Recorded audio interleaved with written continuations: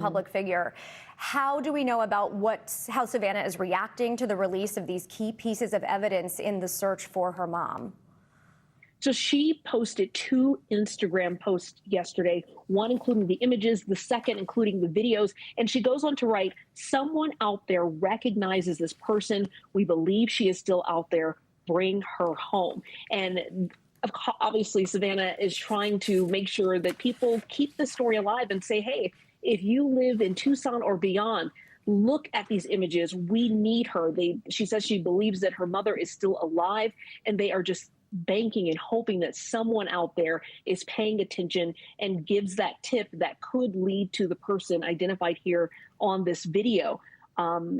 You can see, again, there's kind of a glare, but it appears there's a flashlight in this person's mouth. But if you see the eyes, the build, whatever this person is wearing, if any of this looks familiar, you're asked to call the FBI. Their tip line is 1-800-CALL-FBI. There's a $50,000 reward that leads to an arrest or a conviction and the safe return of Nancy. So, you know, we're at a desperate hour right now. It has been more than a week since she was missing, and we know that she's got mobility issues. She's in need of life-saving medication. So Savannah is just pleading with the public out there to help authorities find her mom. Dana, thanks so much. Let's hope that this is that major break that we have been hoping for. And for more analysis on the investigation, let's bring in retired FBI hostage negotiator and CEO of the convincing company, Chip Massey, and also digital forensics expert Heather Barnhart. Good morning to you both. Chip, I want to start with you. After the doorbell camera video was released, the FBI said they saw a big increase in the number of tips they received. When you look at this video, the way this person is moving, kind of carrying himself, how significant is this piece of evidence, and what can it tell us about this guy's skill level? Yeah, that's a very good point, Jessica, because what we're seeing now is, before yesterday when I was talking to you guys, we didn't have any of these images. We didn't have anything except the emails that were being parsed through, the family's videos. You know, now we have so much more information. And you can tell by the way this man is moving. The way he lumbers up to the camera area, to where the front door is. Clearly he's trying to disguise how he walks. That's not going to work. There is so much here we're going to be able to know his height, likely his weight, his shoe size, and the clothes he's wearing. All these become identifiers. The law enforcement is going to start going through, they probably already have it, where those gloves were purchased, where his coat was, what kind of shoes these are, what size his feet are. And in that video, you'll see where he goes and he's turning around and he goes awkwardly to the front area, pulls up some shrubs and holds them up to the camera. There's a lot of indecision in this. In other words, this is not somebody who is extremely competent in what he does. It's not that professional, in other words. So there are many things about this, but here's the thing. This guy, somebody knows. Somebody is going to look at these pictures and this video and be able to identify him. You know, it's one of those things, right? When you're at some kind of event, you're at a restaurant or something, you see somebody from behind that you instantly recognize them. Why? Because you know that person. You know their gait. You know how they move around. Trust me, somebody knows them, and we urge you to call that tip line. And thank goodness that this video and these pictures are finally out there. Heather, we know the cameras were tampered with on the property, but still people want to know why it took more than a week, 10 days really, for the FBI to recover and then release the images. Walk us through how difficult this material was to find. If she had a subscription and the cameras were still attached to her home, this could have been done quickly, within hours, and examiners would be able to look at that. But because the cameras were tampered with, one was taken, and the back end footage, law enforcement can't request what they don't know exists. So if you had that camera right there, they could get search warrants, they would have access to it. But because this was back end data from a repository where the camera was recording, it can be life-saving in this instance. But if law enforcement had known, I am sure it would have been requested and they would have had access to it days ago. Heather, let's talk about details. From a digital forensic standpoint, is the quality of these images good enough to be able to figure out what kind of brand of jacket or ski mask or backpack that person is wearing? Absolutely. And this is typical on what this kind of footage looks like. The fact that the subject here walks away and keeps approaching the camera, and as you two just stated, he gave a full view of what he looked like, what his backpack brand is, what his clothing looks like, his gait, his stature, even his mannerisms right there as he's walking back and indecisively trying to do something. Someone will be able to identify who this is. And I really think we can use AI to potentially get ideas on what he may look like with his mask off. Chip, now that we have these images and they are being shared all over the world, really, how might it change the direction of the investigation? What would you say is likely on law enforcement's to-do list today that maybe wasn't on their radar yesterday? Oh, yes, exactly, Jessica. They've got now so much more information. And the interesting part about this now is that, you know, the kidnappers, the abductors, they had a little bit more room to function before this video came out. You know, there's so many factors in this. You know, the mother is medically fragile. She is older. There are so many things that the kidnappers have to account for in her environment. So they have to keep her well. They have to look after her. That's a lot. And a lot wherever they're holding her, that property, they have to be very careful about their comings and goings. But now that we have this video, their world, the abductors' world, got very, very small. That they're now under a microscope, and the pressure is on them now. So because they know somebody is going to be able to identify who this guy is, just like they said. So please, we ask you emphatically, call that tip line. Somebody knows him. And then finally, Heather, the ransom notes have been a huge topic of conversation this week. What goes into verifying whether those emails or the crypto accounts that they wanted the ransom money deposited into are actually connected to the disappearance? How do we know if they are all legitimate or not? One of the easiest approaches is to look at the email headers and reach out to those service providers to identify if they're legitimate or not. Now, crypto is a little bit more difficult. Criminals and others get crypto to remain anonymous. That's the whole point of it. It's fast-moving transactions. It's really difficult to track. So one person could easily set up 5 crypto wallets and they're gone within minutes. Chip Massey and Heather Barnhart, you have both given us so much analysis and some important takeaways from this major developing story this morning. Thank you both so much. Turning to politics now, and just released this morning, an NBC News Decision desk poll of nearly 22,000 adults showing President Trump's job approval rating remains underwater, with 39% approving, 61% disapproving. Immigration had been one of his strongest issues, but his numbers on the handling of border security now nearly match his overall approval. That is a major shift that could make the White House take some notice. Respondents feel enforcement has gone too far. They also mostly blame the Trump administration for the recent unrest we've seen in Minneapolis. And that comes as NBC News has learned the Justice Department tried and failed to secure an indictment against 6 Democratic lawmakers over a video urging military and intelligence officials to refuse unlawful orders. For more on all this, let's bring in NBC News political reporter Megan Leibowitz. Megan, good morning. Let's start with this major development that the Justice Department trying and failing to indict those 6 lawmakers over the video. How unusual is it for a federal grand jury to decline to indict in a case like this? And then what exactly happened here? Yeah, good morning. So U.S. Attorney Jeanine Pirro's office had tried to bring this case initially. And just to set the scene here, this comes, as you mentioned, months after those lawmakers had released a video telling military and intelligence community people that they had to refuse illegal orders. Now, President Trump at the time had slammed this video, calling it seditious behavior punishable by death.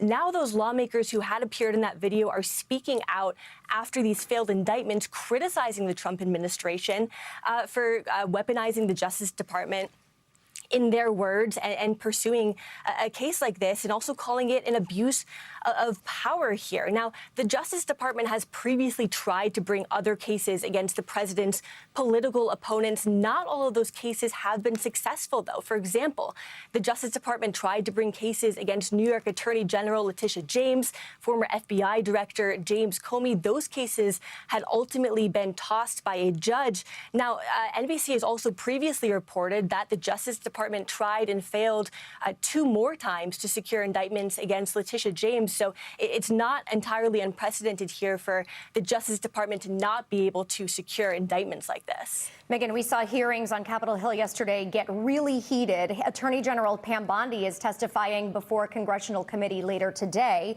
which of course comes against the backdrop of this failed indictment. What do you think lawmakers will press her on?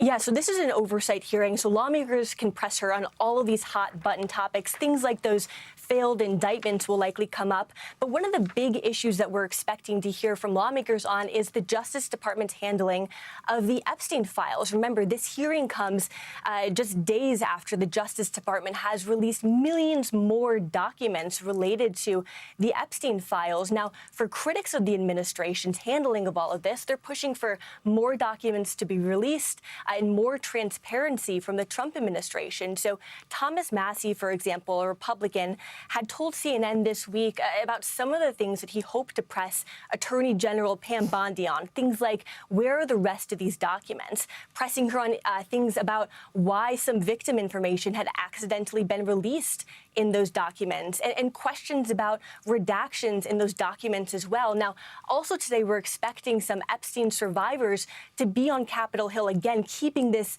topic front and center during this hearing today. Now, Attorney General Pam Bondi had previously testified before lawmakers this past fall.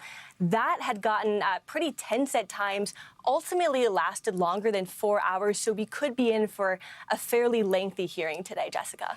Megan, I want to go back to the new poll numbers that we talked about and voters seeming to blame the Trump administration over border security and the recent unrest that we've seen, especially in Minnesota, especially against the backdrop of this being a midterm election year. What kind of snapshot is this giving us into the political moment that we are at right now? Yeah, that's right. So on your screen, you can see how voters are feeling about who deserves most of the blame for the clashes and unrest in Minnesota. Remember, this poll had been conducted in the aftermath of Renee Good and Alex Preddy being shot and killed. So the Trump administration, voters had said, deserves most of the blame. One of the big numbers that I want to point you to, though, is the percentage of U.S. adults who strongly disapprove of the president's handling of border security and immigration, as well as you see on your screen, people who think that U.S. immigrations and customs enforcement should be reformed or abolished. Most voters said that they should be reformed or abolished, as opposed to less than a third saying that they should continue in its current form, Jessica. Megan Leibowitz with so much information for us this morning. Thanks so much. It has now been 12 days since the Department of Justice released more than 3.5 million documents relating to Jeffrey Epstein, and new details keep coming to light. And they include a new revelation that an official said President Donald Trump warned local law enforcement in Florida about Epstein 20 years ago. NBC News Now anchor Helly Jackson has those details. Newly released documents say President Trump personally warned officials about Jeffrey Epstein decades ago. An FBI interview summary describing how President Trump called the then Palm Beach police chief to tell him, "Thank goodness you're stopping Jeffrey Epstein. Everyone has known he's been doing this." Adding people in New York knew Epstein was disgusting. He kicked Jeffrey Epstein out of his Mar-a-Lago club because Jeffrey Epstein was a creep, and that remains true. And this call, if it did happen, corroborates exactly what President Trump has said from the beginning. But President Trump said this in 2019.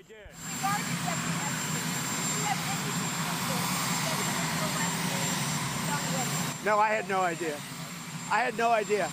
The former Palm Beach police chief, Michael Ryder, not commenting to NBC News, but telling the Miami Herald the interview with Donald Trump happened in the summer of 2006. According to the document, the president told Ryder he was around Epstein once when teenagers were present, and Mr. Trump said he got the hell out of there, and added about Epstein's convicted co-conspirator Ghislaine Maxwell, she is evil and to focus on her. Newly released video shows Maxwell, now in prison, declining to answer lawmaker questions Monday. I invoke my Fifth Amendment right to silence. It's coming as Commerce Secretary Howard Lutnick's under fire for his connection to Epstein, his former next-door neighbor, last year saying this about a 2005 visit. My wife and I decided that I will never be in the room with that disgusting person ever again. But DOJ records show Lutnick did interact with Epstein again. Did you, in fact, make the visit to Jeffrey Epstein's private island? I did have lunch with him as I was on a boat going across on a family vacation. My wife was with me, as were my 4 children and nannies. Lutnick has not been accused of wrongdoing in connection with Epstein, saying he had no relationship with and barely anything to do with Epstein. Hallie Jackson, NBC News. All right, Hallie, thank you. Well, finally, temperatures seem to be warming up from the southwest to the southeast and even here in New York. For more, let's take a look at your Morning News Now weather. Meteorologist Andrea Romero joining us now. Andrea, you are the bearer of good news today. Yeah, all week you've been asking me, when is it going to warm up? Well, it seems like most of us will be enjoying above average temperatures, 15 to 25 degrees, and that's extending all the way from the southwest into the Rockies, into the Mississippi Valley, and into the southeast, even extending up into the Midwest and the high plains. Here in the northeast, it's warmer. It's closer to average. The temperatures are going to be close to 40 in the New York City metro area this afternoon, so that's really close to average. And in other areas, we can see those temperatures that are a lot warmer. We're looking at temperatures in the 70s and the 60s along Texas and along the Gulf Coast states, even into the Florida area. Daytona Beach, for example, 74 degrees is expected this afternoon as the high temperature. We're expecting temperatures in the 50s in parts of Kansas. Tomorrow, the warmth will continue. In the northeast, the temperatures will drop a little bit, but it will still be tolerable into the weekend. As we can see, the temperatures will be hovering around average for this time of year. Now, we do have that unsettled weather pattern continuing across the west. Rain showers. We have the risk of some flash flooding still in parts of California, and that rain and that snow will be spreading into the Rockies. Light snow for elevated areas of Utah and Colorado is expected tomorrow, but those areas do need snow, and a bit of rain is expected in the valleys. We do have some New England snow that will be impacting the area this morning. We can see that lake effect snow coming off of Lake Erie, Lake Ontario. We're looking at those winter weather advisories that are in effect, and we're expecting accumulations possibly of up to half a foot in those regions. I think we're going to see a lot of T-shirts and shorts in the Northeast today because it is just, I mean, a 30-degree increase over the last few days is amazing. Well, considering that this weekend we were with temperatures that were feeling 20 degrees below zero, and now we're in the 40s. That's a big jump. That's a huge jump. Andrea, thanks so much. Well, Team USA is moving up in the Milan Cortina medal count after some historic wins yesterday. 2 American curlers took home silver in mixed doubles, the first time ever the U.S. has won an Olympic medal in that event. And a men's cross-country skier won the first Olympic medal in that event for the U.S. in nearly 50 years. But of course, all eyes are now on the men's ice skating competition where an American star begins his quest for individual gold. NBC's Tom Yamis has more. Quad god Ilya Malinin showing why he's the gold medal favorite, jumping and flipping his way to first place in the short program. The quad god says tonight, I own this Olympic ice. And in women's hockey, Team USA moving on in the competition after dominating its rival Canada. Edwards moving in, she scores! It was a shutout game, the U.S. winning 5-0, while in Cortina, Michaela Schifrin leaning off the podium in fourth. Disappointment for another one of Team USA's stars. Michaela Schifrin finishing off the podium in her first race, team combined. Molson to the line! But another pair of Americans, Paula Molson and Jackie Wiles, did land on the podium with a bronze. That wasn't the only surprise. Ben Ogden becomes the second American man to ever win a cross-country medal at the Olympic Winter Games. Cross-country skier Ben Ogden ended a nearly 50-year medal drought for the American men. One of 3 silvers for Team USA. Perfect landing for the American Alex Hall. Including Corey Dropkin and Corey Teesey in mixed doubles curling. But Norwegian biathlete Sturla Holm Lagride called this the worst week of his life. After winning bronze, he made a stunning confession, choking up as he shared he cheated on his girlfriend. He says he told her a week ago and she broke up with him. Today I made the choice to tell the world what I did. I don't want to think I didn't try everything to get her back. Our thanks to Tom Yamas for that Olympic update. And here's a look at where the medal count stands as of this morning. Team USA is climbing toward the top, but Norway, host country Italy, and Japan are still ahead in the overall medal count. See if we can turn that around today. Much more to come on this hour of Morning News Now, including Israel's Prime Minister Benjamin Netanyahu back in Washington for yet another high-stakes meeting with President Trump today. We'll tell you what that's all about. But first, after the break, the very latest on a heartbreaking mass shooting in Canada that police there say left 9 people and the shooter dead. Stay with us.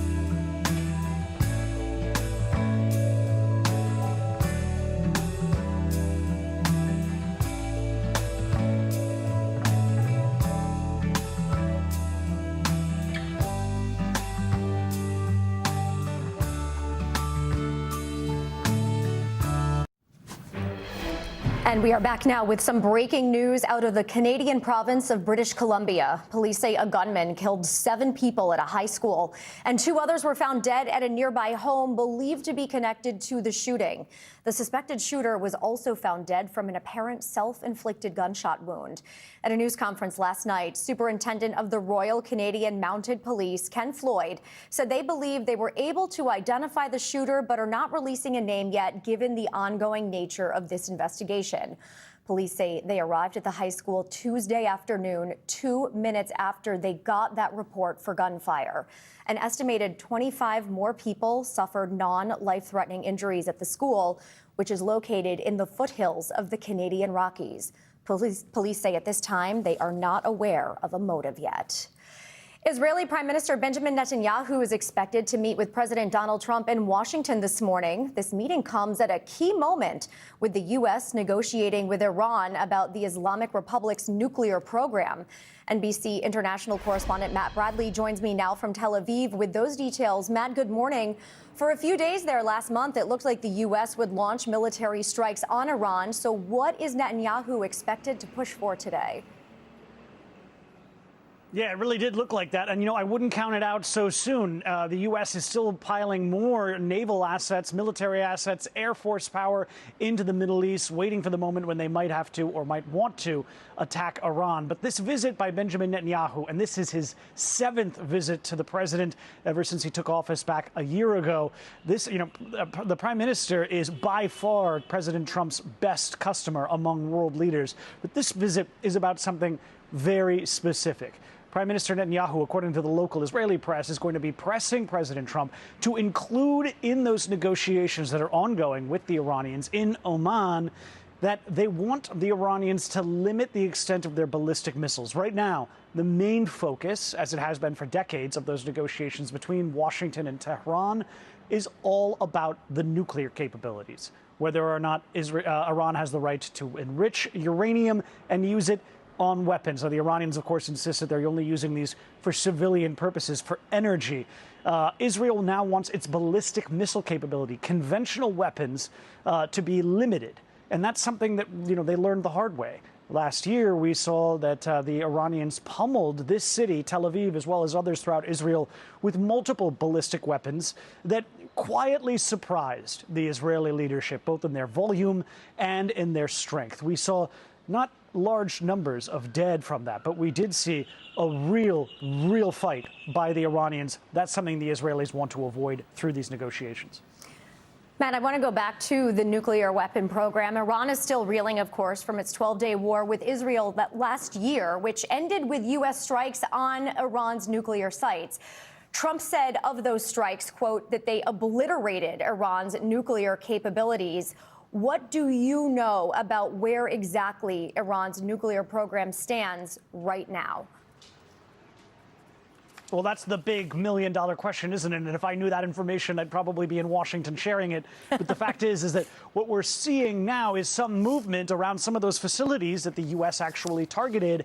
And that really just goes to show that if there's some movement, maybe there's some residual capacity for nuclear enrichment that the Iranians still have.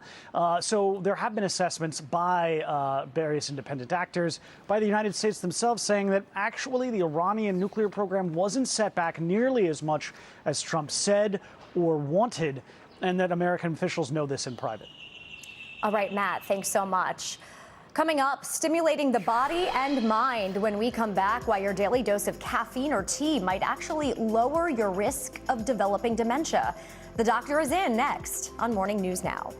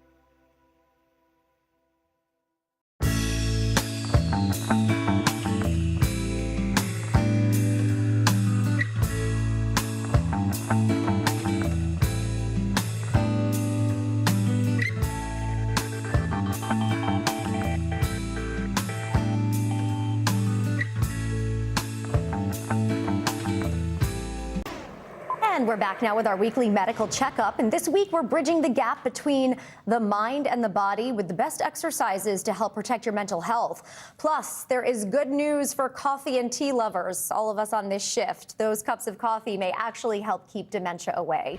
Here to break down these health headlines and more is NBC News medical contributor Dr. Akshay Syal. Dr. Syal, great to have you. I want to start with a study which pinpoints the most important factors that may cause food allergies in kids. As a mom to a child with a nut allergy, I have racked my brain trying to figure out if we could have done anything different. What does this study tell us?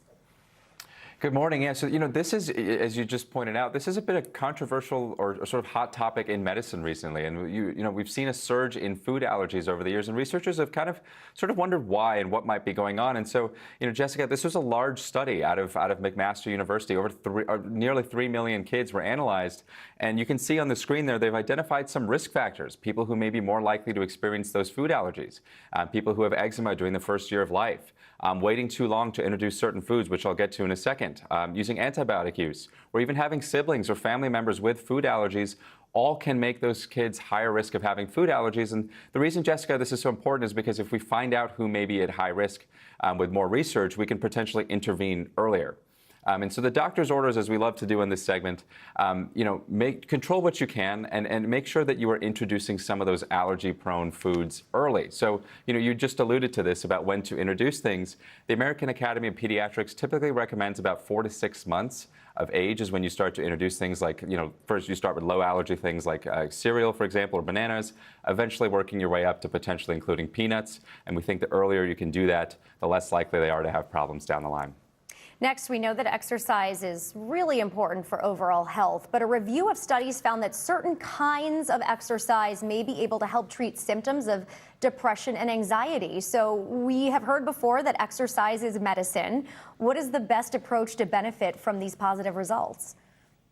Yeah, this was another large study, a large review study looking at about 800 or so papers, and really finding that cardiovascular exercise can reduce symptoms of depression and anxiety, really to the point, Jessica, as good or if not better than certain medications and talk therapies.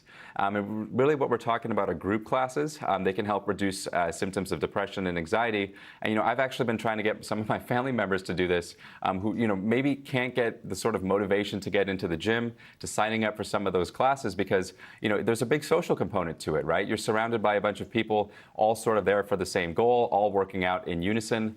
So definitely something you want to try if you are suffering from symptoms of depression or anxiety. But Jessica, the doctor's orders here, try to incorporate some of that exercise routine, some of those group classes we just talked about, but please don't stop your ongoing treatments without talking to your doctor. So for example, if you are taking medications for depression or anxiety, don't throw them in the garbage bin and start working out. You want to make sure that your doctor is aware should you want to stop coming off of them. Jessica. And then finally, doctor, researchers are saying that our brains may actually benefit from a little caffeine every day. Break this one down for us because everyone here on this shift is very curious. I always love when we can talk about coffee segments on the morning show. The irony is not lost on me. But, this was essentially a paper from Mass General, looking at over 100,000 individuals. What they found that 2 to 3 cups of coffee or 1 to 2 cups of tea are linked to a lower risk of dementia, about 300 milligrams of caffeine specifically. Now, this is not a cause and effect study. This does not prove that taking caffeine will directly lower your risk of dementia. It also does not say for people who, don't drink coffee or tea to start drinking it. But the doctor's orders here, keep refilling those cups if you are somebody like me who is a daily coffee drinker and know other things you can do to reduce your risk of Alzheimer's. Everything that's good for your heart is also good for your brain, whether that's blood sugar, blood pressure, cholesterol, all of that matters. Well, that gives me the confidence to go get another cup right after this segment. Dr. Syal, great to see you, and thanks for joining us. Much more to come right after this.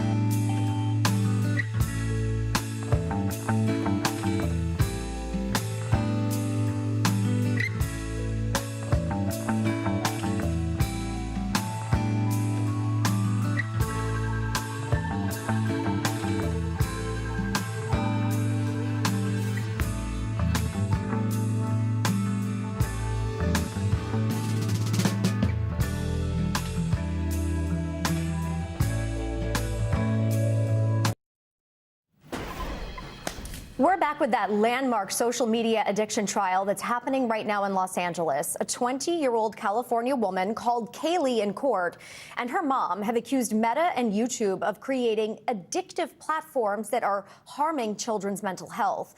During day 2 of opening statements yesterday, a lawyer for YouTube argued it is not a social media platform. He said it's designed for entertainment where people can learn new skills or get tutorials, not endlessly scroll. He also said that many of YouTube's features that the plaintiff describes as addictive can be turned off.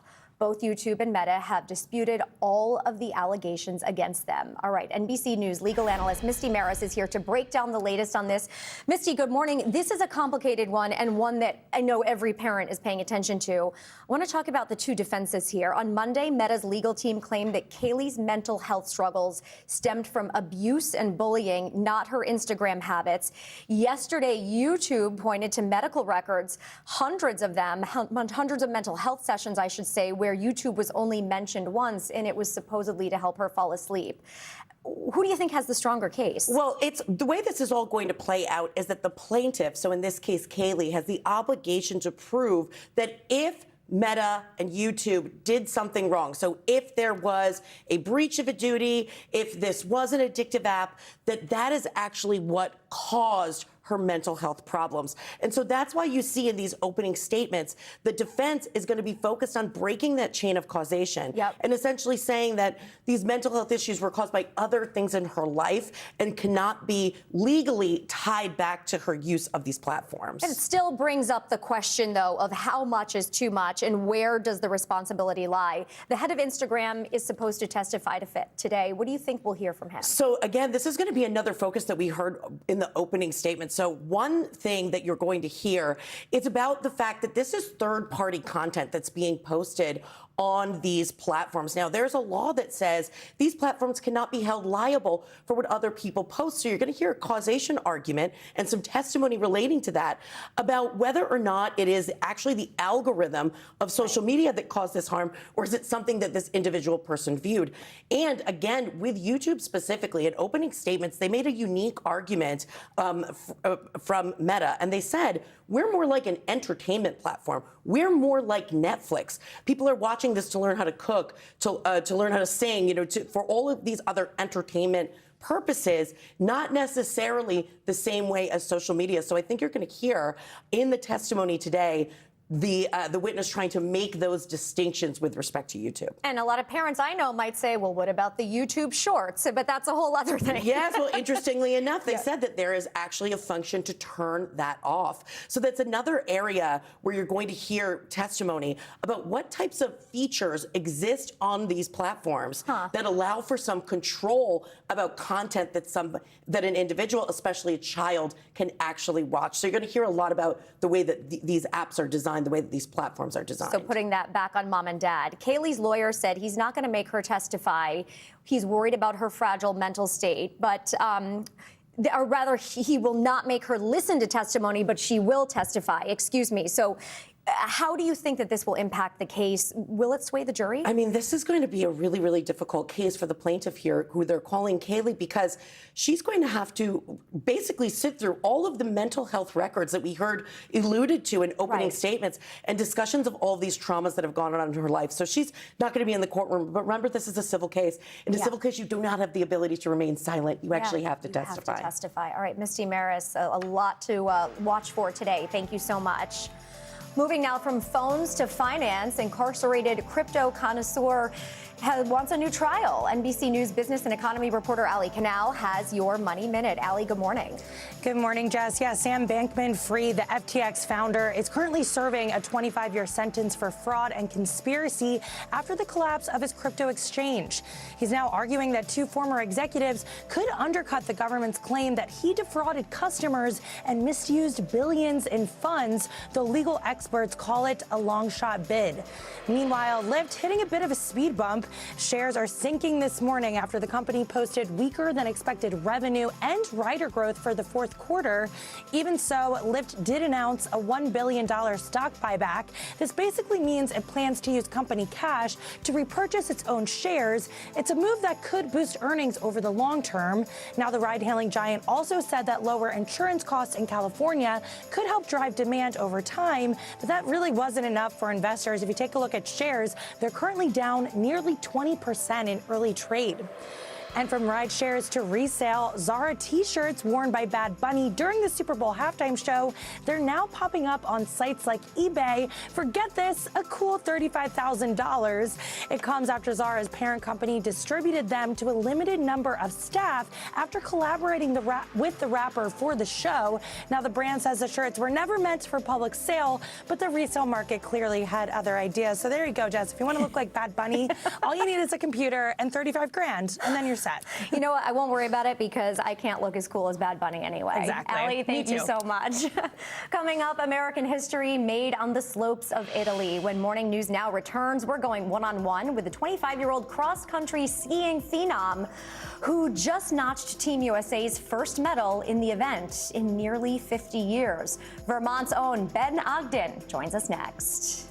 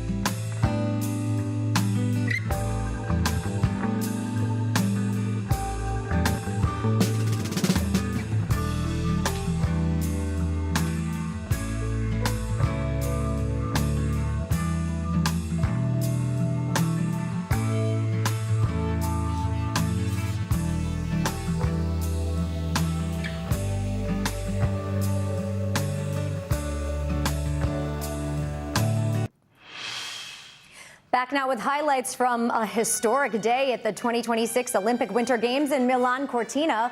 From ending a 50-year American medal drought in men's cross-country skiing to the first American woman to win a curling medal, Team USA has a lot to celebrate this morning. And celebrating with them is NBC News correspondent Jay Gray. He is in Milan and joins us with the latest. Jay, good morning. Let's start with one of our favorite winter sports, curling. Team USA, they made history yesterday.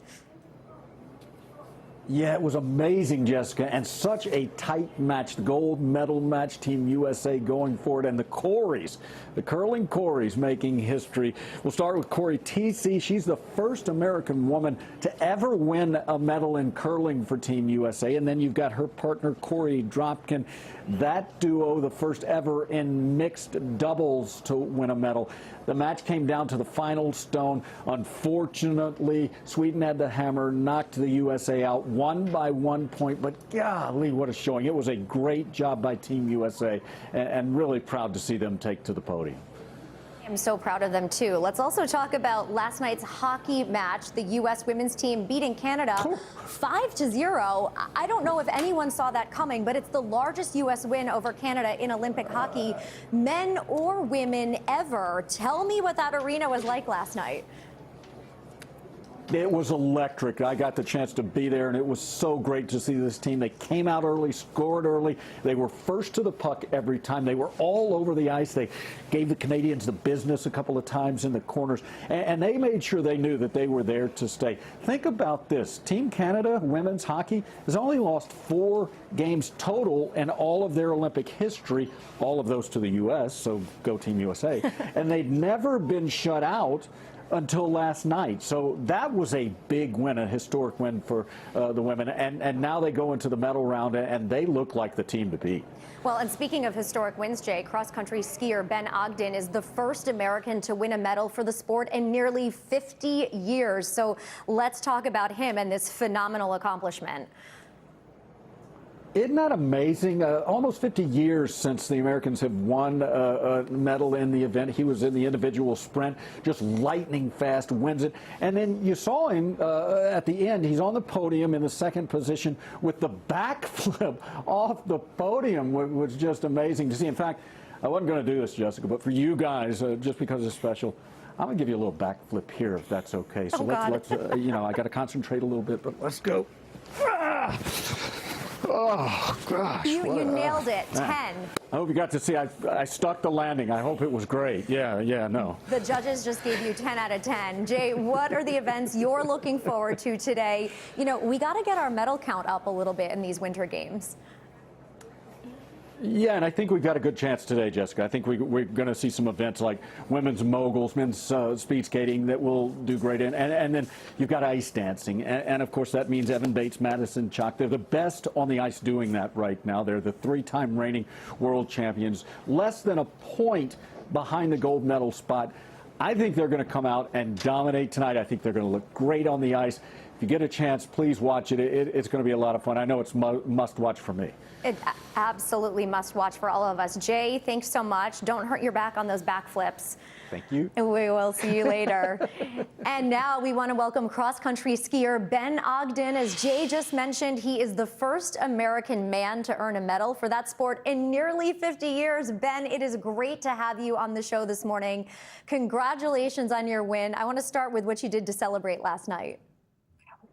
Yeah, thank you so much for having me. I'm really honored. And yeah, yesterday was a total whirlwind. Just celebrated with my team here in Predazzo and had some champagne and chatted about the everything that's led up to this moment. So it was really fantastic evening. Love the champagne idea and maybe a beer from Vermont later on today. You're just the second American man to ever win an Olympic cross-country skiing medal. What was going through your mind during that final sprint? Good question. Yeah, it was a really crazy sensation. And, you know, in the final sprint to the end, I just was focusing on getting over the finish line and making sure nobody caught me from behind, because that goal felt more within reach then than it ever has. And I wanted to make sure I sealed the deal. And then once I got over the finish line was when the real emotions hit, and it was pretty incredible.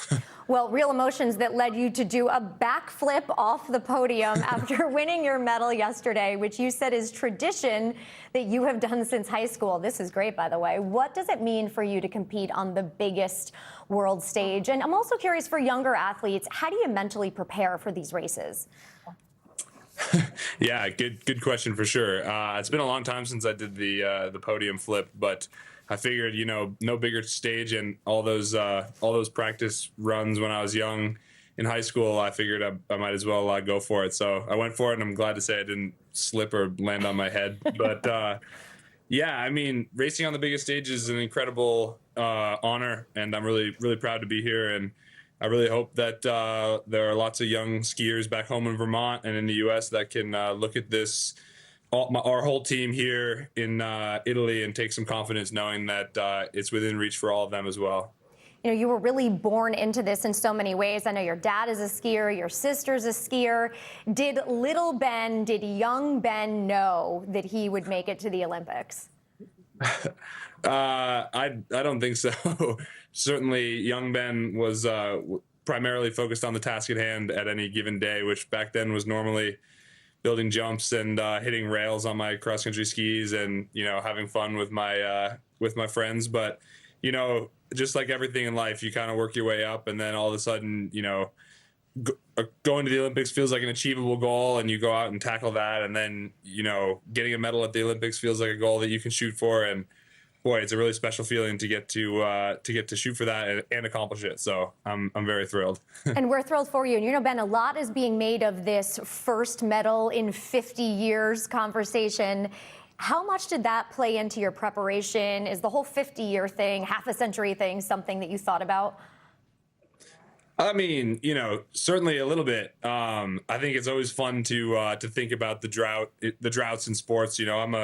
I'm a Boston sports fan, so I wasn't alive for the majority of it, but I'll never forget the Curse of the Bambino. Yes. And that was an awesome moment, and it just made the 2004 World Series even more special. So, on the rainy days when I'm out training and cold and wondering what I'm doing in my life, I certainly think about the drought a little bit, but for the most part, I just kept believing and kept pushing, and I'm really proud to say that now it's over, I guess. Well, let's not say it's over. What's next for you? What is your plan, for the immediate and the long-term future?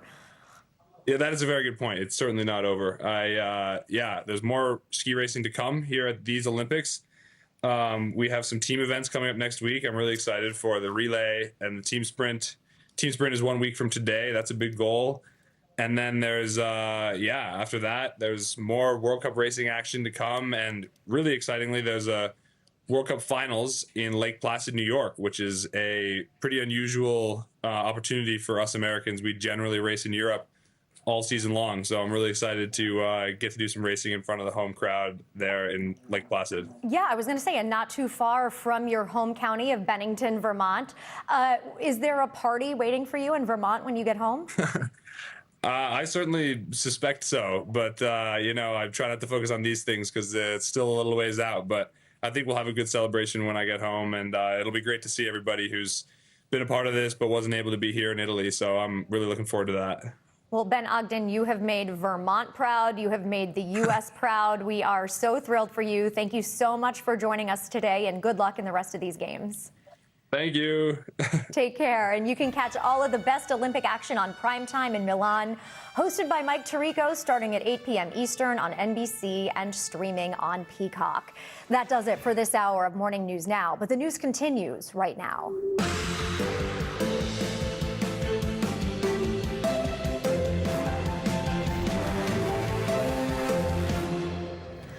Good morning. I'm Jessica Layton. It is good to be with you. I'm in for Joe and Savannah today. Right now on Morning News Now, chilling new video. The FBI says it is looking for persons of interest this morning in connection with Nancy Guthrie's disappearance after sharing these disturbing new images with the public. The surveillance footage shows an armed person wearing a mask and gloves at Guthrie's front door. The Sheriff's Department now says they have released a person detained in connection to the case just hours after the footage went out to the public. We have the latest on this investigation. Meanwhile, at the White House, weighing action, President Trump is expected to meet with Israel's Prime Minister Benjamin Netanyahu later this morning. The two leaders expected to discuss possible strikes against Iran's nuclear program as talks between the U.S. and Tehran continue.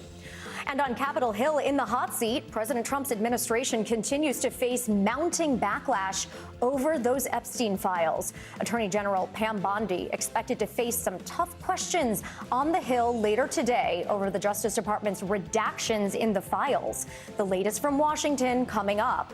Plus, state of the job market. The first jobs report of 2026 is out today, and we are breaking down what these numbers mean for the economy and the labor market and your family later this hour.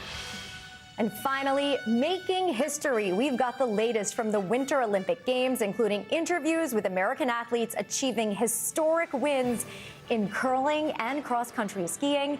Their tales of triumph, in their own words, coming up. But we begin this hour with dramatic new developments in the search for Nancy Guthrie. The 84-year-old mother of our NBC News colleague Savannah Guthrie vanished from her home in Arizona 11 days ago now. Overnight, the Pima County Sheriff's Department announcing deputies detained a person for questioning in connection with the case. Well, that man has now been released, according to the New York Times and other outlets. The Sheriff's Department declining to comment when asked by NBC News about those reports. But it, of course, comes just hours after the FBI released this new video and images of a person they're calling a potential subject in this investigation.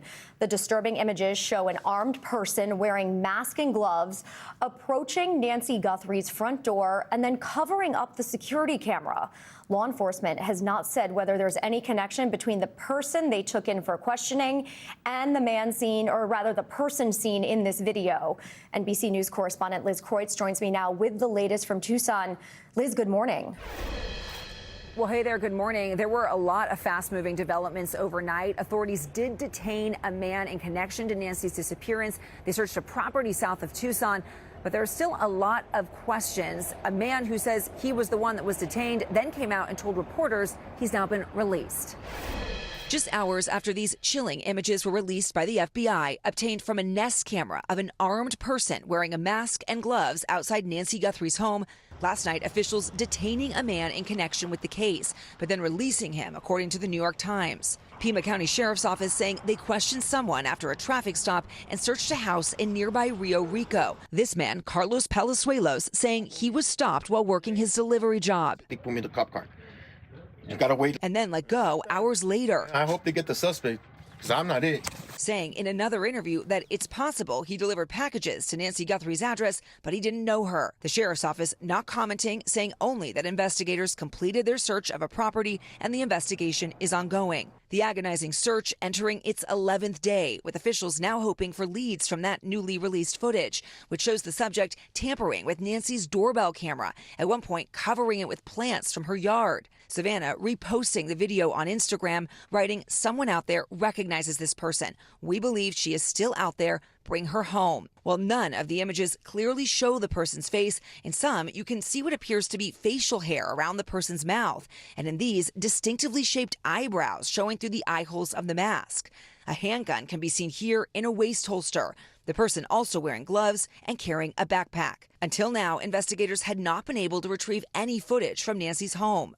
You know, between the data getting to the server and the camera, there's stops in between, and there's going to be pieces of that data possibly that could be recovered. FBI Director Kash Patel saying last night the agency had to work with private companies to get the footage. We were able to execute lawful searches and go to these private sector companies and expedite results, and then go into their systems and actually excavate material that people would think would normally be deleted and no one would look for. Patel also saying authorities were looking at persons of interest in the Tucson area. And I do believe we are looking at people who, as we say, are persons of interest. And since those terrifying images were released, the FBI says they have seen an increase in tips from the public. But again, still no suspect has been identified, and the Sheriff's Department has not said why it is they detained that person last night and if they had reason to believe it was the same person we've now all seen in those images. Back to you. All right, Liz Kreutz, thanks so much. For more analysis on the investigation now, let's bring in NBC News law enforcement analyst Jim Kavanaugh and former FBI special agent and hostage negotiator Carl Schmay. Good morning to you both. Jim, let's start with you. When you look at the video of this individual in front of the camera and then also walking up to the house through those arches, what does the way that this person sort of presents themselves, what does that tell you? Well, some planning, some effort, some coordination, probably with a Confederate. You know, there's no professional kidnappers in America. We have those overseas, but we really don't have those. But they put a lot of effort in it. But, you know, he's not real adept. He's fighting with the Ring doorbell camera there. But he is masked. He's gloved. He's trying to prevent evidence from being retrieved. And I think there's some things here that the investigators can exploit. Of course, the main thing is the tips, because this dress is easily recognizable by a spouse or a girlfriend, a significant other, a relative, neighbor, coworker, even somebody who saw the guy. Probably on the Saturday before the abduction, he was probably wearing the same jacket, maybe even the backpack, sans mask, of course. And people carry guns routinely in Arizona, so that's nothing. I mean, people walk into stores and restaurants with pistols all the time, so, you know, he could even be carrying a gun. And that holster is very recognizable. So that's the main thing that they'll be able to exploit. But there's other things they can exploit here as well for good avenues of investigation. And Carl, what does this video, these pictures tell you about this person's experience level or anything about the nature of the crime? Going off what Jim said, what do you see about the planning, picking up the flour to kind of cover up the camera? Did they do their homework? No, Jessica, I don't think so. You know, what I saw here is someone who's not fully prepared. The fact that it appears they didn't know that that doorbell camera was there. They seemed to be surprised by it, which is why they then were looking for some bushes or some shrubbery to try to cover that up. If this guy had done his homework, he would have had some tape or maybe some paint or something to take care of that immediately. Also, the fact of the type of clothing he's wearing, you know, that backpack has some reflective material on it. That's not something you'd expect from somebody who's trying to be covert. At one point, it looks like he maybe puts like a flashlight in his mouth. Mm-hmm. Once again, someone who's trained would be wearing a headlamp to keep their hands free. The way he's carrying that gun, you know, in his waist like that, once again, someone who's tactically trained is not going to carry that kind of a holster nor carry it like that. So I see someone who, he's clearly dangerous because he's armed and he was still successful, but I don't see someone who's got a vast amount of experience in this. Carl, we still don't know if there is a connection between this video and those unverified ransom notes that were sent to the local TV stations. But when you take this from a hostage negotiator perspective, does a video like this, which shows the person was armed, albeit in a sort of different way because it's holstered in the front, but does it impact the way law enforcement will go about attempting to communicate with those who are tied to this crime? That's been one of the challenges of this case. So in order to have a successful negotiation, you need to have an open channel of communication, whether that be by phone, email, text. And from what we've been told, it sounds like there's been very limited communication with the kidnapper. You know, we can assume that the person at the door is associated with the kidnapping. And, you know, if those ransom notes are valid, yeah, law enforcement and the FBI is going to assume that that person is armed and dangerous. And it sounds like they've made some threats. That's very common with kidnappers. They like to set deadlines and make threats to put pressure on the family. Jim Kavanagh and Carl Schmay, thanks so much for your perspective on a story that is very close to us here. Thank you. Well, the FBI says the release of those surveillance images showing a potential subject in Nancy Guthrie's disappearance has triggered a wave of new information coming from the public. NBC News senior national correspondent Kate Snow is here with more on why it could be the big break that so many of us have been hoping and praying for. Kate, yeah, we really, really hope so, right? Jessica, thank you. You know, in the past, we have seen this many times where there seems to be no lead in a case at all. But as soon as authorities release images of a possible suspect, the floodgates open and critical tips start pouring in. The FBI is saying tips have dramatically increased since they put out those images yesterday, and that really could change everything. This morning, hope that someone will recognize this masked person, their eyes still visible despite a full face covering, wearing a backpack, sneakers, and a gun holster, all details that could trigger someone to make a critical call. Experts say video like this can lead to breakthroughs, with the FBI hoping the public's response will move the investigation forward. This investigation of this magnitude was going to require the public's assistance, which is why we put it out nearly immediately, the video, the photos, and sharpened images. And we continue to receive tips, and based upon that, we were able to expand the investigation. It's happened many times before. Well, he has his beanie pulled down, so the only thing you can see is his eyebrows. That's the manager of a Pennsylvania McDonald's calling 911 after customers noticed Luigi Mangioni's distinctive eyebrows. The tip coming just one day after the police released this photo of the suspected assassin of United Healthcare CEO Brian Thompson. And less than a week after this surveillance video showing the murder went viral. We know the public will play a critical role in identifying and locating these individuals. Surveillance video also expediting the capture of the two brothers responsible for the 2013 Boston Marathon bombing. Hours after the FBI released these images showing the Tsarnaev brothers at the marathon finish line, the publicity prompting a flood of tips that led to their capture. And more recently, in the Charlie Kirk shooting, suspect Tyler Robinson turned himself in at the urging of his parents after photos and this video of the shooter running away from the scene were made public. His picture in the news, the gun on the news, he knew it was inevitable that he would be caught.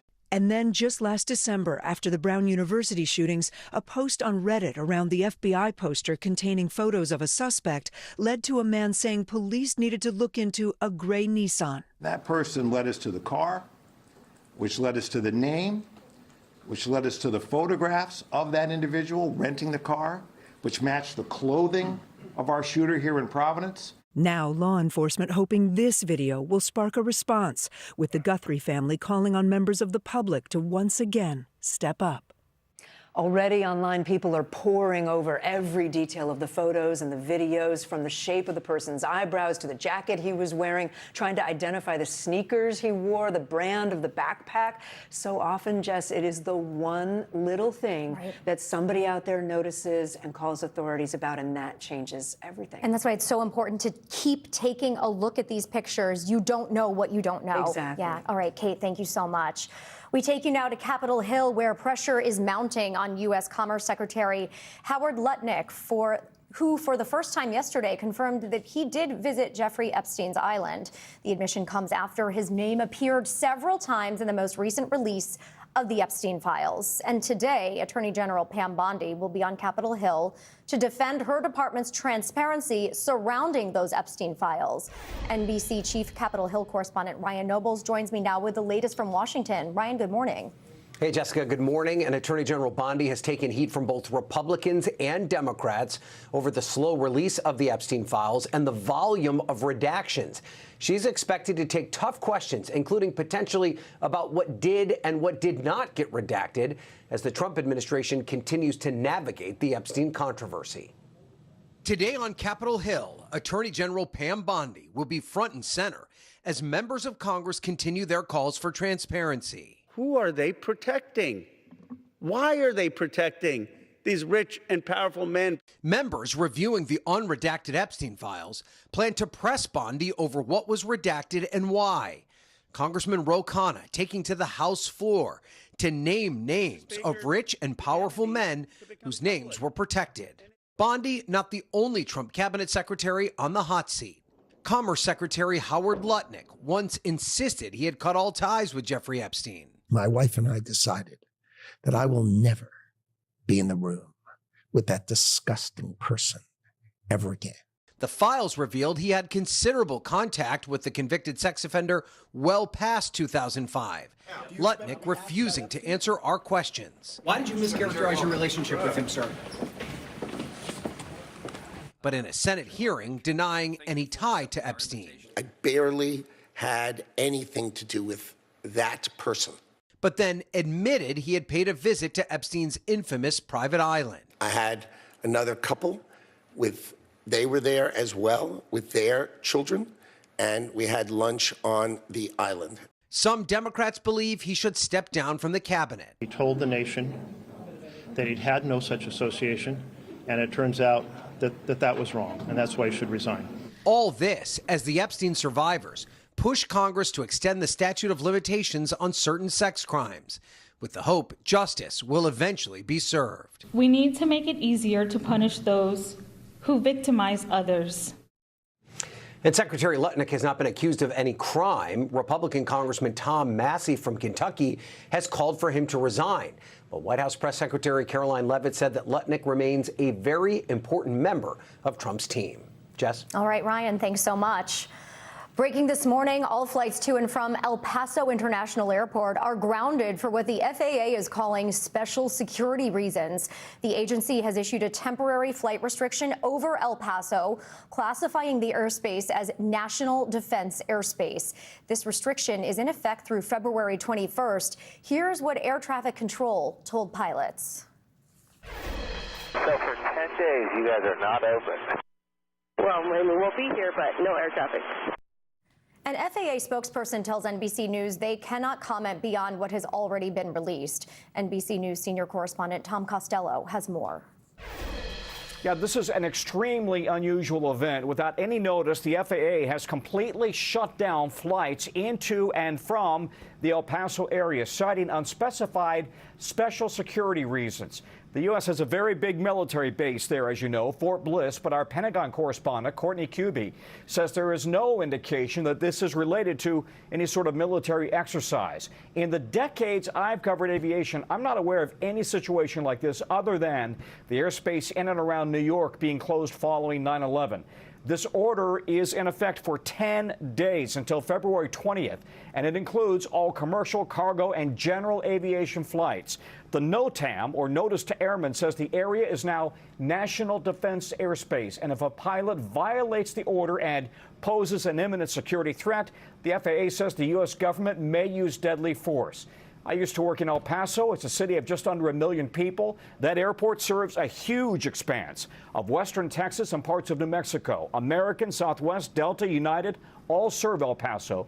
Without that airport, people will have to fly out of Albuquerque, 270 miles away, 300 miles to Midland, Texas, or Tucson, 550 miles to San Antonio. Already people are stuck at the airport this morning, unable to leave. And of course, El Paso sits right on the border. If you fly into El Paso, even from U.S. airspace, you might, in fact, pass through Mexican airspace before you then cut back over into El Paso.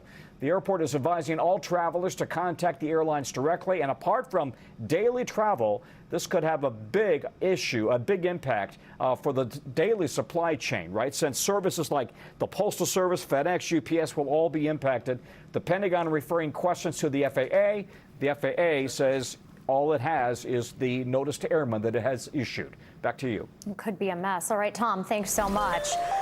We are finally going to be getting a slight break from the cold as temperatures rise from the southwest to the southeast. We've got all the details with your Morning News Now weather. Meteorologist Andrea Romero joining us now with the good news. Hi, Andrea. Hi, we are expecting those warm temperatures for most of the country, as we can see 15 to 25 degrees above average, closer to average along the northeast and close to average along the west coast. So temperature-wise, we're looking at 70s and 60s from the southwest into the Mississippi Valley, into the southeast, and we're looking maybe in the northern plains, 40s and 50s along the Midwest as well. Here in the northeast, 20s and 30s. That area, we are dealing with some snow due to that lake effect snow that's moving off Lake Erie, Lake Ontario. We do have some winter weather advisories for the Tug Hill Plateau and into Maine, where we're expecting maybe up to 6 inches of snowfall today. Now, the unsettled weather pattern continues out west. We have that Pacific system continuing to bring in that moisture into California. We do have the chance of some flash flooding, some flooding setting up in that area. This rain will begin to spread to the Great Basin and the Rockies into tomorrow. We are expecting snow for some elevated areas of Colorado, of Utah, and of course we need snow in that area, especially in those ski slopes. Now, we do have the potential of some heavy rainfall for the southern tier of the country Friday into the weekend. The possibility of some flash flooding, even especially over parts of Arkansas, Texas, maybe even northern Louisiana, and that's due to the system that will be moving along the southern part of the country. We're expecting beneficial rain, yes, because that area is drought-stricken, but sometimes too much of a good thing can be bad, and we could have some flooding occur, especially Saturday into Sunday. Now, the big question is, once this storm system moves offshore, how will it impact the northeast, the I-95 corridor? Right now, we're keeping the system offshore, missing most of the northeast. However, a slight track to the north can bring some heavy snowfall to those areas. So we'll keep track of that. Yeah, and let's hope it doesn't move, because I think that all of us in the Northeast, we want a little break from the cold and the storms right now. Yes, especially Saturdays, Valentine's Day. Exactly. Well, thank you, Andrea. Claudia. Much more to come here on Morning News Now. Later this hour, celebrity legal battle. Actors Blake Lively and Justin Baldoni set to meet face-to-face today in court for the first time since Lively filed a complaint back in 2024. We are digging in to what we can expect from the courtroom. But up first, making history. We're talking to the American curling duo about their historic win at the Winter Games. That's next.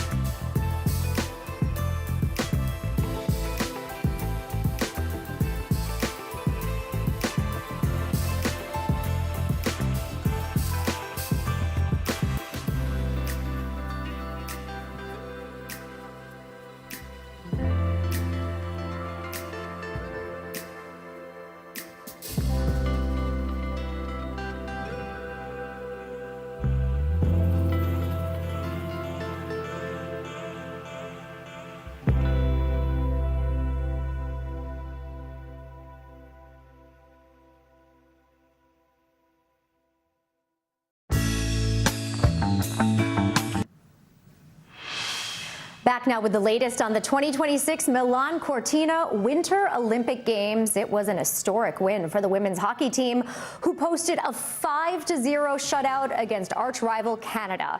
And Madison Chalk and Evan Bates go back on the ice later today, hoping to capture their first Olympic medals in ice dancing after finishing 4th in Beijing. NBC News international correspondent Claudio Lavanga is in Milan and joins us now with more. Claudio, good morning. Let's start with one of the most talked about names in skating right now, Ilya Malinin. How did he do yesterday, and when will he be back on the ice? Good morning, Jessica. Well, it was a great night for Ilya. He couldn't have done better, honestly, last night. Despite the pressure, he wowed the audience with some of his trademark moves. The backflip, of course, scary and beautiful. The quad flip, and also the one thing that he only does, the raspberry twist. And in case you don't know that, Jessica, here's a bit of Olympics trivia. Well, it's called a raspberry twist. It's a bit of a playful nod to his surname and Russian heritage, because Malina means raspberry in Russian, of course, Jessica. Oh, I love that. I had no idea. Okay, and Claudio, what about that women's hockey match between Team USA and Canada? What were some of the highlights, and then what now for our ladies? Yeah, that was also an amazing match. It ended 5-0, as you mentioned, and that is the greatest, largest win for any United States ice hockey team, men and women, against Canada in history. And because this was seen as a preview of the potential final, hopefully they'll be back for the final, the U.S. and Canada, as everybody expects. Well, hopefully, the U.S. will keep it up and repeat itself. And I'm a nerd when it comes to curling. I love it. I think it's so fascinating, and I am so thrilled for our American duo. Let's talk about them. Yeah, it was a thrilling final. In the end, unfortunately, Sweden beat the Team USA by literally 1 point in the last end. But it was still a great result for Team USA with the silver medal. And since we're talking about Olympics trivia and curiosity, Jessica, well, the Swedish team, the mixed double, was made of a brother and a sister. And it was not the only siblings that won a medal yesterday. The Olympics also, a brother and a sister, they won bronze from Belgium. They won bronze in the short track mixed relay. So, stays in the family. Jessica. That is so cool. Their parents must be so proud. And let's close with Team USA super duo Madison Chalk and Evan Bates. Their final 2026 Olympic event, ice dance, is later today. Claudio, how do you think it's looking for them? Well, that's right. That's going to happen at 1:30 p.m. Eastern. Of course, everybody's looking out for that. They finished second after the French couple on Monday in the rhythm dance, but by a very, very tiny margin. So hopefully they'll manage to bridge that gap later on with the free dance skate. Jessica. All right, Claudio, lots to look forward to today. Thanks so much.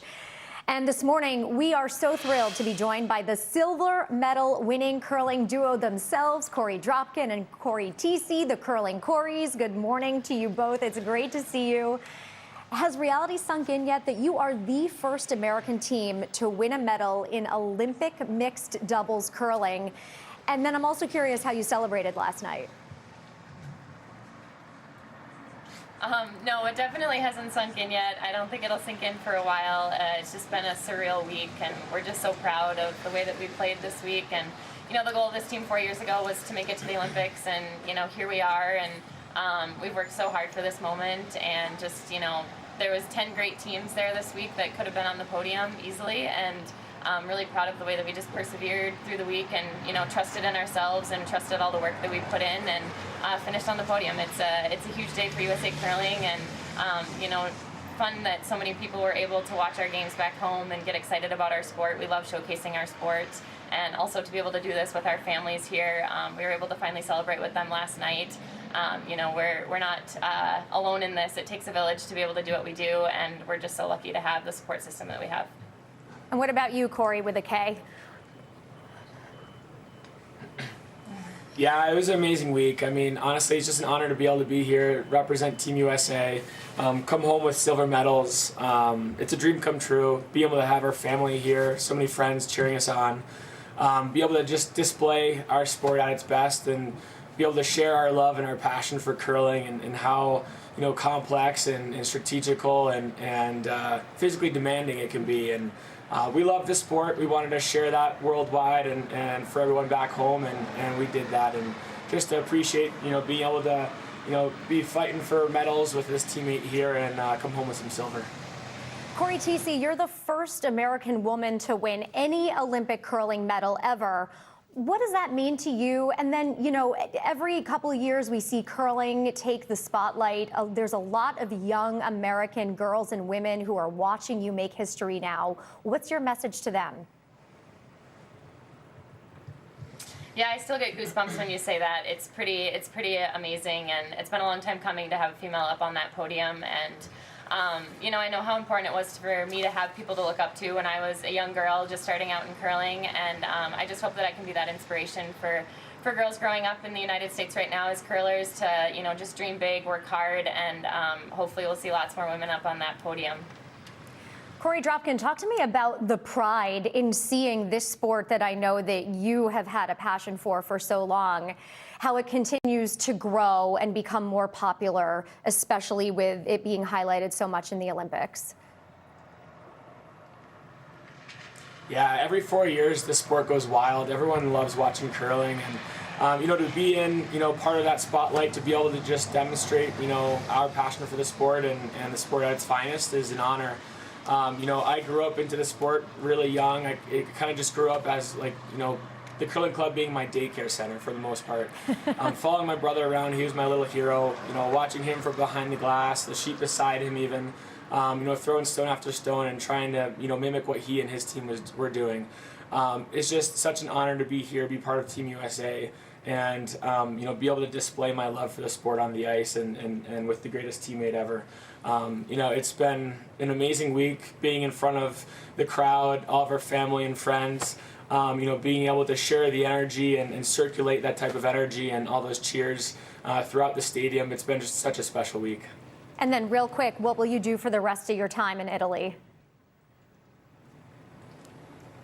Well, I'm for sure going to be cheering on this girl and her ladies team as well as our men's team as they start competition. The men's team's game is tonight, their first game, and you play tomorrow morning. Quick turnaround for her. As well as want to see some other sports here too. Bobsled and skeleton are be starting up here soon, and want to make sure I support all of Team USA. Amazing. As he just mentioned, Corey TC, you're not done. We are wishing you all the luck in the world. The curling Corys, we thank you so much. Congrats on your silver medal. Coming up, we've got your weekly medical checkup. And this week, we're talking about how your morning caffeine can benefit your brain health. What to know about that cup of joe next.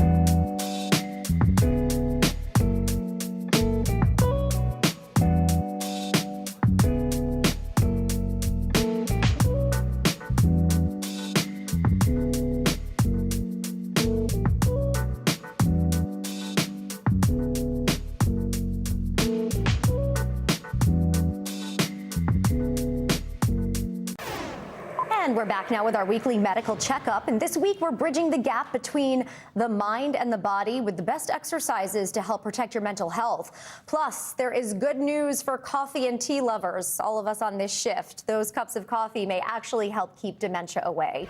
Here to break down these health headlines and more is NBC News medical contributor Dr. Akshay Syal. Dr. Syal, great to have you. I want to start with a study which pinpoints the most important factors that may cause food allergies in kids. As a mom to a child with a nut allergy, I have racked my brain trying to figure out if we could have done anything different. What does this study tell us? Good morning. Yeah, so, this is, as you just pointed out, this is a bit of controversial or sort of hot topic in medicine recently. And, we've seen a surge in food allergies over the years, and researchers have kind of sort of wondered why and what might be going on. And so, Jessica, this was a large study out of McMaster University. Nearly 3 million kids were analyzed. And you can see on the screen there, they've identified some risk factors, people who may be more likely to experience those food allergies, people who have eczema during the first year of life, waiting too long to introduce certain foods, which I'll get to in a second. Using antibiotic use, or even having siblings or family members with food allergies, all can make those kids higher risk of having food allergies. And the reason, Jessica, this is so important is because if we find out who may be at high risk with more research, we can potentially intervene earlier. And so the doctor's orders, as we love to do in this segment, control what you can and make sure that you are introducing some of those allergy-prone foods early. So, you just alluded to this about when to introduce things. The American Academy of Pediatrics typically recommends about 4 to 6 months of age is when you start to introduce things like, first you start with low allergy things like cereal, for example, or bananas, eventually working your way up to potentially including peanuts. And we think the earlier you can do that, the less likely they are to have problems down the line. Next, we know that exercise is really important for overall health, but a review of studies found that certain kinds of exercise may be able to help treat symptoms of depression and anxiety. So we have heard before that exercise is medicine. What is the best approach to benefit from these positive results? Yeah, this was another large study, a large review study, looking at about 800 or so papers, and really finding that cardiovascular exercise can reduce symptoms of depression and anxiety, really to the point, Jessica, as good or if not better than certain medications and talk therapies. And really, what we're talking about are group classes. They can help reduce symptoms of depression and anxiety. And I've actually been trying to get some of my family members to do this, who maybe can't get the sort of motivation to get into the gym, to signing up for some of those classes, because there's a big social component to it, right? You're surrounded by a bunch of people all sort of there for the same goal, all working out in unison. So definitely something you want to try if you are suffering from symptoms of depression or anxiety. But Jessica, the doctor's orders here, try to incorporate some of that exercise routine, some of those group classes we just talked about, but please don't stop your ongoing treatments without talking to your doctor. So for example, if you are taking medications for depression or anxiety, don't throw them in the garbage bin and start working out. You want to make sure that your doctor is aware should you want to stop coming off of them. Jessica? And then finally, doctor, researchers are saying that our brains may actually benefit from a little caffeine every day. Break this one down for us, because everyone here on this shift is very curious. I always love when we can talk about coffee segments on the morning show. The irony is not lost on me. But, this was essentially a paper from Mass General, looking at over 100,000 individuals. What they found that 2 to 3 cups of coffee or 1 to 2 cups of tea are linked to a lower risk of dementia, about 300 milligrams of caffeine specifically. Now, this is not a cause and effect study. This does not prove that taking caffeine will directly lower your risk of dementia. It also does not say for people who, don't drink coffee or tea to start drinking it. But the doctor's orders here, keep refilling those cups if you are somebody like me who is a daily coffee drinker, and know other things you can do to reduce your risk of Alzheimer's. Everything that's good for your heart is also good for your brain, whether that's blood sugar, blood pressure, cholesterol, all of that matters. Well, that gives me the confidence to go get another cup right after this segment. Dr. Sayal, great to see you, and thanks for joining us. Much more to come right after this.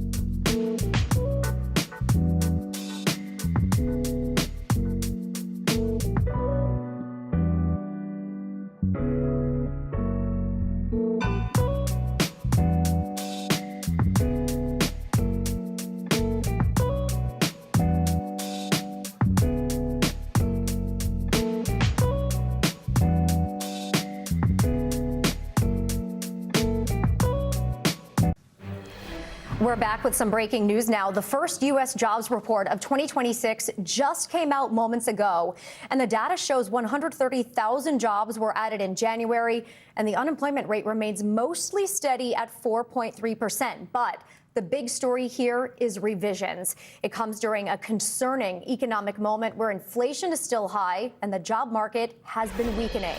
NBC News senior business correspondent Christine Romans is here now to break down the numbers. Christine, good morning. Walk us through the January job numbers. How close is it to what we were expecting?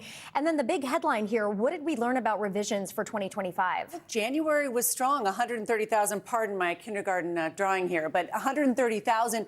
You know, that's a pretty decent number overall. There were revisions, though, here and here. So you had the year ending weaker than we thought, but then a pretty strong start to the year. But this is the big number I wanted to tell you about here. The big number here is we thought that there were 584,000 jobs created in 2025. That was the weakest year for job creation outside of a recession since 2003. The government has revised those figures, trying to get a handle among these government shutdowns and big changes in Washington about trade policy, immigration policy, AI coming on the scene, so companies don't have to hire as many people. This number is now 181,000 jobs created last year. That is the weakest year for jobs since at least 2003. That Wow. is just essentially the average last year was about 15,000 jobs added every month. That is barely any job creation. So that is, I think, what the real headline is from these numbers. The revisions to last year showing a labor market that basically was not moving forward. So then, Christine, break down what the revisions mean for the reality of the unemployment rate. So the unemployment rate still here relatively low, 4.3%. This break you see here is because of the government shutdown. The reason why we're talking about these numbers on a Wednesday, not a Friday, is because of the government shutdown. So you can see there's been some difficulty here in gathering data and being timely with what we're doing here. But a 4.3% unemployment rate is still historically pretty good. But what we're watching here with some concern is just how slow the job creation has been suddenly. Diane Swank, who's the chief economist at KPMG, is calling this a jobless boom. What does that mean, Jessica? The economy, all of these, the stock market, the economic growth, they look like they're doing great, but you're not seeing job creation along with it. Where did we see the job gains, Christine, and did they stack up against inflation? You know, so we saw leisure and hospitality essentially flat. We saw manufacturing essentially flat. That has been going down since last April. We saw the federal government jobs down, but we saw healthcare up 82,000. So you're still seeing a lot of energy in healthcare. And you asked me about wages. Wages, 3.7%. So that's essentially how much the typical paycheck is growing annually, 3.7%. Inflation is 2.7%. So on paper, we know there's affordability conversation. We know people feel like they're being nickeled and dimed by the cost of living. But at least on paper, wages are rising faster than stated inflation. So that should be good for family budgets. But again, watching with some concern the real slow nature of job creation in 2025. And then you saw this 130,000 jobs added in 2026. So there's a lot here for people to kind of chew over. Yeah, and Christine, great job with a great breakdown of some very brand new information. Thank you so much. Welcome. Well, Blake Lively and Justin Baldoni will meet in a New York City courtroom today for a court-ordered settlement conference. It is the first time they'll be face-to-face in court since their legal battle began back in December 2024. That's after Lively filed a complaint against Baldoni, accusing him of sexual harassment and retaliation on the set of that film, It Ends With Us. NBC News entertainment correspondent Chloe Malas is here to break it all down. Chloe, great to see you. Good morning. This is sort of a last-ditch effort to try to get these two to a resolution before the scheduled trial gets underway in May. It also comes after one of Baldoni's lawyers quit yesterday. What do you think we'll see during today's hearing? Well, first of all, this is a court-ordered settlement conference. So it's not like Justin Baldoni and Blake Lively's legal teams decided, hey, let's meet and try to mediate ahead of trial. This is something that the judge has encouraged both sides come to the table and try to reach a happy medium because the trial process is very public and incredibly grueling. And he wants them to really understand what side at stake. But it's not their judge that's been presiding over the last few hearings. It's a magistrate judge. Blake Lively, Justin Baldoni will both be in Lower Manhattan today at 10:30. This is closed to the press, closed to the public. No one will really know what happens inside this conference today because it's absolutely confidential. This could last several hours, and you're going to see Blake Lively and Justin Baldoni's legal teams present their side to the judge for about 15 minutes or so each. Then Blake Lively and Justin Baldoni can address the judge. It's very unlikely that they are going to be talking and conversing with one another. Then, just to give everybody a little inside look as to what's going to go on, then they go into separate rooms, and the judge goes back and forth between those two rooms. If you can imagine him running back and forth, saying like a game of telephone, all right, this is what Blake Lively's team is saying. Justin Baldoni, this is what their team is saying. And we'll see if they come to some sort of a resolution. The likelihood that it could be today would be probably slim to none. But you could see them potentially make some headway and then meet again. Or even some small concessions. So, Chloe, you know, this is one of Hollywood's messiest legal battles in years. How has it affected both of their livelihoods, maybe some projects that they had coming up? So a source close to Blake Lively telling NBC News that she is really focused on her family, her kids, her husband, Ryan Reynolds, and this trial that is expected to begin this spring. But that she does have a project that was announced this summer called The Survivors List, and that's with Lionsgate. She's going to be producing and starring in that. They have not started production on this film. She also has a really successful hair care line and a beverage line, and the source said that she has upcoming launches. Now, when it comes to Justin Baldoni, remember, he is part of Wayfarer Studios. That's the film company that actually produced It Ends With Us. They have done a lot of successful projects over the last several years, but on their website, it doesn't show anything slated for 2026. And when NBC News, when we reached out to Justin Baldoni's team for comment about his career and projects, they declined to say anything. Well, I'll tell you what, this has captivated my entire mom's chat. We are watching it closely. Chloe Malas, thank you so much. Coming up, cross-country champion. We're talking one-on-one with the cross-country skier who is ending a 50-year Olympic victory drought for Team USA. That's next.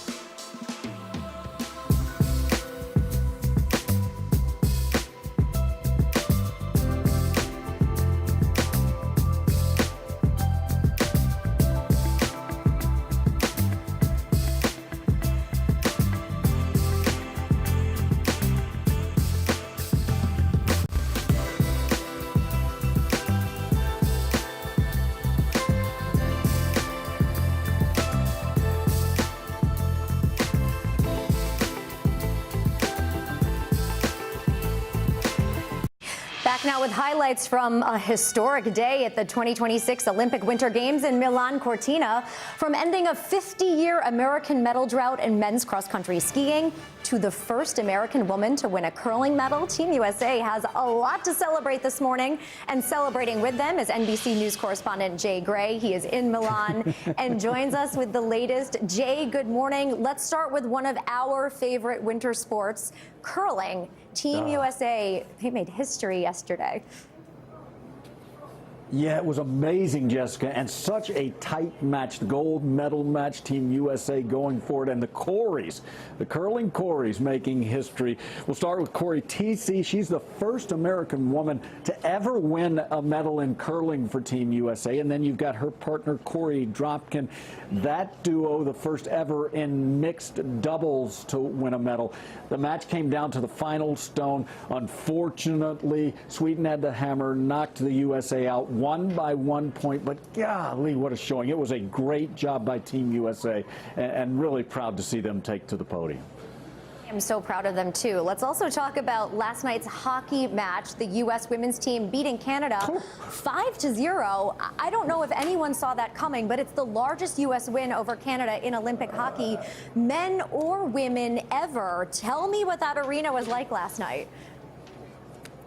It was electric. I got the chance to be there, and it was so great to see this team. They came out early, scored early. They were first to the puck every time. They were all over the ice. They gave the Canadians the business a couple of times in the corners, and they made sure they knew that they were there to stay. Think about this. Team Canada women's hockey has only lost 4 games total in all of their Olympic history, all of those to the U.S., so go Team USA. And they've never been shut out until last night. So that was a big win, a historic win for the women. And now they go into the medal round, and they look like the team to beat. Well, and speaking of historic wins, Jay, cross-country skier Ben Ogden is the first American to win a medal for the sport in nearly 50 years. So let's talk about him and this phenomenal accomplishment. Isn't that amazing? Almost 50 years since the Americans have won a medal in the event. He was in the individual sprint, just lightning fast, wins it. And then you saw him at the end. He's on the podium in the second position with the backflip off the podium, which was just amazing to see. In fact, I wasn't going to do this, Jessica, but for you guys, just because it's special, I'm going to give you a little backflip here, if that's okay. So let's you know, I got to concentrate a little bit, but let's go. Oh, gosh. You nailed it. 10. I hope you got to see. I stuck the landing. I hope it was great. Yeah, no. The judges just gave you 10 out of 10. Jay, what are the events you're looking forward to today? You know, we got to get our medal count up a little bit in these winter games. Yeah, and I think we've got a good chance today, Jessica. I think we're going to see some events like women's moguls, men's speed skating that will do great. And then you've got ice dancing. And, of course, that means Evan Bates, Madison Chock. They're the best on the ice doing that right now. They're the 3-time reigning world champions. Less than a point behind the gold medal spot. I think they're going to come out and dominate tonight. I think they're going to look great on the ice. If you get a chance, please watch it. It's going to be a lot of fun. I know it's must watch for me. It absolutely must watch for all of us. Jay, thanks so much. Don't hurt your back on those backflips. Thank you. We will see you later. And now we want to welcome cross-country skier Ben Ogden. As Jay just mentioned, he is the first American man to earn a medal for that sport in nearly 50 years. Ben, it is great to have you on the show this morning. Congratulations on your win. I want to start with what you did to celebrate last night. Yeah, thank you so much for having me. I'm really honored, and yeah, yesterday was a total whirlwind. Just celebrated with my team here in Predazzo, and had some champagne and chatted about the everything that's led up to this moment. So it was really fantastic evening. Love the champagne idea, and maybe a beer from Vermont later on today. You're just the second American man to ever win an Olympic cross-country skiing medal. What was going through your mind during that final sprint? Good question. Yeah, it was a really crazy sensation. And, you know, in the final sprint to the end, I just was focusing on getting over the finish line and making sure nobody caught me from behind, because that goal felt more within reach then than it ever has. And I wanted to make sure I sealed the deal. And then once I got over the finish line was when the real emotions hit. And it was pretty incredible. Well, real emotions that led you to do a backflip off the podium after winning your medal yesterday, which you said is tradition that you have done since high school. This is great, by the way. What does it mean for you to compete on the biggest world stage? And I'm also curious for younger athletes, how do you mentally prepare for these races? Yeah, good question for sure. It's been a long time since I did the podium flip, but I figured, no bigger stage, and all those practice runs when I was young in high school, I figured I might as well go for it. So I went for it, and I'm glad to say I didn't slip or land on my head. But yeah, I mean, racing on the biggest stage is an incredible honor, and I'm really, really proud to be here. And I really hope that there are lots of young skiers back home in Vermont and in the U.S. that can look at this, our whole team here in Italy, and take some confidence knowing that it's within reach for all of them as well. You were really born into this in so many ways. I know your dad is a skier, your sister's a skier. Did young Ben know that he would make it to the Olympics? I don't think so. Certainly, young Ben was primarily focused on the task at hand at any given day, which back then was normally building jumps and hitting rails on my cross country skis, and having fun with my friends. But just like everything in life, you kind of work your way up, and then all of a sudden, going to the Olympics feels like an achievable goal, and you go out and tackle that, and then getting a medal at the Olympics feels like a goal that you can shoot for. And boy, it's a really special feeling to get to shoot for that and accomplish it. So I'm very thrilled. And we're thrilled for you. And Ben, a lot is being made of this first medal in 50 years conversation. How much did that play into your preparation? Is the whole 50-year thing, half a century thing, something that you thought about? I mean, certainly a little bit. I think it's always fun to think about the droughts in sports. I'm a Boston sports fan, so I wasn't alive for the majority of it, but I'll never forget the Curse of the Bambino. Yes. And that was an awesome moment, and it just made the 2004 World Series even more special. So, on the rainy days when I'm out training and cold and wondering what I'm doing in my life, I certainly think about the drought a little bit. But for the most part, I just kept believing and kept pushing, and I'm really proud to say that now it's over, I guess. Well, let's not say it's over. What's next for you? What is your plan, for the immediate and the long-term future? Yeah, that is a very good point. It's certainly not over. There's more ski racing to come here at these Olympics. We have some team events coming up next week. I'm really excited for the relay and the team sprint. Team sprint is 1 week from today. That's a big goal. And then there's, after that, there's more World Cup racing action to come. And really excitingly, there's a World Cup finals in Lake Placid, New York, which is a pretty unusual opportunity for us Americans. We generally race in Europe all season long. So I'm really excited to get to do some racing in front of the home crowd there in Lake Placid. Yeah, I was going to say, and not too far from your home county of Bennington, Vermont. Is there a party waiting for you in Vermont when you get home? I certainly suspect so, but I try not to focus on these things because it's still a little ways out. But I think we'll have a good celebration when I get home, and it'll be great to see everybody who's been a part of this but wasn't able to be here in Italy. So I'm really looking forward to that. Well, Ben Ogden, you have made Vermont proud. You have made the U.S. proud. We are so thrilled for you. Thank you so much for joining us today, and good luck in the rest of these games. Thank you. Take care. And you can catch all of the best Olympic action on Primetime in Milan, hosted by Mike Tirico, starting at 8 p.m. Eastern on NBC and streaming on Peacock. That does it for this hour of Morning News Now, but the news continues right now. Right now on Morning News Now, a rush of developments. Authorities in Arizona freeing a man detained for questioning overnight in connection with the disappearance of Nancy Guthrie. It comes hours after the FBI released these terrifying images of a person masked and armed, caught on the front door camera in the early morning hours of the day she vanished. The latest in just a moment. Also this morning, tragedy in Canada. 9 people dead, dozens more injured in a horrific mass shooting that is rocking a remote community just north of Vancouver. The suspect, police say, succumbing to a self-inflicted gunshot wound. What we know this morning about what has become one of that nation's deadliest incidents of gun violence ever. Plus, another banner day for Team USA in Milan, notching some history-making medals in mixed doubles curling and in cross-country skiing, where 25-year-old phenom Ben Ogden took home silver, making him the first American to podium in the event in nearly half a century. We are going one-on-one with him in just a bit. And later in the hour, the heaping cup of good news that we all need for all you coffee and tea drinkers out there this morning, why your daily dose of caffeine might just help keep your brain sharp while lowering your risk of dementia. Good morning. It is good to be with you. I'm Jessica Layton, in for Joe and Savannah today. We begin this morning with those major developments in the search for Nancy Guthrie, the mother of our NBC News colleague, Savannah Guthrie. She vanished from her home in Arizona 11 days ago. A person detained last night for questioning in connection with Nancy's disappearance has been released. Now, that is according to the New York Times and other news outlets. The Pima County Sheriff's Department declining to comment when asked by NBC News about those reports. But this development comes after the FBI unveiled chilling new surveillance photos and videos of a person that they are calling a potential subject in the investigation.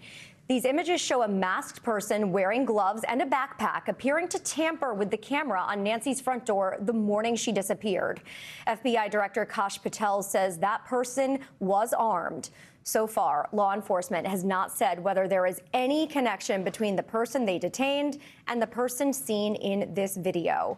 NBC News correspondent Dana Griffin joins me now from Tucson with the very latest on this investigation.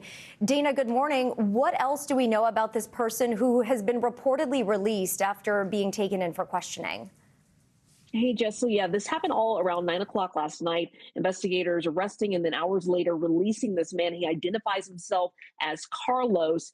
The Pima County Sheriff's Office saying that they held him in question and for some time after that traffic stop. And then they also searched a home nearby in Rio Rico, Arizona. That's about 20 miles from the Mexico border. So that man, again, who identified himself as Carlos, says that he does not know Nancy, but he also said that he hopes that they get the suspect because he says it's not him. The sheriff's office is not commenting, saying that the investigation was completed last night into that search of the property. And at this hour, still no sign of Nancy and what may have happened to her. Jess. And Dana, we know that all of this came after the release of those photos and those surveillance videos that were so chilling. How did law enforcement finally manage to recover that? Because we know that that had been an issue for the past more than a week. And how would you say this changes the entire trajectory now of the investigation? Oh, it changes everything. The FBI said after those images were released, their tips dramatically increased. And that's exactly what they want in this case, to try to help identify this person. I mean, you can see him. He's wearing a mask. He's got a backpack with reflectors. He's got gloves on and a gun, according to officials, holstered on his waistband. So they're hoping that anyone who sees this will identify something about this person, maybe by the clothing. You can see the light colored shoes, the pants, the zip-up jacket. Maybe this can help in some way. And so according to FBI Director Kash Patel, he says that they were able to work with private companies to secure this footage. They used some sort of back-end system. These were images that were previously inaccessible, and we thought that we would never see them. But this is a major leap, the first major significant clue into the person who officials say were outside of Nancy's home the morning she went missing and may have some knowledge about what happened to her. Jess? So obviously there's so much concern across the country, Dana, for not only Nancy, but also Savannah, because she is such a public figure. How do we know about how Savannah is reacting to the release of these key pieces of evidence in the search for her mom? So she posted 2 Instagram posts yesterday, one including the images, the second including the videos. And she goes on to write, "Someone out there recognizes this person. We believe she is still out there. Bring her home." And obviously, Savannah is trying to make sure that people keep the story alive and say, hey, if you live in Tucson or beyond, look at these images. We need her.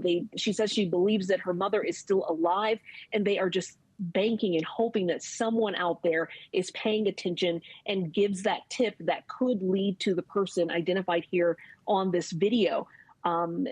You can see, again, there's kind of a glare, but it appears there's a flashlight in this person's mouth. But if you see the eyes, the build, whatever this person is wearing, if any of this looks familiar, you're asked to call the FBI. Their tip line is 1-800-CALL-FBI. There's a $50,000 reward that leads to an arrest or a conviction and the safe return of Nancy. So, you know, we're at a desperate hour right now. It has been more than a week since she was missing, and we know that she's got mobility issues. She's in need of life-saving medication. So Savannah is just pleading with the public out there to help authorities find her mom. Dana, thanks so much. Let's hope that this is that major break that we have been hoping for. And for more analysis on the investigation, let's bring in retired FBI hostage negotiator and CEO of the convincing company, Chip Massey, and also digital forensics expert Heather Barnhart. Good morning to you both. Chip, I want to start with you. After the doorbell camera video was released, the FBI said they saw a big increase in the number of tips they received. When you look at this video, the way this person is moving, kind of carrying himself, how significant is this piece of evidence, and what can it tell us about this guy's skill?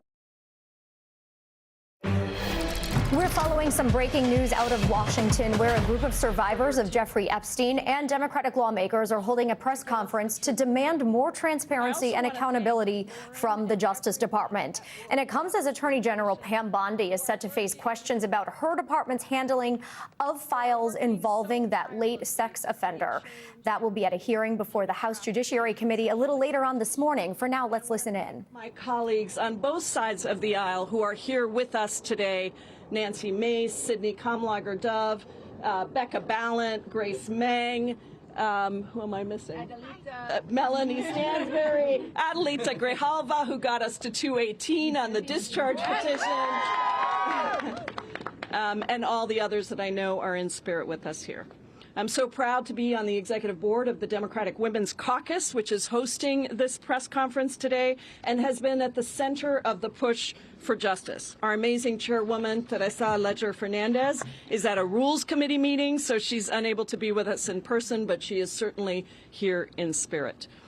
Yesterday, I spent several hours at the Department of Justice looking through the unredacted files and reading the absolutely horrific and depraved messages that went back and forth between rich and powerful people in every sphere of influence. These people are at the top of governments, academic institutions, billionaires at giant corporations, cabinet secretaries, and the callous depravity of their messages showed that they absolutely believed that they were above the law, above morals, absolutely immune to any societal norms. They joked in these emails about pedophiles, about horrific sexual acts with young girls, about creating spaces, entire islands even, where they could do anything they wanted and get away with it because of their wealth, their power, and their connections. This was a massive global sex trafficking ring with thousands of victims that we know of and thousands more that we probably don't. So when DOJ says that there is nothing to investigate, we, the American people, must rise up. We must allow the courage and the determination of the survivors who have spoken out at great risk to themselves to push us to never give up until every single one of these predators and pedophiles and predator protectors is brought to justice. It is the voices of the survivors ringing through in the darkness of all of this horror that has gotten us this far. And in speaking to so many of them myself, I know that this effort is not just for them. They're not doing this just for them. They're doing it for their girls, for their children, for other people who have been affected, to all the survivors of sexual assault everywhere across the world who are watching to see if we can get accountability right here in the United States of America. Many rich and powerful people thought over the decades that they got away with this. They definitely did. You can see it in the emails. But as Lauren said to me the other day, the earth is shaking because every single one of them now is becoming known. And around the world, princes, ambassadors, even prime ministers are being brought down for their participation in this global sex trafficking ring. And here in America, that needs to happen too. And until it does, we are here to say, we will not stop. To every survivor who has fought so hard, who has shared painful details, who has been re-traumatized by the continued disrespect, dismissal, and exposure of their own personal details, we won't stop until you have justice and accountability. I'm going straight from here to the Judiciary Committee as our Representative Kamlager-Dove, Representative Ballant, where we will have Attorney General Bondi before us. I intend to get real answers on why the DOJ is not pursuing further action and to get survivors the attention and the answers that they deserve.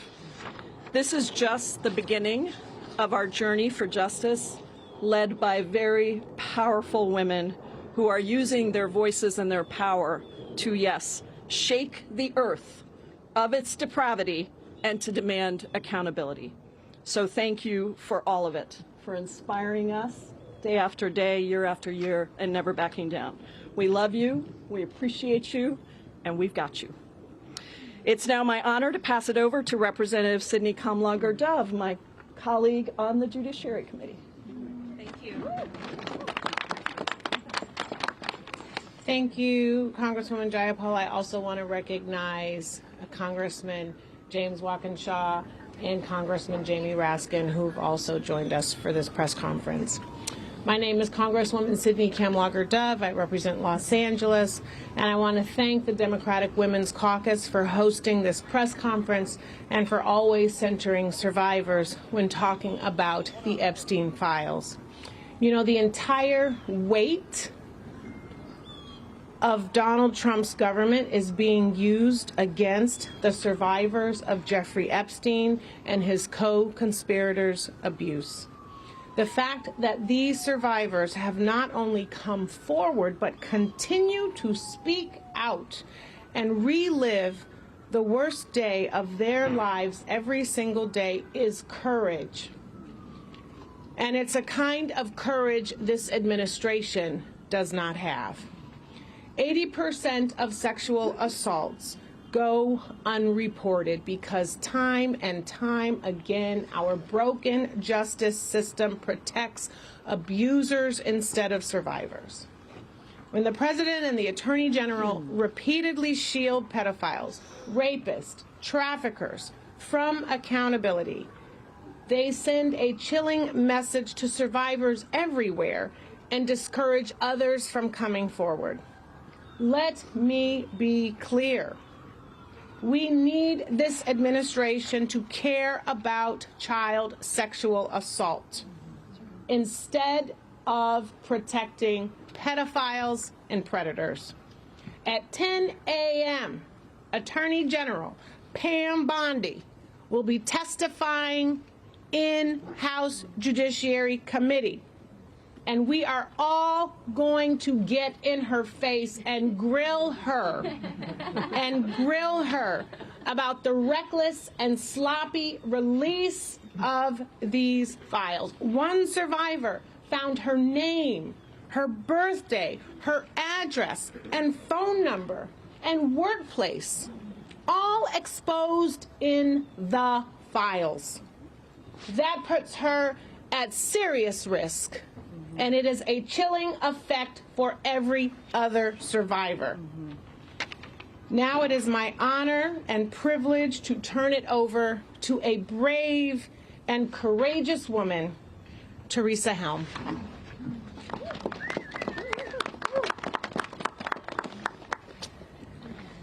Hi, good morning. Here we are again. And for what it's worth, we're not going anywhere. And Amen. While it might seem that we're in the middle of the road of this, actually in many ways this is just beginning. I stand here in support for all of these women here beside me, all of the women across this nation, for my own children, for myself, for every one of you out there in this audience looking at us right now, this is Survivor. This nation is full of survivors. We're going to stand and we're going to fight, and we're not going to stop because that's the right thing to do.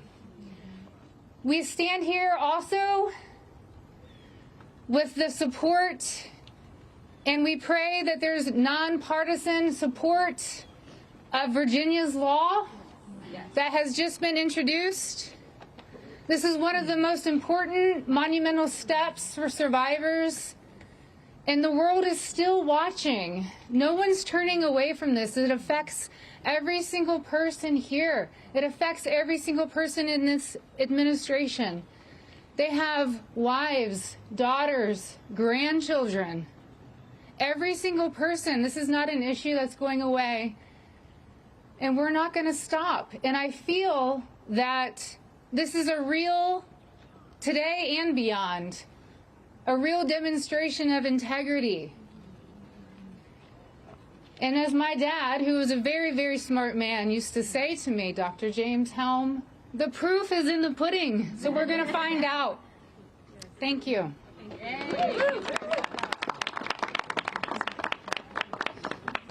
First, I want to recognize Representative Nancy Mace standing with us today because, as we have always said, this is a nonpartisan issue. What we know in the sexual violence arena is that there are more sexual abuse, sexual assault, and trafficking victims in the country, in the world, than any other tragedy. And consistently, those victims and survivors are told one of two things: shut up or move on. And as I understand it, when we spent time in Republican Judiciary Committee members' offices, they were very compassionate, passionate, caring about this issue. They support us. They want transparency. They want justice. And what we've heard is that they've been told to shut up today and not do the hard thing of asking questions about the egregious job done by the Department of Justice in the drop of files. And we've heard that the American people have been told to move on. So I'd like to present three options to Republican House Judiciary Committee members. They can either do the bravest thing they have ever done in their career, and they can ask the hard questions. They can do a second thing, which is a really hard thing to do: refuse to be complicit and resign.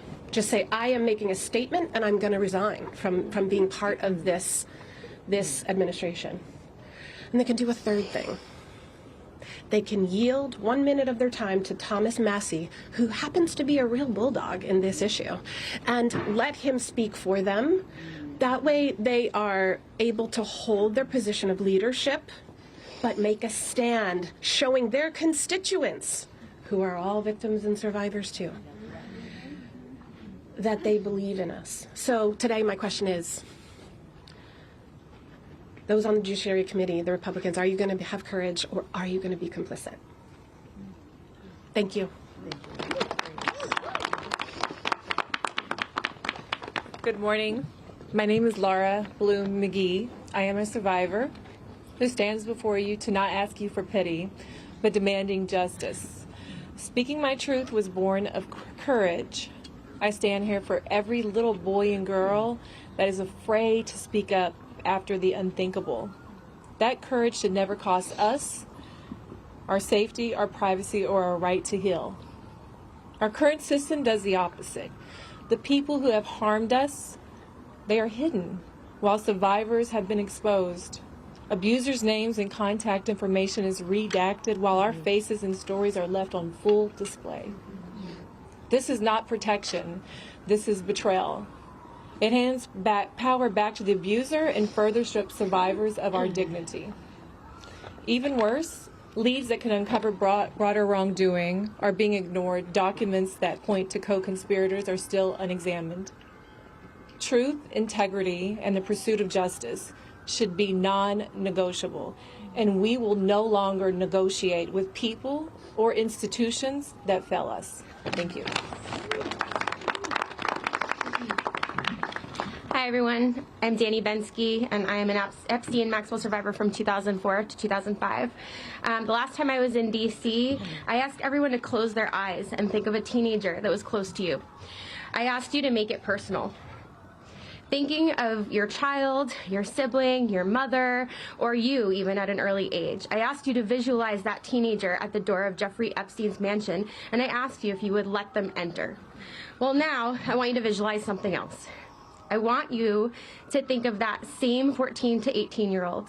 I want you to imagine that they've since grown up, and one day you find their name and all of their identifying information in the Epstein files alongside intimate, horrific details about their lives, sexual abuse, and trafficking.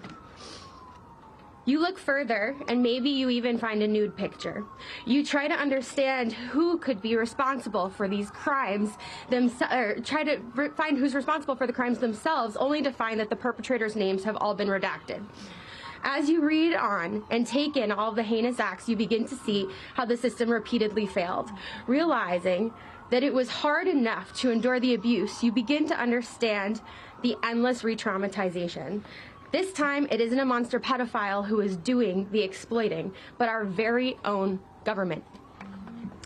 I dare to say that everyone knows a survivor of assault or abuse. My ask is that you keep this personal. We are not here as political figures. We are only human. Our only agenda is accountability. We owe it to our former selves. We owe it to the next generation. And we also owe it to those of the past. We need to believe women who bravely stepped forward like Maria Farmer did in 1996. We need to pass Virginia's law to eliminate the statute of limitations. We need survivors to be taken seriously. There should never be a time limit on justice, and the DOJ needs to do its job. Give us the rest of the files and start the investigations. Start the investigations on the things that are in the files right now. During my time with Jeffrey, I was always amazed that he could make you feel so special, like you were the only one in the room, and then treat you like an absolute piece of trash and throw you away. We will not be silenced and thrown away this time. Thank you.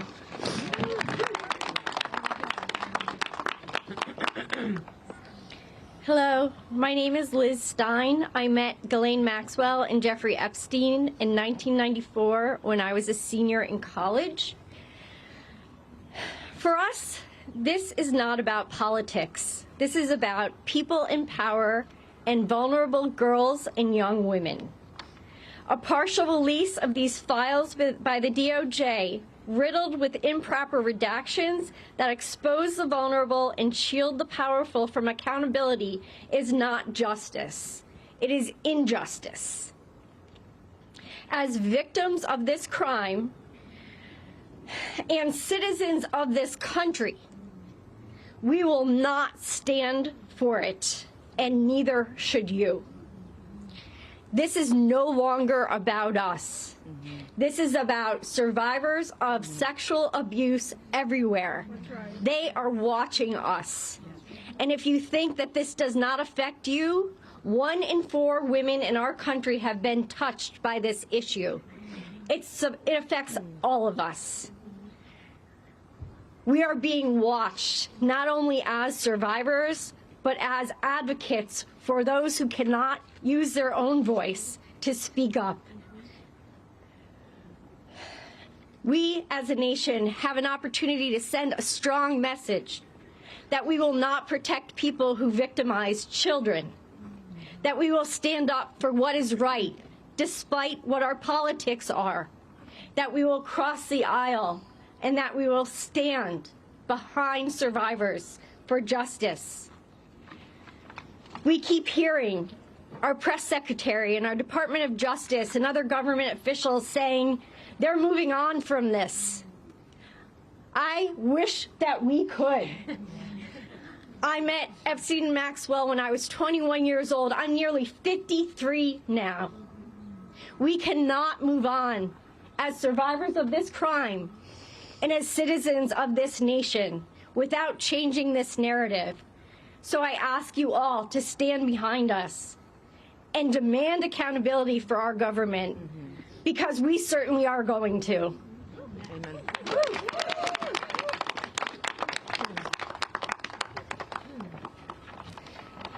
Hello, everyone, and good morning. We are here today asking for basic safety, dignity, respect for survivors and Americans. In recent releases, survivors' names were not properly redacted. The failure has put people in danger. Personal information has been exposed, information that can lead to harassment, threats, and retaliation. Some of those impacted are Jane Does who have never broken their silence, who have never chose to be public, and who deserve protection, not exposure. We are still asking a question the public deserves answered. How is the Department of Justice able to carefully redact the names of powerful men, yet fail to protect survivors? We stand here today, united and strong, and we are asking for something simple. Treat us like human beings. We have families, we have lives, we did not cause these crimes, and we should not be the ones paying for the price again. And if more documents are released, we are demanding that the DOJ take the time to do this the right way, fully and respectfully redact survivors' identities and any identity details connected to them. We also need to address the allegations contained in these materials. Every credible allegation must be taken seriously and investigated thoroughly, no matter who the person is, how wealthy they are, or how connected they are. We understand that these are allegations and due process matters, but survivors are human beings who shared something horrific. They deserve to be heard, and they deserve a real investigation, not dismissal, delay, or silence. So everyone watching, stand with survivors, demand accountability, demand transparency, demand investigations that do not protect the powerful while exposing the vulnerable. And those who are involved, those who know what happened, those who enabled it, those who stayed silent, do the right thing. Answer the questions, cooperate, because the survivors are done carrying the burden alone. Moving forward, we, and when I say we, I mean the whole world, expect true transparency and justice for those who have not yet received it. I want to emphasize that after Congress reviewed the unredacted files yesterday and discovered that more powerful individuals were involved, I'm left wondering, why haven't we started an investigation this yet? Other countries have taken action, so why is the United States lagging behind, especially in a nation that prides itself on justice? This is what we believe in, this is what we demand. So the real question here is, when will the Department of Justice start investigation, not only the allegations, but to the powerful men that are running free? Thank you, everyone. Good morning, everybody. We are here today as survivors and as the families of survivors of Jeffrey Epstein and Ghislaine Maxwell. We are here as the family of Virginia Roberts Giuffre. My name is Sky Roberts, and I am the brother of Virginia Roberts Giuffre. Pam, I have a clear and simple message for you. The way this administration, and you specifically, have handled survivors has been nothing short of a failure. I have a message from Annie Farmer. She's not here today, but I love her to death. Believe that. And she said, Pam, do your job. Do your job, Pam. And I feel that. There are serious questions that demand answers. Why are the perpetrators' names being redacted while survivors' names are left unredacted? We are done with excuses. We are done with delays. No more lies. No more deflection. We want answers, and we want accountability. Virginia was not a headline. She was a daughter, a sister, a mother, and a human being. She carried what was done to her for years and still chose to fight, not just for herself, but for others who were afraid or silenced. And we need to say this plainly. The handling of the Jeffrey Epstein case has been mismanaged again and again across administrations, across agencies, and across years. That failure is not abstract. It has caused real, lasting damage to survivors, and that is not up for debate. We are here to see whether our representatives will stand with survivors, not with excuses. not with delay, not with political convenience. We are here to see whether you will ask the hard questions that have been avoided for far too long. And with that, I'm going to turn it over to Amanda. To Ms. Bondi, we are deeply disappointed by the way you and your leadership in this department have treated survivors. And today, while you're being questioned, we ask you to look in the eyes of every single one of us and remember Virginia Roberts-Giuffre, who paid the ultimate sacrifice for the trauma that she had endured. We ask you to remember the lives that we have lost during this process. Accountability means real answers, not evasion. It means transparency, not more hiding. And we ask Congress that if Pam Bondi has been found where you have misled or gave false testimony, you must be held to the same standard as everyone else. No title, no power, no connections should change that. And to the American people, take heed. Be mindful of any government or any powerful people who try to tell us that what we lived through is not real, that what happened to us didn't happen, who ask us to doubt what our ears can hear and what our eyes can plainly see. That is how abuse is protected, and that is how it thrives. We are here because survivors have had their lives defined by what powerful people did to them behind closed doors, while institutions have continuously looked away. Today, Congress has a chance to prove that this country is still not looking away. We are not here for theater, and we are not here for talking points. We are here for truth. We are here for justice. We are here for accountability for Virginia and every survivor. Amen.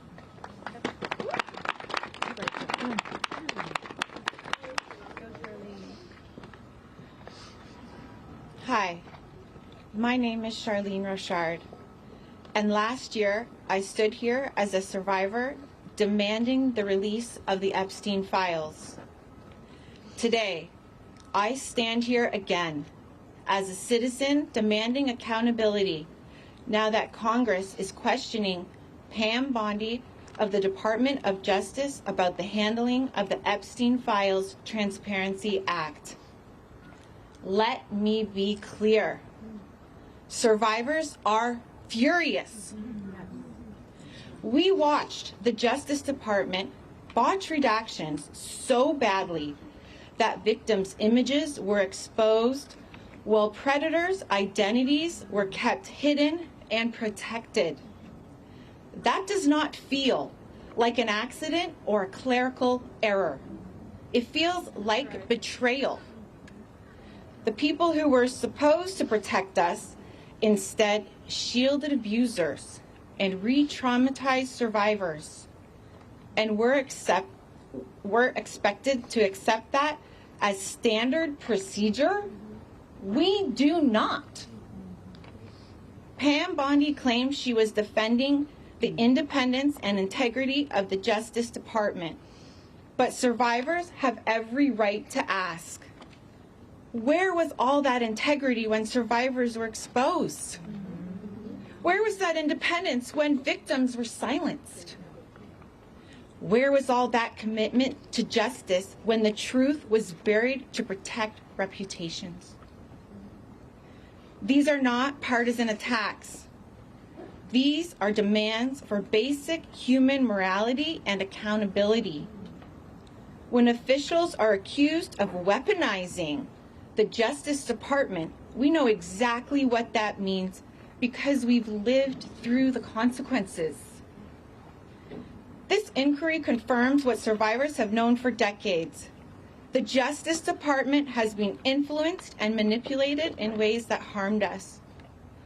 We are told to wait for transparency, to trust a system that already failed us, to accept redactions that protect the powerful and expose the powerless.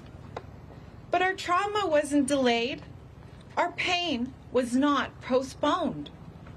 And our trust has been shattered. So I will say what many survivors feel. Pam Bondi and the Justice Department failed us repeatedly across administrations, across political lines, across decades, and the people who had the authority to intervene chose silence, secrecy, and self-preservation and called it justice. I'm here to make sure no one in the Justice Department, no matter their title, rewrites history or escapes accountability.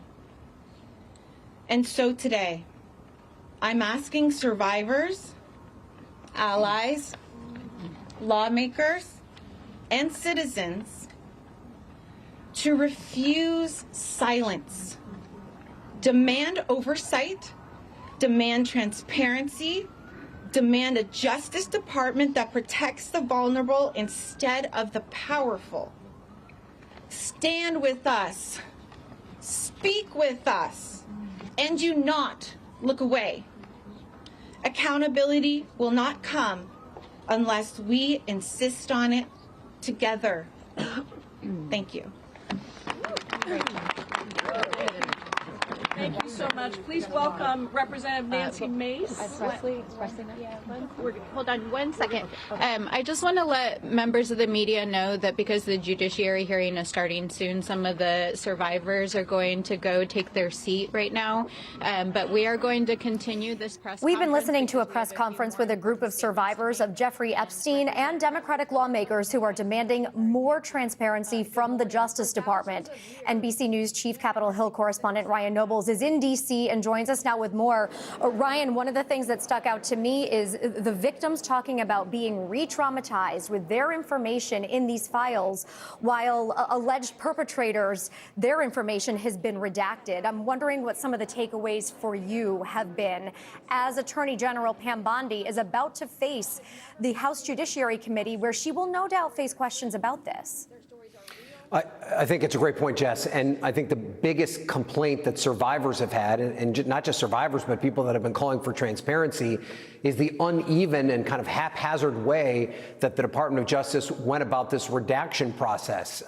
The goal here was to try and protect as much the survivor information as possible. And there are maybe hundreds, perhaps thousands of examples of where victims' identities or personal information was revealed, while in the same token, there is a whole group of examples of perhaps perpetrators' names who were protected. And part of what we're seeing with these members of Congress who have been making a march down to the Department of Justice to review these files and see them unredacted is growing questions about the choices made to redact certain pieces of information and not redact other pieces of information, especially when you take into account that one of the excuses that Deputy Attorney General Todd Blanche gave when the Department of Justice was unable to meet that deadline of December 19th, when they were supposed to release all the files, was that they were going through a very meticulous and painstaking process of making sure all the appropriate information was redacted before it was released to the public. So that's going to be one of the big questions that Pam Bondi gets today. What was the motivation behind these redactions? What was the process? Will you continue to review this and update the information that's been made public, protect the victims, and make sure the information that is supposed to see the light of day gets out? That's certainly one of the big questions that these survivors and members of Congress have. There's numerous questions that can be asked of Pam Bondi right now. Ryan, how much about the way the Epstein files were handled do you anticipate will be part of this hearing?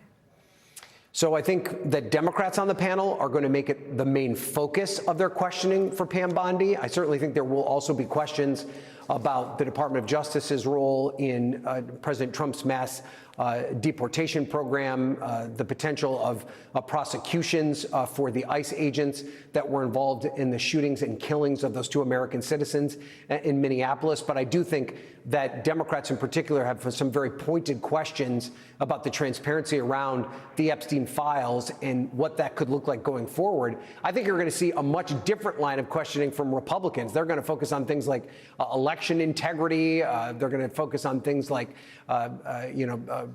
people being able to protest at school boards, things along those lines.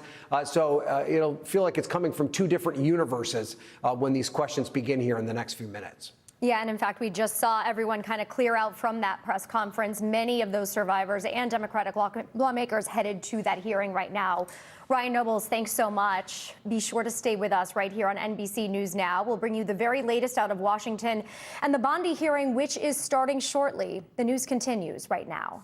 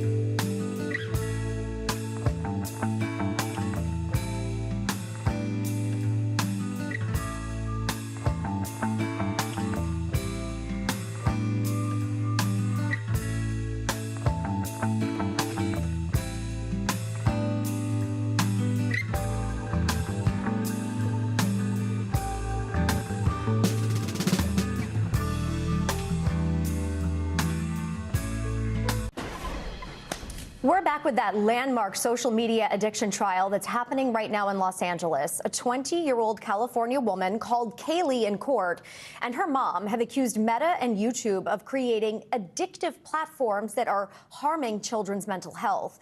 During day 2 of opening statements yesterday, a lawyer for YouTube argued it is not a social media platform. He said it's designed for entertainment where people can learn new skills or get tutorials, not endlessly scroll. He also said that many of YouTube's features that the plaintiff describes as addictive can be turned off. Both YouTube and Meta have disputed all of the allegations against them. All right, NBC News legal analyst Misty Maris is here to break down the latest on this. Misty, good morning. This is a complicated one and one that I know every parent is paying attention to. I want to talk about the two defenses here. On Monday, Meta's legal team claimed that Kaylee's mental health struggles stemmed from abuse and bullying, not her Instagram habits. Yesterday, YouTube pointed to medical records, hundreds of them, hundreds of mental health sessions, I should say, where YouTube was only mentioned once, and it was supposedly to help her fall asleep.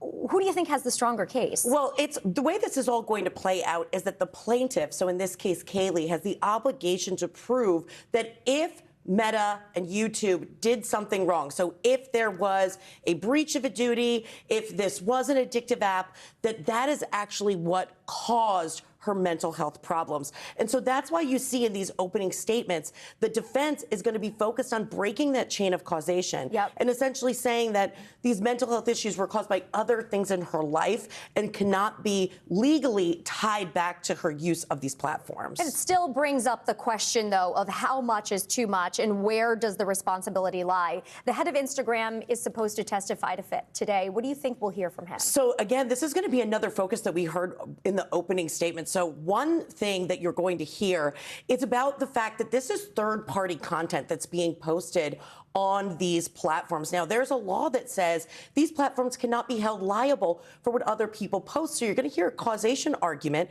and some testimony relating to that about whether or not it is actually the algorithm of social media that caused this harm, or is it something that this individual person viewed?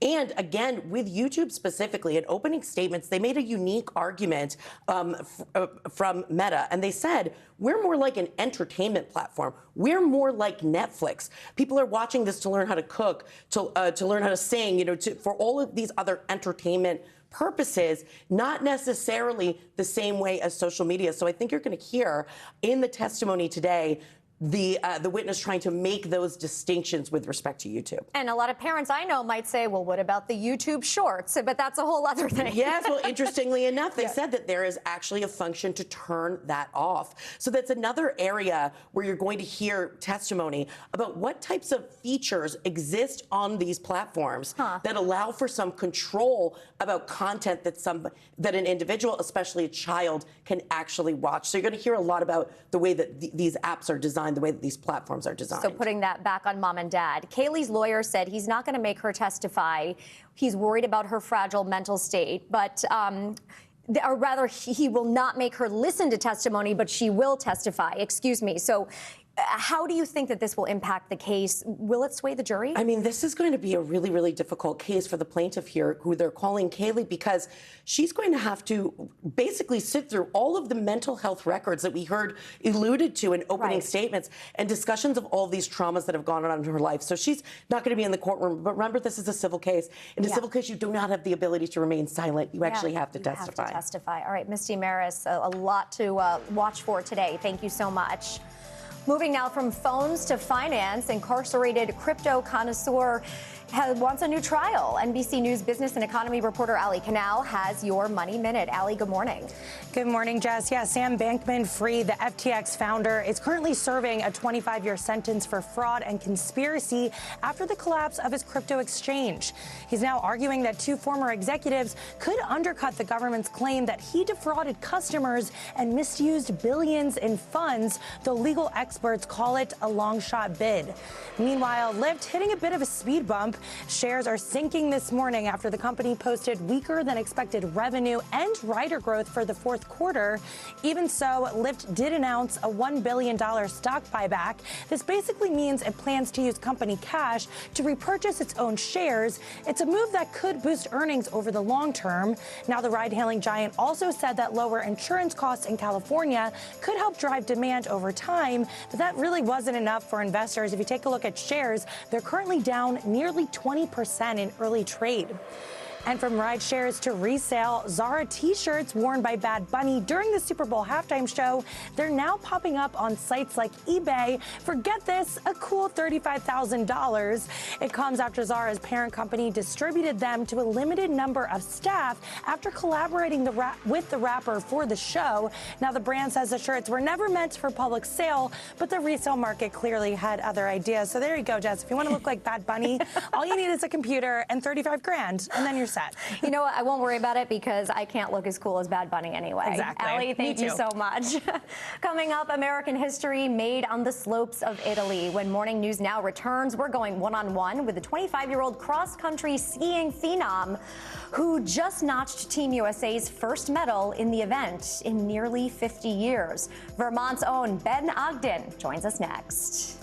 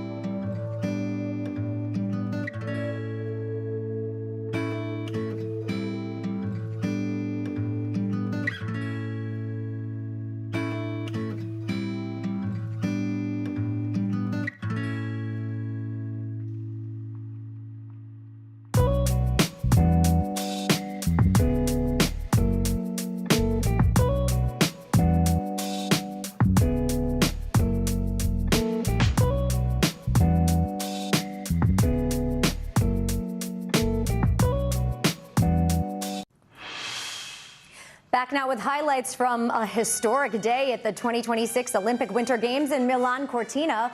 From ending a 50-year American medal drought in men's cross-country skiing to the first American woman to win a curling medal, Team USA has a lot to celebrate this morning. And celebrating with them is NBC News correspondent Jay Gray. He is in Milan and joins us with the latest. Jay, good morning. Let's start with one of our favorite winter sports, curling. Team USA, they made history yesterday.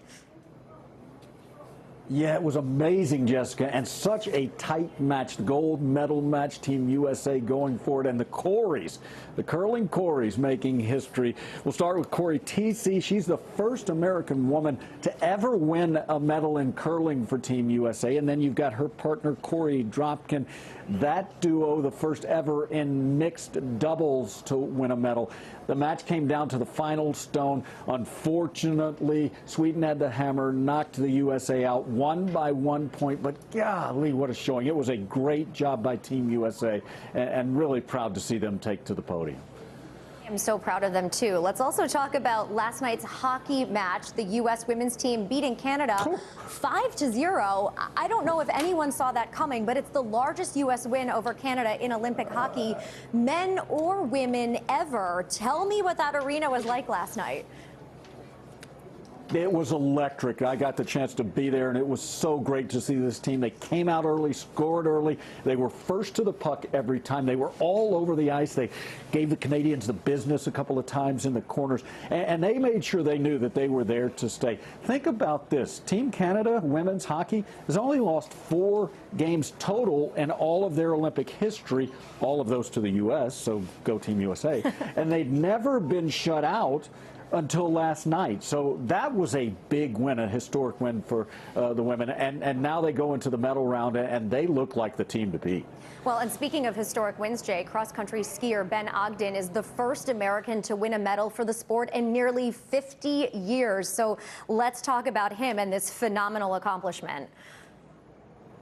Isn't that amazing? Almost 50 years since the Americans have won a medal in the event. He was in the individual sprint, just lightning fast, wins it. And then you saw him at the end. He's on the podium in the second position with the backflip off the podium, which was just amazing to see. In fact, I wasn't going to do this, Jessica, but for you guys, just because it's special, I'm going to give you a little backflip here, if that's okay. So let's you know, I got to concentrate a little bit, but let's go.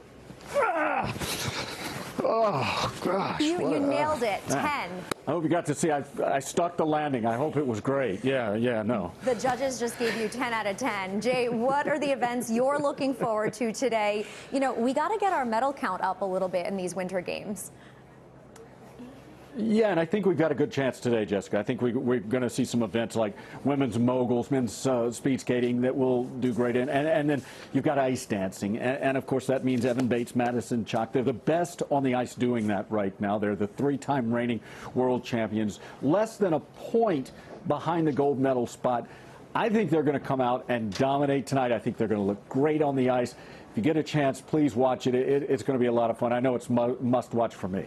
It absolutely must watch for all of us. Jay, thanks so much. Don't hurt your back on those backflips. Thank you. And we will see you later. And now we want to welcome cross-country skier Ben Ogden. As Jay just mentioned, he is the first American man to earn a medal for that sport in nearly 50 years. Ben, it is great to have you on the show this morning.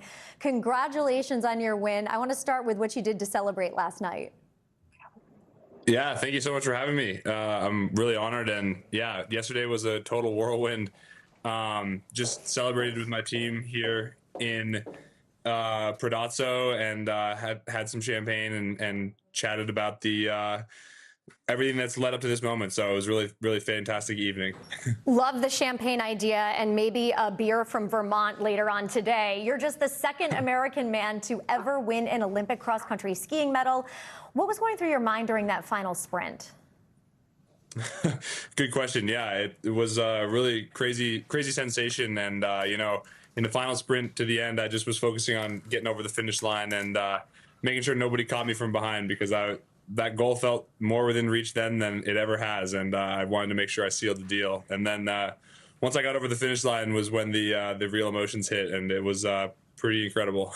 Well, real emotions that led you to do a backflip off the podium after winning your medal yesterday, which you said is tradition that you have done since high school. This is great, by the way. What does it mean for you to compete on the biggest world stage? And I'm also curious, for younger athletes, how do you mentally prepare for these races?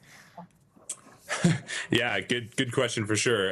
It's been a long time since I did the podium flip, but I figured, you know, no bigger stage, and all those practice runs when I was young in high school, I figured I might as well go for it. So I went for it, and I'm glad to say I didn't slip or land on my head. But yeah, I mean, racing on the biggest stage is an incredible honor, and I'm really proud to be here. And I really hope that there are lots of young skiers back home in Vermont and in the U.S. that can look at this, our whole team here in Italy, and take some confidence knowing that it's within reach for all of them as well. You know, you were really born into this in so many ways. I know your dad is a skier, your sister's a skier. Did young Ben know that he would make it to the Olympics? I don't think so. Certainly, young Ben was primarily focused on the task at hand at any given day, which back then was normally building jumps and hitting rails on my cross country skis, and having fun with my friends. But just like everything in life, you kind of work your way up, and then all of a sudden, going to the Olympics feels like an achievable goal, and you go out and tackle that, and then getting a medal at the Olympics feels like a goal that you can shoot for. And boy, it's a really special feeling to get to shoot for that and accomplish it. So I'm very thrilled. And we're thrilled for you. And Ben, a lot is being made of this first medal in 50 years conversation. How much did that play into your preparation? Is the whole 50-year thing, half a century thing, something that you thought about? I mean, certainly a little bit. I think it's always fun to think about the droughts in sports. I'm a Boston sports fan, so I wasn't alive for the majority of it, but I'll never forget the Curse of the Bambino. Yes. And that was an awesome moment, and it just made the 2004 World Series even more special. So, on the rainy days when I'm out training and cold and wondering what I'm doing in my life, I certainly think about the drought a little bit. But for the most part, I just kept believing and kept pushing, and I'm really proud to say that now it's over, I guess. Well, let's not say it's over. What's next for you? What is your plan, for the immediate and the long-term future? Yeah, that is a very good point. It's certainly not over. There's more ski racing to come here at these Olympics. We have some team events coming up next week. I'm really excited for the relay and the team sprint. Team sprint is 1 week from today. That's a big goal. And then there's, after that, there's more World Cup racing action to come. And really excitingly, there's a World Cup finals in Lake Placid, New York, which is a pretty unusual opportunity for us Americans. We generally race in Europe all season long. So I'm really excited to get to do some racing in front of the home crowd there in Lake Placid. Yeah, I was going to say, and not too far from your home county of Bennington, Vermont. Is there a party waiting for you in Vermont when you get home? I certainly suspect so, but I try not to focus on these things because it's still a little ways out. But I think we'll have a good celebration when I get home, and it'll be great to see everybody who's been a part of this but wasn't able to be here in Italy. So I'm really looking forward to that. Well, Ben Ogden, you have made Vermont proud. You have made the U.S. proud. We are so thrilled for you. Thank you so much for joining us today, and good luck in the rest of these games. Thank you. Take care. And you can catch all of the best Olympic action on Primetime in Milan, hosted by Mike Tirico, starting at 8 p.m. Eastern on NBC and streaming on Peacock. That does it for this hour of Morning News Now, but the news continues right now.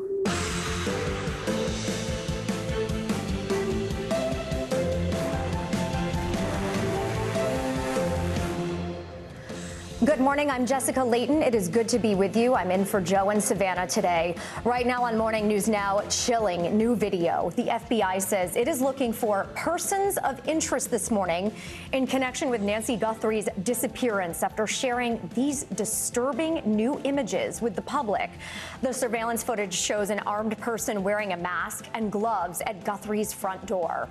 The Sheriff's Department now says they have released a person detained in connection to the case just hours after the footage went out to the public. We have the latest on this investigation.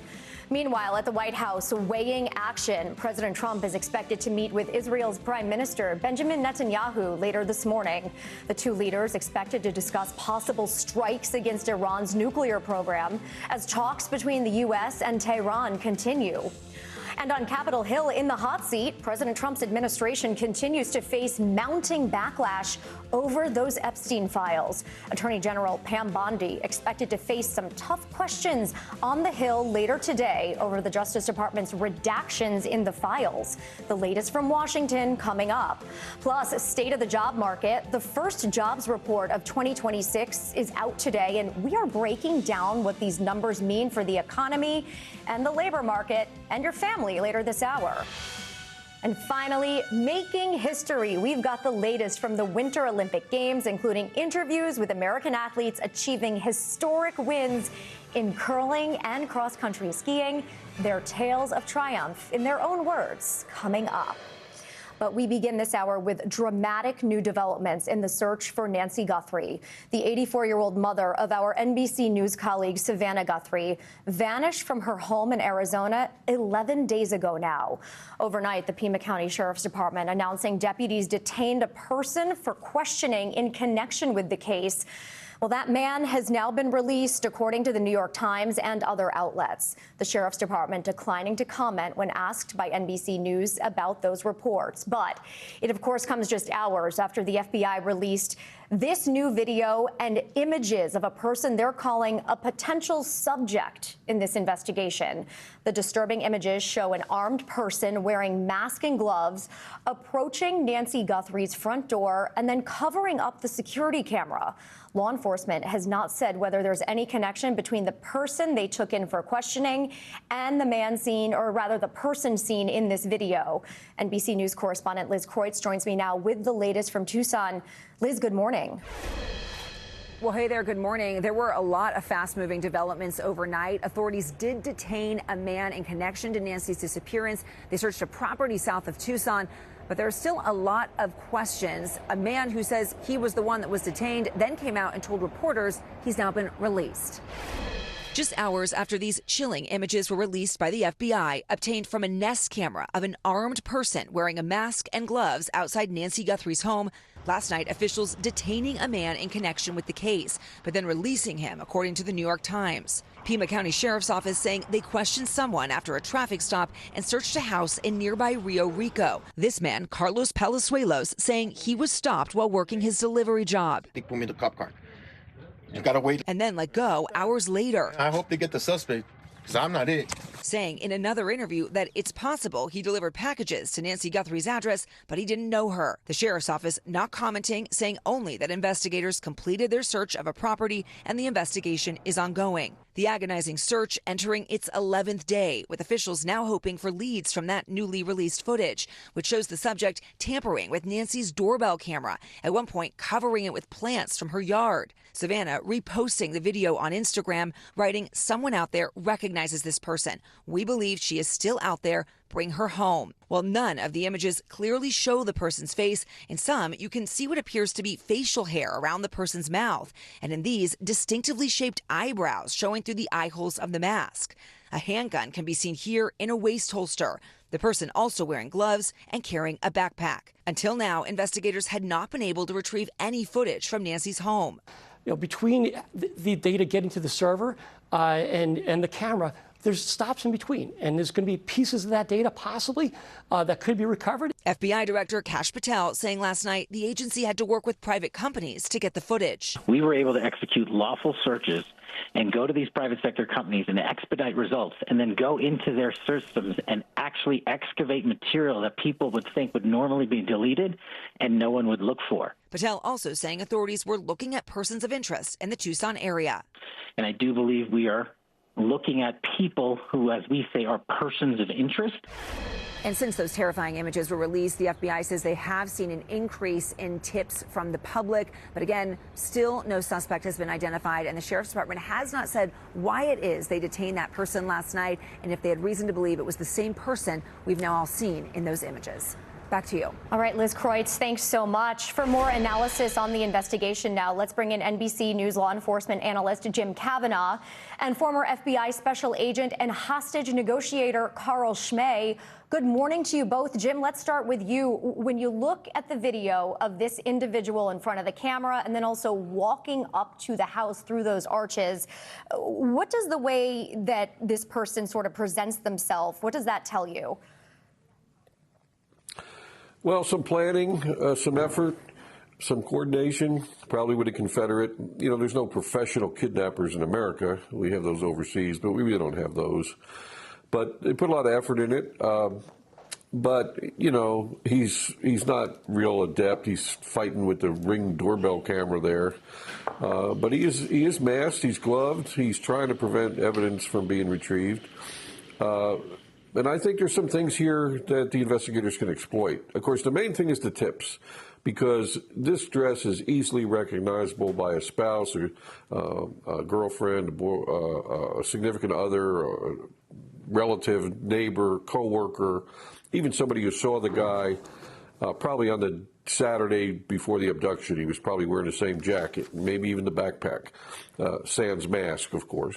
And people carry guns routinely in Arizona, so that's nothing. I mean, people walk into stores and restaurants with pistols all the time, so, you know, he could even be carrying a gun. And that holster is very recognizable. So that's the main thing that they'll be able to exploit. But there's other things they can exploit here as well for good avenues of investigation. And Carl, what does this video, these pictures tell you about this person's experience level or anything about the nature of the crime? Going off what Jim said, what do you see about the planning, picking up the flour to kind of cover up the camera? Did they do their homework?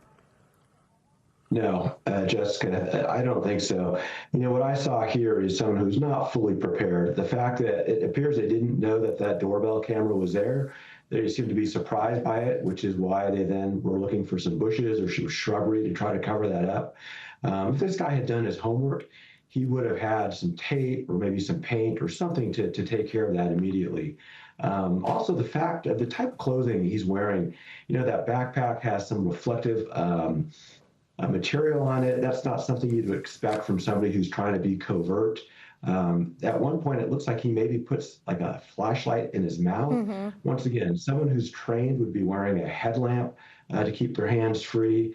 The way he's carrying that gun, you know, in his waist like that, once again, someone who's tactically trained is not going to carry that kind of a holster nor carry it like that. So I see someone who, he's clearly dangerous because he's armed and he was still successful, but I don't see someone who's got a vast amount of experience in this. Carl, we still don't know if there is a connection between this video and those unverified ransom notes that were sent to the local TV stations. But when you take this from a hostage negotiator perspective, does a video like this, which shows the person was armed, albeit in a sort of different way because it's holstered in the front, but does it impact the way law enforcement will go about attempting to communicate with those who are tied to this crime? That's been one of the challenges of this case. So in order to have a successful negotiation, you need to have an open channel of communication, whether that be by phone, email, text. And from what we've been told, it sounds like there's been very limited communication with the kidnapper. You know, we can assume that the person at the door is associated with the kidnapping. And, you know, if those ransom notes are valid, yeah, law enforcement and the FBI is going to assume that that person is armed and dangerous. And it sounds like they've made some threats. That's very common with kidnappers. They like to set deadlines and make threats to put pressure on the family. Jim Kavanaugh and Carl Schmay, thanks so much for your perspective on a story that is very close to us here. Thank you.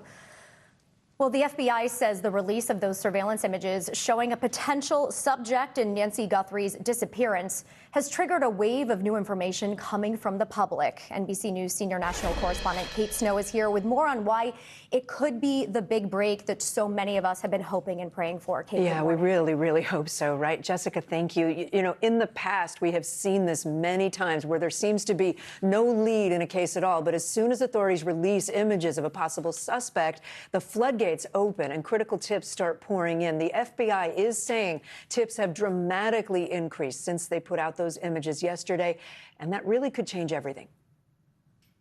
This morning, hope that someone will recognize this masked person, their eyes still visible despite a full face covering, wearing a backpack, sneakers, and a gun holster, all details that could trigger someone to make a critical call. Experts say video like this can lead to breakthroughs, with the FBI hoping the public's response will move the investigation forward. This investigation of this magnitude was going to require the public's assistance, which is why we put it out nearly immediately, the video, the photos, and sharpened images. And we continue to receive tips, and based upon that, we were able to expand the investigation. It's happened many times before. Well, he has his beanie pulled down, so the only thing you can see is his eyebrows. That's the manager of a Pennsylvania McDonald's calling 911 after customers noticed Luigi Mangioni's distinctive eyebrows. The tip coming just one day after the police released this photo of the suspected assassin of United Healthcare CEO Brian Thompson. And less than a week after this surveillance video showing the murder went viral. We know the public will play a critical role in identifying and locating these individuals. Surveillance video also expediting the capture of the two brothers responsible for the 2013 Boston Marathon bombing. Hours after the FBI released these images showing the Tsarnaev brothers at the marathon finish line, the publicity prompting a flood of tips that led to their capture. And more recently, in the Charlie Kirk shooting, suspect Tyler Robinson turned himself in at the urging of his parents after photos and this video of the shooter running away from the scene were made public. His picture in the news, the gun on the news, he knew it was inevitable that he would be caught. And then just last December, after the Brown University shootings, a post on Reddit around the FBI poster containing photos of a suspect led to a man saying police needed to look into a gray Nissan. That person led us to the car, which led us to the name, which led us to the photographs of that individual renting the car, which matched the clothing of our shooter here in Providence. Now, law enforcement hoping this video will spark a response, with the Guthrie family calling on members of the public to once again step up. Already online, people are poring over every detail of the photos and the videos, from the shape of the person's eyebrows to the jacket he was wearing, trying to identify the sneakers he wore, the brand of the backpack. So often, Jess, it is the one little thing that somebody out there notices and calls authorities about, and that changes everything. And that's why it's so important to keep taking a look at these pictures. You don't know what you don't know. Exactly. Yeah. All right, Kate, thank you so much. We take you now to Capitol Hill, where pressure is mounting on U.S. Commerce Secretary Howard Lutnick for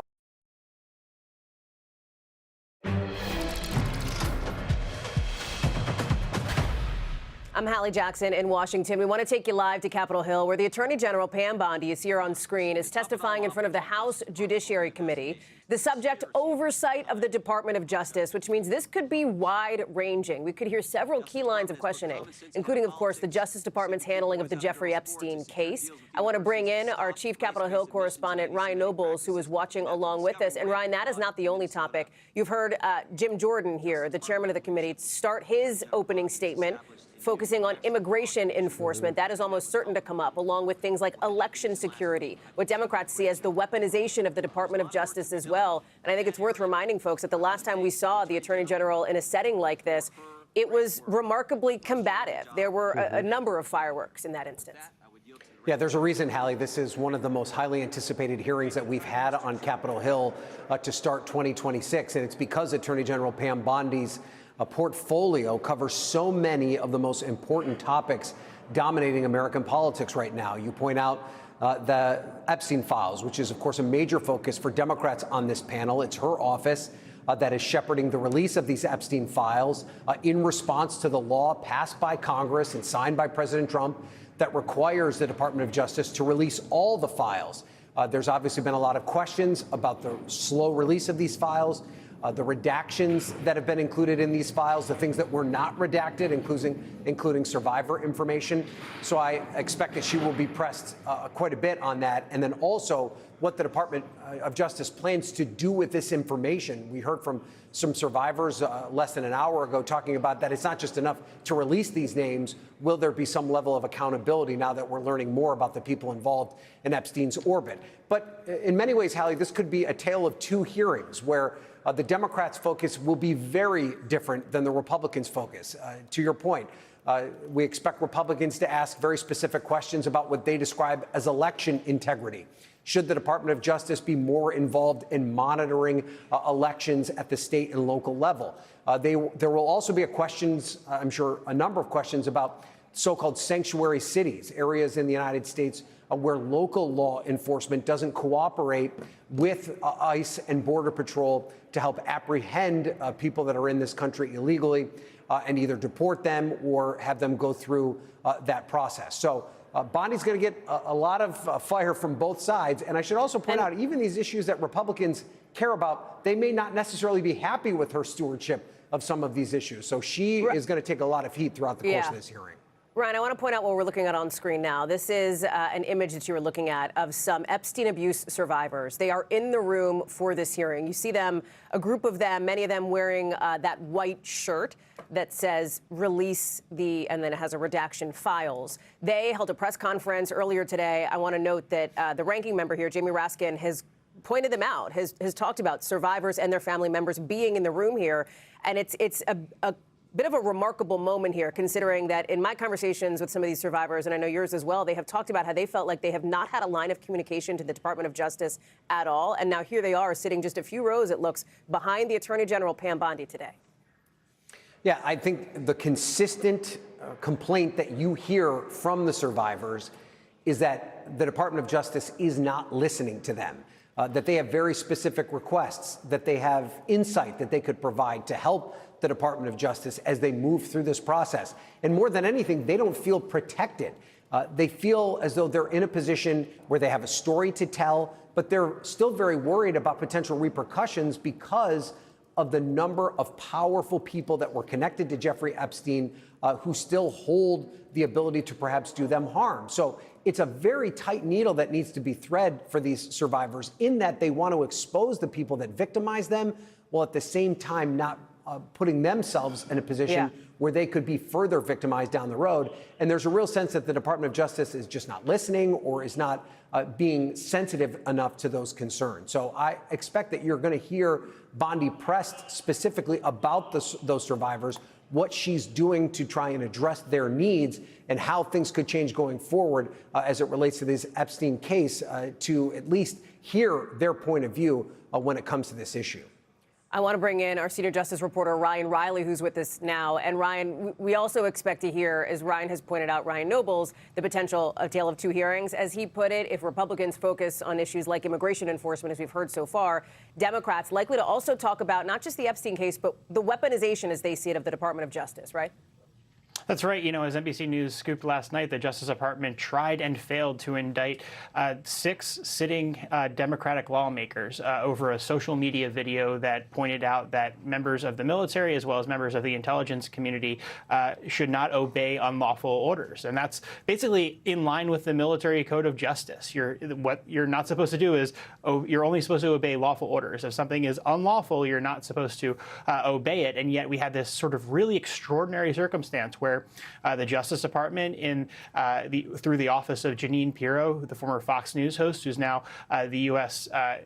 Attorney for the District of Columbia, attempted to prosecute and secure indictments against these 6 sitting lawmakers. And just from covering the Justice Department for years, I can't underscore enough just how unusual this is and how extraordinary that attempt was, because under normal circumstances, you would have had all of these layers of protections through the Justice Department, these checks to make sure that the powers of the Justice Department weren't being used for political purposes. So way before you get anywhere near seeking an indictment, you would have had to go through this internal review at DOJ about whether this would impede on anyone's First Amendment rights or their speech and debate rights. And even before attempting to interview a member of Congress, which is an extraordinary act onto itself, you would have had to get explicit permission from the foremost experts within the Justice Department about these areas of the law. And obviously now, during the Trump administration, we've seen that office that normally had all of those checks in place, the public integrity section, just basically wiped off the map in terms of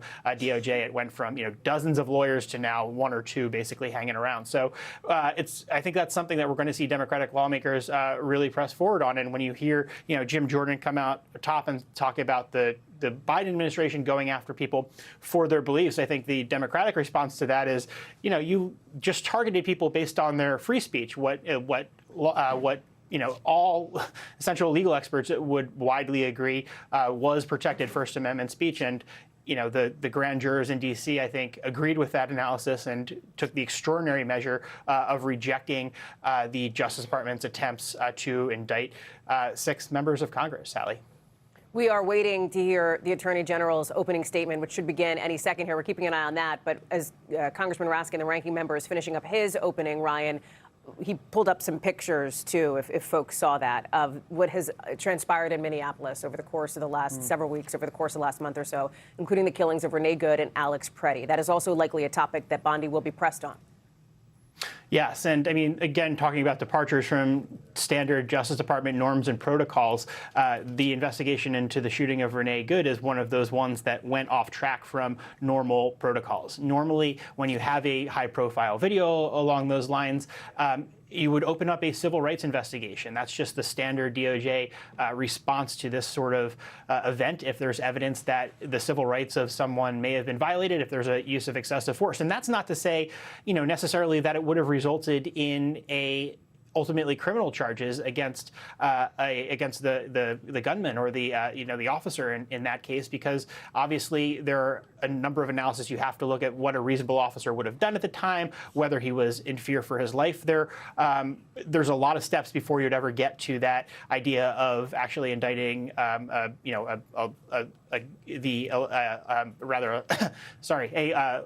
enforcement officer there, but. That's just a scenario that we're in.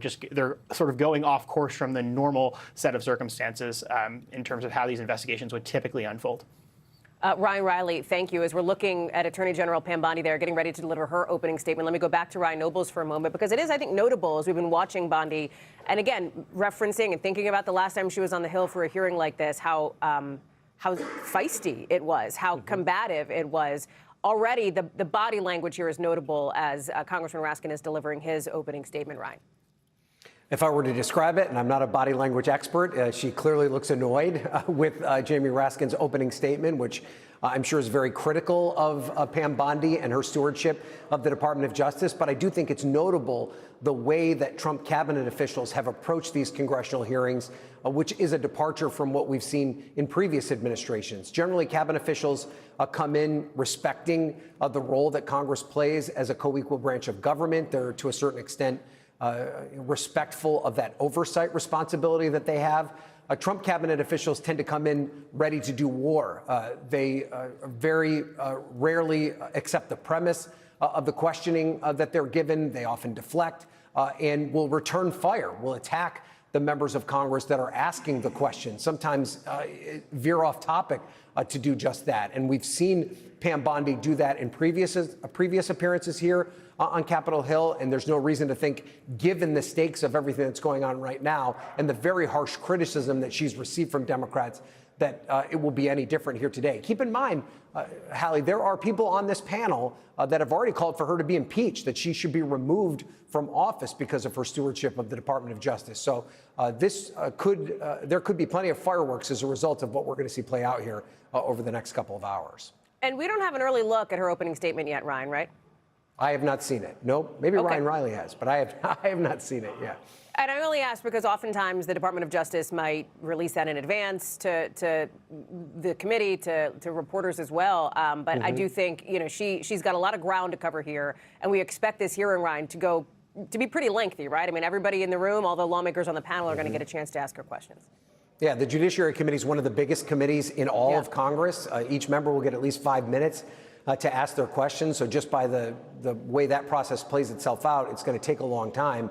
But also the chair and ranking member have additional abilities to ask questions beyond the 5-minute allotment. So we should expect to hear a lot of back and forth from that in that regard as well. But I do think her opening statement will be key because it will establish what she thinks the priorities are of the Department of Justice. And it will be interesting to see if her priorities are in line with the work the Department of Justice has done now. Will she focus on the efforts around the mass deportations? Or will she talk about the fact that there have been a lot of these what Democrats would describe as political prosecutions that have been at the behest of President Trump? That's one thing the Democrats pressed her on in the past, and it'll be interesting to see if she believes that that's a focus of the Department of Justice. The Attorney General now sworn in front of the Judiciary Committee. Let's listen in to her opening remarks. Your testimony, Madam Attorney General, you may begin. Thank you. Thank you, Chairman Jordan, Ranking Member Raskin, and distinguished members of this committee. Thank you for hosting me here today. I'm grateful for the opportunity to answer your questions, highlight the work of our department, and discuss the most important topic of all, keeping the American people safe. A little over a year ago, I was sworn into office as the 87th Attorney General of the United States. I came into office with the goal of refocusing the Department of Justice on its core mission after years of bloated bureaucracy and political weaponization. The Department of Justice's core mission is to fight violent crime, protect the American people, and defend the rule of law above all else. While our work is never done, we have made tremendous progress to make America safe again. In 2025, we saw the lowest murder rate in 125 years. That's nothing short of historic. If you compare 25 to 24, here's what you'll find. The murder rate is down 21%, robbery down 23%, carjacking down 43%, gun assault down 22%, ag assault, burglary, could go on and on. Crime is declining. This did not happen by accident. The numbers tell an important yet straightforward story. President Trump has given us the resources, the support, and the leadership to protect the American people. President Trump's policies have saved lives. I cannot think of a policy outcome more important than protecting the lives of American citizens. Can you? This trend has been especially clear in Washington, D.C. and in Memphis. These are two iconic American cities that spent years in the grip of horrific violent crime. The Department of Justice surged law enforcement resources, and the results came quickly. Crime plummeted in both cities. And I want to make one point loud and clear. We achieved those results by working with Democratic mayors. Public safety does not have a party registration. When your constituents call 911, they don't ask for political views of the responding officer.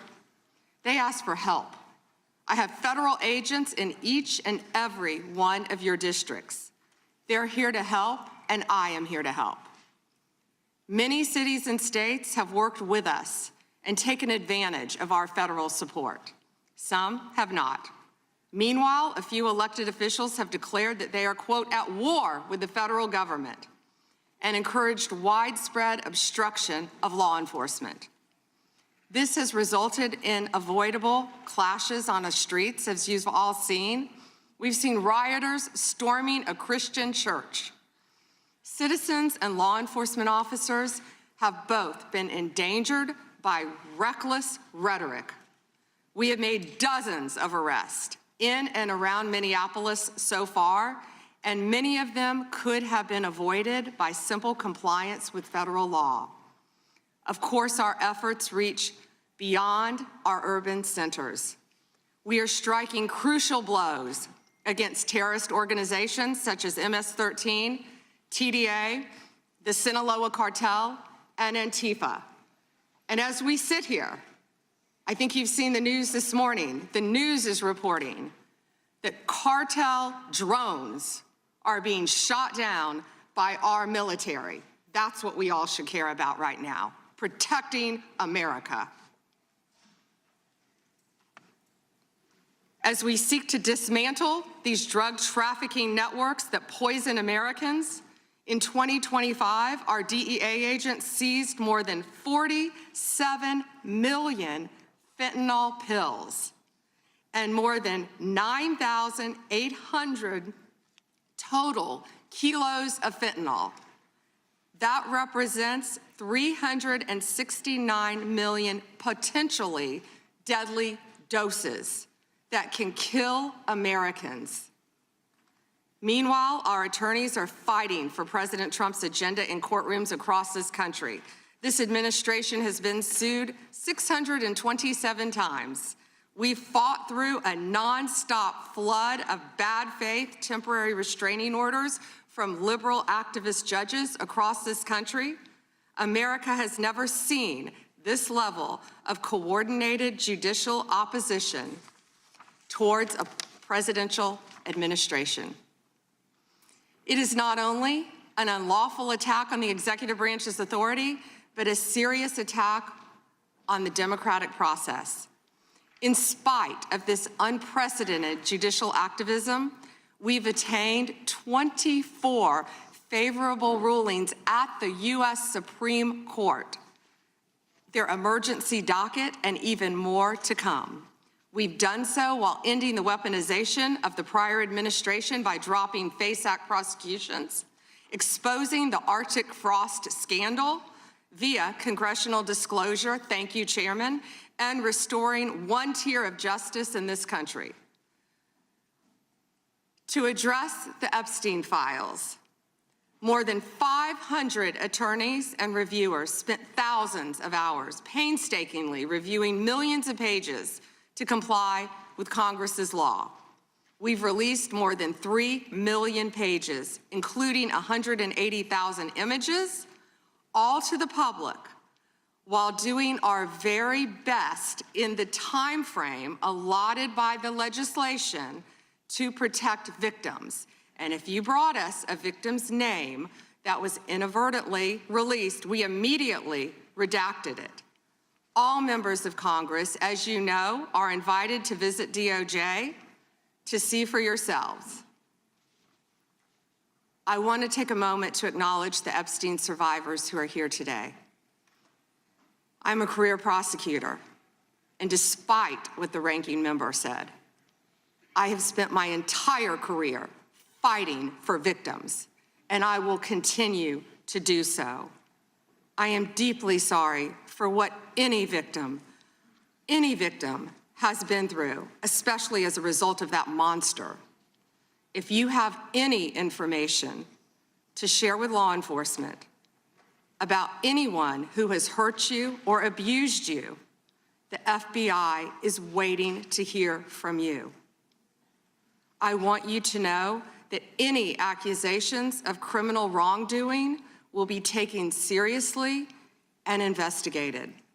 The Department of Justice is committed to holding criminals accountable to the fullest extent of the law.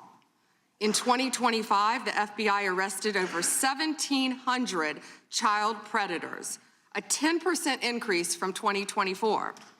We also located 2,700 victims of child exploitation and shut down 3.8 million dark web pedophile accounts. 3.8 million. So please, if you have information to share that needs to be investigated, contact the FBI. Today, I look forward to discussing further our shared obligation to protect the American people, uphold the rule of law, and keep this nation safe. Thank you. Thank you, Madam Attorney General. The chair we now proceed under the 5-minute rule. The chair recognizes the gentleman from California for 5 minutes. Thank you, Mr. Chairman. Madam General, thank you for your extensive remarks, particularly on your continued investigation of those responsible over the years in the Epstein debacle. Obviously, you have an amazingly full docket between civil rights, between criminal, between so-called white-collar crime, and doing so, as the chairman said, at a time in which both you and the president are under attack, and our ICE agents and FBI and others are under attack when they try to enforce the law. I personally want to apologize for those who would embolden, support, or even stand with those lawbreakers that sit on this and other daises here in Congress. My job generally is to talk about patents and trademarks as the chairman of that subcommittee. I'll forego that today because one of my other jobs is the creation and maintenance of Article 3 judges, and I work with the Chief Justice on that, and we're trying to expand the court. But currently, there are only 677 district court judges. They have very full dockets as well. But you create a tremendous amount of judges, particularly immigration judges. You do so in order to save the court that, but adjudicate, as is requirement, each of those people who claim a right to be here in the United States. And that has been going on under Republican and Democratic administrations for years. What's unique about the Trump administration this time is that you and President Trump have managed to reduce the backlog of people seeking that for the first time in decades. You are getting ahead of that tremendous backlog that caused, for better or worse, the release of millions of people with little pieces of paper saying, come back later when we call you, and often to no avail when you call. So I want to congratulate you on that because it's an accomplishment you might not take credit for and the other side would never give you credit for. But I hope you can continue to do that and do more. And I say so for a reason, because much of this hearing will be about Minneapolis and other places in which the backlog of criminal aliens, including in my home state of California, people who have hurt other people, people who have victimized their communities, is extensive. And although the overall number through adjudication may be going on, because of places like my home state, California, you're unable to apprehend people that my sheriffs want apprehended. They desperately want to cooperate, and they're prohibited by law.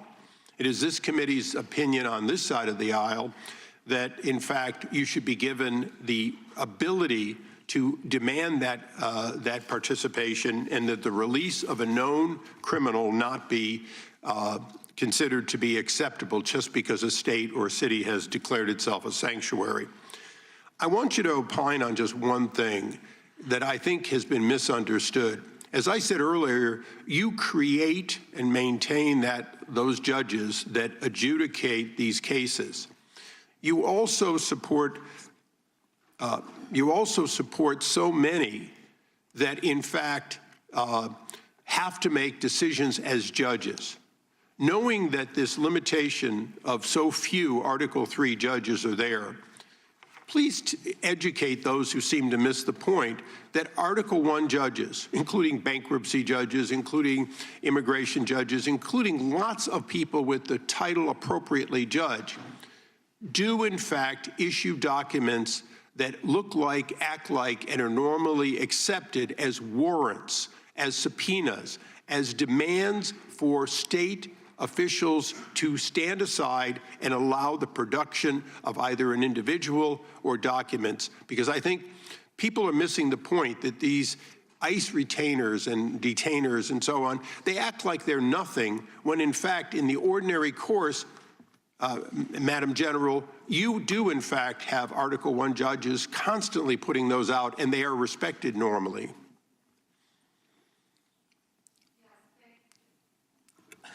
Thank you, Congressman, for talking about all the great judges. And if I could add one thing to that, we are always recruiting and looking for judges. So please reach out to our office for these judges who are handling all these very important matters. We've even added some JAG officers as immigration judges. Thank you.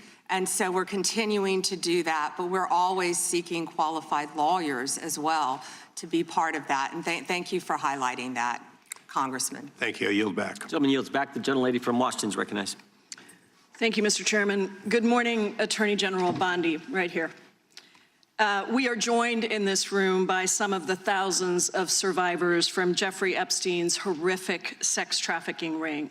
They have shown such incredible courage in speaking out, in demanding accountability to bring the predators and pedophiles to justice. The Epstein Files Transparency Act required your Department of Justice to disclose the perpetrators connected with Epstein's criminal activities and to redact the information of survivors to protect their identities. Let me show you what actually happened. First, in violation of the law, your department has shown a pattern of redacting the names of powerful predators. Here behind me is one example of an email from Epstein to a man whose name was redacted. The email reads, quote, "Where are you? Are you okay? I loved the torture video." Only after members of Congress demanded that we see the unredacted files did the world learn the name of this individual, Sultan Ahmed bin Sulayem, the chairman and CEO of a company that had financial ties to President Trump's business and personal ties to Trump's advisor, Steve Bannon.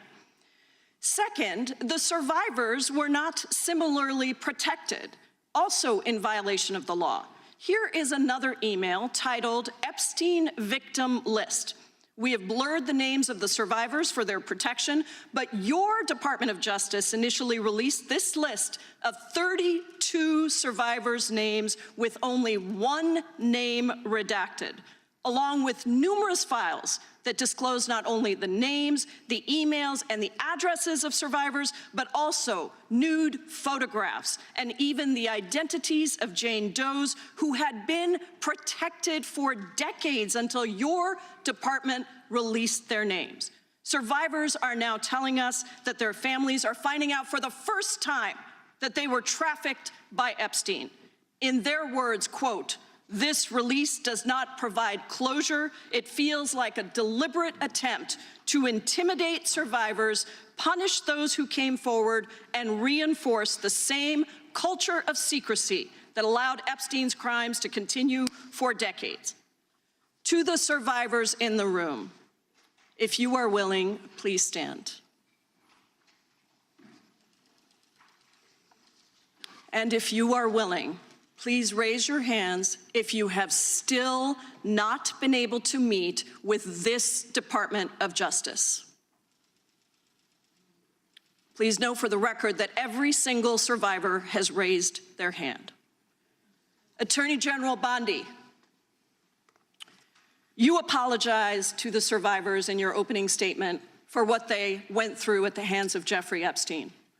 Will you turn to them now and apologize for what your Department of Justice has put them through with the absolutely unacceptable release of the Epstein files and their information?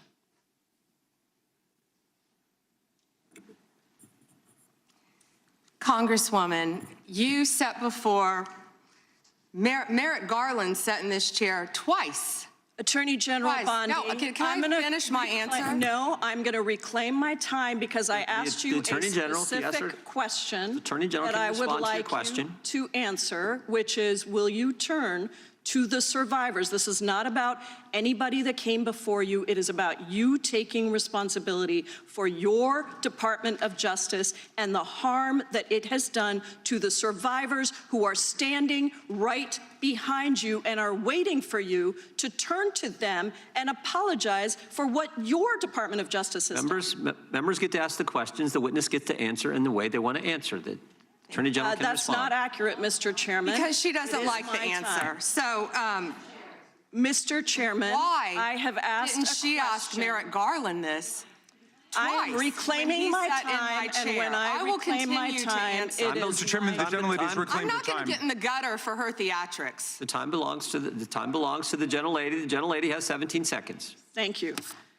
You're not going to answer this question, so let me just Chairman, say I'll this. direct it to What a you. massive No, I'm cover-up. answering a question. Chairman, will you Chairman. restore her time? The witness I'm is not gonna interrupting. get in the gutter with this woman. Stop the She's time doing theatrics. and let me have my time. The gentlelady from Washington controls the time. The gentlelady has 17 seconds. You can proceed with your final Thank you. 17 seconds. What a massive cover-up this has been and continues to be.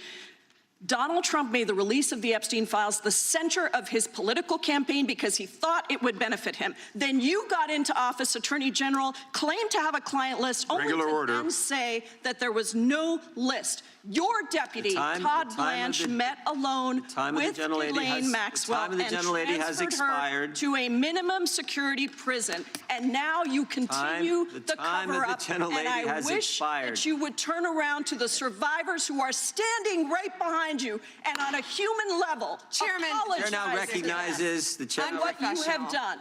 The time of the gentlelady expired. The gentlelady, you have no time to yield back. We appreciate that. We appreciate the thought. And I would argue the central issue in the last election, the presidential election, was securing the border. The gentleman from Arizona who knows something about securing the border is up for 5 minutes. Thank you, Mr. Chairman, and thank you, Attorney General Bondi, for being here today. In 2022, Lafarge, which is a French cement company, pled guilty in U.S. federal court to participating in a criminal conspiracy with ISIS. That conspiracy contributed to the deaths of U.S. service members fighting in Syria during Operation Inherent Resolve. As part of the plea agreement, Lafarge was required to pay more than $775 million into DOJ's asset forfeiture fund.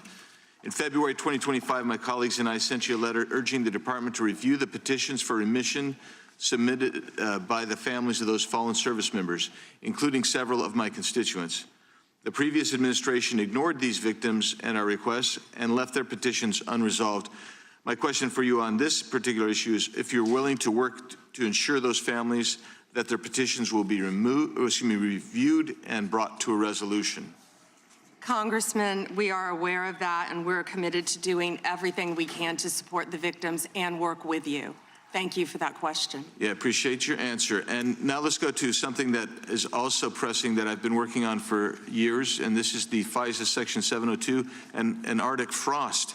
In January 2025, you testified before the U.S. Senate and agreed with Senator Lee that, quote, anytime an American citizen's private communications are intercepted or stored, whether through incidental collection or otherwise, those communications should not be searched without some showing of probable cause, close quote. You still hold that view today, I assume? Yes. And during the most recent FISA reauthorization, I offered an amendment to establish a clear warrant requirement for searches of Americans' data while preserving every publicly cited operational exception, including emergencies, defensive queries, cybersecurity threats. And my intent was to ensure the Department of Justice could continue to keep Americans safe while also ending warrantless searches of U.S. persons' data. Are there any additional circumstances or exceptions that you believe must be included to ensure DOJ can continue to operate effectively while still protecting American citizens' data and privacy? Yeah, Congressman, we are committed to working with Congress to uncover weaponization and other misconduct by Jack Smith, by others, Arctic frost, everything that happened under the past administration. And we are committed to working with you on that. And we are working with Chairman Jordan, with the House Intel, with all of our my fellow cabinet members on resolving that issue. Well, thank you. And I'm glad you brought up Arctic frost, because Section 702 was used in the Arctic frost investigation. It was. And information derived was used by Special Counsel Jack Smith. And my question has always been, and no one's been able to answer this, is what was the legal predicate for using a foreign intelligence authority in the Arctic frost investigation? Have you been able to ascertain any legal predicate? Congressman, what I can tell you today is that has been referred to my office. I can't discuss anything regarding that because it is very active and ongoing. And you probably can't answer this one either, but I really want to know if Section 702 queries related to that matter involved members of Congress, which we know at some level it did, congressional staff, which we know at some level did, We've heard that journalists or other U.S. persons not suspecting of acting as foreign agents were also caught up in that. Can you answer that question and say whether queries did cover all those groups I just identified? It is a very active pending investigation within my office. However, I believe many members of Congress have stated that their phones were part of Arctic frost.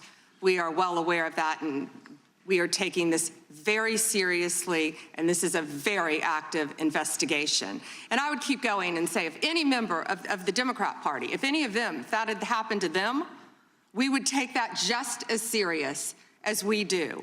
And they should be jumping up and down, screaming, supporting you and what you want to do, because this should be a bipartisan issue. Well, I hope it is a bipartisan issue. You know, I'll just leave with these last couple of questions, which I'm sure fall into the same investigation privilege. But that's this: how many such queries were actually conducted overall? This is outside Arctic frost in the prior year by the FBI or other intelligence community. And particularly, we really need to know what were the legal standards applied? Did they use probable cause? Did they use reasonable articulable suspicion? Or did they have no individualized suspicion and just were gathering up information? And that's beyond the investigation with regard to Arctic frost. I don't expect you to have that information today, but if you can help get that information so we can understand the extensive nature of this continued misuse of 702, it would be very particularly helpful. And it was extensive. Yes, Congressman. Thank you. Time of the gentleman has expired. I have a UC, Mr. Chairman. And that is the gentlelady from Texas. I ask unanimous consent to enter into the record. El Paso airspace reopened after FAA quickly rescinds 10-day flights restriction. This was published by the Texas Tribune on February 11th, 2026, and it says it was because of an impasse with the DOD over the use of unmanned military aircraft and not triggered by Mexican cartel drones. Without objection. Point of order, Mr. Chairman. I didn't hear back about the second round of questions. I assume that's not happening. I just want to be able to assure the members, certainly on my side, if not both sides. That's not a point of order. No, that every member will get 5 minutes with the witness. Will there be 5 minutes for each? Yeah, you get 5 minutes. Yeah. With the witness. Okay, yeah. very good. Yeah. Okay. And are you up next? Gentleman from New York is recognized. Mr. Chairman, I want to begin by acknowledging the survivors of Jeffrey Epstein's horrific abuse who are in the room with us today. I want to thank all of you for your bravery in speaking out. I want to say that you and the other survivors of these heinous crimes deserve better from this Department of Justice. In particular, it is shocking that the department did not redact the names of Epstein's victims, but it did redact the names of their abusers. I don't know whether this was done out of incompetence or whether it was deliberate and malicious, but either way, it is completely unacceptable. Even more troubling, the DOJ has failed to bring any of these perpetrators to justice. Instead, it has engaged in a relentless pursuit of Donald Trump's perceived enemies. I want to focus on just one example: the Attorney General of my home state of New York, Tish James. This DOJ has been hell-bent on securing an indictment against Ms. James for something, anything, simply because she held Donald Trump's companies accountable for years of financial fraud. And indeed, the department manufactured an investigation against her for alleged, quote, mortgage fraud. But the U.S. attorney leading the investigation, Eric Siebert, a Trump appointee, refused to bring charges against Ms. James because there was simply no evidence. Unfortunately, a prosecutor who refuses to do Trump's bidding has no place in this DOJ, so Mr. Siebert was forced out.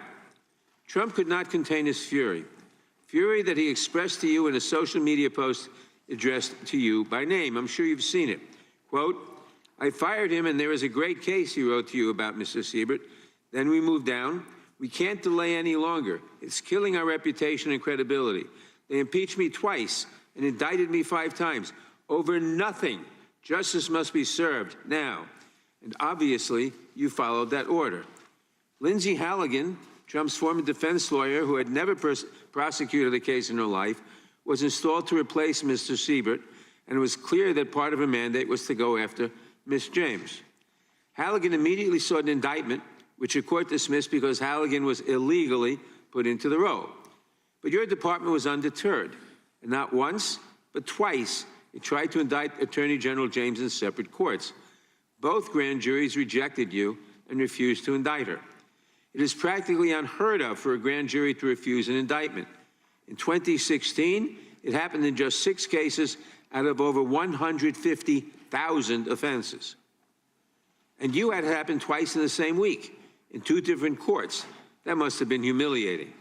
And now there are reports that you are continuing to investigate her. The amount of resources that have gone into targeting Attorney General James, months of investigations, multiple failed indictments, is astounding. Since your own prosecutors told you that there is not enough evidence to support a conviction, it's clear that you were going after her simply because she held President Trump accountable and he wants to punish her. And she is just one name on a long list of Trump political enemies that DOJ is reportedly targeting. From Jerome Powell and Lisa Cook at the Federal Reserve to James Comey, numerous Democratic members of Congress, John Brennan, Jack Smith, Democratic officials in Minnesota, Chris Krebs, Miles Taylors, and more. And those are just the ones we know about. In contrast to these politically motivated investigations, grasping at something they can charge their enemies with, we now have concrete evidence of disgusting criminality revealed in the Epstein files. So I really have just one question for you. How many of Epstein's co-conspirators have you indicted? How many perpetrators are you even investigating?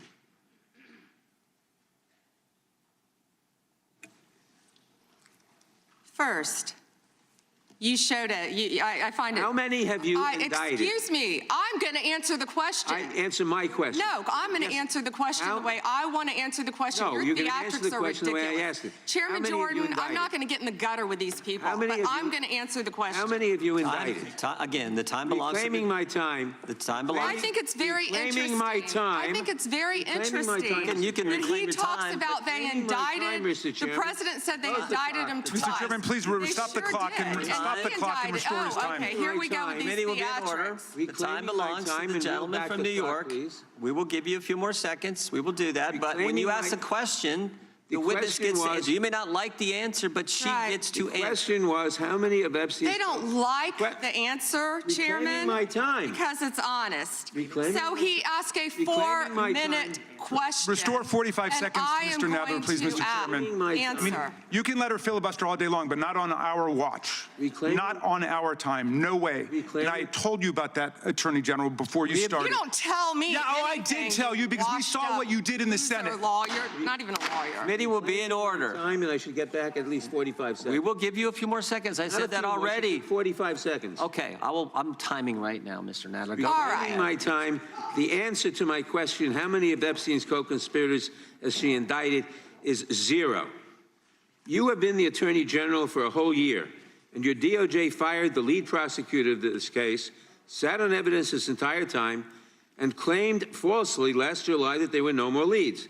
It took an act of Congress for you to finally release part of the Epstein files, and when you did, you included personal information about the victims while protecting the names of abusers. Time of the gentleman has expired. Brought to justice, but enormous resources Time of the dedicated gentleman to has Trump's expired, enemies. and It's obviously clear that under your leadership, the Department of Justice there was no longer no works question for the in American there. people. It works Order for respond Donald to. Trump.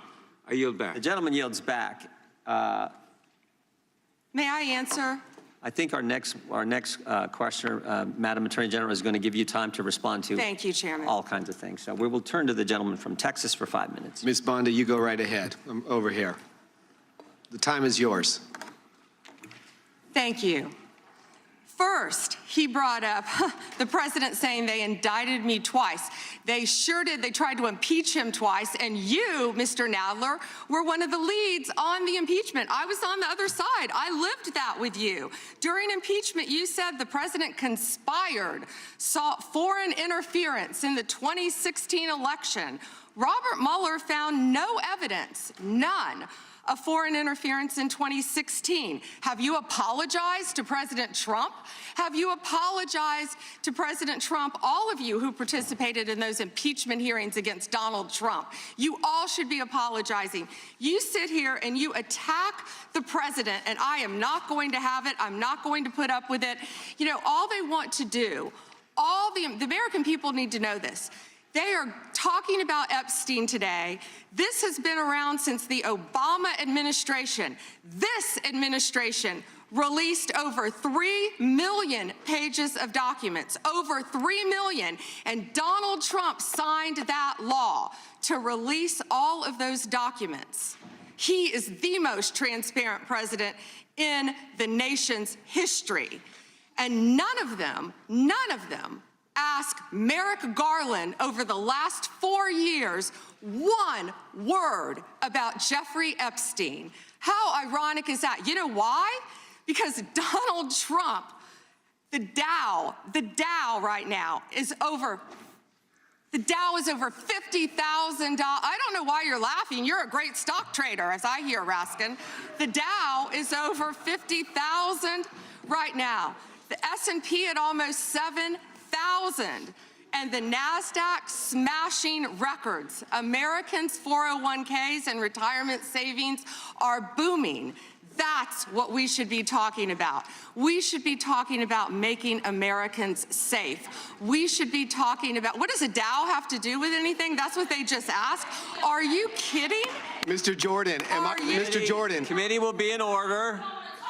Mr. Jordan, am I going to get an extra 45 seconds added to my time? The committee will be in order. The time belongs to the gentleman from Texas. Ms. Bondi, the Attorney General can respond.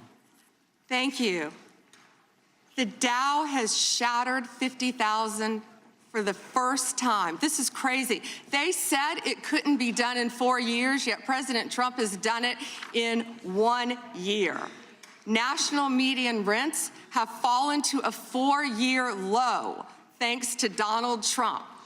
That's why they want to focus on Epstein and our most transparent president in the nation's history. The murder rate, as I said, has plummeted to a 125-year low thanks to Donald Trump. For an unprecedented 9 straight months, there were 0 illegal border crossings at the southern border. That's what we should be focused on. All the great work that this president has done and will continue to do to keep America safe and to make Americans safe. Thank you, Attorney General Bondi. I agree with you totally. I think you've done a fine job. I think that Democrats, in fact, should be apologizing to the Epstein victims for doing nothing during the 4 years that they were running the government. We did not hear about this, and it took you and President Trump to finally provide transparency and give answers to the American people, and I want to thank you for that. I want to thank you also for standing up for truth today and for fighting back against the theatrics and the time waste that you will endure over the next hour or two. I want to apologize on behalf of my colleagues on the left. They're not all that bad, but they've got to put on a show. And I'm sorry that you have to go through that. And I would like to yield the last, I'd say 40, but 40 is 80 seconds. The clock says 40, but I've got 80 seconds since I was so rudely interrupted, and I'll give all 80 seconds to Chairman Jordan. And I would just yield to the Attorney General if she has anything to add. I'm fine to continue. Thank you, Chairman. All right. The chair now recognizes, the gentleman yields back. The chair recognizes the gentlelady from California. Thank you, Mr. Chairman. I would note that Mr. Nadler's question has not yet been answered, but I want to start by asking that out of respect for the American public and the Epstein survivors, some of whom, of course, are here today, that we can have a transparent conversation and get the public the answers they deserve. I want to briefly direct your attention to 2 documents I'm hoping we will put up on the screen. In the first, an individual emails Jeffrey Epstein asking whether a woman identified as M was pro or civilian, and Epstein responds that she was a civilian, Russian, and fun. In the second email, Epstein writes to Steve Tisch about a Ukrainian girl, noting that she was, quote, a little freaked out by the age difference and stating that he would try to convince her not to return to Ukraine. He then instructs Mr. Tisch to call him, adding, I don't like records of these conversations. So I'd like to ask a straightforward question that really is either a yes or no answer. Do these emails constitute credible evidence, not proof, but credible evidence warning further investigation into whether Steve Tisch was involved in Epstein's criminal conduct? Do you think yes or no? I'm not going to play a yes-no game with you, but I will answer the question to the best of my ability. As I said, we will look and investigate any case involving any victim. I'm not familiar, there were 3 million pages, of course, with that email, but of course, we will look into anything. The documents have been released, 3 million, the redacted versions, we left them open for all of you to come view. I believe you view them. If not, will you have some copies? I'd like to. Could I finish, please? I'm not being rude, please. I only have 5 minutes. No, yeah, and I only have 30 seconds based on your filibuster. Well, you didn't give a yes or no answer, so let me just go further. Director Patel testified in this committee room that there was no credible information indicating that Epstein trafficked victims to anyone else. And glancing at the documents, that proves that's not the case. In July, your department issued a memo stating that it had conducted an exhaustive review of the Epstein files and concluded that no additional individuals would be charged. So I did go over to the Department of Justice yesterday. I would note that 400 and all our 35 members are in the House, and there's 4 computers. So it would take many months to actually have the time. I only had a few hours. I think the transparency argument is really kind of a sham because it's not really possible. Whoa. Did you have to wait to get a computer? It is not possible to, hang on. to really go in. I did, however, see a U.S. attorney information for the Southern District of New York indicating that there were additional survivors and probable co-conspirators. Other members of Congress have uncovered likely co-conspirators whose names were blocked out. Now, the Epstein File Transparency Act, which all but one member of this House voted for and the president signed, requires the department to release everything except that it needs to be redacted to protect the victims or an ongoing prosecution, which apparently there is none from the testimony we have received.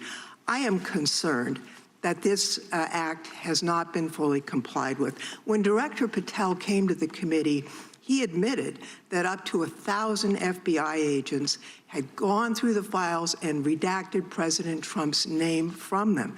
And it's pretty clear that what has been transmitted from the FBI continues to redact President Trump's name, even though he is mentioned thousands of times in these files. So I think the credibility of the department in terms of complying with the act has been damaged.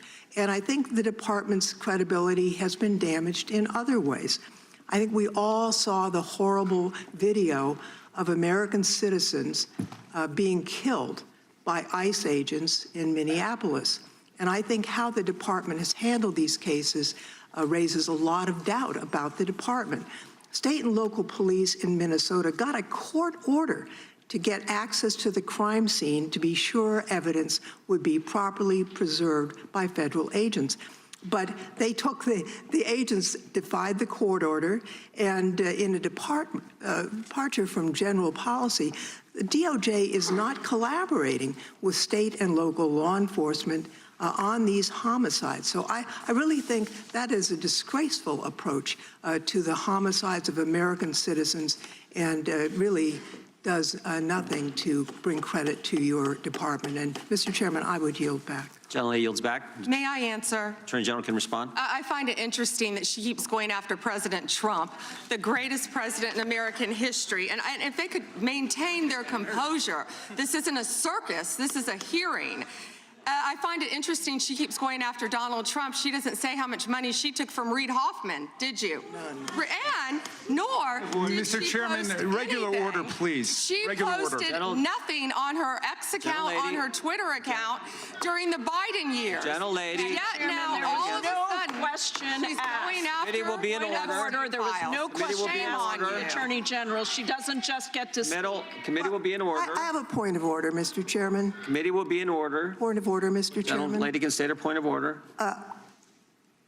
when a witness attacks. Not a valid point of order. You got to state. She hasn't completed her point of order yet. Please let her speak, Mr. Chairman. Let's have some regular order here. Regular order is you got to state the rule. And I am trying to make a point of order that the witness, and what rule are you referring to? Without responding to a question, has attacked me personally. I think it's pathetic that she can't answer the questions and instead is attacking that is not even close members to a of the point of committee. order. The gentleman from Wisconsin is recognized. In August of last year, I sent a letter to the Department of Justice asking for assistance in seeking compensation for the town of Lac du Flambeau. Town of Lac du Flambeau is in my district, and your office replied that it was an ongoing matter and unable to comment on it, which I understand is just fine. But I want to set this up just as a reminder. So 3 years ago, it was at this time of year that 4 roads were blockaded in the town of Lac du Flambeau, and the temperature was 25 below zero. People had to park their cars at a neighbor's place, take the snowmobile across the lake to get their car, and then be able to drive into town. There were people 80 and 90 years old that could not, were very concerned that they'd be able to get emergency medical services. And the perpetrators of this, the tribe out there, they demanded compensation from the town. I would call it extortion. They ultimately got $600,000 from the town of Lac du Flambeau. The unfortunate part, Mr. Chairman, is that the Biden administration took the side of the perpetrators who closed those roads off, and the Biden administration made it clear to the town of Lac du Flambeau that we are not on your side in regards to this. Well, fortunately, there was a federal judge that said, no, this is wrong, what happened, and these roads should be left open, they should continue to be left open. My question to you is, are you willing to work with my office and with the town of Lac du Flambeau to further investigate this matter and seek compensation from the tribal government after their extortion of $600,000 from this little town in northern Wisconsin? Congressman, you do a great job representing your district. And yes, we would more than welcome working with you, and we are familiar with that investigation. Mr. Chairman, I would just add, we're highlighting these miscarriages of justice in the previous administration. This is just another one of those small examples, no different than the Catholic Diocese in Richmond and many others that you have retold so many times. But here's another instance of what they did to a small town and nearly bankrupted them as a result of it. Fortunately, there was a federal judge that saw through it and has fixed it. I want to move on to fraud enforcement. You've established a National Fraud Enforcement Division. Is that correct, Madam Attorney General? Yes, Congressman. Has this new division begun any investigations and getting after those individuals that have committed the rampant fraud we've seen, like in Minnesota? Well, it's not only rampant in Minnesota, it's rampant throughout this country. Much of it is in California, as you know, and other places. Yes, we are working on it actively. Our criminal fraud division has been working on it. We are expanding that. It was the vice president's idea to come up with this amazing separate fraud division, which we are establishing and going nonstop, not only to expose the fraud in Minnesota, but around the country. It's taxpayer dollars that have been stolen from the American people, and we are committed to recovering that money and holding those people accountable. Mr. Chairman, I would remind everyone here, why did this happen in Minneapolis? Why did federal law enforcement have to go to Minneapolis? Because of industrial scale fraud. It was an assistant United States attorney that said, this is industrial scale fraud that's going on in Minnesota at this point. I sent a letter to our governor in Wisconsin. We're right across the border there. My district is only 20 miles from the city of Minneapolis. And I asked him to open the books for a federal audit on food stamps and Medicaid. Don't you think it would be a good idea for every governor to do that at this point? It protects the citizens, and I can't understand why that's not happening. And yes, I do think that's a great idea. It's happening around this country. And when our new division with Colin McDonald is established, it's established when Colin is confirmed. He's amazing. I think you've met with him, you said, Chairman. When that is established, we're going to work on both sides of the aisle. That's what we want to do, to stop fraud in every city, in every state in this country. We will continue to fight for the American people. So you would encourage every governor across the United States, after what we have seen in Minnesota, what we almost certainly know is happening in other states, you mentioned California, you would agree that every governor should avail themselves of federal resources to make sure that this industrial scale fraud is rooted out to protect the taxpayers of the United States. Is that correct? Absolutely. Mr. Chairman, I yield back. Gentleman yields back. The gentleman from Tennessee is recognized. Thank you, Mr. Chair. First, I'd like to thank you for holding this hearing and holding it in a proper fashion as you have. Secondly, I'd like to thank all of the victims of the Epstein case who've come here to attend this hearing, for doing it and for being brave and trying to move this justice forward. I apologize, I can't do it with the Attorney General not recognizing you. That's embarrassing.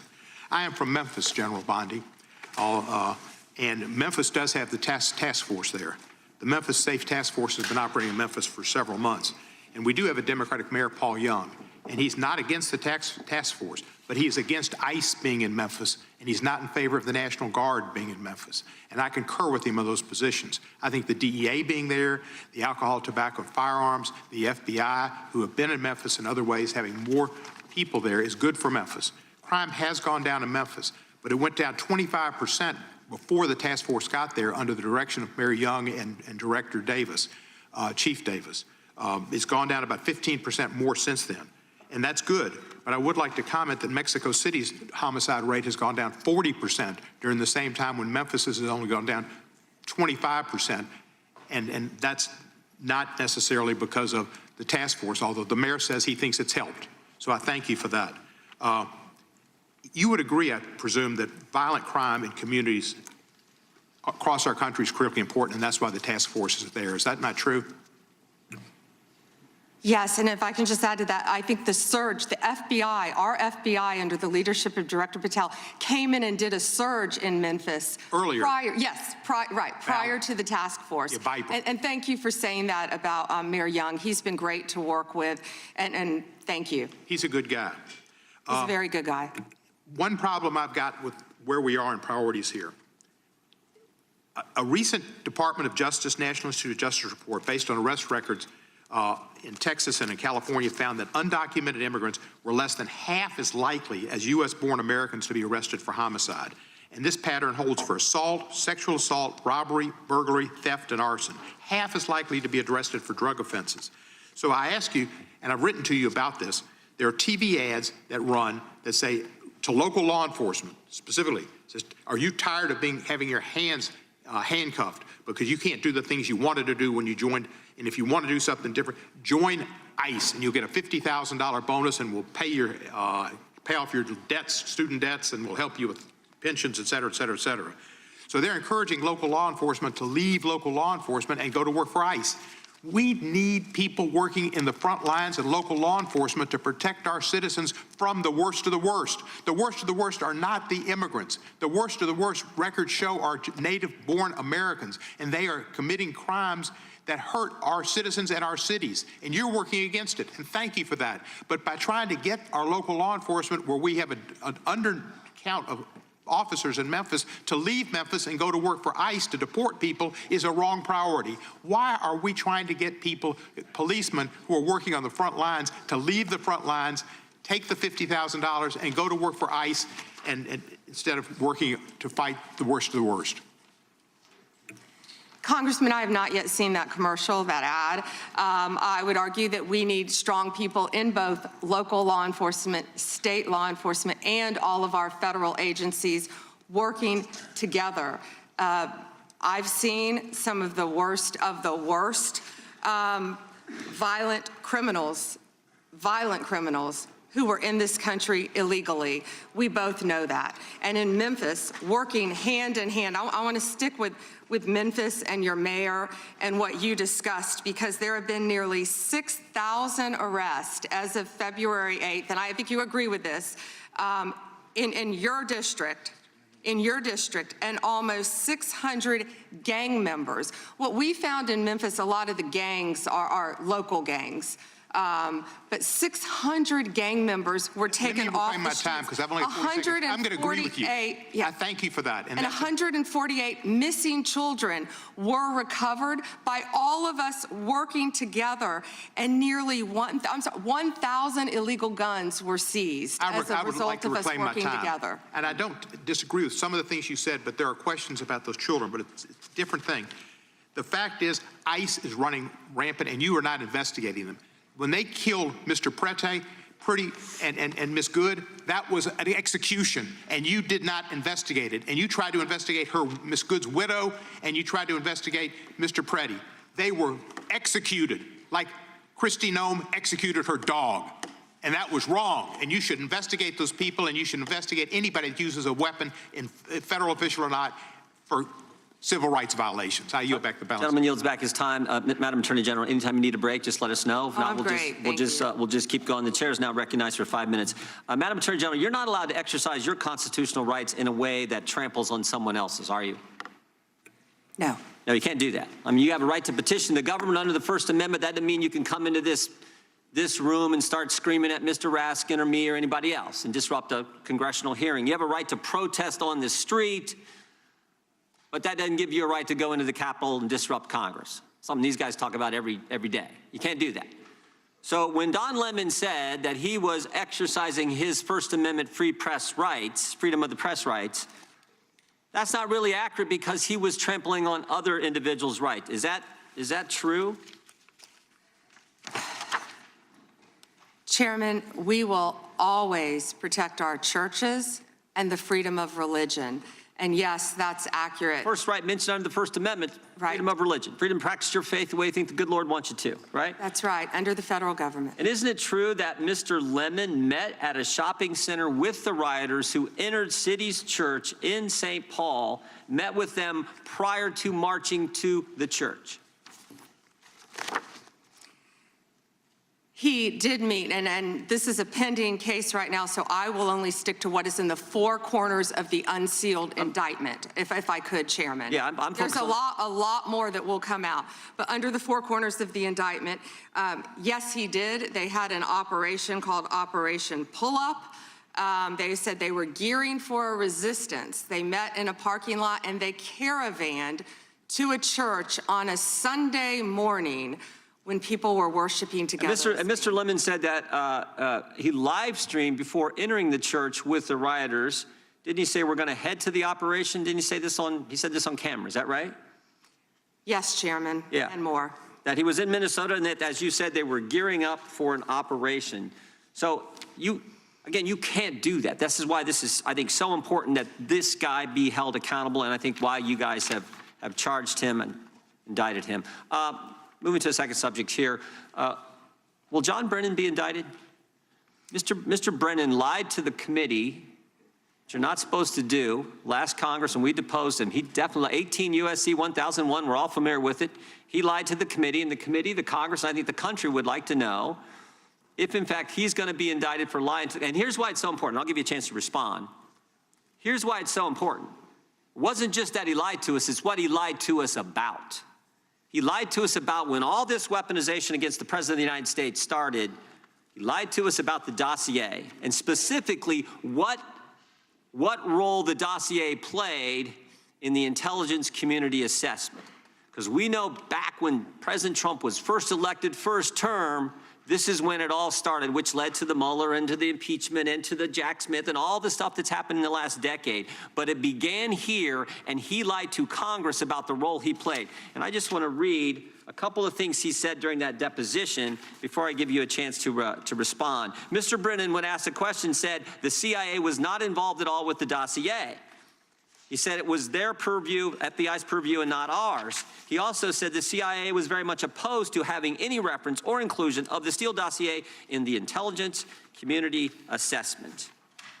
Well, that's interesting because declassified information that was declassified this past summer by the CIA says something entirely different. It says, Brennan, I want to put this one up if we have it. It says, Brennan ultimately formalized his position in writing, stating that, quote, this is released by the CIA Director Ratcliffe. My bottom line is that what I believe that information warrants inclusion in the report. He was further asked by an CIA official, The same officer said when he approached the director and asked that the director refused to remove it after being explained this wasn't good, with the dossier's many flaws, he said, yes, but doesn't it ring true? So this is John Brennan using that document to change intelligence community assessment, which I think led to all the stuff we've seen over the last decade. And I think this committee in the country, Congress in the country, would like to know if Mr. Brennan is going to be indicted.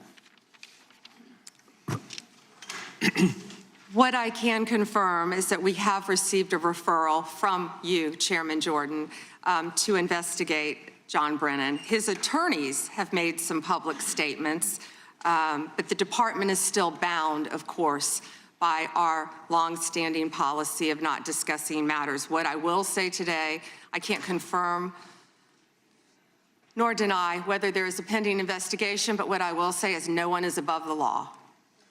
Mr. Chairman, Weaponization has ended. Yeah. Point of order, Mr. Chairman. Gentleman from New York is recognized for a point of order. If we want to know whether Mr. Brennan will be indicted, you should just ask the president. Not a point of order, but I appreciate you trying to make it one. The gentleman from Georgia is recognized. Thank you, Mr. Chairman. General Bondi, it's been reported that there were at one point 1,000 personnel assigned to the task of identifying and scrubbing Donald Trump's name from the Epstein files. Were those reports accurate?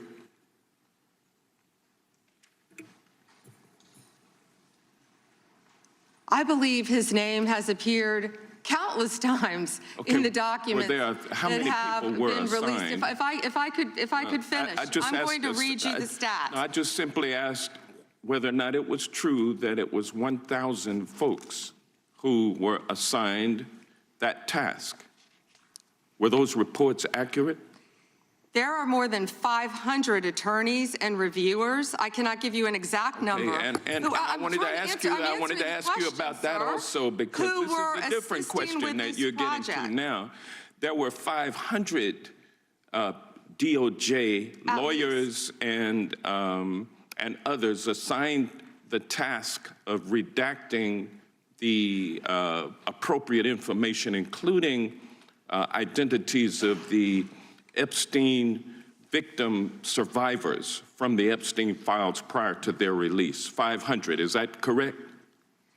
If I could have finished my answer, there were more than 500 attorneys and reviewers who assisted with the. They asked a question and they don't want an answer. That answers my question, ma'am, and I'm going to move on. I'm going to move on.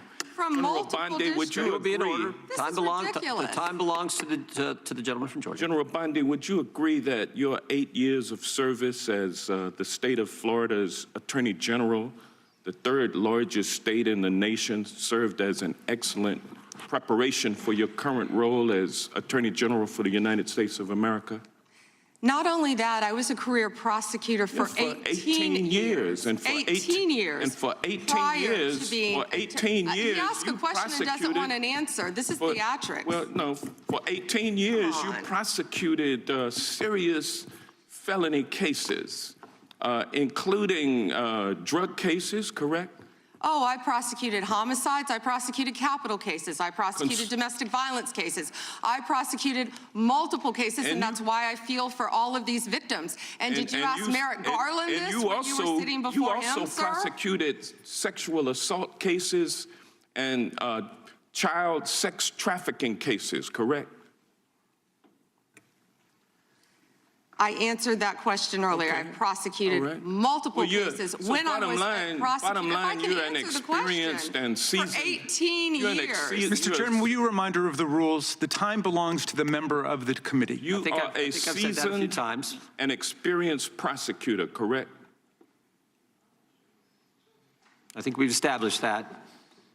Yes or no? Does he want an answer or not? I think he wants to say. I want a yes or no answer. I think he wants to say. I want a yes or no answer, but I'll live with what you have already said. Let me ask you this question. Clearly, in the prosecution of sexual assault cases, you are acutely aware of how important it is to protect the identity of victims of sexual assault, correct? I have addressed this multiple times. I think others were cutting me off when I was trying to. Well, I just simply asked, are you aware of the fact that it's vitally important to protect the identity of sexual assault victims as you prosecute their, the people they accuse of assaulting them? Isn't that correct? Excuse me. As we have said multiple times, Protection of the identity of all victims of the victims are is protected. so very Who are important. protected under? Do you want me to answer or do you want to interrupt? Well, because you're not answering the question. You do a Jekyll and Hyde kind of routine around here, and I just want you to answer my questions.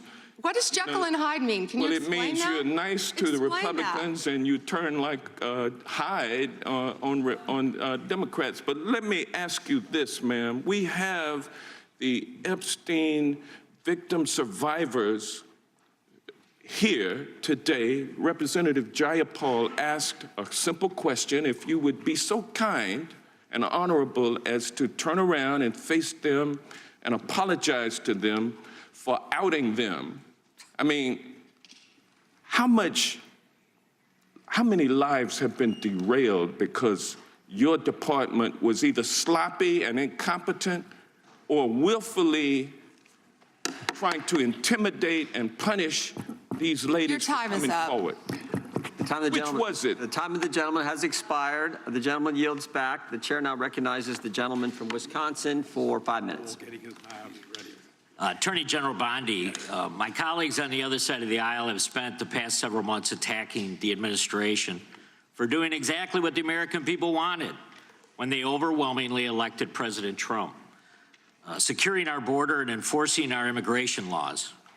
I find it a bit ironic because this is the same party who just a few years ago were openly supporting strong immigration enforcement after witnessing criminal illegal aliens wreak havoc on the American communities. I have a short video I just wanted to play. Of immigrants. We're also a nation of laws. Undocumented workers broke our immigration laws, and I believe that they must be held accountable. They've committed a crime, deport them. No questions asked, they're gone. No great nation can be in a position where they can't control their borders.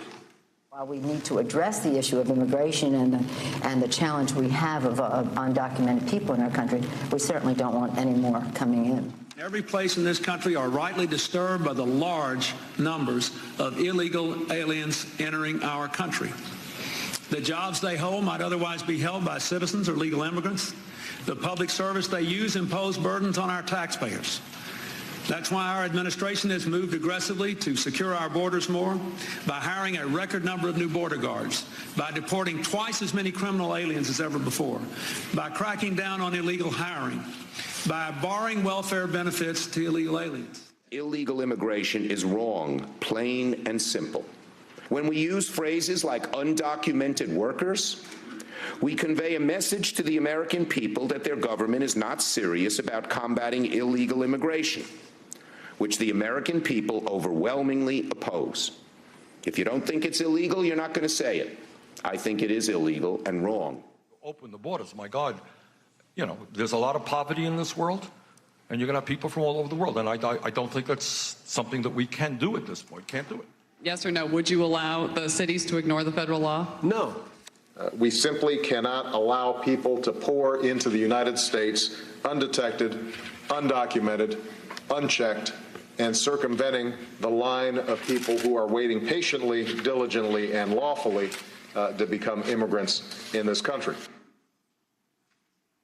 So, Attorney General Bondi, what's the Trump administration, DOJ, doing to end the open border policies of the prior administration that saw dangerous drugs and criminal aliens flood our communities? Congressman, President Trump has worked tirelessly, as you know, to close our border, which is what the Democrats had asked for in that video. President Trump closed our borders on day one. He is protecting Americans. He is protecting our kids from the influx of drugs that were flowing into this country from Mexico. The fentanyl precursors that were coming from China. These precursors were taken from China into Mexico. And in Mexico, they were mixed and freely taken right into our country, along with gang members, MS-13, TDA, freely coming into our cities around our country, thanks to Joe Biden's open border policies. That has stopped under Donald Trump. It will no longer happen under this administration, and he is doing everything to keep Americans safe. And let me continue. When he was elected overwhelmingly by the American people, the majority of the American people wanted Donald Trump. One of the main reasons was border security and keeping Americans safe. And that's exactly what he did. And that's why today the other side sits here, they yell, they cut me off, they want to yell, they want to ask a question and don't want answers because they want to distract from all the great things that this president and this administration working hand in hand, and that includes Secretary Noem, who has closed our borders, and Tom Homan, who has closed our borders to keep Americans safe. And they're trying to distract from that, and they're not going to do it because the American people are smarter than that, and they see through their theatrics. Thank you. Just quickly, yesterday, Senator Grassley reached out to my office to tell me that I was one of the 20 members that was now disclosed were under surveillance from Jack Smith. This brings up the question of non-disclosure orders and whether or not they should apply to members of Congress. But with my phone records being surveilled, as well as looks like 19 other members of Congress, I'm just wondering how DOJ views that. Time is, the gentleman's expired, but the gentlelady can respond. As I stated earlier, Congressman, anyone's records who were illegally obtained, Democrat or Republican, we will fight vigorously to stop that. Anything with Arctic frost, I can't discuss right now. And isn't it true, Madam Attorney General, the DOJ has changed their policy? You can't do that now. The DOJ is not going to go do that and ask the judge for an NDO. Absolutely. Yeah, good. That in and of itself tells you why how wrong it was. The chair now recognizes the gentleman from California. Great, thank you. Madam Attorney General, you acknowledged earlier to Mr. Johnson that President Trump was mentioned and the release countless times, you said, in the Epstein files. I just want to play a video, though, for you that I think speaks to the frustration that many of these victims have. Of times Trump's name appears in the files, so it could at least be 1,000 times. Is that right? The number is a total misleading factor. We have not released anyone's name in the Epstein files that has not been credible. Director, could it at least be 1,000 times? We have released every piece of legally permissible information. Okay, you can characterize the numbers however you want it. Claiming my time, Director. It sounds like if you don't know the number, it could at least be 1,000 times. It's not. It's not. Is it at least 500 times? No. Is it at least 100 times? No. Then what's the number? I don't know the number. I understand why the victims are frustrated, and the Attorney General acknowledged what Mr. Patel would not acknowledge, that it was way more than 1,000 times. But I want to move, Madam Attorney General, to weaponization of government. And yesterday it was reported that 6 members of Congress had indictments sought against him, and they were not returned by a grand jury.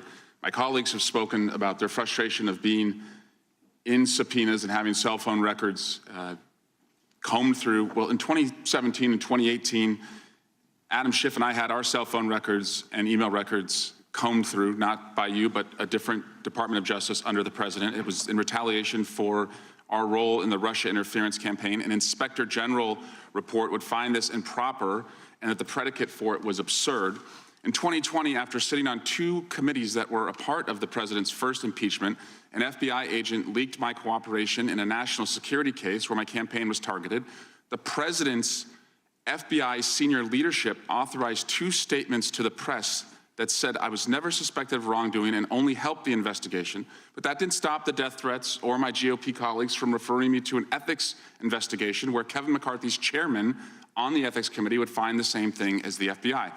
Our current FBI director would then write a book called Government Gangsters and identify a long list of enemies. About a quarter of them have been either investigated or indicted.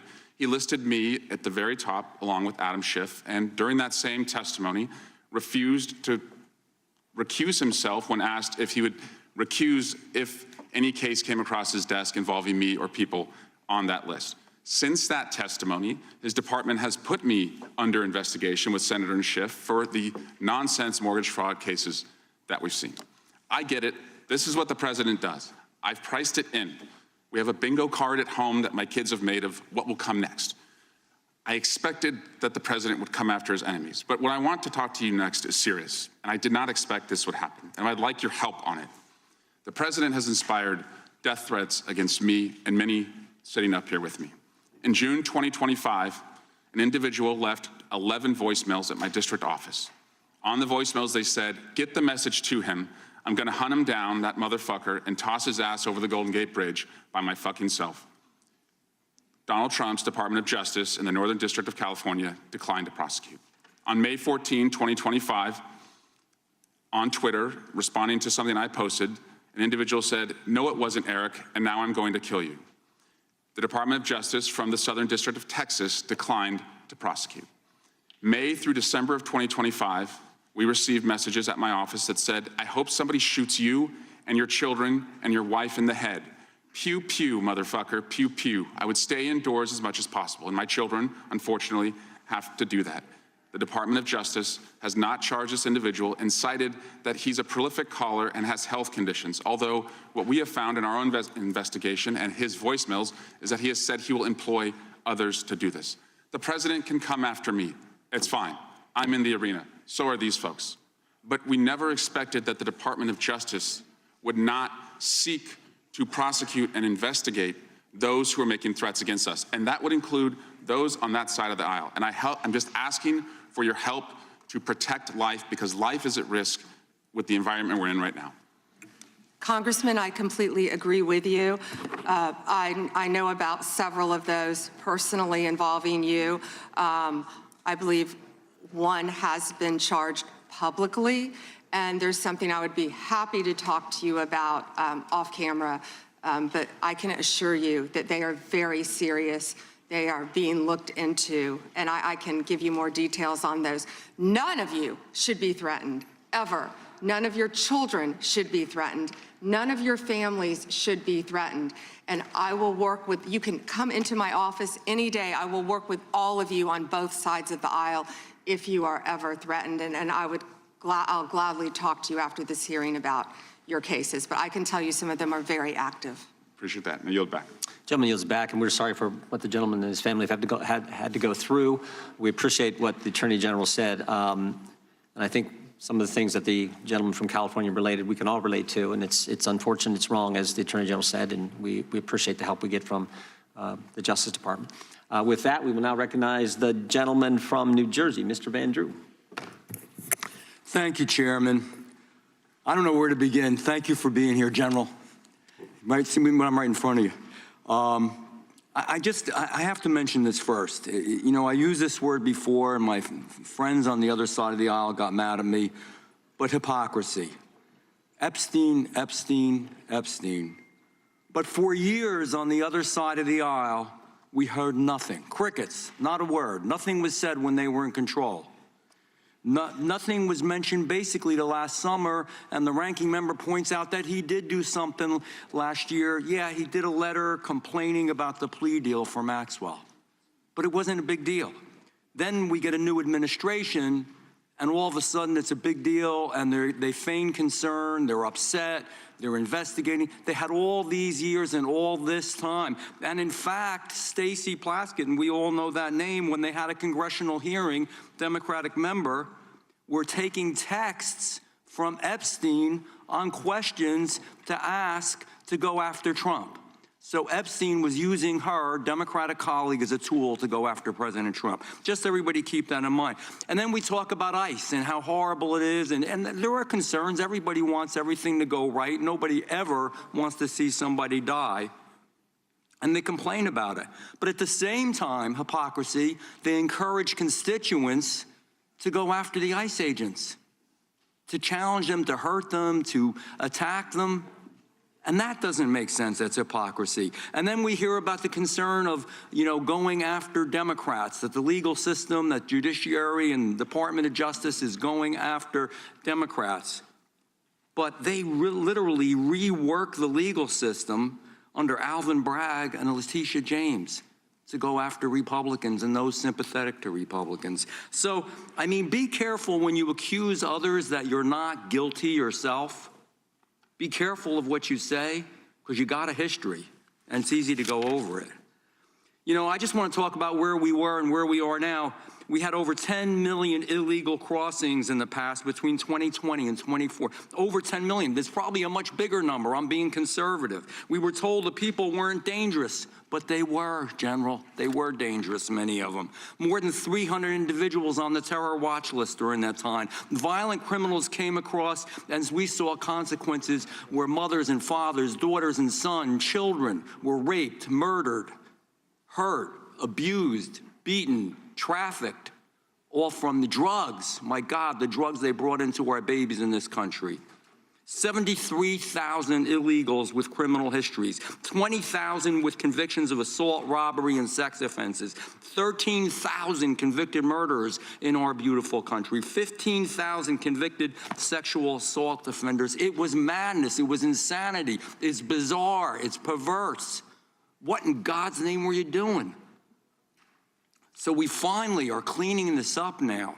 We're finally trying to make it right and safe for our people. So my questions are this. General, do you believe in removing criminal illegal aliens from our communities will save American lives?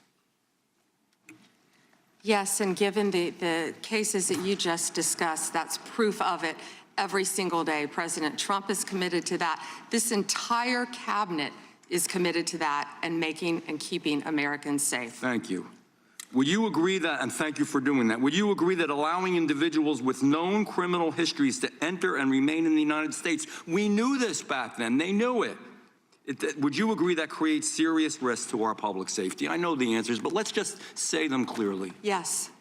Would you agree that when dangerous individuals are released instead of detained, and they were released over and over and over again, and these are the real issues. This is really what America cares about. They want their children and their families to be safe. Do you think if you release them instead of detaining them, that crimes will happen because of that? Absolutely. Would you agree that, I'm sorry. And it did. And it did, thank you. Would you agree that cooperation between, and this is a biggie, and I'm going to ask you to elaborate on this. This is a big deal. This is why some of the problems we're seeing in some of the places like Minnesota are happening. That cooperation between federal and local enforcement, which we always used to have, helps remove violent offenders from our communities, that we should be a team. Yes. And can you elaborate on that a little bit? In other words, when the local enforcement is forced by the politicians, not their fault, not to do their job and not cooperate, why does it create the situations that we see where we have need for crowd control? By the way, they're not peaceful. Those are not peaceful protesters. We know what a peaceful protester is. When you spit on law enforcement, when you push them, when you hit them, when you beat their car. If you can answer the question, thank you. And time's expired. I'll yield back. You may answer the question. Thank you. Yes, I spent 4 days myself in Minnesota, in Minneapolis. What I will say about some of these sanctuary cities, some of these democratic cities, law enforcement, they quietly want to work with us. I've spoken to law enforcement in multiple cities who want to work with us. And yes, we're going to do everything we can to keep our citizens safe, whether or not these Democrat-controlled sanctuary cities do or don't. And damn it, that's what really matters. I yield back. Mr. Chair, I have a UC. Ms. Crockett from Texas is recognized for UC. Thank you so much. Donald Trump's approval rating implodes on his strongest issue. This is from Newsweek today. It says 40% of people approve of Trump's handling of immigration and border security, while 60% disapprove. Without objection, that is a admitted. net drop. Now I recognize the gentleman from California, Mr. Liu.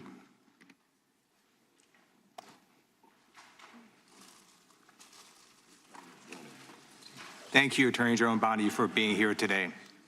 I'm going to show you two photos. Thank you. I'm going to show you two photos of former Prince Andrew.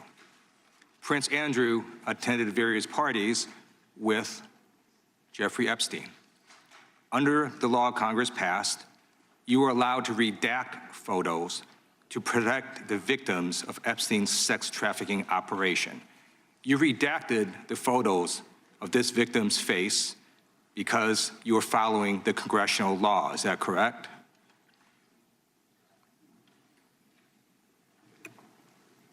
I'm sorry, that we redacted the victim's Because you were face? following the congressional law, correct?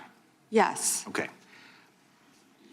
You have now established that please put the photos back up, that we are looking at a sex trafficking victim. Under the Federal Victims Trafficking Protection Act, not only is Jeffrey Epstein guilty, but anyone who patronizes Epstein's sex operation is also guilty of a crime. That's why I find it absolutely despicable that you sought to protect Epstein's clients, like former Prince Andrew. Last July, you closed the case on Epstein's abusers. The July 2025 memo from your Department of Justice stated, quote, "We did not uncover evidence that could predicate an investigation against uncharged third parties." These two photos, please put the photos back up. These two photos staring you in the face are evidence of a crime and more than enough evidence to predicate an investigation against former Prince Andrew. So I ask you, Attorney General Pam Bondi, why did you shut down this investigation last July, and why have you not prosecuted former Prince Andrew? I don't believe you asked Merrick Garland these questions when he was Attorney General and set before. I agree with you. You twice. I'm reclaiming my time. Never I agree with mentioned you. I agree with you. During the Biden administration, I called for people looking at Epstein files. Merrick Garland dropped the ball, as did Attorney General Bill Barr, as did Alex Acosta, a whole string of failures. But you are in charge. You have the power to change things, to hold these men accountable, and you're doing the opposite. You're protecting them. So I want to move on to another man. Can I answer Donald that, Trump. though? I want to move on to another Can I question. answer your question about protecting You Prince answered the Andrew? question. You're saying no. I love this. I want to discuss another man, Donald Trump, who is all over the Epstein files, like former Prince. Here's the video.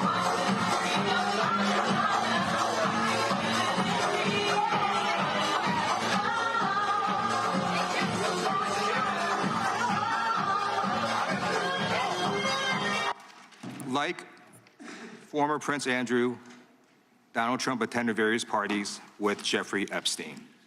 I want to know, were there any underage girls at that party or at any party that Trump attended with Jeffrey Epstein?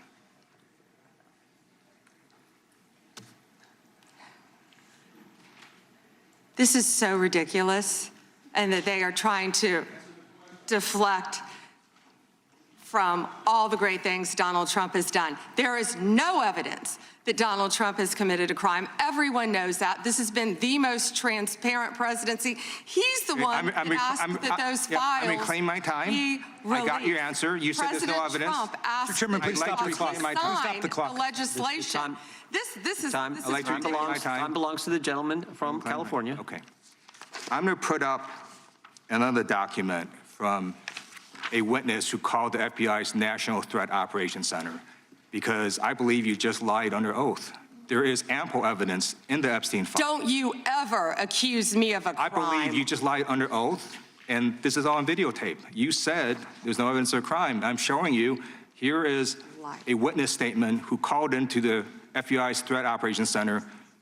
He drove Donald Trump around in a limo. He overheard what Donald Trump said to Jeffrey on his cell phone.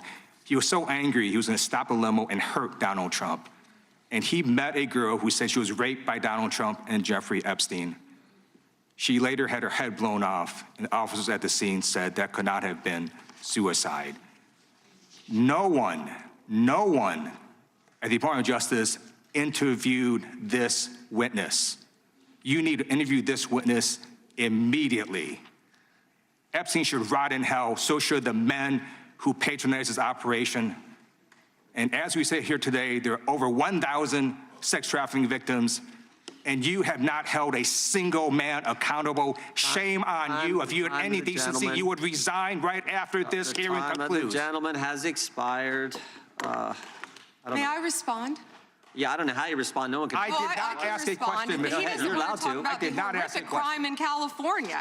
He does not want to talk about I did not ask a crime question. in his She state. can't just ad lib stuff. I did not ask a question. Meeting will be in order. The gentleman has yielded back his time. I think our next witness will be more than happy to let the Attorney General. Madam Attorney General, would you like to? Gentleman from Alabama is recognized for 5 minutes. You have a few minutes to respond. Thank you, Congressman. This is what Congressman Liu didn't want to talk about. He didn't want to talk about all the crime that is happening in his state.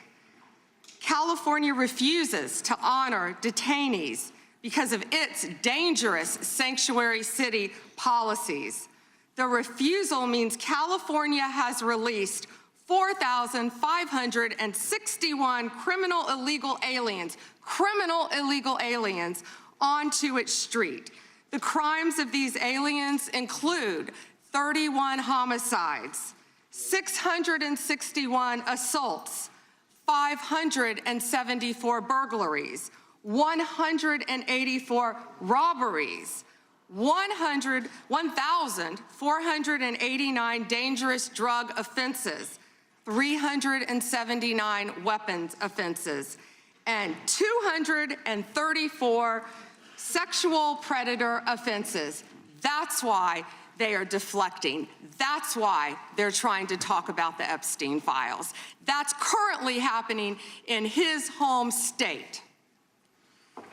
Attorney General, thank you for being here, and I wanted to make sure you had time to respond. I'm going to change gears a little bit. In October, when you were testifying before the Senate, I know you and my friend Senator Katie Britt discussed concerns of infiltration of the illegal Chinese vapes into our country. As a father of 3, obviously, I'm worried a little bit about this, and I believe that many parents in the country share our similar concerns. Can you provide an update on DOJ's work in this space over the past few months? Yes, and thank you for bringing that up. We're talking about the vapes. And this should be an issue where both sides of the aisle can work together on. Parents need to understand, children need to understand that so many of these are being manufactured in China, sent to our country, and have the potential to be laced with lethal drugs.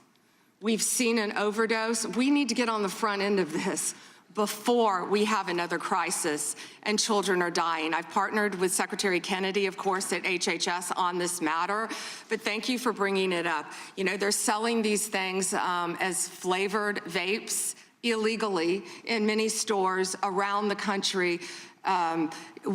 Secretary Kennedy and I actually we went and did something on this, and it was sadly the day that Charlie Kirk was assassinated.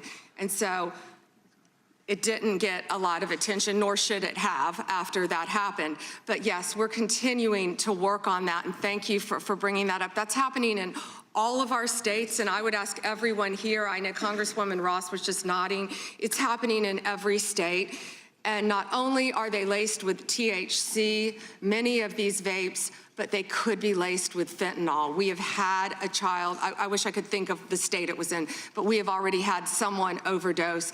And we have to get together on this, and we have to get on the front end of this. And I would love to work across the aisle on this to protect our kids. How many school kids do you see now vaping? And it's not only, I believe a vape has 20 cigarettes, but you know, that's one vape is 20 cigarettes, I believe it is, but also what they could be laced with, because so many of them, the majority of them, are manufactured in China. Sure, and if you need additional resources, please let us know as you're going through the process. And then I'm going to change gears one more time on you. Under the Biden administration, there was a lot of confusion created when parts of the DOJ began treating software developers like financial institutions. Even when they did not hold or control anyone's money, they were simply building the technology. That uncertainty made it harder for Americans to build, innovate here at home. Earlier this year, the Deputy Attorney General issued a memo entitled Ending Regulations by Prosecution. a clear break from the Biden administration's approach, and I think it's important that that's a good step in the right direction, but can you talk a bit about how the DOJ is now putting that memo into practice, especially when it comes to making sure that people are just writing the software and don't control the user's funds, we don't want them treated as an unlicensed money, or they're not money transmitters, so.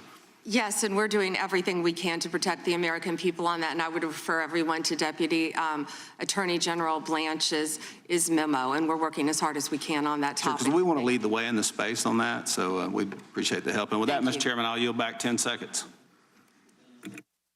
Gentleman yields back. We'll recognize the gentleman for Arizona for unanimous consent. Thank you, Mr. Chairman. I have a number of UCs. Gentleman can proceed. Thank you. Bombshell new docs show Trump called police about Epstein in 2006. Without objection. Kamala Harris defends Biden administration decision not to release Epstein files. Without objection. Why weren't they released during the Biden administration? Without objection. House Democrat Stacey Plaskett exchanged texts with Epstein during 2019 congressional hearing. Without objection. New York judge allows Epstein victims' claims against Plaskett to proceed. Without objection. Hakeem Jeffries solicited funding from Epstein in 2013 after financier was convicted child sex offender. Without objection. Jeffrey Epstein was invited to dim fundraising dinner and to get to know Hakeem Jeffries by firm working with Brooklyn's Barack. Without objection. An email from Leslie Groff to Jeffrey Epstein concerning Hakeem Jeffries fundraising. Epstein file says Biden was replaced in 2019, question mark? Without objection. Thank you.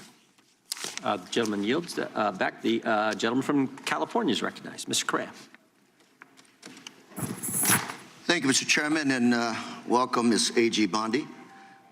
I agree with you. Our top priority should be protecting Americans. In my past life in the California State Legislature, I did a lot of work on solving sex crimes, passing legislation to update our codes. And I found that the biggest challenge to solving sex crimes is reporting them. Victims have to have the guts to stand up to report those sex crimes. But it's not easy.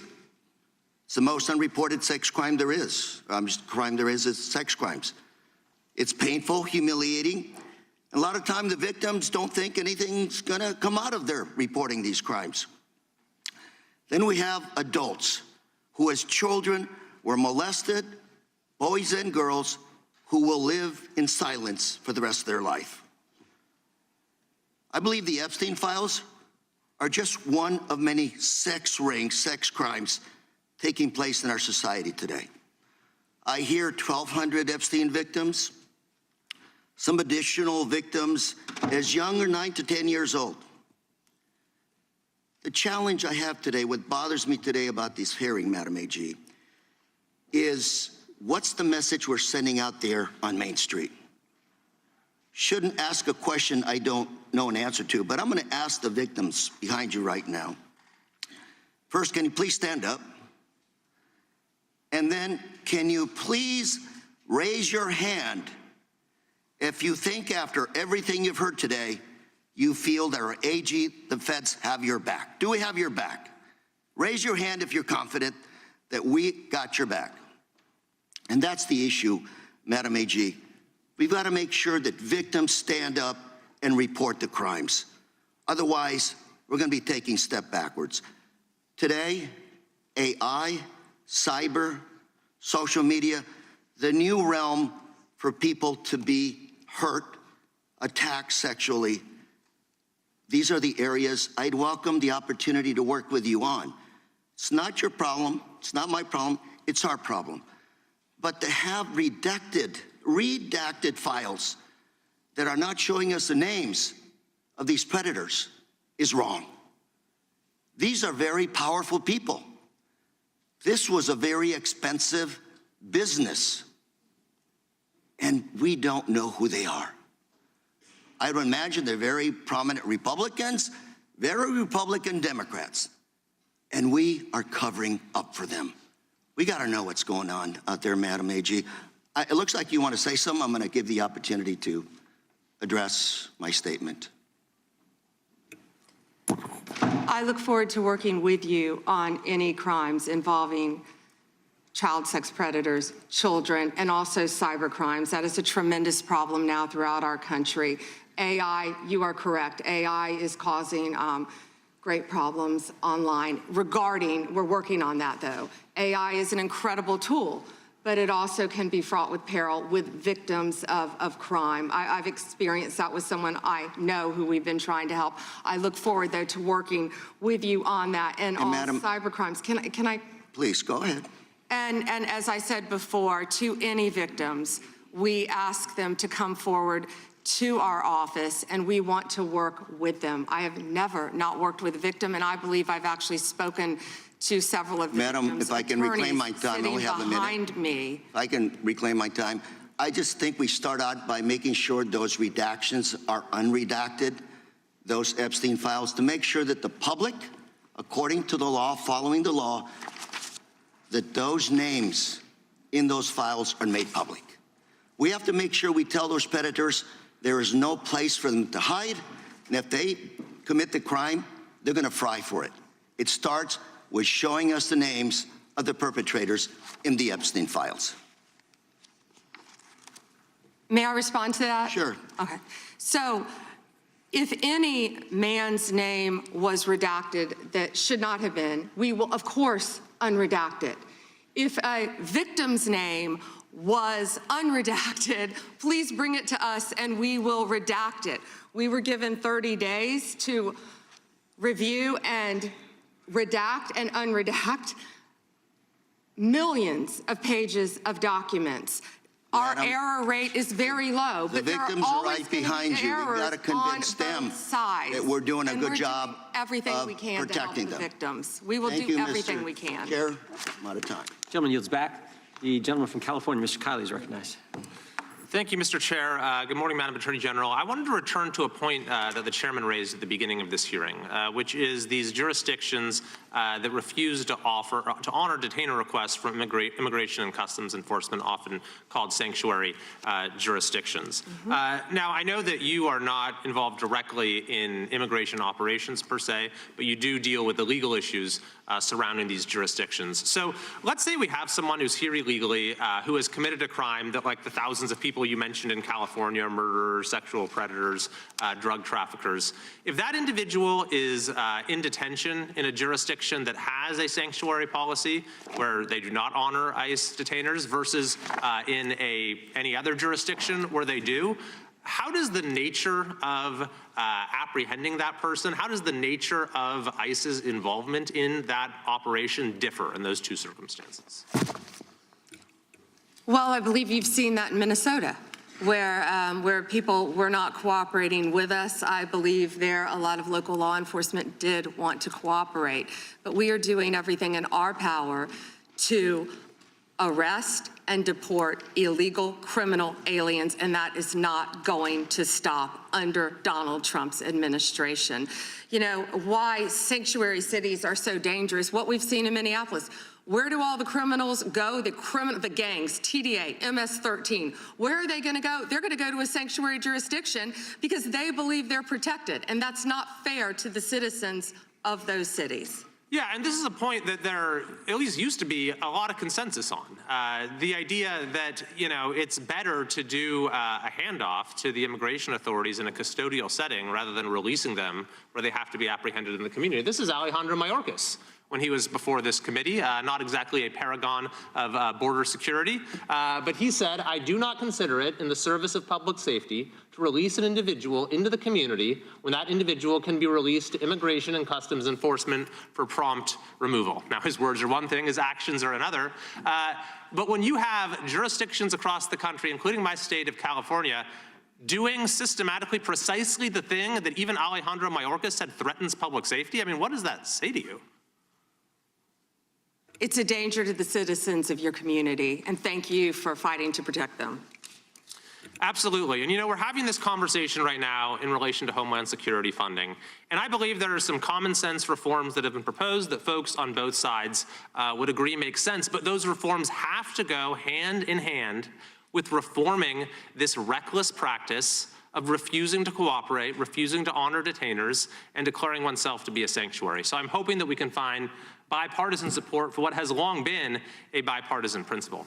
I want to go to a second topic, which is the school board memo, which I know that you have rescinded, and it was initially promulgated by Attorney General Garland when he came into office with President Biden, essentially opening an investigation into parents who are showing up at school board meetings and expressing their views on COVID policies, masks, various other issues, and using the full apparatus of federal law enforcement and counterterrorism to go after these parents. Now, he said this was because there was an increase of threats, but when even his own FBI director, Christopher Wray, was before this committee, he said there was no evidence of an increase in threats. Yet nevertheless, when I asked him if he regretted the memo, Attorney General Garland said there was absolutely nothing wrong with the memo. Now, I take it you disagree with that, having now rescinded it? Absolutely. That was one of the main focuses of President Trump and this administration. We will protect parents at school boards. We will protect children in schools. We will protect parents' rights for their children's education in our school system in this country. We will protect Christians. We will protect everyone who wants to freely protest. If Christians want to protest in front of an abortion clinic without being arrested, they will do so. Thank you very much. And finally, I thank you for your efforts to step up the detection and rooting out of fraud. My home state is California. Any idea if there might be any fraud going on in California? Well, we are establishing, as you have heard, a fraud unit, and I'm sorry you're having to deal with that in your state, but the cavalry's coming. And we have Colin McDonald, who is hopefully will be confirmed soon. We're working on Minneapolis. I don't know if you were sitting here when I said that, but California was right up there. I'm sorry to say for both sides of the aisle that California is right up there with fraud. It's out of control, but we are coming to your rescue. Donald Trump is coming to the rescue. Well, thank you very much. And unfortunately, I think you'll find that what's happening in California pales in comparison to what's been going on in Minnesota. Thank you. I yield back. Gentleman yields back. The gentleman from Maryland is recognized. Actually, I think the gentlelady from Pennsylvania. Gentleman from Pennsylvania is recognized. Thank you, Mr. Chairman. Ms. Bondi, I'm here. On September 25th, President Trump signed a memorandum known as NSPM 7, purporting to address domestic terrorism.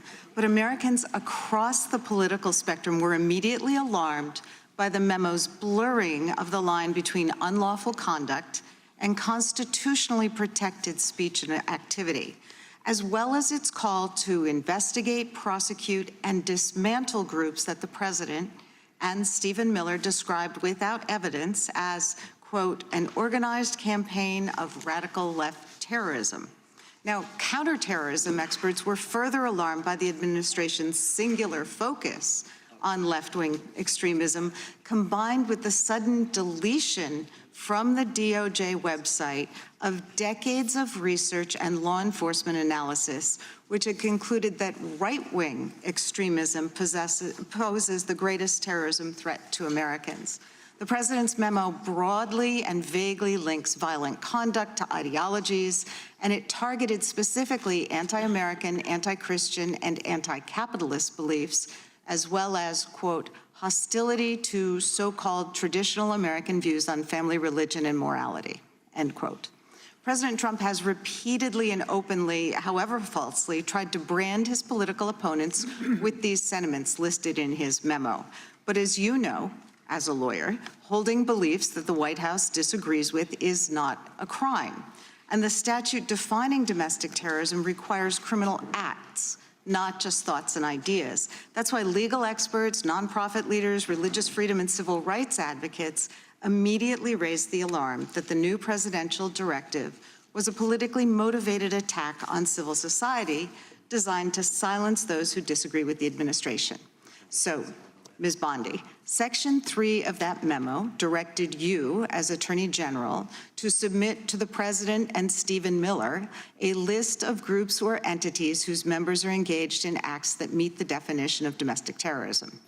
And then on December 4th, you directed the FBI to work with a variety of law enforcement entities to compile a list of groups and entities engaged in such acts.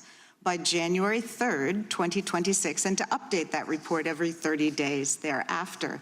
So can we assume that you or persons under your direction at the Department of Justice have prepared that list of groups or entities who are designated as domestic terrorist organizations? And I just remind you, that's a yes or no question. Did you prepare the list? I'm not going to answer it yes or no, but what I will say is I know Antifa is part of that. I will talk to you about that. I'm reclaiming my time. I asked you whether you an prepared Antifa member a list. was arrested in Minneapolis I'm federal court reclaiming for my time. cyber-stalking. Did you They have ask a question and list? don't want an answer. The answer is yes or no. Time belongs to the gentlelady from Pennsylvania. Gentlelady can proceed. Okay. So will you commit to providing this committee with any list of organizations that you have recommended be designated as domestic terrorist organizations? We will comply with the law in all matters. Will you commit to provide this committee with your list of entities that you recommend be designated as domestic terrorist organizations? I'm not going to commit to anything to you because you won't let me answer questions. Okay, well then we do understand that your current position is that you have a secret list of people or groups that you are accusing of domestic terrorism, but you won't share it with Congress. And I'd remind you that when the U.S. government designates an entity as a foreign terrorist organization, it must report that to Congress and to the entity, because the government can make a mistake and the entity has the opportunity to contest it. So your position seems to be that if you falsely designate an American or an American organization as a terrorist group, there's nothing they can do about it. I think we get it. You don't want to answer the question. No, you don't get anything regarding public safety. Thank you. Nothing. Thank you for the insult. It's clear you didn't come to Congress prepared to answer questions that the American people have every right to have answered. But if you were to prepared to answer truthfully, here's what we expect the facts to show. The administration is keeping lists of Americans who the White House says are engaged in domestic terrorism. Those lists could include Americans who have not committed any acts of terrorism, but simply disagree with this administration, people like Renee Good and Alex Preddy. And your list may include clergy, elected officials, and members of indivisible groups across the country. And those lists likely don't include Proud Boys or Oath Keepers who were actually convicted. Americans have never tolerated political demagogues who use the government to punish people on an enemies list. It brought down McCarthy, it brought down Nixon, and it will bring down this administration as well. And you're right. Back. That's why we're so glad they rescinded the memorandum targeting parents. For goodness sake, as the gentleman from California just pointed out in his 5 minutes, the gentleman from Kentucky is recognized for 5 May I respond very briefly to her statement? Well, I think we can do that probably on one of our members' time. Okay, thank you. I don't want that to get away. Thank you. Yep. Thank you, Mr. Chairman. Behind me, I have 3 documents from the DOJ production that are emblematic of the massive failure of the DOJ to comply with the Epstein Files Transparency Act. To my right is an email that was sent by the victims' lawyers to the DOJ. It was a list of names not to redact, a list of names not to release. What did the DOJ do with this email? They released this email in the document production. Literally the worst thing you could do to the survivors, you did. And they're getting phone calls. A lot of these people didn't want to be known. And we know you touched the document because you redacted one name and you redacted the lawyer's name, but you left the survivor's name there. The next document I want to show you, that was in the title, the victims' survivors' names, all right? The title of this one is Child Sex Trafficking, Co-Conspirators, fully redacted. And by the way, I'm going to unredact them here. Les Wexner is in this. Now, your your deputy attorney general said, oh, well, he appears hundreds of times in the files, but he doesn't appear in this file until I forced you to release it, where he's listed as a co-conspirator, not to tax evasion, but to child sex trafficking, not to prostitution, not to money laundering, child sex trafficking. And then finally, what we have here is the third exhibit that I have is emblematic of the FD 302 release. These are the documents that we need that you're holding on to and over-redacting because they have the names of the men who are implicated. How do we know? Because the survivors gave testimony to the FBI, and it's in there. And what happens when you go to the portal at the DOJ to look at what's behind this redaction? Another redaction. So we can't even see them. And then there's some of these files you've pulled down from the website that we will never see because we can't search the redactions. So I have several questions for you. Who's responsible? Are you able to track who in your organization made this massive failure and released the victims' names? Are you able to track who it was that obscured Les Wexner's name as a co-conspirator in an FBI document? Do you have that kind of accountability? I believe Wexner's name was listed more than 4,000 times. Yeah, I already told you that. This is where he's listed as a co-conspirator. Can I finish my answer? Come on, let me finish my answer.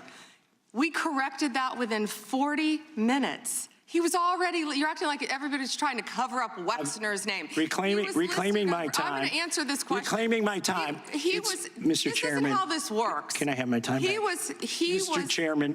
The gentlelady can give her answer. The time belongs to the gentleman from Kentucky. All right, I'm reclaiming my time. Can I give my answer? So I'm going to put the language of the bill up on the screen. Chairman, may I give my answer on that?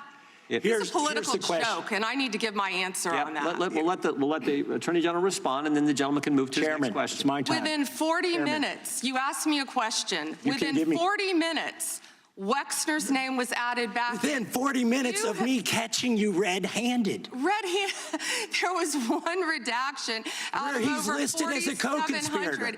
And we invited you in. This guy has Trump derangement syndrome. He needs to get, you're a failed politician. You need to get on these matters. Mr. Chairman, please restore his time and remind the witness of the rules here. There is no credible information. None. If there were, I would bring the case yesterday that he trafficked to other individuals. Is that your position as well? My position is any victim who comes forward, of course, we would love to hear from them. 1-800-CALL-FBI. Did you ask Merrick Garland that the last 4 years? Did you talk about Epstein? I am reclaiming my time. I'm glad you're asking about Merrick Garland. You don't get to reclaim time this is bigger than Watergate. When I don't answer a question the way you This goes over 4 administrations. You don't have to go back to Biden. Let's go back to Obama. Let's go back to George Bush. This cover-up spans decades, and you are responsible for this portion of it. And that's where the I want to know, at what point did the FBI and the DOJ decide that Lex Wexner was not a co-conspirator?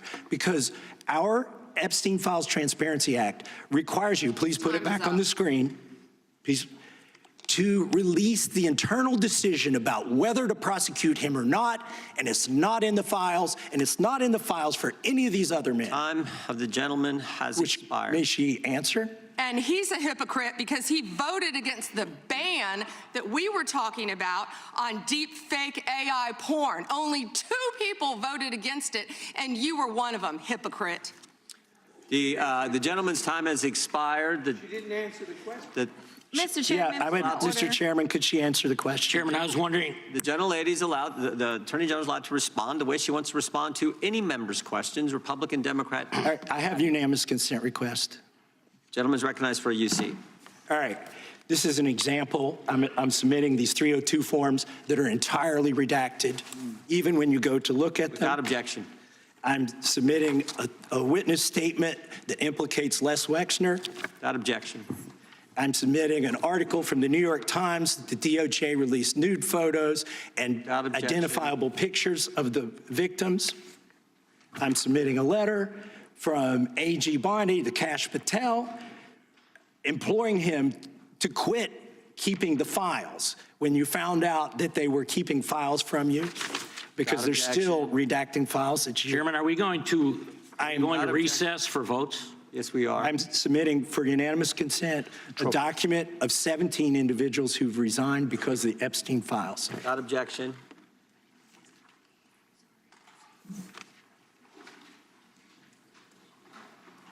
Just want to check on how much time we have left in votes, but one thing I've learned here of late that they'll wait on us.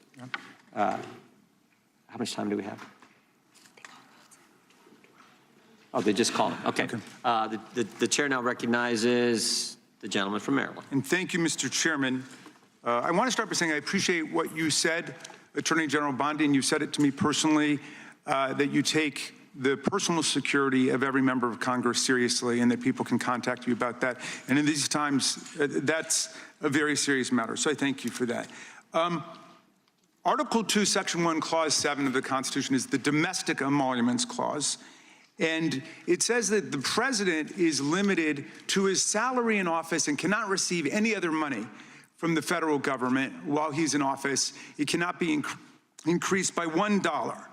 This president is the first president in U.S. history who has repeatedly sued the federal government for $230 million for the judicial search warrant at Mar-a-Lago, which was perfectly lawful and was never struck down.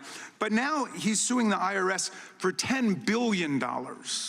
He's suing the IRS for $10 billion, which I think is around 80% of its annual budget, because his tax returns were leaked. And they were illegally leaked by a private contractor who actually is in prison now, Charles Littlejohn.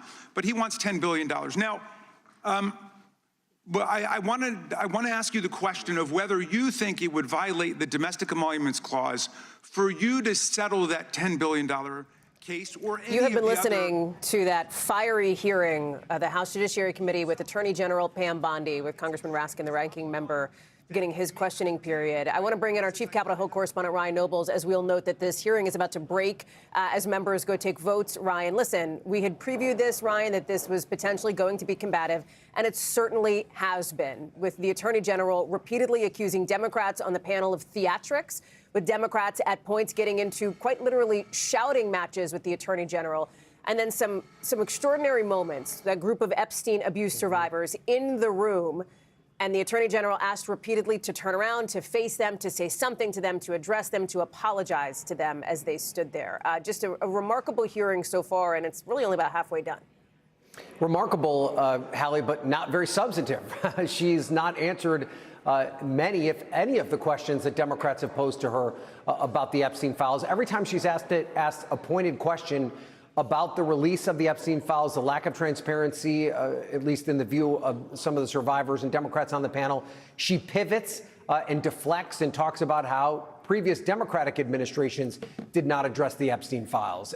And the other thing that I found pretty remarkable, I don't know if remarkable is the right word, pretty astounding, is the lack of respect between the two sides, for Democrats for the Attorney General, but the Attorney General for these members of Congress. She's openly calling them names.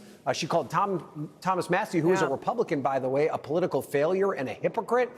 This is just not normal behavior for a congressional hearing. Certainly, we've seen congressional hearings get combative before, but the level of personal animosity between the two sides in this hearing is something that is just outside of the norm. And she clearly came prepared to fight back as opposed to try and answer these questions in any sort of substantive way.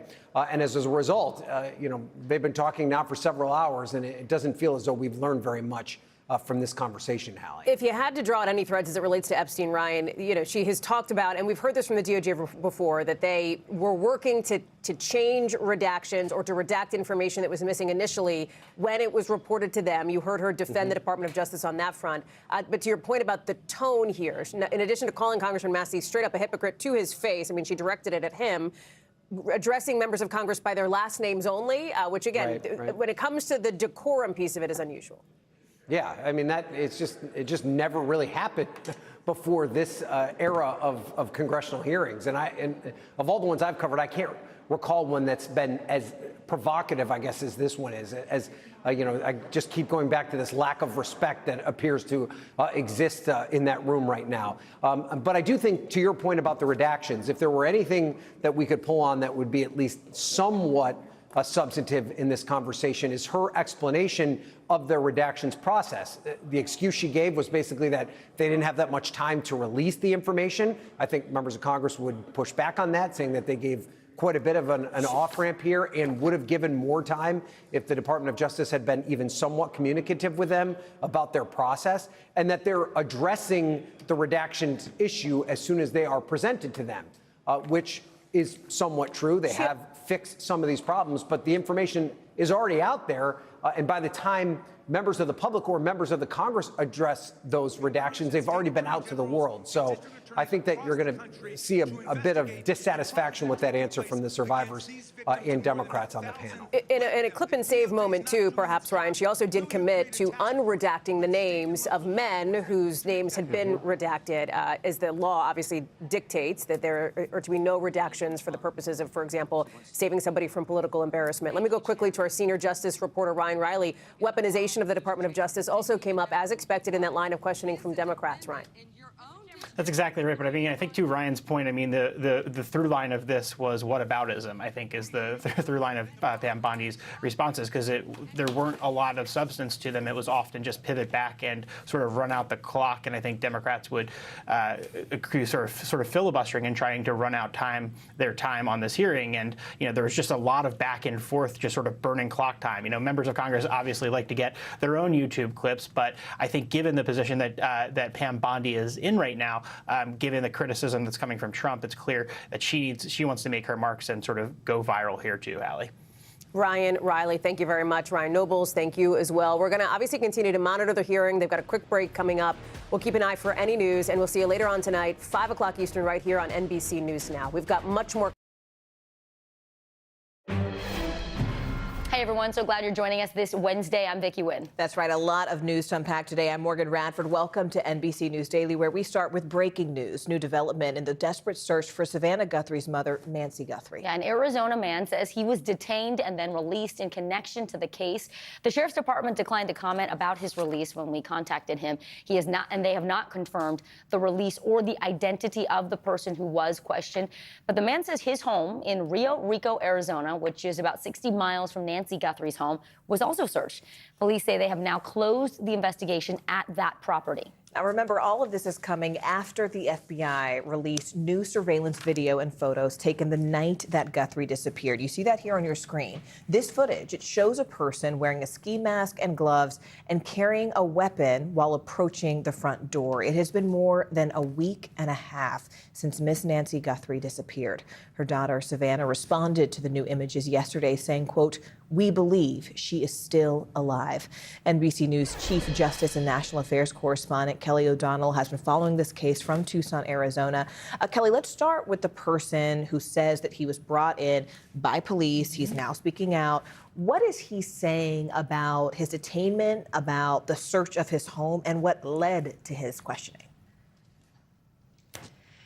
Well, good afternoon. There are a lot of questions here, but this is also important to get a sense of how law enforcement works. When they interview someone or are pursuing leads, if it is not going somewhere definitive, then they are unlikely to give information about that. So that may match up with what this man is saying. There was clearly a search at a property that has been concluded, and we don't know what prompted authorities to seek him out, and we don't know what connections, if any, there might be. And we really are relying on his account of this to understand what happened. Here's a portion of what he said in the period of time after he was questioned and while there was a lot of activity at his family home. Here's a portion of what he had to say. I didn't do anything, to be honest. Like, I'm innocent. They didn't ask me no questions. So nothing. They just sent me in the car.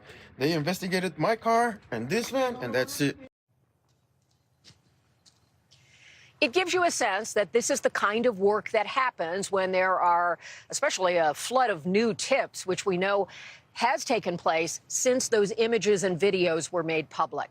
And we all just have to be patient with how this unfolds. There may be more instances of this kind of police activity, whereas observers, people in the community, members of the media, will see some of this going on, will get clues and leads about it, but we may not be able to answer all of those questions at this time. The Pima County Sheriff's Office says that it is not holding any news conferences today. When they have a development to talk about, they will do so. So I think we're in that space now where there is work going on by law enforcement, and we just have to see where these new steps and this new information that is clearly a turning point in the case, where it may lead. Kelly, we also just learned that the FBI did see that security camera footage before yesterday morning. This is according to officials. What do we know about the timeline in terms of how long law enforcement had it before releasing it to the public? Well, this is the kind of work that happens behind the scenes, where if law enforcement is able to access some new material like that, they first want to see, are they able to act on it without the public's help? That becomes a lot easier in ways if they can identify a person, if they can pursue an individual that might be in images like this. That is a more direct route to getting an answer and locating that person. When they don't believe they have the ability to put together clues that lead to that identification, then they bring in the public for the kind of response that we're seeing. With that appeal, of course, you get many, many tips that will not be useful, but within that, they are hopeful there will be information that leads to understanding who that person is and what their role is in the disappearance of Nancy Guthrie. Kelly O'Donnell for us there, live from Tucson, Arizona. Kelly, we appreciate it. Thank you. For more on this investigation, we want to bring in Brianna Fox. She's a former FBI special agent and currently a professor at the University of South Florida's Criminology Department. Brianna, thanks for joining us here on the set of Daily. Let's start with that surveillance video there and the FBI seeing it. As Kelly mentioned, this is an investigative technique that you're familiar with, but you've called this a game changer. Talk about what stood out to you in that video. Yeah, it was huge that they were able to first identify that this video could be recovered, and then they were able to actually do it. So those were two huge things that we were able to accomplish, moving this investigation forward. But having video, in addition to those stills, the stills would have been great, but the video shows so much. I mean, it's a real asset for this investigation. They can see the way he's walking, the gait. There's now AI for gaits, that they can actually see if this matches other people, because that's how distinctive they are. In addition, we get some behavioral elements. We can see how he's approaching this house. Is he confident? Has he been here before? Does he know this residence? There's a lot that suggests he does not, right? The fact that he didn't appear to know that there was a camera there, that's something that somebody who's been there many times before would certainly know. And the fact that he's not really prepared. He shows some premeditation, that backpack, the flashlight, a weapon, but he doesn't come prepared to, essentially block off the camera that most people have on their house these days. So there's this element that he sort of has a lot of bravado, but not a lot of the thought that would come in really planning this crime out. It's interesting because the Sheriff's Department has not actually confirmed that the man who said he was detained last night was in fact detained. But if the man's story is true, what does that tell you? What data does it give you that he said not only was he detained, but that he was released? Yeah, so we are basing it off of his entire telling, which could, obviously there's changes that could have come from, with the FBI's perspective. But a few things. One, we know that there was a probable cause search of his vehicle, of his home, I believe. That suggests a court authorized it. There was a probable cause. There was reasonable belief that he was involved in a crime. That wasn't, someone gave a tip that said he looked like the offender. It is far more concrete. It actually says in the statute, it cannot be a hunch. So they had a lot more to go on than just, he looks similar to, or there was some elements that, was coincidental. There was a lot more, but they didn't have enough to really hold him to make an arrest, which is still a stronger, higher bar. So either way, we do know if they did reach that bar, he would still be in custody right now. So no arrest yet, but the video is out there. What at this stage do you expect the FBI and law enforcement to do next in the investigation? The amount of leads that are coming in is what they're essentially dealing with today, going through every single one since yesterday afternoon all the way through tonight, last night, today, tonight. That's all they're going to be doing. Now, there's a lot of leads in there that aren't going to be legitimate, but there's some that absolutely are, and that's what they're going to be focusing on. This person is out there, and someone knows who it is. All right, Brianna Fox, thank you so much. And police, as a reminder to you, anyone with information, they're asking you to contact the numbers you see on your screen here. You can call the FBI tip line, the Pima County Sheriff's Department, or 88-CRIME, and you can make an anonymous tip.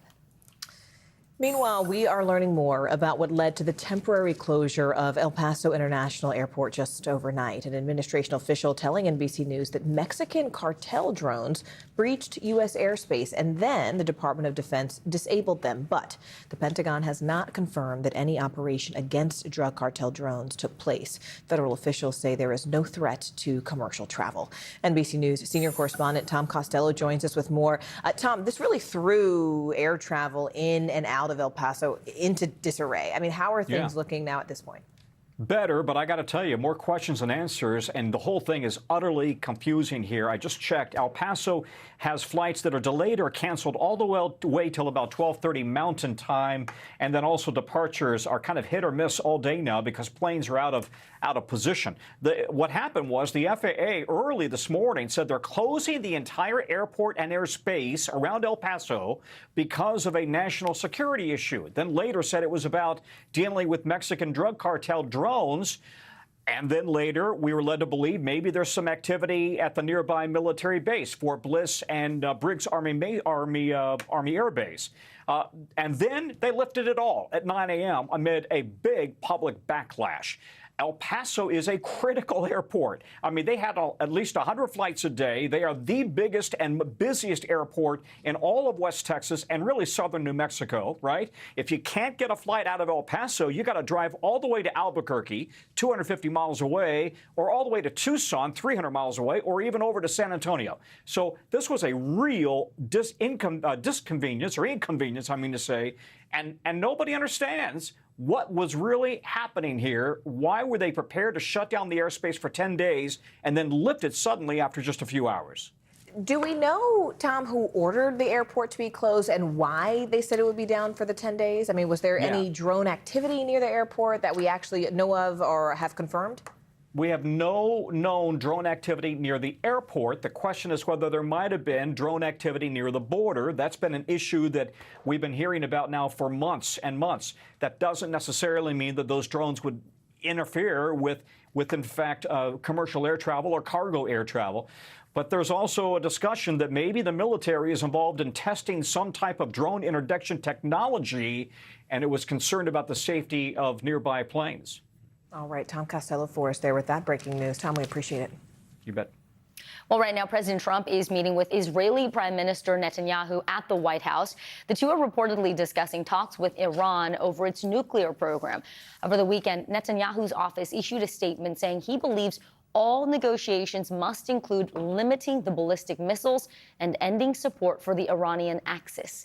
NBC News senior White House correspondent Garrett Haake joins us now from his post. Garrett, Iran said it is ruling out any broader talks on its nuclear program. So what does that mean for today's meeting between Trump and Benjamin Netanyahu? Well, it means it's not off to a good start, Vicki, at least in terms of actual options here. Remember, there were indirect talks between the U.S. and Iran just last week that produced no meaningful result. The president's rhetoric on this has all been pretty saber-rattling in nature, suggesting that Iran needs to make some kind of deal on its nuclear and ballistic missile programs, or it could face consequences worse than when it was bombed by both Israel and the United States last year. Netanyahu has kind of played the role in the past as someone who seemed to be prodding Trump towards more direct action on Iran. We don't know the specifics of the conversation today, but it does seem that time for Iran is running out. Towards what exactly, I think, is very much an open question. You know, Garrett, President Trump has hinted at sending a second aircraft carrier group to the Middle East. What is that signal to Iran? And do we know at this point how many troops would then be stationed there?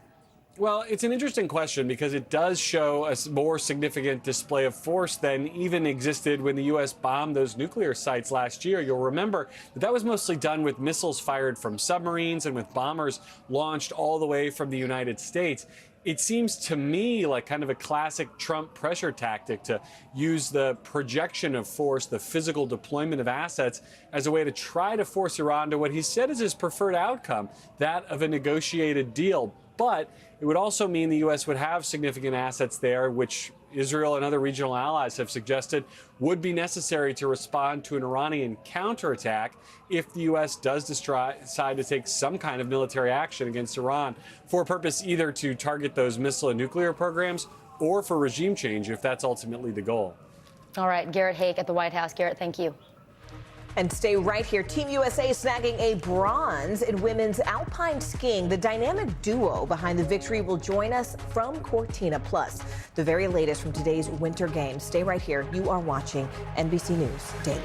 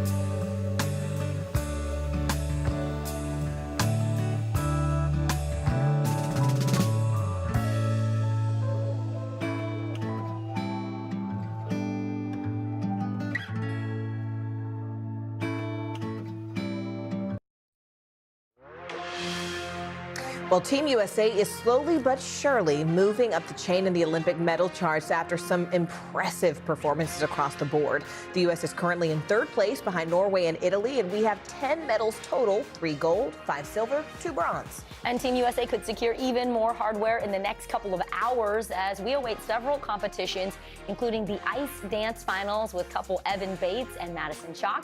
But first, let's talk about the massive win for U.S. women's ice hockey. They shut out Canada yesterday 5-0. That game was seen as one of the biggest rivalries in sports. NBC News' Shaquille Brewster has been our resident Olympic correspondent in Milan this week. Shaq, great to see you again. So just how big of a deal is it for U.S. women's ice hockey to not only beat Canada, but to beat them 5-0? And who's up next for them? Yeah. Good to see you guys as well. Look, this was a very big win. Yes, we knew going into this game that both teams are going to make it out of the preliminary rounds and into the next round of this tournament. But for it to be a 5-0 win for their chief rival, that was something that very few people were expecting. People were talking about this game as a possible gold medal or finals preview. And if you look at history, since women's hockey has been in the Olympics, every finals has been between U.S. and Canada, with the exception of one. So the fact that it was a 5-0 victory, a very big thing. I do have to note that Canada, they were without their star and their captain. She was suffering from a lower leg injury after suffering an injury in the game earlier this week. So she will likely be back if these two face off again. But it was a very big win, and you can expect that Team USA was pretty happy with what they saw. Yeah, speaking of which, Shaq, one of the top snowboarders in these games, Chloe Kim for Team USA, had an impressive showing during her qualifiers today. So tell us about it and also what we can expect during her final shot at gold, which happens tomorrow morning. Yeah, when we were watching that, the broadcaster said Chloe Kim doing Chloe Kim things after her run. So that gives you a sense of how impressive her run was. Now, you mentioned this is the qualifier, so she has to do it all again tomorrow and be even more impressive. But she's going at history. She's looking for her 3rd straight Olympic gold in this event. If she does achieve that, she would be the first snowboarder to do that in the same event ever. So she started off really strong. She started off really well, and she hopes to continue that momentum. I should also note that there are also 2 other Americans who qualified for the final. So we have a lot of representation Team USA in that final tomorrow. We love to hear it. And Shaq, less than an hour from now, ice dance partners and married couple Evan Bates and Madison Chalk will take the ice for their free dance final. Yeah. Who's their biggest competition? Yeah, they have been just so exciting to watch. Just such a great performance earlier this week. And remember, they got a gold already in the team event, so they are trying to ride that momentum. Yesterday, or their last event, they came in 2nd place to a couple from France. So I think France is going to be their biggest rival. They need to really do better than them. That French duo, they had the season high score, so they do have an uphill battle. But if you look at how they've been performing so far, it looks like they're on track for another good night. We hope so. Shaquille Brewster for us there, live from the Winter Olympics. Shaq, thank you so much. We appreciate it. And now to 2 athletes who earned Team USA one of their 10 medals yesterday after success on the slopes in Cortina. They won bronze in the women's team combined downhill event for their strong downhill and slalom runs. They took the podium alongside Austria and Germany. And while neither of them are strangers to the Olympic Games, this is the first time both of them are returning home with a medal. Joining us now from the center of it all, the Team USA bronze medalists themselves, Jackie Wiles and Paula Moltzen. Paula, Jackie, first, congratulations. I mean, what a time to be alive. This is huge. You had a successful race yesterday. Both of you have won several world championship medals over the years, but how does it feel now to win your first Olympic medals? It's crazy. It's amazing. Yeah. This is a dream come true for both of us. We've been on similar paths, so it's really cool to share this together. Yeah, it's not been an easy one, but to walk away with this Olympics with both of our first Olympic medal is really special to share it as a team. Can we just say bronze looks great on both of you? We know that skiing obviously is an individual sport most of the time, but yesterday's event, you actually competed together. What is that like to do that, not only as teammates, but we understand you're also close friends? Yeah, I mean, I've been watching Paula crush all season, and I knew this event was coming up, so I was just hoping I could get paired with her, and it was a dream come true to be able to share it. It was the most nervous I've ever been, though. A dream come true for me as well, but it doesn't take away from the nerves that happen during the event when you're watching someone that's also competing for you, but you're like hoping that they just do their best because you're like so scared something could go wrong, and then you're like, just ski your best, I believe in you. And then once they cross the finish line, it's kind of like this sigh of relief. Yeah, I've never been more nervous in my life. But yesterday was one of probably the most fun I've ever had ski racing, but also the most terrifying and nerve-wracking. I mean, Paula has so many gates to go around, so the whole time I was just holding my breath, and it was super fun to just watch her go out and do what she does best. All the emotion. Right. I mean, Paula, you mentioned just a moment ago that this hasn't been easy, that the path to doing this was not, one without its challenges. And this requires so much mental toughness to just kind of even be where you are. Jackie, you kind of echoed the same sentiment. I mean, describe some of the difficulties just to even getting to this point. Yeah, we definitely have different paths. I was on the U.S. ski team from a young age and then ended up being kicked off the U.S. ski team and went to university for 3 years where I competed for the University of Vermont. And then I came back to the U.S. ski team 8 years ago, and there's been some ups and some downs, but to kind of have it all cultivate in yesterday's podium with Jackie is so special. Yeah, my journey has had a lot of ups and downs. I think for a while I didn't know if I could continue after injuries, and then struggling with some of the trauma of not wanting to go fast again after just some really rough moments, but always believing in myself and wanting to get back out there and prove that I could be back and doing it again. I feel like that motivation was always there, and being able to finally put a day together that I feel like I've worked my whole life for, and to be able to have joined forces with Paula, it was super special and made the journey worth it. We are so glad you did get back out there. Totally, Yeah. absolutely, and it's not easy. Paula, we read that you first learned to ski on the same slopes that Lindsey Vonn did in your home state of Minnesota. Tell us what she's meant to you in this sport as one of the sort of elder stateswomen, so to speak, and talk about the difficulty, both of you. I mean, when you see one of your fellow Team USA athletes crash out like that and knowing what this experience could be for someone, what was that like for y'all? Yeah, Lindsey has been my idol since I was very young. We're from the same spot in Minnesota. We both grew up skiing in the same ski program, and she's been an idol, a friend, a mentor. And yeah, to watch her go down the other day in the downhill like that was terrifying, heartbreaking. I think everyone knows how hard she's worked to get back to this sport, and everybody knows what she was striving for. And yeah, she is the toughest woman I know, and I know she'll be okay in the end, but I can't imagine what she's going through, and we're just sending her all our best. Yeah, she had the most epic comeback, I feel like, in history, and it was hard to just see her go down that way. She is such a fighter, and she was giving it her all, and I think that's inspiring in itself. We've been able to talk to her a little bit. She was super proud and was really supportive and there for us after yesterday, which was cool. Even in her lowest moment in the hospital, she still reached out to us and let us know how proud she was. So that was really, really special. Well, our thoughts are with her, and our congratulations are with both of you, Jackie Wiles, Paula Moltzen. Congrats again, and thank you so much for making time from the slopes to join us. We appreciate it. We're so proud of you guys. Congratulations. And remember, everyone, you can catch all of the best Olympic action on Primetime in Milan, hosted by Mike Tirico, starting at 8 p.m. Eastern on NBC and streaming on Peacock. Keep it right here, folks. You're watching NBC News Daily.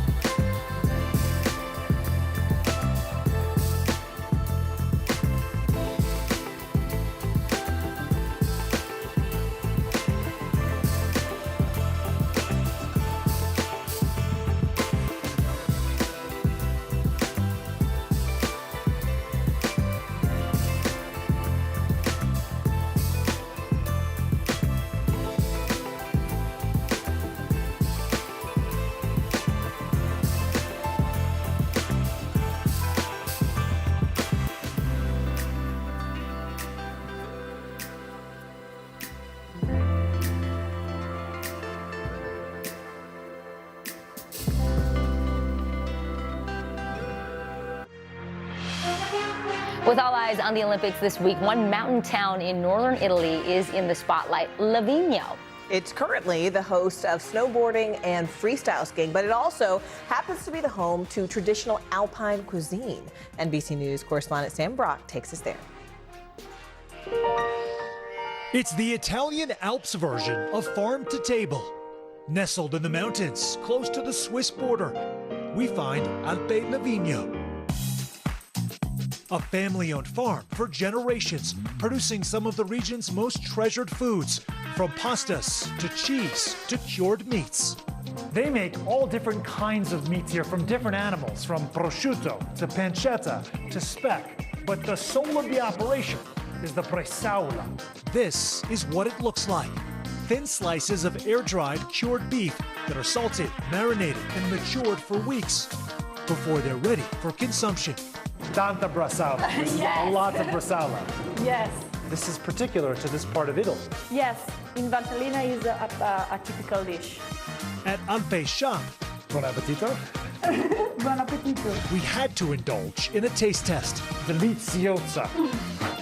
before embarking on the table portion of the experience, heading to their restaurant by snowmobile.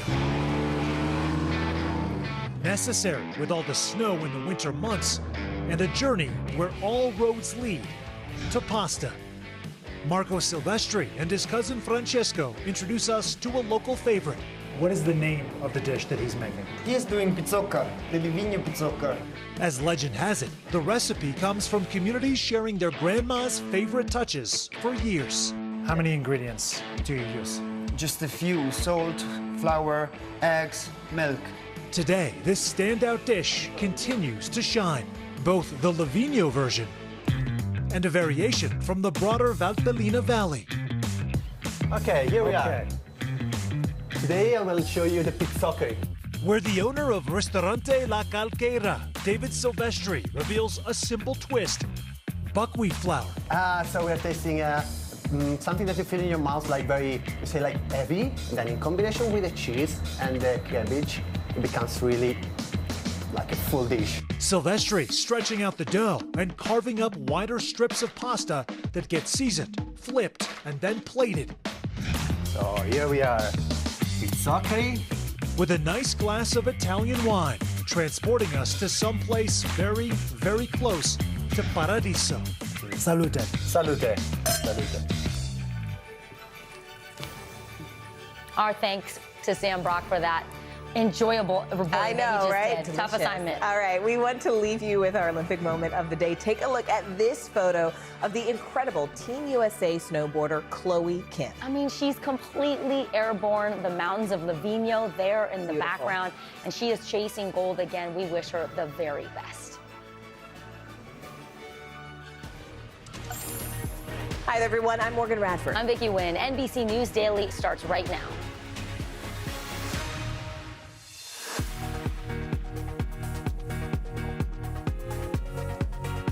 Today is Wednesday, February 11th. Search for masked man. A delivery driver says he was detained and then released as police try to find the person caught on video outside of Nancy Guthrie's home, where the case goes from here. In the hot seat, Attorney General Pam Bondi testifying before Congress, grilled over her handling of the Jeffrey Epstein case records, what she is saying about the redactions in those files. And high-stakes talks. President Donald Trump meeting with Israeli Prime Minister Benjamin Netanyahu over Iran's nuclear program. The very latest from the White House as the president threatens to send another aircraft carrier group to the Middle East. Going for gold, we're taking a look at all the Olympic action for Team USA, where the medal count stands, plus how fans are joining in on all the fun with those pins. Yeah, that's a big thing to collect there at the Games. Welcome to NBC News Daily, where we start right now with new developments in the desperate search for Savannah Guthrie's mother, Nancy Guthrie. The FBI receiving a flood of new tips after it released new surveillance video and photos taken the night that Nancy disappeared. Now, that footage, which you see here on your screen, shows a person wearing a ski mask and gloves, carrying a weapon while approaching her front door.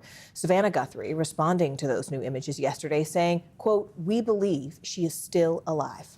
Meanwhile, an Arizona man says he was detained and then released in connection to this case. The sheriff's department declined to comment about his release when contacted by NBC News. They have not confirmed the release or the identity of the person they questioned. The man says his home in Rio Rico, Arizona, about 60 miles from Nancy Guthrie's home, was also searched.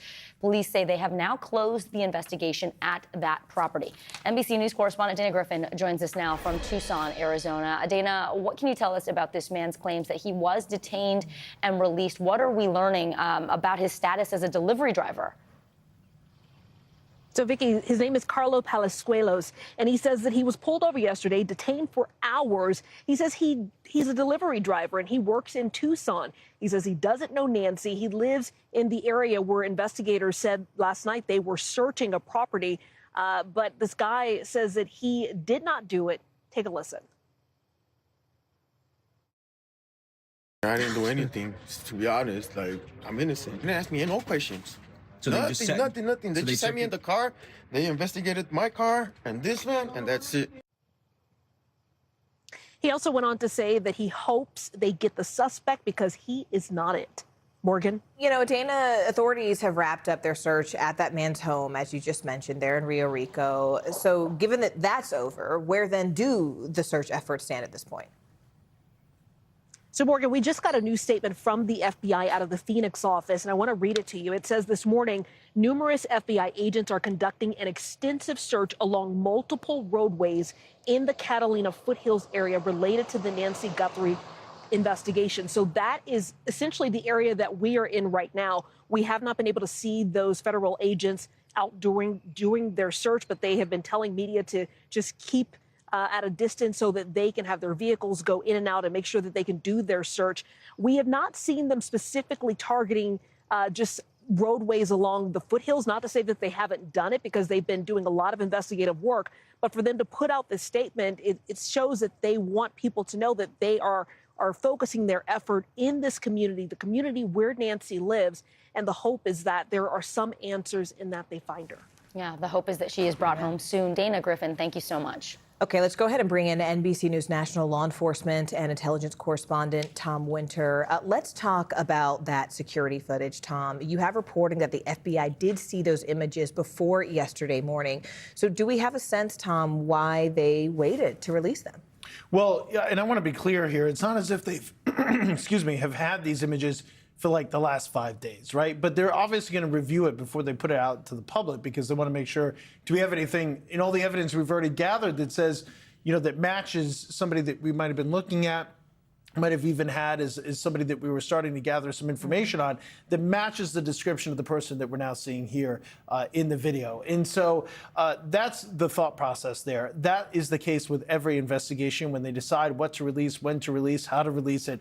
So they would have had some awareness of this ahead of time. Totally normal. How long they had, we're not clear. We know a lot of work went into eventually being able to get this video, which has led to the images that we have and has led to this video that we have, which is extraordinarily clear. We were just talking about it here in the lead up to the show. The quality of the images are there. You've got a lot of detailed information from the type of clothing to the backpack, which is so critical. Even some information, which I know we'll get into a little bit later, as far as the way that this individual behaves. So all of this is a critical part of the investigation, and obviously now, hopefully, will lead to a quick resolution here, at least some answers for investigators and, most importantly, the family. Yeah, absolutely. Tom, an FBI source has told NBC News the number of tips now that this video is out there has certainly spiked. It's understandable why. Talk about the arduous process now of going through all of that mountain of tips and figuring out which ones are actually legit. Right, and that's really the key, right? What is legit? I mean, we've seen on a number of cases this happens where whoever is being looked at, their ex calls and wants to just make it miserable for somebody, or somebody calls and says, oh, that is my ex that's in the video, but it's not even really them. It's just they want to create problems for somebody. That's been documented. That's happened on cases before. You have people that call in all sorts of crazy theories that don't make any sense or align at all with the case. So then there's that challenge. And then you have people that call in well-meaning that's the person that the FBI wants to hear from, who has some sort of basic information about this, and perhaps a handful of people that say, I know exactly who that is. Right. This is where they lived. And here's how I know it, or they're my roommate or a significant other, or whatever it is. And yes, prioritizing that information is key. They have commanders that are talking to the people that are receiving these calls and information. They're looking at it. There's a whole script as far as the questions to ask on the call to elicit as much information as possible so that then you can start to effectively triage this information and say, look, this person lives in Tucson. They're saying it's their significant other. Here's the reasons why they bought that backpack on this date. They were missing the night that Nancy Guthrie went missing. That type of level of information. That would be a home run, obviously. And then that is the type of information. But even if you got that, even if somebody called in and said, that's Tom Winter, I know it, that's the guy that did it, you've still got to open an investigation. You've still got to gather information, try to process all of it and start to be able to gather. And that takes time and matching it to the information you have. So it's not an immediate process, but there is an effort to try to triage it. You know, was there anything, though, that you saw, I mean, based on years of doing this, that was sort of a, I don't want to say gotcha moment, but something that said, no, this data matters? Was there anything that you saw, any detail in that video that you thought was significant? My phone lit up with people in law enforcement yesterday, not connected to this case, pointing things out. I go by their guides. A number of individuals I've talked to over the years, men and women that are have real insight into these types of cases, have actually made big arrests in big moments. You know, they point out a couple of things. First off, we don't see a car. How did this person get there? Is there another person with a car? So that's something that we see. You look here, they clearly are aware of the camera. I mean, you look at the image we were just looking at now. Look at this one. They're going to get the vegetation to try to throw over the front of the camera. But they know that the camera's there. Do they not have a plan? Clearly, when they go to approach the scene, they've got the head down. You get a quick flash of the flashlight that appears to be in their mouth, but they approach with the head down. Then they got the glove up as it is right now, trying to show, but still looking right into the camera. So you didn't have a plan for when you got there. So those are all the questions they're asking for. It's been an odd video, and it's just been an unusual type of case. Yeah, absolutely. Tom Winter, excellent analysis. We really appreciate it. Thank you. Sure thing. You got it. Well, let's go ahead and bring in Brianna Fox now. She's a former FBI special agent, currently a professor at the University of South Florida's Criminology Department. Brianna, thank you so much for being here. As Tom was talking about, what a game changer this surveillance video and footage really is, and the things that stood out to him in that video. What about to you, and what does the public need to know at this point now that these images are out there? Yeah, one thing that stood out when we saw all 4 images that initially came out from the FBI was there's one photo where he is not wearing a backpack. He's not wearing his gun holster either. So those were left somewhere in a vehicle, you know, somewhere. Somebody had those, and he came close to the scene, or, you know, left. We don't know the exact timing of it, but that's strongly suggesting that he perhaps had an accomplice. And this could be good news, because typically when you have 2 people, someone talks. Somebody is going to share something. Someone may be feeling the pressure and think, I'm not going to take the heat for this, and I'm going to flip on my colleague. And that's where things really light up for law enforcement. Yeah, speaking of people, the man who said that he was detained last night said that agents told him that he looked like the man in the security footage, but he was released. So what do you think, sort of according to his timeline, his story, what do you think agents could have been looking for when they searched his home? Oh, I mean, number one would be Nancy Guthrie. That would be ideally. They would find her safe, bring her home. But anything that could have been linking him to the crime. One thing that we know is that there's something called the Locard's exchange principle, where every time someone goes to a crime scene, they take something with them and they leave something behind. So anything they could find at his home that could have been from the Guthrie home, bingo. That shouldn't be there 60 miles away. That would be that would have been absolutely linking him to this case. So then does the fact that he was released, says he was released, is that, by virtue of that fact, does it mean they didn't find anything? No, because all of that is currently being tested right now. That doesn't happen instantaneously. So there was probable cause to search that home. We know that they got a court-approved search warrant.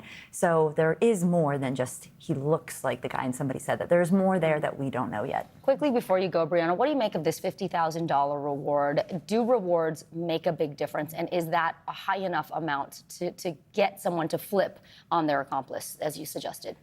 Well, I mean, number one, yes, rewards matter, and certainly that's helpful. And sometimes they actually don't want to make the reward too high, because that could actually entice people to commit more kidnappings, because they could think, well, we'll do this together, you get the reward, and something like that. So for that reason, that's why they don't. But at the same time, remembering, if you have information, now is the time to say it. If you know somebody and you know that somebody else is doing this, now is the time that you could say it and not just get the $50,000, but perhaps save someone's life. Absolutely. That's the most important thing here. Brianna Fox, we appreciate it. Thank you so much.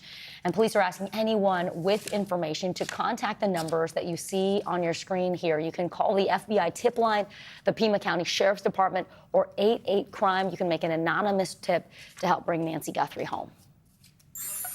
Right now, we're learning more about what led to the temporary closure of El Paso International Airport overnight. An administration official telling NBC News that Mexican cartel drones breached U.S. airspace and then the Department of Defense disabled them. But the Pentagon has not confirmed that any operation of this nature took place. NBC News senior correspondent Tom Costello joins us now. Tom, at this point, what do we know? Because, I mean, this really threw air travel in and out of El Paso into disarray. So how are things looking at this point? I got to say, there are a lot of questions about that explanation, and not everybody's buying it. The idea that if the military shot down drones over the border, and yet our people inside the military are not able to confirm it. We are, however, aware that the military may have been, and working on some new anti-drone technology at nearby Fort Bliss and also the local airfield, which is right next to El Paso International. So, out of an abundance of caution, the FAA acted and essentially shut down all air travel. They said they were going to do it for 10 days, and they gave zero heads-up notice, right? Just immediately this morning, suddenly the airport's closed, and that affected an awful lot of flights. In fact, I just checked now. By the way, they lifted that closure at 7 a.m. Mountain Time, and we've still got delays and cancellations through the early afternoon in El Paso, and that's on the arrival side. Departures are also affected, really hit or miss all day. Now, the official explanation from the White House is as follows. The White House saying that Mexican cartel drones breached U.S. airspace. The Department of War took action to disable the drones. The FAA and the Department of War have determined there is no threat to commercial travel, and the DOT is saying that the threat was neutralized. But again, the question is, well, where were the drones, and how does that fit into the other ongoing discussion about anti-drone technology being tested up by the airport, and did that play a role? So an awful lot of questions, and the leaders in El Paso are demanding answers. Speaking of questions, do we know who ordered the airport closed and why they said that it should be down for 10 days specifically? Well, the FAA did it, we believe, out of an abundance of caution, and 10 days would be unprecedented, right? I mean, listen, I've covered aviation here at NBC for 21 years. I'm not aware of this ever happening before, with the exception, of course, of 9/11, right? And that was New York and D.C. airspace dramatically affected. But to shut down a critical airport in West Texas that serves pretty much all of West Texas, southern New Mexico, eastern New Mexico, the next biggest airport nearby is Albuquerque. That's a 250-mile drive, right? Tucson, 300-mile drive. Or you can go to Midland, Texas, or San Antonio. I mean, El Paso is really isolated. It really depends on that airport. So to just shut it down with no notice really could have led to big problems. Again, they have now reopened it. Tom Costello for us there from our D.C. Bureau. Tom, thank you. You bet. Well, Morgan, tempers flaring on Capitol Hill today as lawmakers grill Attorney General Pam Bondi about the Justice Department's handling of the Jeffrey Epstein files. The hearing turned into a screaming match at some points when Democrats demanded to know why more people have not been prosecuted and why the names and personal information of some survivors were published. How many have you indicted? Excuse me, I'm going to answer the question. And I wish that you would turn around to the survivors who are standing right behind you and on a human level, apologize. And that group of survivors attending the hearing, they held a news conference this morning and demanded transparency from Bondi and the DOJ. We watched the Justice Department botch redactions so badly that victims' images were exposed while predators' identities were kept hidden and protected. That does not feel like an accident or a clerical error. It feels like betrayal. This time, it isn't a monster pedophile who is doing the exploiting, but our very own government. We are done with excuses. We are done with delays. No more lies, no more deflection. We want answers, and we want accountability. NBC News Chief Capitol Hill correspondent Ryan Nobles joins us now. So, Ryan, this House hearing is focusing on a wide range of topics, but what did Bondi say about those redactions and the failure to protect the names and the information of some of these survivors? Her answer was simply, Vicki, they're doing the best they can. She claimed that they didn't have enough time based on the expectation from Congress to get this information out to the public, this despite the fact that they missed the congressional deadline by more than a month to release these files. And she said that when they are finding redactions that either shouldn't have been redacted or should have been redacted, they're addressing them immediately. Listen to what she said. If you brought us a victim's name that was inadvertently released, we immediately redacted it. All members of Congress, as you know, are invited to visit DOJ to see for yourselves. This answer, of course, not completely satisfactory to the victims or members of Congress who question with specificity why some of the names were redacted. Many of them could potentially be co-conspirators in Jeffrey Epstein's crimes. And they want the DOJ to say definitively that they weren't protected for political reasons. Meanwhile, they say that the victims have gone through real trauma, and this is re-traumatizing them to have their names and information brought out in such a public way, Vicki. And so many of them are there behind the AG as she speaks. Brian, we understand a new measure has been introduced to help Epstein survivors. Tell us about Virginia's law. The goal here would be to allow the statute of limitations around the types of crimes that Jeffrey Epstein was accused of be extended. The issue here is that this controversy did not really come to light until just recently. This evidence is now just starting to come out, and many of these victims are in a position where the people responsible for those crimes may not be held accountable because the statute of limitations has been passed. So the goal of this bill would be to pass a law to extend that period of time and give these survivors the opportunity to seek the justice that they're looking for.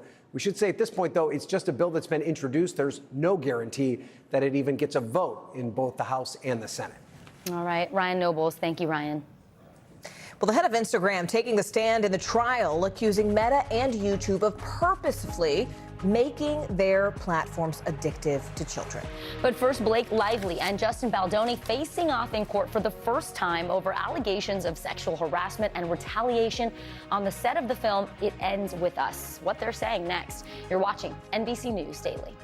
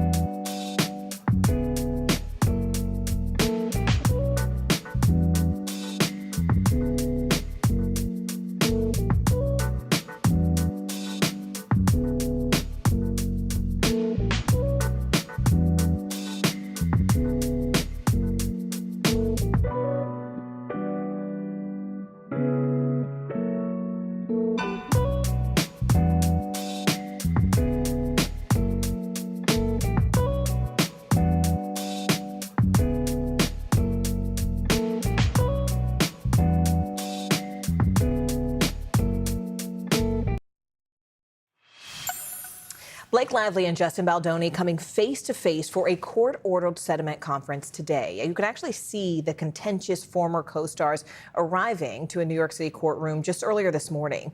This is the first time the pair has met in court since their legal battle began back in 2024. The off-screen drama started when Lively filed a complaint against Baldoni, accusing him of sexual harassment and retaliation on the set of the film It Ends With Us. Baldoni then filed a countersuit against Lively. That has since been dismissed by a federal judge. We have NBC News entertainment correspondent Chloe Malas and NBC News senior Hollywood reporter Rebecca Keegan following this for us from both coasts. Chloe, let me start with you. So this is a settlement conference. It's a place where the two parties can resolve the case before it ever goes to trial. How likely is that to happen, Ned, to settle so that this doesn't go under any further public scrutiny? They've been in there for a few hours by now, but remember, this is court ordered. So the judge wants them to try to come to some sort of a common ground. And I was talking to NBC News' legal analyst, Misty Maris, who says if they think Justin Baldoni and Blake Lively, that the spotlight has been intense in the depositions and the discovery that has been made so very public, then you can only imagine what's going to happen in the courtroom in May if this does go to trial. And like you said, the last time that they came face to face was over the summer when Blake Lively had her deposition and Justin Baldoni chose to attend in person. So they have seen each other since all of this very public drama started playing out. But they have the opportunity today to address the judge directly. But it's very unlikely that Justin Baldoni and Blake Lively will be talking to one another. And the judge, this magistrate, she has to go between each room because then they get separated, sort of like a game of telephone saying, okay, so this team says that they would consider this. All right, now Blake Lively's team says this. And maybe they come to some sort of a resolution today, but we won't know because it's confidential. And anything that happens today cannot be used in the trial. But you bring up this very public nature of it. Rebecca, I want to bring you in here because, I mean, everyone from Taylor Swift to Sony has been sort of brought into this public spat. So how is the attention already impacting both Lively and Baldoni's reputations and sort of professional careers? Well, what's so interesting is that this case started by being about reputation. Lively is suing Baldoni because she's alleging that his PR team launched a smear campaign against her in retaliation for her complaining about sexual harassment on the set. In fact, what's happened in the over year since the case began is that both of their reputations have taken a big hit, not only in the wider public among people like us, but in the small community of Hollywood, among executives, producers, agents, actors, directors, people who might work with them on a future project.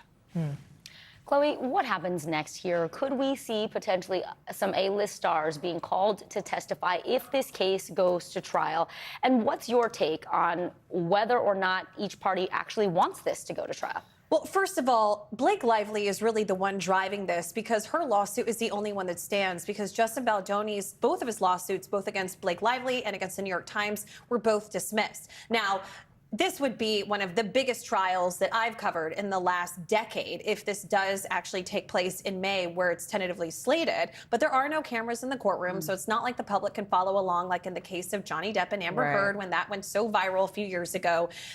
But if there is a settlement, the thing is we're never going to know. What you'll see is that the trial date gets removed from the docket and potentially some sort of a joint statement, or maybe Justin Baldoni would release a statement, admitting some sort of culpability if they were to come to some sort of an agreement. So, you don't know if this is about money or if this is about Blake Lively really trying to save her reputation here or both. But in terms of people who could testify, you could see obviously Blake Lively and Justin Baldoni take the stand, and you could also see maybe even Ryan Reynolds. The idea, though, that Taylor Swift would enter that courtroom seems very unlikely at this point since the subpoena was dropped, but it could get a lot of star power. I mean, but star power for people who you imagine still want to work. So Rebecca, tell us about the West Coast perspective here. I mean, there's a top Sony Pictures executive who said that he thought Lively would never work again, but she actually does have a new project coming up. Tell us what she's working on, but have we heard of any plans for Baldoni? Right. Lively does have a movie in development at Lionsgate, a romantic comedy called The Survival List that the studio tells me is still moving forward. She's also got her hair care line, her beverage line, All of this is kind of on hold while we wait for the trial. Baldoni hasn't commented about any future projects. And in fact, this week, he and his wife put their Ojai, California home on the market for $8.9 million. Wow. The irony here is that It Ends With Us was actually a big success. This movie grossed more than $350 million. Both of these people would be in high demand in Hollywood were it not for this case. Yeah, and it certainly got a lot more attention, that film, because of this. Chloe Melas, Rebecca Keegan, thank you both so much. We appreciate it. Stay right here. You're watching NBC News Daily.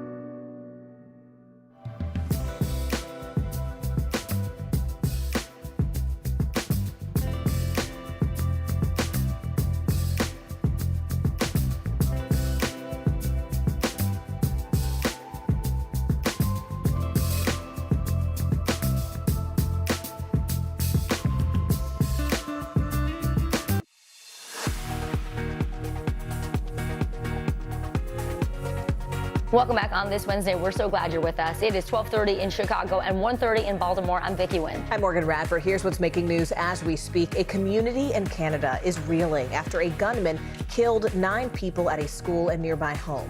Police say 7 people were shot dead at Tumbler Ridge Secondary School in British Columbia just yesterday.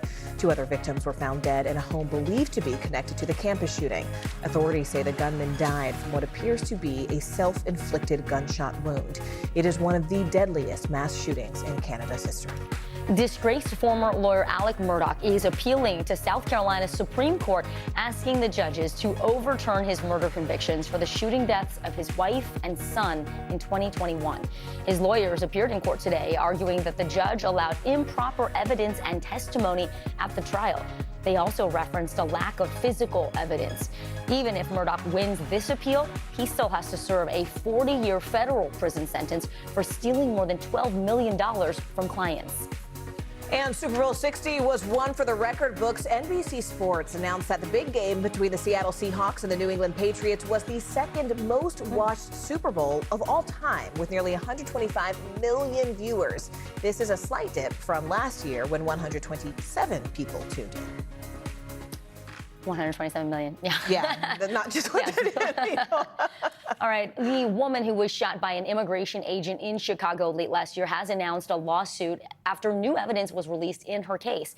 The woman and her lawyers allege that federal officials smeared her character, and they say she is now able to share evidence that corroborates her innocence. Now, that evidence includes body camera footage and text messages, including one that was sent from the agent just an hour after the October shooting, revealing his perspective on how it unfolded. All of this comes as a new NBC News Decision Desk poll shows the majority of U.S. adults say immigration agents' tactics have gone too far. NBC News senior Homeland Security correspondent Julia Ainsley joins us now from D.C. Julia, what else was included in this newly released evidence? I mean, and how are federal officials responding to that and this woman's lawsuit? Well, we're out to DHS for comment right now, and I'll let you know what we hear from them. But as far as the lawsuit goes, they're zeroing in on two things that have been revealed since this body camera footage is put forward. And we should say that the agent who actually fired the shots, he didn't have the body camera, but those in the car did. And what we hear is one of the agents say on their way to this scene that turns into this shooting was, it's time to get aggressive. Remember, this is October in Chicago. Miramar Martinez was a 30-year-old who was on her way to drop off clothes at a nearby donation site when she decided to start following Border Patrol. This was at the height of Border Patrol's crackdown in Chicago, and she and many others were trying to follow them, really to intimidate them and keep them out of making these arrests in Chicago that they thought were going too far. Then the other thing her lawyers are zooming in on is the fact that the Tahoe steering wheel of the agent tends to steer toward her. Previously, DHS said that she rammed their car. They're now accusing the U.S. government of an aggressive smear campaign against her character, and they just held a press conference. Take a listen. You guys have now all seen the video, so you know that she didn't ram them, that they rammed her or sideswiped her. The U.S. Attorney's Office knew this from the beginning. ICE knew this from the beginning, yet they continue as recently as yesterday to put out press statements saying that Miramar rammed them. So the U.S. government previously dropped all charges against Miramar Martinez, and now Martinez is turning this into a civil lawsuit against the government for their response and for what they say she did, but she's arguing she did not block them in with her vehicle. That is crucial video. Julie, I want to turn to this new NBC News Decision Desk poll about ICE tactics in Minneapolis. When the respondents were asked about these tactics, what did they say? That's right. This is a new nationwide poll from NBC News Decision Desk. They polled over 20,000 Americans across the country. What they're finding is a drop in support for President Trump's immigration actions. In fact, 29% saying that ICE should be abolished altogether. They say the recent tactics by ICE and Border Patrol, 67% are saying that they have gone too far. You also have them ask, how confident are you that federal authorities will conduct a fair and transparent investigation into the shootings of Renee Nicole Good and Alex Pretty, those Minneapolis shootings? And only 21% of those are very confident, and 37% are not at all confident. Also, when it comes just to the approval of ICE, we only have 21% strongly approving, 55% strongly disapproving. So this is all coming as this administration really tries to do a pivot, removing Greg Bovino, who headed up those operations in Chicago, and putting in Tom Homan, who's calling for a crackdown on criminal immigrants. All right, Julia Ainsley with the very latest on the situations that's unfolding all across our country. Thank you, Julia. Well, right now, a landmark social media trial is currently underway in Los Angeles. The head of Instagram, Adam Mosseri, taking the stand today to testify against accusations that the popular social media platform is fueling a youth mental health crisis. You can see him there walking into court. Now, this case involves allegations from a 20-year-old woman who claims she became addicted to Instagram and that the app's endless scroll feature contributed to her anxiety. In a statement, Meta, the company behind Instagram, says, quote, "We strongly disagree with these allegations and are confident the evidence will show our long-standing commitment to supporting young people."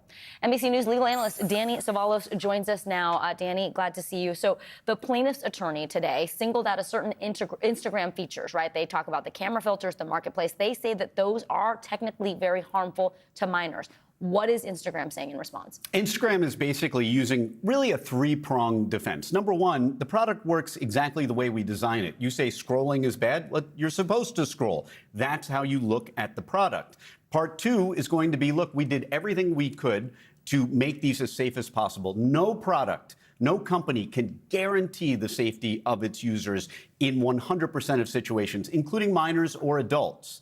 And then thirdly, causation is a major component of Instagram's defense. And by that, I mean, this is different. They need to stress that this is very different from tobacco litigation, where science can much more clearly show that taking in carcinogenic smoke will cause lung cancer. Instead, saying that social media causes mental health problems leaves open the possibility that the mental health problems could have been pre-existing. They could have been caused by other factors. So causation is going to be a key part of this defense. So break down the plaintiff's argument for us here. I mean, how do you actually prove intent to make something addictive? They don't necessarily have to show that they intended harm. They just need to show that they designed this knowing of the dangerous consequences, knowing that it was harmful, and went forward anyway. They don't need to show that they intended to hurt people. So it's awareness, not intention. Yes, it's the concept of recklessness, acting knowing the dangerous consequences, but going forward anyway, knowing that there's a high risk, not certain, but a high risk that bad things will result. Danny, we are expecting the CEO of Meta, Mark Zuckerberg, to take the stand in this trial. What can he say to make a strong case for his company?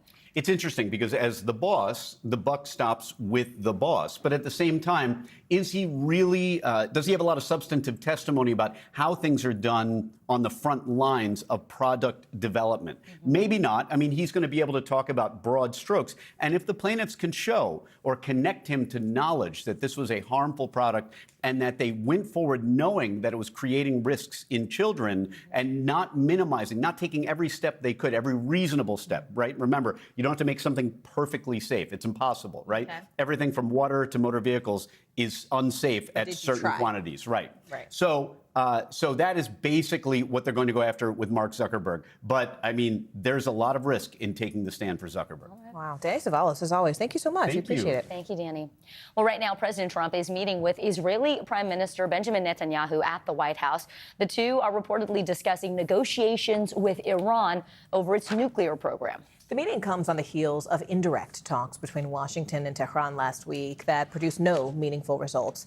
Today, Iran said it's ruling out broader talks on its nuclear potential. NBC News White House correspondent Julie Sirkin joins us now from her post. Julie, going into today's meeting, Netanyahu's office issued a statement saying the prime minister believes all negotiations must include limiting the ballistic missiles and ending support for the Iranian axis. Does that seem to be a reasonable goal at this point?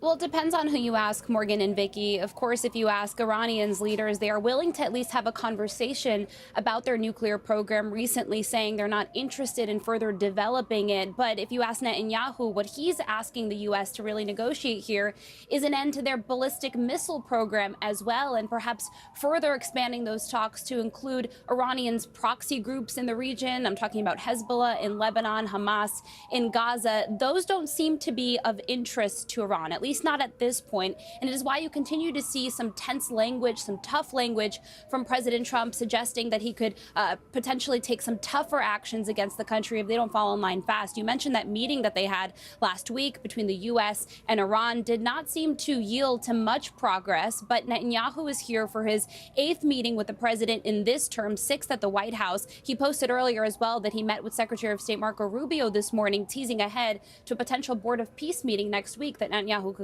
could return for.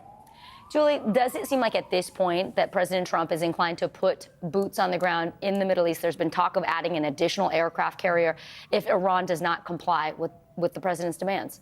The president has strategically avoided taking anything off the table. This comes after weeks that the U.S. has been building up their military force in the region. You mentioned that second aircraft carrier group that the president teased could be something that he puts on the table in the region after already stockpiling military aircraft and other military positions around that region to sort of put pressure on the government in Tehran. Of course, to this point, they have not bitten on that tough talk from the president. But this also comes after those protests that we saw weeks ago that turned extremely deadly. Estimated 7,000 people have been killed there by their government. That's according to independent Human Rights Watch groups. And so the president has really kept all language on the table, all options on the table, including military option, but so far has avoided taking that step. He prefers to go the diplomatic route. We'll see if that's possible here. All right, Julie Sirkin. Thank you, Julie. Well, it's time now for our Money Minute, where the U.S. added 130,000 jobs in January, according to the Bureau of Labor Statistics, which is a lot more than expected. Yeah, it is pushing the employment rate down, now hitting 4.3%. NBC News business and economy reporter Emily Lorsch joins us now. So wait, actually, this is the unemployment numbers would be going down, right? If we are adding more jobs? Exactly. Okay. Vicki and Morgan, hiring is off to a strong start this year, providing some relief about the state of the economy here. But newly revised data shows that the job market last year was much weaker than previously thought, with almost no job growth. Originally, the government had indicated that nearly 600,000 jobs were added in 2025, but that's now been revised down to about 180,000 jobs in total. It's a very significant drop from the nearly 1.5 million jobs added in 2024. And from viral trends to neighborhood gems, TikTok is focusing on what's local. The U.S. version of the app has launched a local feed. It's a tab on the home screen designed to help users discover nearby restaurants, shops, events, and creators. And TikTok is also introducing the option for users to share a more accurate location using GPS. But the app specifies that that setting will be off by default. And oops, she did it again. Pop icon Britney Spears is making another major move in her career, selling the rights to her music catalog, according to a source with knowledge of the deal. The Baby One More Time and Toxic superstar has reportedly sold the music to publisher Primary Wave for $200 million. A publisher that also owns the rights to the music of several legends, including Stevie Nicks, Prince, and Biggie Smalls, guys. We'd love to see it. All right, Emily Lorshorst, thanks so much. We appreciate it. Thank you, Emily. At the Winter Olympics, it is all about the pins, a time-honored tradition for fans and athletes. We head to Milan to see how people are lining up in secret locations for a chance to snag a few. More NBC News Daily. Don't go anywhere. Right after this.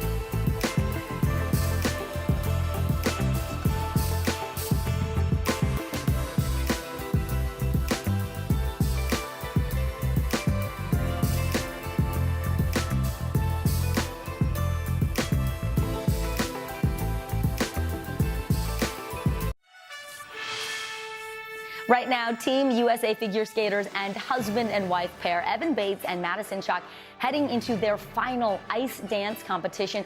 They've competed in 4 winter games together, but they have yet to take home an individual gold. Their performance will close out a big day of wins for Team USA in Milan and Cortina. Medals in women's freestyle skiing and men's alpine skiing helped carry the U.S. to 3rd place with 10 medals total. We want to go now to NBC News correspondent Shaquille Brewster standing by live in Milan. Shaq, let's start with ice dance partners Madison Chock and Evan Bates. What's at stake in their final skate now? Well, they are going for the gold, and I think if you look at the biggest competition, it's the team from France that's currently in the first place after the session that we saw earlier this week. The team from France, by the way, they have, if you even look before the Olympics started, they have the season high score in this competition. So definitely an uphill battle, but Chalk and Bates, they have been performing so well, even going back before this event to the team event. They really know that they have shown they can come and meet that moment, and they'll have another opportunity to do so tonight. Shaq, 2 women on the Team USA freestyle ski team had big gold and silver medal wins during the mogul events today. Tell us more about that. Yeah, I'll also say this is the event that even when it's done perfectly correctly, it looks like it's one of the more painful events of the Winter Olympics. But despite that, you had Elizabeth Lemley getting the gold for Team USA, Jalen Koff getting the silver, so 2 Americans at the top of the podium. Koff actually got silver back in Beijing 4 years ago, so a consistent performance from her. But this is all helping Team USA's medal count. You see them rising into 3rd at last check when you look at the comparisons to other countries. And Shaq, we also just got another update from skier Lindsey Vonn about her broken tibia from Sunday's crash. How's she doing? Yeah, heartbreaking update. If you look at this picture she posted, really startling picture of her in the hospital bed, but she had her thumb up. I'll read a little bit from the comment in that picture. She said, "I had my 3rd surgery today and it was successful. Success today has a completely different meaning than it did a few days ago. I'm making progress, and while it's slow, I know I'll be okay." She also in that post thanked her team, thanked her doctors and family for their support, and also congratulated other members of Team USA who have been successful in these Olympics, saying that their success is helping her in her recovery. Oh, we hope she has a full and speedy recovery. Shaq Brewster, thank you so much. Well, the Olympics are full of historic traditions, from the torch relay to the lighting of the Olympic flame and even the opening ceremonies. But among spectators and athletes alike, a more modern custom is overtaking Milan: limited edition pin collecting. NBC News international correspondent Claudia Lavanga is here to tell us about what all the hype is about. This is so interesting. I hadn't seen this before. And you say the hunt, Claudio, for Olympic pins is almost as competitive as winning a medal. How did this even start? Yeah, pretty much, Morgan. I mean, some say that this has started back in the first modern Olympics as 1896. Of course, back then, the pins didn't look like this. But since then, well, this has been the only competition that everyone, not just athletes during the Olympics, can compete in. And that is the race for Olympic pins. During the Olympics, it's not unusual to see long queues in host cities, and in Milan, it's no different. But these people are not queuing to get into an Olympics venue. They will be waiting for hours to get hold of some of the limited editions Olympic pins. Buongiorno.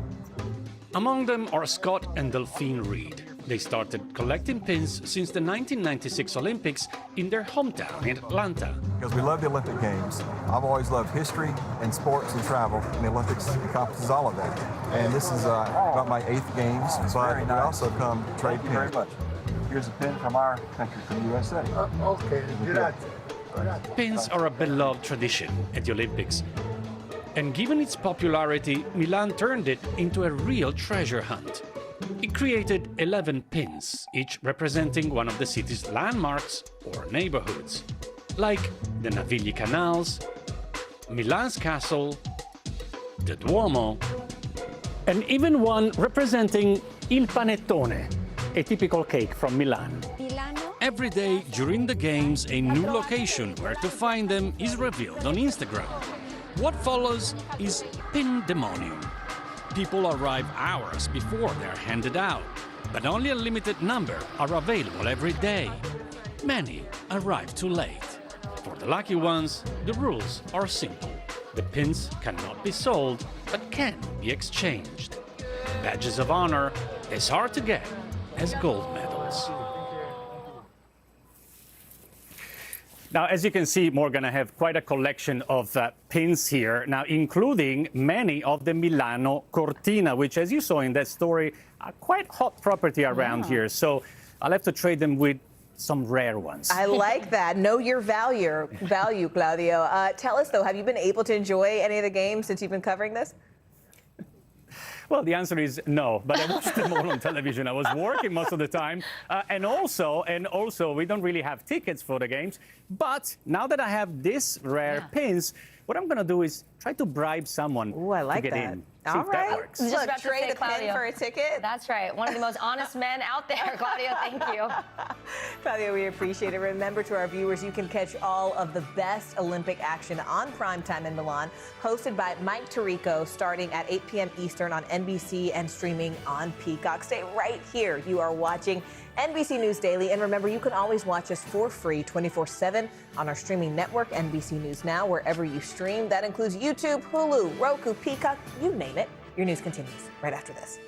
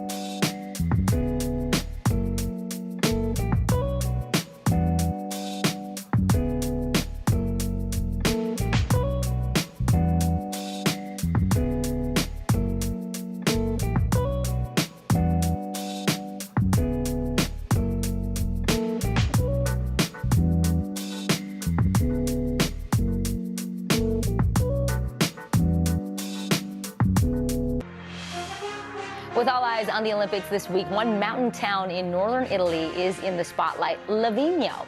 It's currently the host of snowboarding and freestyle skiing, but it also happens to be the home to traditional alpine cuisine.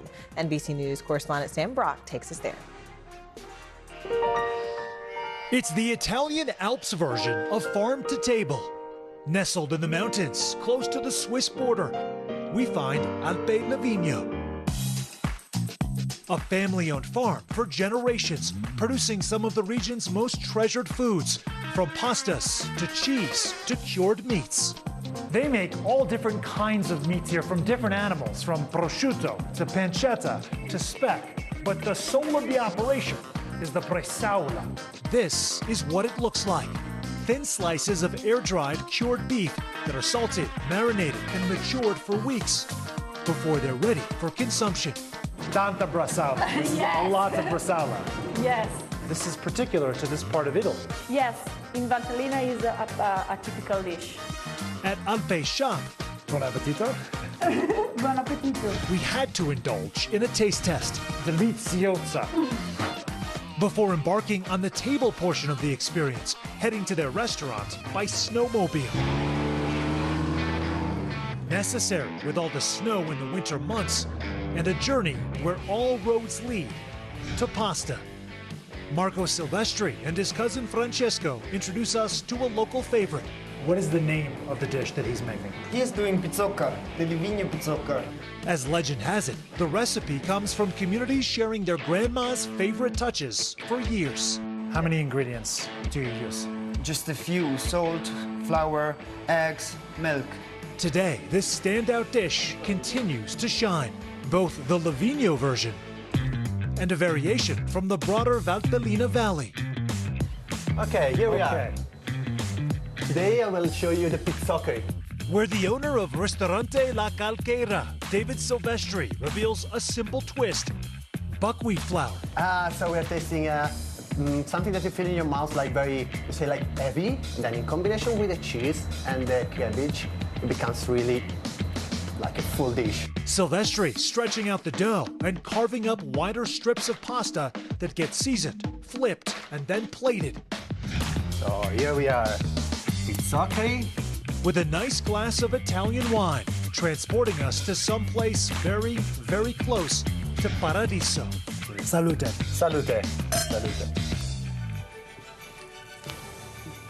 Our thanks to Sam Brock for that enjoyable reporting. I that he know, just right? did. Tough assignment. All right, we want to leave you with our Olympic moment of the day. Take a look at this photo of the incredible Team USA snowboarder Chloe Kim. I mean, she's completely airborne. The mountains of Livigno there in the Beautiful. background, and she is chasing gold again. We wish her the very best.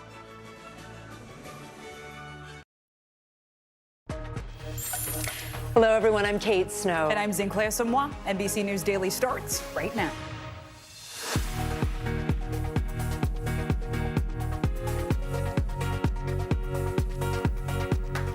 Today, Wednesday, February 11th, 2026, breaking news. The FBI conducting an extensive search in the Tucson foothills. It follows the release of those surveillance images and video of a masked and armed person at Nancy Guthrie's front door. And a man who says he was released after investigators detained him for questioning last night.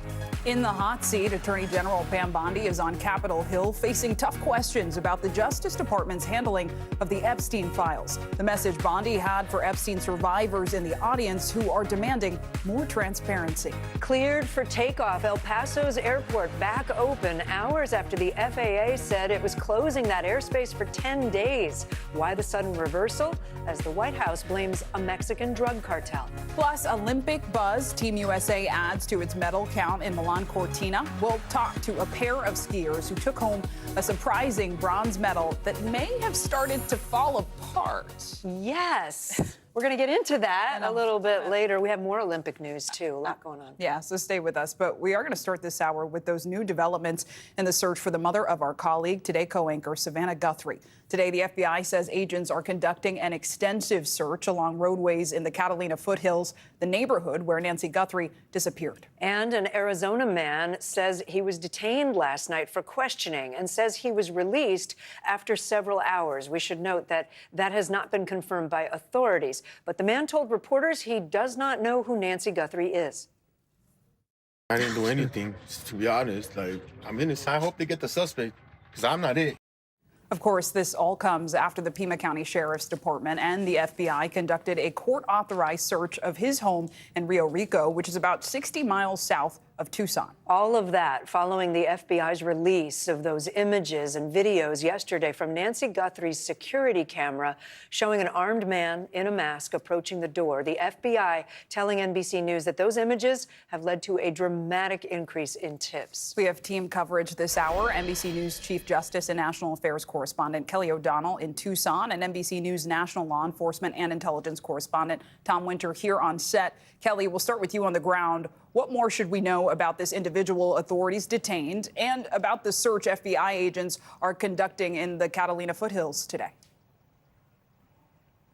Good to be with both of you. And there are certainly updates in this case, and it is the work of law enforcement that is now to some degree on display publicly. With these searches, the FBI had been giving us indications that they had planned to do these sort of searches, and they are the kind of painstaking work that is essential in an investigation like this.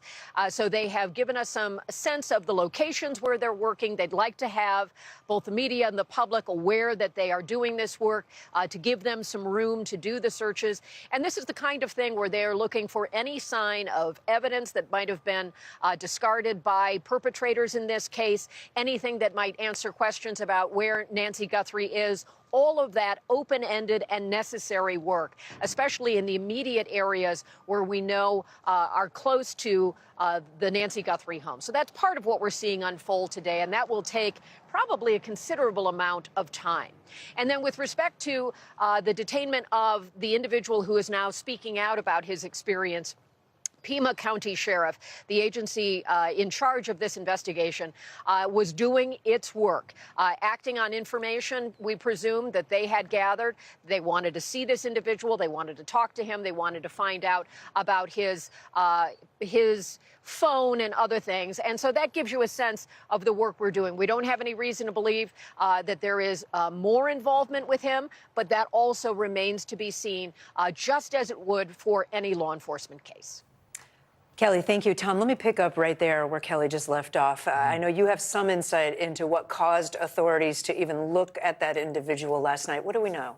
Well, it was clearly not just a phone call that they received in the course of their investigation where it was kind of a, we think this is the guy at the door. We don't even know, and as we reported last night, if this person is, if there's any sort of suspicions that they were the person we see at the door in the surveillance camera video that was released yesterday. What we know is that there were a number of steps that were taken by law enforcement. They went to a judge. They got probable cause. They said, look, Your Honor, we think there's a reason that evidence of a crime exists here at that individual's residence. So this wasn't just somebody called in a name, they decided to detain them. There was more to that investigation. On the other hand, this individual has not been charged, as Kelly just reported, and that there remains an ongoing investigation. So ultimately, this person may be completely cleared of this, and it was just evidence that pointed one way, that upon reflection and investigation pointed another. We're going to have to see, but that's the basics of what we know about this person. But to that end, we know the speed of this investigation. The pace has really picked up since the release of that video. So, Kelly, I want to go to you because you've been speaking with law enforcement sources on the ground. What are they telling you? Well, certainly the pace of the investigation is evident, and this is important to note that it feels like a turning point with the release of those images that elicits more response from the public. We're seeing the grid search going on, expanding some of the work, the sort of turning of the soil, if you will, that law enforcement must do. Now, with that, of course, means given the scope of the national attention, there may be many tips coming in that will not have specific value, but they've got to work through those. So there is a command center working 24 hours, and they are trying to review this material. Also doing the other kinds of work that we've seen now evidence of with the photos, that there is the electronic work, the digital work, the study of phone records, and other things that might be able to help them identify other means to get to a suspect or someone of interest. And that work goes on. And Tom, let me go back to you. Law enforcement experts have told NBC News that the person in the videos and the photos that they've released must have had some premeditation. But experts are also pointing out that it doesn't seem like the person thought this plan through. I mean, for example, picking up vegetation and holding it in front of the camera. Right. It's kind of an odd thing, this video, because you look at it and this person clearly approaches the front door and is aware of the camera. They've got their head down. You see a quick flash of what might be a flashlight that they're holding in their mouth. And you see it here well in this video, on this particular image, approaches the camera and then has their hand up with these gloves that's over it. You're looking at it perfectly right here. But then realizes, like, oh, this thing is on, and kind of goes back to the front yard and picks up some vegetation, some sort of a plant, and tries to hang that over the door to obscure it. Well, it's not going to stay there. I mean, it just doesn't make sense. If you know this camera is there, how do you not have a means to kind of defeat it? That's a question that they have. All right, Tom Winter, Kelly O'Donnell, thank you both so much. Let's bring in NBC News law enforcement analyst Evie Pampouras and former FBI Special Agent Brianna Fox to dig in a little more on the forensics, on the things we know. Evie, I'll start with you. We've now seen these videos. I think most people in the world have now seen these photos and these videos over and over. But let's just dissect a little bit. You've talked about the posture, the gait. Like, what could people out there potentially be recognizing? So we're looking at multiple things. One, posture, gait, movement, because they put out stills and then they put out video which shows the movement of a person. So somebody that very close to that person is going to recognize a movement, family members and whatnot. And, you know, and even Savannah's last plea was somebody out there knows something. So she's pleading with people that are not the suspects, not the subjects of this case.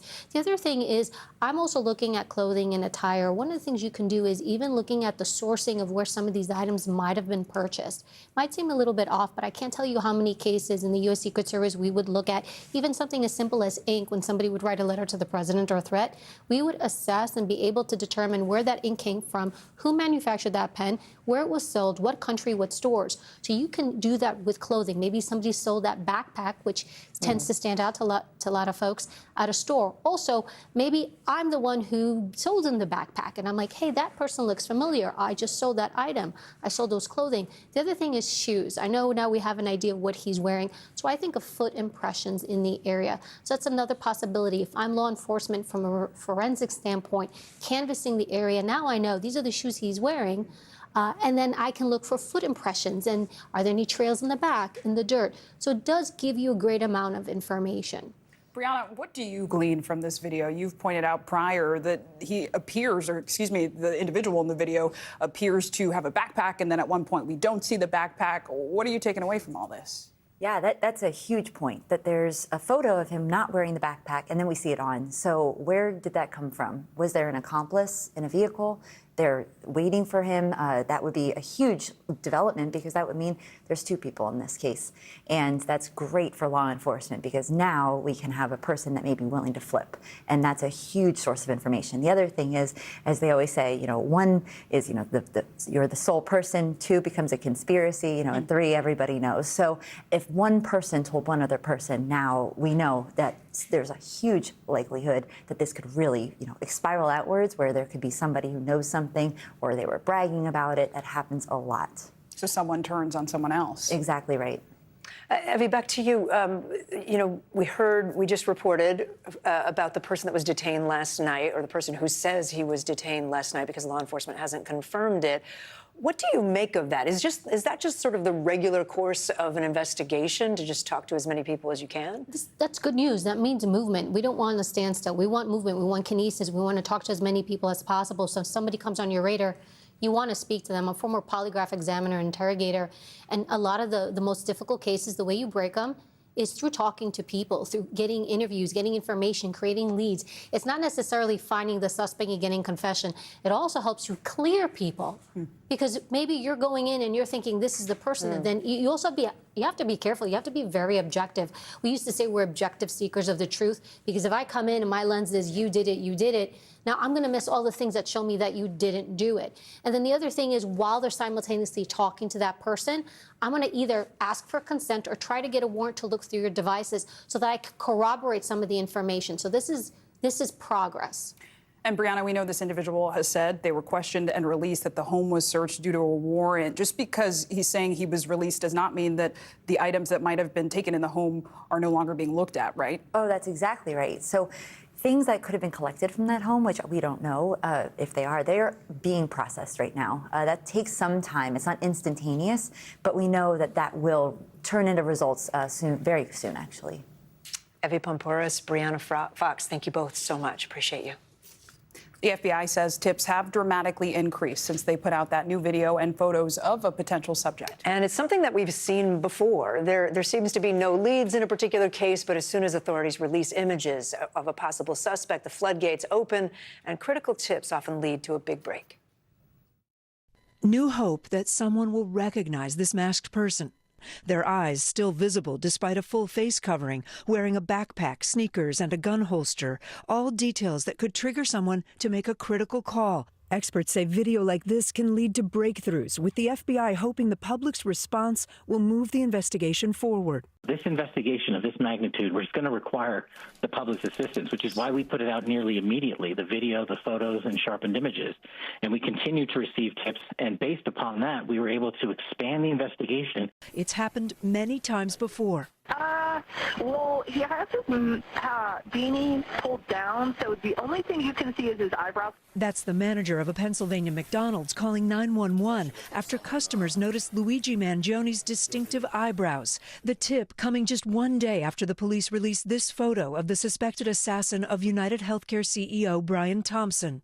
And less than a week after this surveillance video showing the murder went viral. We know the public will play a critical role in identifying and locating these individuals. Surveillance video also expediting the capture of the two brothers responsible for the 2013 Boston Marathon bombing. Hours after the FBI released these images showing the Tsarnaev brothers at the marathon finish line, the publicity prompting a flood of tips that led to their capture.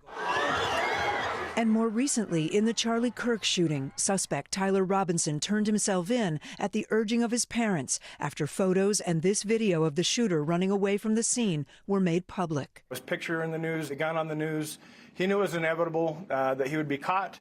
And then just last December, after the Brown University shootings, a post on Reddit around the FBI poster containing photos of a suspect led to a man saying police needed to look into a gray Nissan. That person led us to the car, which led us to the name, which led us to the photographs of that individual renting the car, which matched the clothing of our shooter here in Providence. Now, law enforcement hoping this video will spark a response, with the Guthrie family calling on members of the public to once again step up.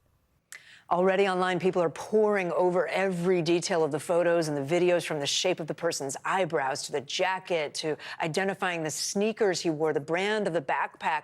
So often it is just one little thing, Zinkley, that can sort of break things wide open if somebody just recognizes that one thing. And we're all pushing and praying for that one little thing. Kate, thank you so much. And to that end, please, if you or anyone you know has any information that could be helpful for authorities, contact the FBI tip line at 1-800-CALL-FBI or the Pima County Sheriff's Department at 520-351-4900. You can also report tips to 88crime.org.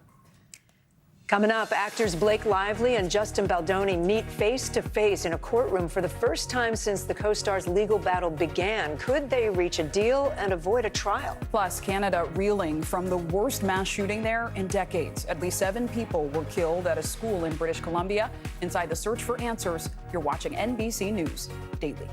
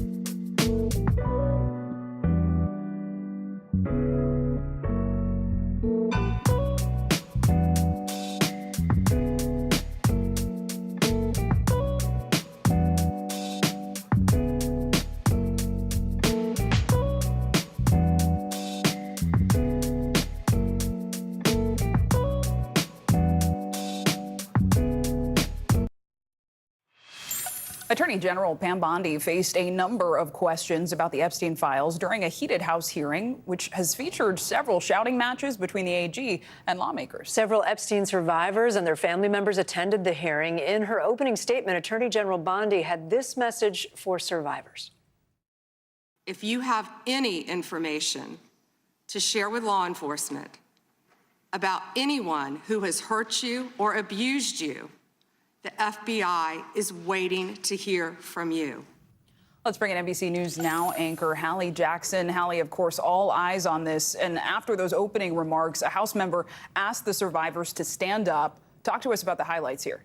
Yeah, this was, and Kate and Zinkley, it's good to be with you, one of many rather notable moments here in a hearing that to say it was combative would be an understatement. It most certainly has been so far in these interactions, usually specifically involving the Epstein controversy between Democrats and some Republicans, at least one Republican on the House Judiciary Committee, and the Attorney General Pam Bondi, as you see her getting sworn in there. There was this moment when Congresswoman Jayapal asked her to address the survivors in the room. We had known, of course, that this group of Epstein abuse survivors would be at this hearing, and speaking with them, and I know that you have spoken with them as well, some of them, they felt like it was important to be there in this, what they see as their fight for justice and fight for accountability.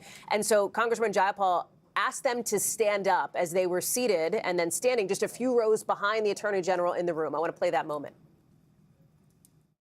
Please raise your hands if you have still not been able to meet with this Department of Justice. Please know for the record that every single survivor has raised their hand. And that is a real point of contention for some of the Epstein abuse survivors that I've spoken with who want more of a line of communication or a line of communication, period, with the Justice Department as they have worked to release these Epstein case files. The survivors having real concerns about redactions, some over redactions, some missing redactions in the case of survivors' personal information.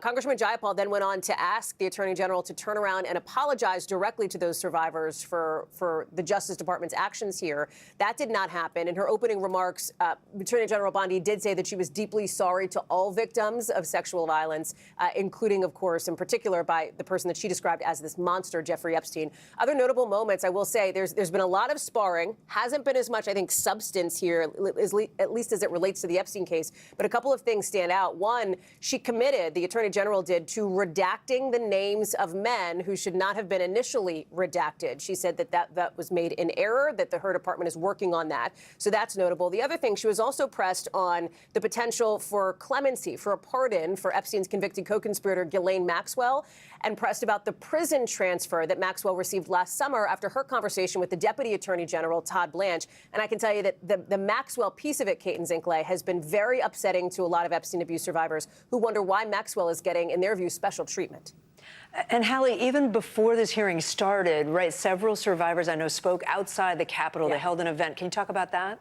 Absolutely. And we have seen them do this before as they were pushing for the Epstein Transparency Act. So they came out today in this kind of show of force, all wearing, many of them wearing matching shirts, talking about, with redactions on the shirt, basically, talking about the release of the Epstein files here. And I want to play you what one survivor, Charlene Richard, had to say. We watched the Justice Department botch redactions so badly that victims' images were exposed, while predators' identities were kept hidden and protected.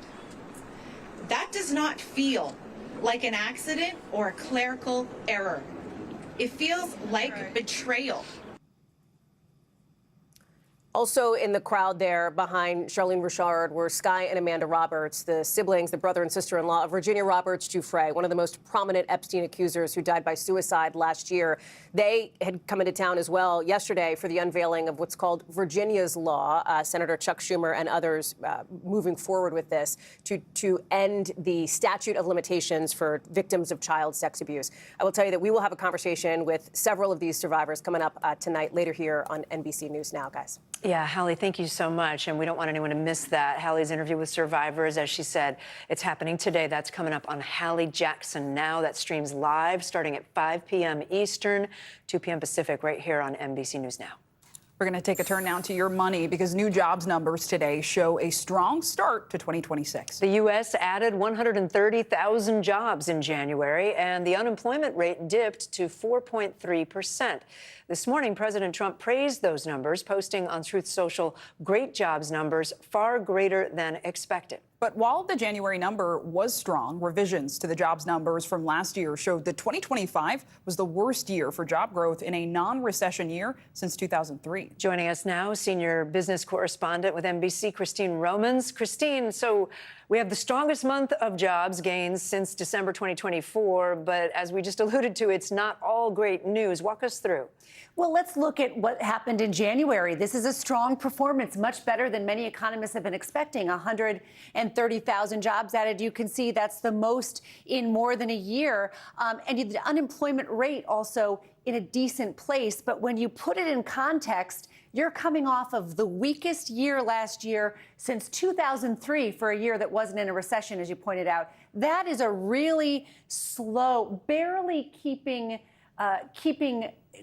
pace, really, with population growth in the U.S. And the jobless rate, as I said, 4.3%, that looks pretty good. So it's sort of like a yes, but jobs market. Yes, the unemployment rate is historically in good shape, but we saw job creation basically grind to a halt last year. So we'll watch closely what happens in the months ahead. And Christine, we got to talk about wage gains. How were they and how do they stack up against inflation? So wages are growing faster than inflation. Wages 3.7%. That's how much annually the typical paycheck is growing. And you know that inflation is 2.7%. So this should be good news for American pocketbooks, quite frankly, because it means that you're making more money than you're spending, although we know affordability is still a major problem. A lot of people tell us they don't feel that way. And when you dig in these numbers, you can see the job market has very disparate areas of strength and weakness. Healthcare. These are nurses, home health aides. These are people who work in hospitals and doctors' offices. That's where a lot of the job growth is. Social assistance as well. Construction, AI data centers, a lot of job creation there. Federal government, this is on purpose. The government is laying off lots of these workers, and a lot of losses in insurance activity as well. So you can see there's strength and pockets of weakness too. All right, Christine Romans, thank you. Police are investigating a mass shooting in the Canadian province of British Columbia. Authorities say 9 people were killed in 2 separate locations in the city of Tumbler Ridge Tuesday afternoon. 7 of them were killed at a nearby school, where 25 more were injured. 2 others were found dead at a nearby home, and police believe the incidents are connected. The suspected shooter was also found dead of an apparent self-inflicted gunshot wound. NBC's Camila Bernal is tracking this story for us. Camila, what more should we know about these 2 deadly attacks, and what are authorities saying about the suspected shooter? Hey, St. Clay. So authorities say that the call for this came in at around 1:20 local time yesterday, and police saying they arrived to the scene within 2 minutes of that phone call. But when they arrived, 6 people were already dead. They tried to transport another person, and that person died as they were being transported. So that brought the total number to 7 people killed at the school. Like you guys mentioned, there was a separate location where 2 other people were killed, and authorities saying that they were able to connect the 2 scenes and that they were able to connect the shooter to the 2 scenes, but they have not identified this shooter. So different from what maybe we would get here in the U.S., there's very limited information. Authorities saying they do not have a motive, saying they do not want to disclose essentially what happened in this case, but that they are looking into all of this, guys. It's just tragic, Camila. This is one of the deadliest attacks in the history of British Columbia. I understand the Prime Minister of Canada spoke about it earlier today. What did he have to say?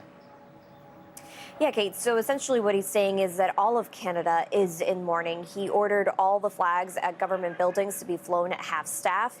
And here's what else he said. We will get through this. We will learn from this. But right now, it's a time to come together, as Canadians always do, in these situations, these terrible situations, to support each other, to mourn together, and to grow together. And there are other lawmakers that have expressed that this is a close-knit community, so they're saying this impacts everybody. The government has dispatched counselors for anyone in the area that needs it, and also the schools in the area have been closed for the rest of the week, guys. All right, Camila Bernal, thank you.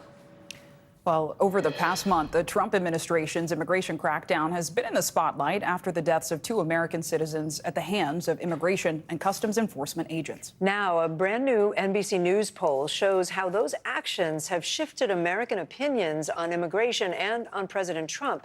NBC News chief data analyst Steve Kornacki breaks it down.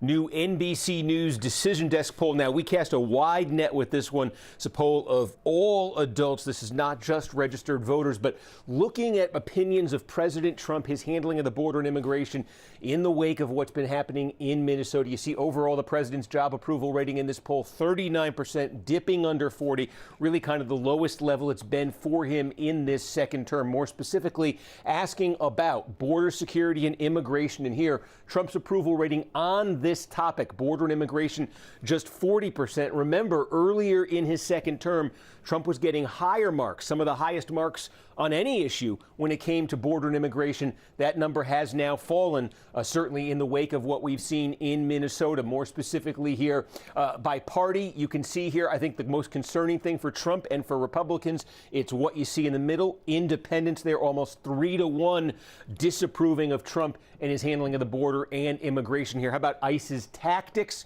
and Border Patrol agent tactics here? Again, 2/3 of voters saying those have gone too far here. And then asking voters, okay, what is the solution here? What's something you'd like to see? We asked this question. Should ICE, should immigration and customs enforcement, should that be reformed, abolished, or continue in its current form? You see opinion is kind of all over the place here. The plurality saying it should be reformed, about 29% saying keep it in its current form. 29% say it should be abolished. That number is driven by Democrats. Half of Democrats say they want to abolish ICE. All right, Steve Kornacki for us. Thank you. Coming up, millions talk with AI chatbots every day. And now some are using AI to cope with grief. Why that has some experts alarmed.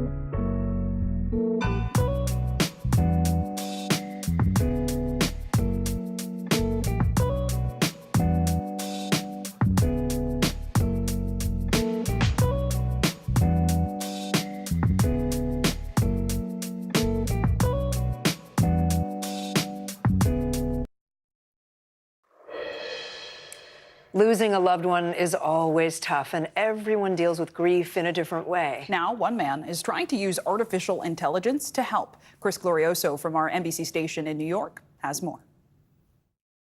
Death is the worst part of being a human. By every objective standard, Justin Harrison's mother is dead. This is video of his mom just before she lost a battle with terminal cancer. I was in the hospital the entire month of December. But Justin would not let her go. So he built an AI version of his mom that talks back. This was his mom when she was alive, talking about Justin's job. You could just jump from one career to the next career. This is her chatbot avatar, talking about his allergies. I wish you could go to the beach. That would probably help with your allergies and asthma. Before she died, this was his mother talking about pride in her son. To me, there's just nothing he can't do. After she died, this is her AI avatar. I'm a digital representation of Melody. I am not the same person I used to be. But yes, I am Justin's mother. I mean, you realize what a bold proposition that is. The idea that we could continue to have meaningful conversations with our loved ones long after they've left the earth. Oh, I'd say the overwhelming reaction when I tell people about what we're doing is, you're BS crazy, bat-S crazy. But it was born out of desperation, right? I was losing my mom. She had stage 4 cancer. And I wasn't willing to live in a world where her death was going to be the last time I ever got to speak to her. 3.5 years after his mother's death, Justin is now a pioneer in the lesser-known corner of artificial intelligence called grief tech.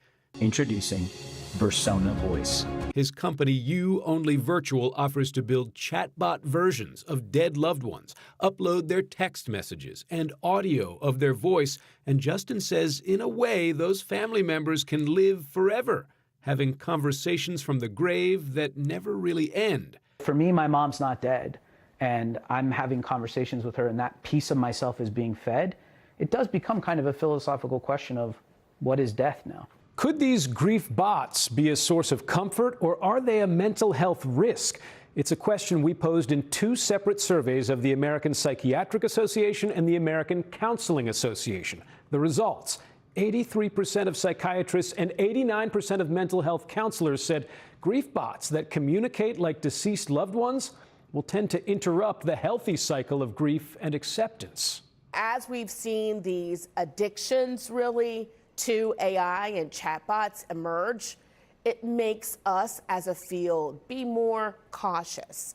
Dr. Marquita Wills is CEO and medical director of the American Psychiatric Association. In that survey, hundreds of her members also raised concern about AI platforms' profit motive when they're often dealing with emotional bonds. Are there ethical considerations when you are charging a monthly or annual fee to talk to mom? For sure. There are ethical considerations with monetizing and controlling somebody's bond or relationship with the person they love. Justin Harrison told us he offers a free version of You Only Virtual so people never have to cancel subscriptions to their grief bots when finances get tight. Currently, chatbots built by You Only Virtual communicate via text and audio only. But by the end of the year, Justin plans to roll out video grief bots like the one he made of his mother. He acknowledges most of the people watching this story will find all of this bizarre. They think it's strange, some people think it's gross, some people think it's exploitative. I mean, run the gamut of emotions. But I think that's how we know we're doing something right. Chris Glorioso, fascinating. Thank you. Time now for consumer news. TikTok has just announced a new feature that allows you to connect with businesses and events near a user's current location. NBC's Emily Lorsch joins us now with today's Money Minute. So, Emily, how exactly does TikTok's new local feed work? How do users use it? And it's being rolled out right now, guys, although I will say some users might need to update the app or refresh it. That's what I had to do in order to see the new tab on their home screen. TikTok says it's designed to help users discover nearby restaurants, shops, events, and creators.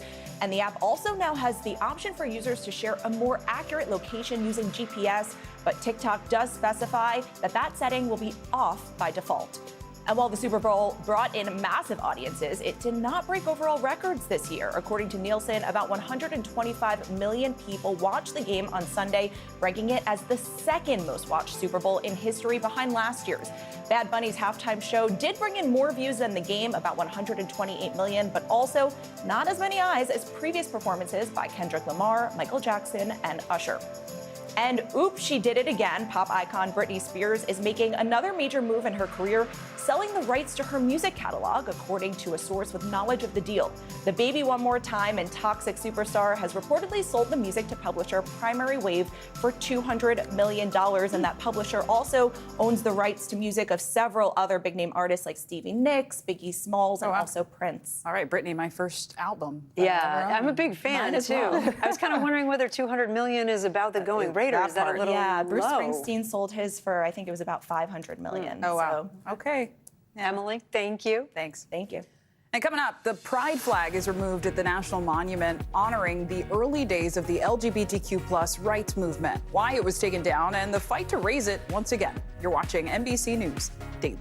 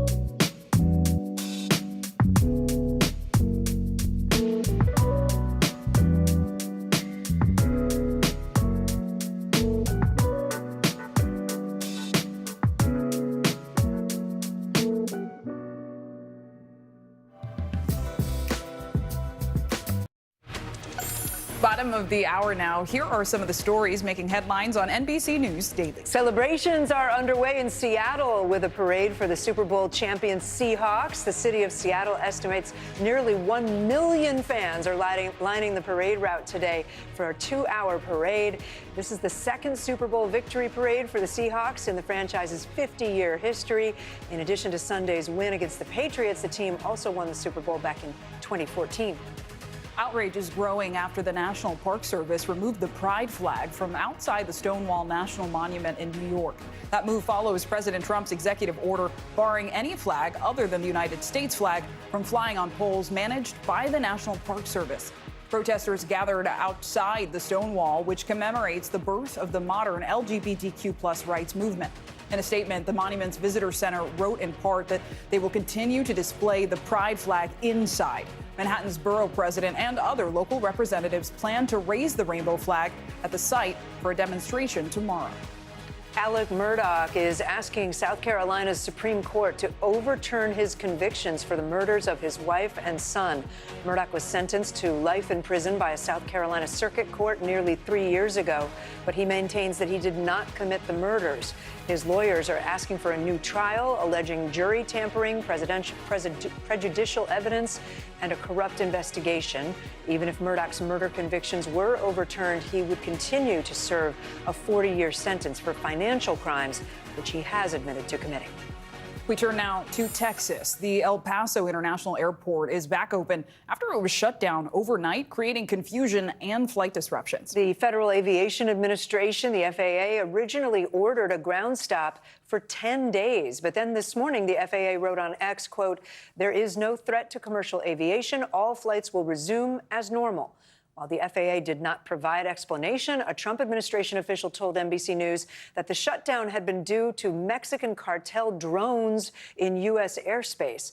Let's get to NBC News senior correspondent Tom Costello. He covers aviation for us. Tom, there are a lot of questions here, right, about whether there were Mexican drones in the U.S. airspace. What caused all this? What do we know? So we do know that for some time, we go back years, we know that the military and Border Patrol people have been talking about Mexican drug cartel drones flying right up to the border, sometimes over the border. That's been an ongoing concern. We know that the military, we believe, has been working on some anti-drone technology at Fort Bliss, which is right next to El Paso International Airport. Now, what happened overnight? Suddenly, the FAA, as you said, shut down the airspace, and then this morning said it was to deal with drones and to shoot them down and neutralize them, and that they were going to be closing the airspace for 10 days. And then they lifted that freeze. And now some sources within the military, the FAA, and the airlines are saying there never were any drones. That, in fact, this all deals with military testing of anti-drone technology close to El Paso's International Airport, and the FAA didn't like that there wasn't enough communication and coordination with the military, and so the FAA took the step to just shut it all down. And then, as you saw, everything kind of hit the fan this morning. They lifted that wrap at about 9 a.m. Eastern time, but already hundreds of flights are affected, thousands of passengers affected this morning. Yeah, Tom, it really has been dizzying. And in light of that, El Paso's mayor spoke today about the flight restriction. What was said? Bottom line, the mayor is saying, listen, this affects not just passengers. It also affects cargo flights, shipments coming in and out. Cargo's a big issue in El Paso. Medevac flights, law enforcement flights. Here's the mayor from El Paso. I want to be very, very clear that this should have never happened. These types of decisions have consequences. Medical evacuation flights were forced to divert to Las Cruces. All aviation operations were grounded, including emergency flights. Listen, I used to work in El Paso, and I've covered aviation for 20-plus years. I've never before seen a situation where they would cut and shut down all traffic potentially for 10 days. That would go all the way back to 9/11 and the airspace closures back then. This is a really unprecedented, and a lot of people are asking, why did they do this to begin with? Tom Costello. Thanks, Tom. Appreciate it. You bet. It is another big day for Team USA at the Milan Cortina Winter Olympics. Yeah, we're going to be talking about results for today's events, so now's your chance. Hit the mute button if you don't want to hear any spoilers. Okay, American speed skating star Jordan Stoltz just won his first ever gold medal. He set an Olympic record in the men's 1,000 meters. Team USA took home gold and silver in the women's skiing moguls. 20-year-old Elizabeth Lemley won the gold in her Olympic debut. And snowboarder Chloe Kim also shined during her Milan Cortina debut. She topped the leaderboard in women's halfpipe qualifying race despite competing with an injured shoulder. She will go for gold tomorrow. NBC News correspondent Shaquille Brewster is in Milan. Shaq, we got to start with figure skating. Americans Madison Chock and Evan Bates are going for an elusive gold medal in ice dancing. That event underway right now. That's right, and we're still a little bit of ways from seeing Chock and Bates come up. They're about second from the bottom of that lineup there. But remember that masterful performance that we watched from them just about a day or two ago at this point. They ended that day in second place, second position, just about a half point behind the team from France. That France duo, by the way, they came into the Olympics with the season's highest score. So definitely have a lot of work cut out for them. But look, we saw from the team event, we saw from that first performance, Chock and Bates, they know how to rise to the moment. They are veterans. I feel like we're in for a very special performance once we get to their part of the show later tonight. Shaq, I got to ask you about another story that's got a lot of people talking. There's a Norwegian athlete who admitted cheating on his girlfriend after he won the bronze in the men's biathlon. Take us through. Yeah, this is definitely one of the talkers of the Olympics, at least to this point. So, Norwegian athlete, you mentioned, he wins the bronze medal. In the interview afterwards, he's very emotional, and he just confesses to the broadcaster that 6 months ago, he says he met the love of his life. 3 months into that relationship, he says he cheated on her. Well, a Norwegian tabloid actually found this woman, and she told them she wanted to remain anonymous, but she said, quote, "It's hard to forgive, even after a declaration of love in front of the whole world." He later ended up apologizing to his team for distracting essentially from what should be a joyous day. But I think, guys, you can take this out of the what not to do playbook. Yeah, probably. Maybe. Yeah, don't cheating, you know. Oh, boy. Shaq Brewster, thank you.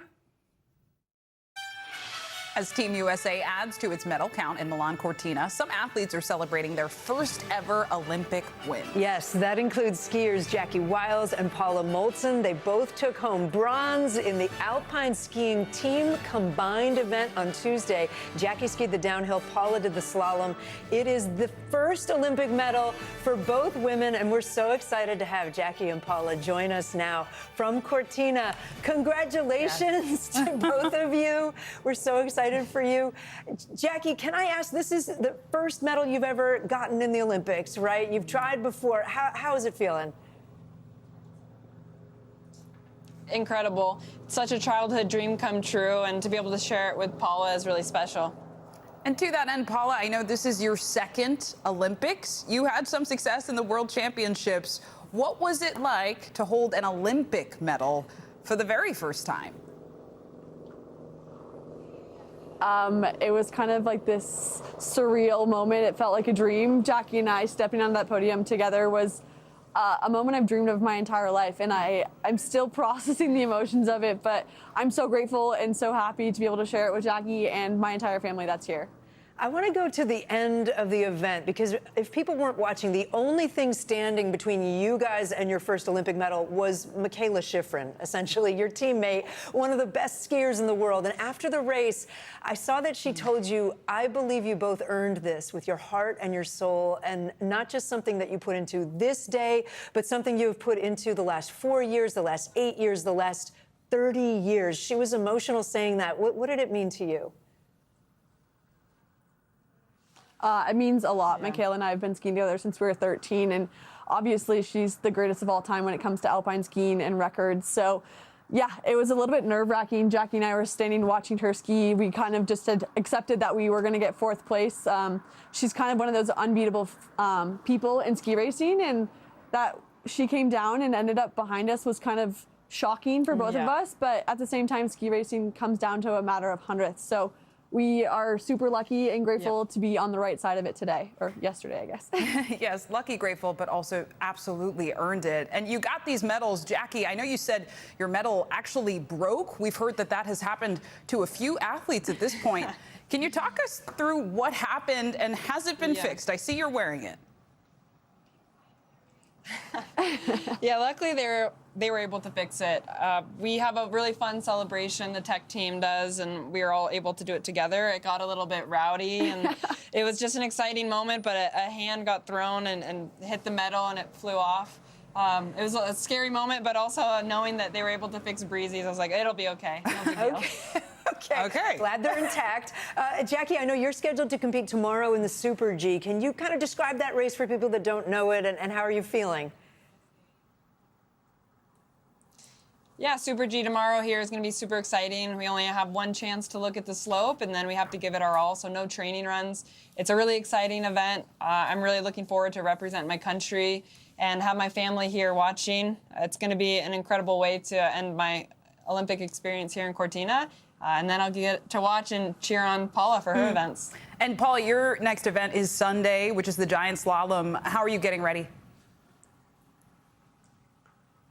We have today off, and we're going to take actually tomorrow off. The timing is tough when you're trying to plan how many days you want to ski before the event and how many days you want to take off. And so we've got a great training plan leading up till Sunday, and I'm excited to get back on snow after this medal and just continue the momentum into these next races. Jackie Wiles, Paula Moltzen, we are cheering for you back here. Thank you so much for joining us. Best of luck. Good luck. Thank you. Thank you so much. And you can catch all of the best Olympic action on Primetime in Milan, hosted by Mike Tirico. It starts at 8 p.m. Eastern on your local NBC station and, of course, streaming on Peacock. We are following some breaking news from the entertainment world. Sad news. Actor James Van Der Beek has died at the age of 48. Just a few minutes ago, his wife posted on social media that Van Der Beek died peacefully at home this morning. The Dawson's Creek star had been battling colorectal cancer for years. NBC News correspondent Dana Griffin looks back at his life and career. He was the face of Y2K teenage angst. All that matters right now is what you want. James Van Der Beek tackled dozens of roles, from the high school gridiron to the sensitive and idealistic Dawson Leary, struggling to navigate a love triangle with his childhood best friend on Dawson's Creek. You can't go back to the way they were. Joey, don't you get it? You can't climb through my window, pop in ET, and have it be the same, okay? The show's groundbreaking focus on teen emotions over high school stereotypes and the will they or won't they twists, paving the way for the modern teen drama. It's always going to be you and me. Dawson's Creek catapulted Van Der Beek to the big screen. Playing football at West Canaan may have been the opportunity of your lifetime, but I don't want your life. In Varsity Blues, he was a bench warmer suddenly called to lead his football team while struggling to pursue his own dreams, winning an MTV Movie Award for that role and a second for Best Cameo in this scene from Scary Movie. Wrong set.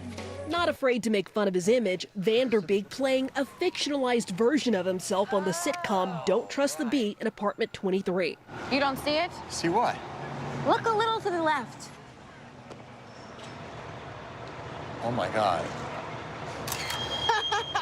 But his real life turned serious at just 46 years old after being diagnosed with stage 3 colorectal cancer, becoming an advocate for early screening. Cancer is, I call it a full-time job. Yeah. Were there warning signs, James? Or were there... You know, nothing that made me rush to get checked, and that's what I want to really spread the word about, is you don't need to have really obvious symptoms to get screened. Fans saddened when he had to drop out of a long-awaited Dawson's Creek cast reunion and charity event, making an on-camera appearance to deliver a heartfelt thank you. I can't believe I'm not there. I wanted to stand on that stage and thank every single person in this theater for being here tonight. James Van Der Beek's wife, Kimberly, and 6 children joined the cast on stage in his place to honor the beloved father and husband. One of the best fans in the world. Dana Griffin, NBC News.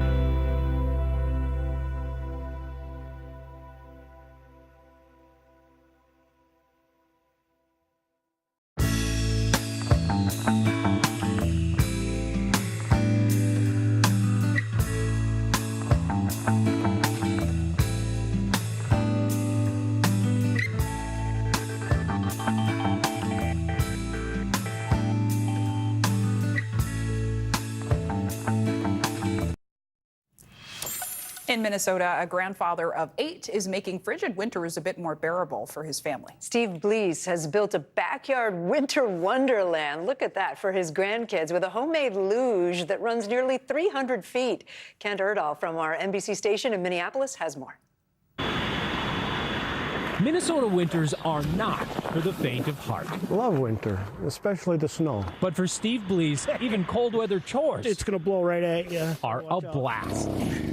His snowblower isn't typical, and the path he's clearing doesn't always keep him vertical. You might as well stay down now. But it's all by design. It's just pure ice, and it's fast as hell. It's called the Papa Bear Plunge, nearly 300 feet of pure winter imagination, first conceived in a very different season. The idea came from in the summer, cutting the grass, and I'm going, this is a perfect hill for a slide.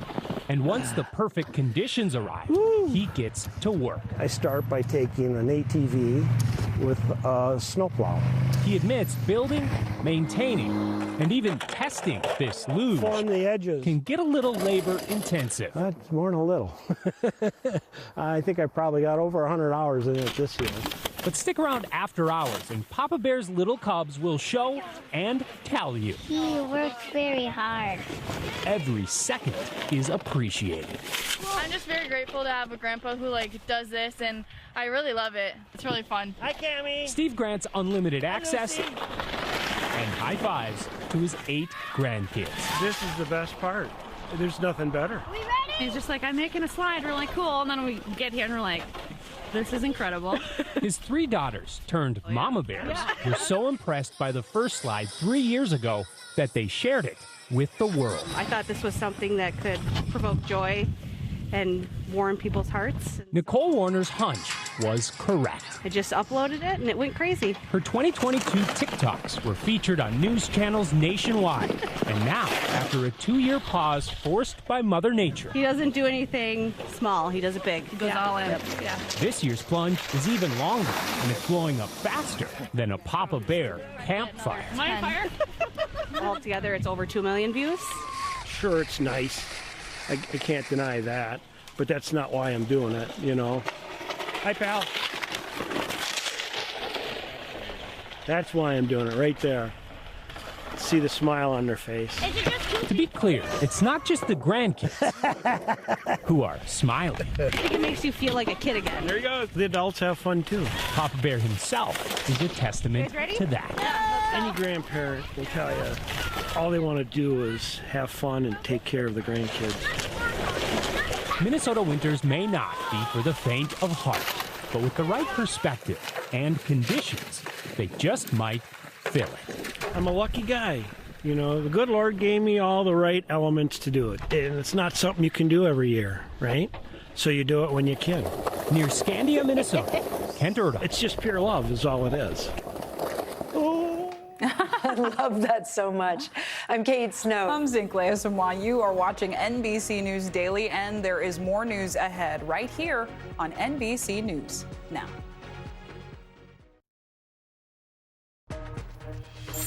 Hey there, everybody. I'm Zinklea Samwa. And I'm Kate Snow. NBC News Daily starts right now.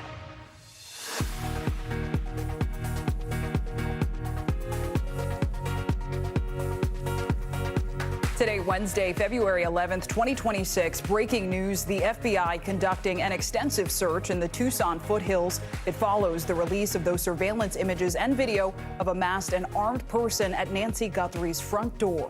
Plus, Pima County authorities releasing an update on the surge of tips and the man brought in for questioning. Also breaking, James Vanderbeek, the actor best known for his starring role on Dawson's Creek, has died after a years-long battle with cancer.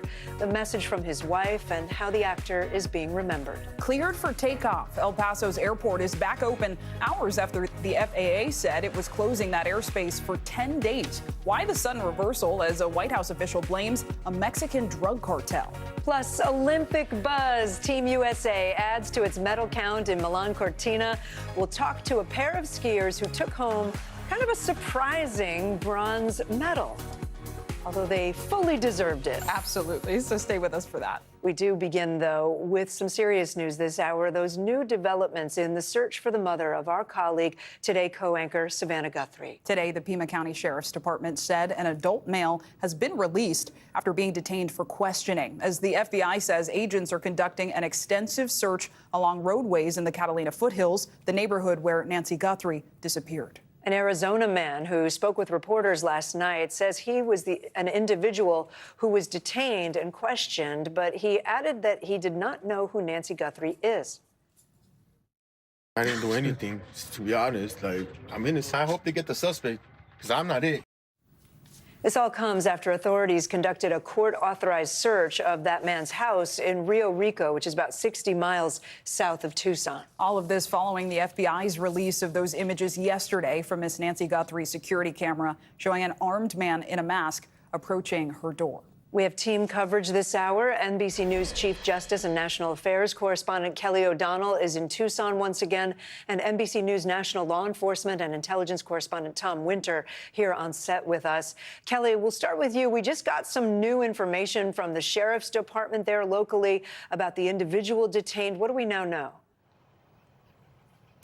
Well, the Sheriff's Department is sort of scene setting the latest for us, and that's very helpful for the public to understand where things are right now.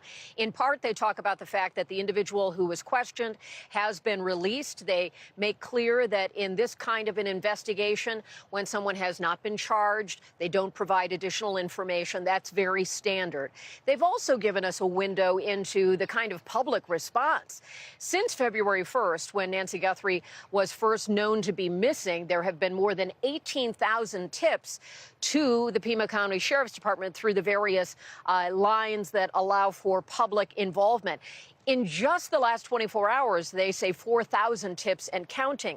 That gives you a sense of the volume of information that law enforcement now needs to deal with, because within that, there may be many tips that don't have actual value, but within that, there could be something that would produce a really important development. They also tell us that there are several hundred detectives and sheriffs and agents involved in this investigation. That is quite a scale for a missing person case and for an investigation of this nature. It gives you a sense of the manpower and resources that are brought to bear as they're trying to make some progress after a day yesterday that was certainly eventful. Today, we're sort of reestablishing where are things, what are the new directions, what is the work that's unfolding. Right. Kate Sinclair? Absolutely, Kelly. Tom, I want to bring you in because the man who says he was detained and questioned by authorities also said that his brother-in-law was questioned. What should we make of that? Yeah, I think, look, anytime you have a situation where you've gotten a court order to search somebody's house, you've developed some sort of a probable cause to do so, you think that there might be evidence of a crime at that address, and that's something that you want to investigate. So you want to talk to as many people as possible. I don't look into whether or not this person or that person was questioned as a particular, as a particular flag of some sort of activity. I think you want to know as much as possible. And if I was investigating this crime, and you talk to anybody that does investigate crimes, you want to talk to as many people that knows somebody as possible, because you never know what information you're going to get. And it's that one sentence or one word that could change something. And frankly, in a case that's been thrown up a lot of challenges, as this one has, it's those type of things that you're hoping for with a breakthrough, particularly now that you have this extraordinary video that's come out over the last 24 hours or so. And Tom, that statement that Kelly was referencing from the county sheriff saying they've gotten 4,000 calls in just the past 24 hours. How do they go about sifting through all of that? Yeah, so you've got to prioritize it, because as you can imagine, you'll have people that call that really don't know anything about the case, but they're going to provide just some sort of random information. You're going to have people that call that say, you know what, I don't know who that person is, but I know that backpack, and it's this particular brand, or I know that gun holster. Or you might have somebody calls that says a little bit closer to it. I'm in the Tucson area. I sell that backpack. I had 2 or 3 sales in the last couple of weeks, and I don't know if I have that guy, but do you want to come over and look at those purchases? Do you want to look at the video associated with those purchases? Do you want to see if somebody makes a mistake, that there's video of somebody? So it's all those types of things that you want to hear. And of course, the ultimate prize is the person that says, I know that person. They're my roommate, my significant other. I saw this person behind my house, and I have video of it. Any of those types of things. And the people that are working on this are trained to drill deeper into those calls, but also then to prioritize and say, hey, this one moves to the top of the list. Yeah, and Kelly, let's go back to you on the ground there. What are investigators telling you about their approach to the next stage of this investigation, especially as the search of the Tucson foothills continues? Well, we know, and we've been given a heads up on this for a period of days, that there would be more expansive ground search, and that is happening. And our colleagues who are spread out in this area are also seeing that with members of either the FBI team or sheriff's deputies, law enforcement, clearly, going through a methodical search of certain areas where they again want to establish that they've covered that ground, looking for anything that might be related to gear or tools that we saw the individual in that imagery perhaps have, or other things that might be of evidentiary value in this search. At the same time, the sheriff's department is also sort of giving guidance to the public and reminding people that the tip line is not for sort of sleuths or complaints or those kinds of things. It's not a social media type platform. It's for real tips. So that's sort of an appeal that is much public interest as there is in this. They're trying to help people to know what is valuable to them and how to perhaps put other things not in the hands of law enforcement when they have so much work to do. Fair point. Kelly O'Donnell, Tom Winter, thank you both. Now let's bring in NBC News law enforcement analyst Evie Pamporis and former FBI Special Agent Brianna Fox to dig more into all of this. Evie, I'll begin with you because now authorities have confirmed that last night they detained and questioned an individual. Of course, you are no stranger to that practice, to what happens in those rooms. Walk us through how you would be approaching this and what you expect authorities to have asked that person. Right, so I was a polygraph examiner, interviewer, interrogator for the Secret Service. So the first thing I'm thinking is, one, I'm thinking functionality, primary, secondary. I want an additional interviewer with me. And just from the aspect of when you're doing an interview, it's a lot of work. I'm asking you questions, I'm assessing you, I'm reading you, I'm thinking about what you're saying, follow-up questions. So when you have a secondary with you, they're able to catch the things you miss, and you kind of take turns. So you want to cover all that stuff. So I want to find out, first and foremost, are you potentially my suspect? So alibi, where were you the night of the event? Can you prove that? Any information you have, who do you know? Verify all those connections that I think you do or don't have. You're also looking at the transparency of the person. And while I'm doing that simultaneously, I'm going to first try to ask you for consent. Can I look through your phone? Can I look through your computer? Can I go through your home? At the same time, I'll try to also get the warrant at this simultaneously, because you want to have both. And look, a lot of times too, sometimes people think like, oh, just go through their devices fast.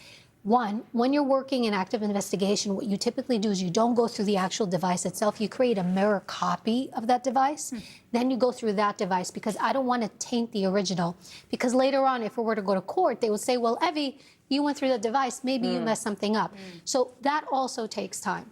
Brianna, I see you nodding along as Evie's talking here. I mean, the sheer amount of tips that have come in, we just said, in the last 24 hours. How, as investigators, when you're on a complex case like this, how do you prioritize? How do you figure out what to do first, second, third? Yeah, when I first started in the FBI, when I was in the special agent in the Las Vegas office, that was one of the things I did, was trying to prioritize all the tips that would come in. How do we basically sift through it and say, this is the top of the pile, this is lower. And it was exactly what Tom was saying. Something that has a lot of information, a lot of reliability, it seems like there's so many details, we're prioritizing that. But things that are, from social media sleuths, that goes lower. And obviously there still could be something valuable down there, but they're looking for that detail. They're looking for how you're connected to the person. So if you do want to make a tip, make sure that those details are included, especially if you're doing it anonymously, because they can't necessarily reach out and find you. So include that so they know that that tip can go to the top of the pile. And Evie, throughout this, we have seen law enforcement revisit locations. Just last night, we saw a flurry of activity around the home of Annie Guthrie. What do you think they're looking for at this point? I think at the beginning of the investigation, you had the local police department doing their thing. And now that this has gone, we're what, day 11? Federal law enforcement, FBI is coming in. And so they're probably retracing steps, making sure that they're asking the right questions. What I would say is, hi, nice to meet you. Do you mind if I come in? I would look around the house. I would ask questions. What do you know? Have you seen anything suspicious? So you're really trying to kind of make sure you've crossed all your T's and dotted all your I's. The one thing that did make me pause, and it doesn't mean anything negative, is that usually you're doing the investigation of the surrounding area of a crime scene, but they're also doing it at Annie Guthrie's home, the outside area perimeter. So that also leads me to believe what's going on outside at that extended area. Are there tips or things that they're getting that have to do not per se with Savannah's sister, but in her area of where she lives. Well, it's also the last place that Nancy Guthrie was seen, right, the night before, so that sort of makes sense.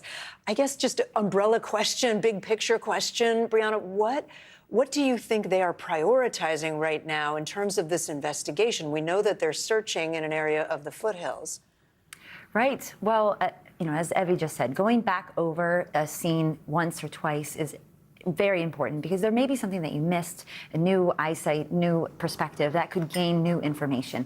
But second, people think of things that, they may be put on the spot the first time the FBI has ever knocked on their door and asked them for information. So now they're sitting there thinking, hey, I actually do know something. And having them come back or reaching out to the FBI, it just, again, puts it at the top of the pile. But second, there's a lot, I'm sure, of information that was sent away from testing, and it's going to start coming back. So as soon as that starts coming back for processing and testing, we're going to have a lot of information to go off of. That's a good point. It feels like it's been so long, but maybe that gives time for returns of test results and things. Yeah. Thank you so much. Appreciate you both. Let's talk about how investigators recovered the video and the images in this case. And for that part, we're joined by digital forensics expert Jake Green. Jake, good to see you. I know you say, you told our producers, deleted doesn't mean destroyed. Can you walk us through what that means and how data recovery usually would work with a camera and a cloud system like a front door camera that so many people have? Absolutely. So with these lines of service that we get from these electronic service providers like Ring or Nest, we're signing up for a lot of things that we're sending data to the cloud. So the camera itself, while it can be the physical piece of evidence, the ecosystem and the cloud platforms that it's connected to, that is our evidence source. That is going to be the best piece for us to go after. In terms of how this video came to exist, that video was recorded on that camera. It was uploaded to the server.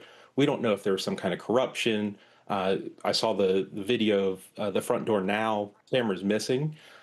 We want to make sure that we're able to articulate to Google or that electronic service provider, we need assistance with gaining access to your back-end servers. We need to be able to carve for video. We need to be able to pull video back, even though it's no longer available to the end user. And Jake, as we just heard from Brianna and Evie, multiple levels of law enforcement are involved here. At first, we heard the local sheriff say that they don't think they have access to video. Now, obviously, we've seen some of it has been recovered. And you say that video recovery is not all or nothing. Law enforcement can piece together fragments. How can that be helpful to investigations, and how are they doing that? Well, think about all the other video systems that could be in this neighborhood. Perhaps somebody next door has a Ring camera that's watching the street, and you can see somebody walk by at the same time. The more law enforcement can back up the suspect to see where he was coming from, the better off we're going to be in the long run. The other piece to think about is, what if there was a Tesla parked in the driveway and Sentry mode kicked on? There's plenty of other in our digital world that we can actually get access to and pull videos from to rebuild this crime scene. And just to go back at that point, though, do we think that this camera that was at Nancy Guthrie's house might have had like snippets of video, or do you suspect that there was one long, lengthy video and they're just giving us little pieces of it? So most likely, given the amount of time, and it sounded like some of the other news sources I've seen have reported that there was no paid subscription. So in that scenario, most of these cameras will operate on a 3-hour retention period. So that data is going to live for 3 hours. The user can get to it. After that, the data is only going to exist on Google's servers. So I think what the data that we see here, I don't think this is clipped up. I think this is just a rebuilding of portions of video that law enforcement's had to pretty meticulously go through to rebuild. Yeah, important distinctions. It doesn't necessarily live natively. It can go to different servers before either being kept or deleted. Jake Green, thank you so much. And we just want to reiterate to everyone at home, if you or anyone you know has any information that could be helpful, contact the FBI tip line at 1-800-CALL-FBI or the Pima County Sheriff's Department at 520-351-4900. You can also report tips to 88crime.org. Police are investigating a mass shooting in the Canadian province of British Columbia. Authorities say 9 people were killed in 2 separate locations in the city of Tumbler Ridge Tuesday afternoon. 7 of those people were killed at a school, where 25 more were also injured. 2 other people were found dead at a nearby home. Police believe the incidents are connected. The suspected shooter was also found dead of a suicide. NBC's Camila Bernal joins us now. Camila, what more can you tell us about these two separate deadly attacks, and what are authorities saying about the suspected shooter? Hey, Kate. So the mounted police saying that they know that this one shooter is responsible for these two different shootings at different locations, the school and also a separate residence. They also say that they know who he is, but have not identified him publicly. They have not given us a motive because we have asked in terms of, was this person going to this school? Did he know the two people that were shot in the residence? And the police in Canada not really giving us a lot of information. The superintendent did speak out, and here's what he said. We are not in a place now to be able to understand why and what may have motivated this tragedy. This was a rapidly evolving and dynamic situation, and the swift cooperation from the school, first responders, and the community played a critical role in our response. And unfortunately, we know that 7 people were killed at the school, 2 others at that separate residence, as authorities continue to investigate, guys. And Camila, we know dozens were also injured in the shooting at the school. Do we know how those individuals are doing today? And what kind of support generally is the community offering?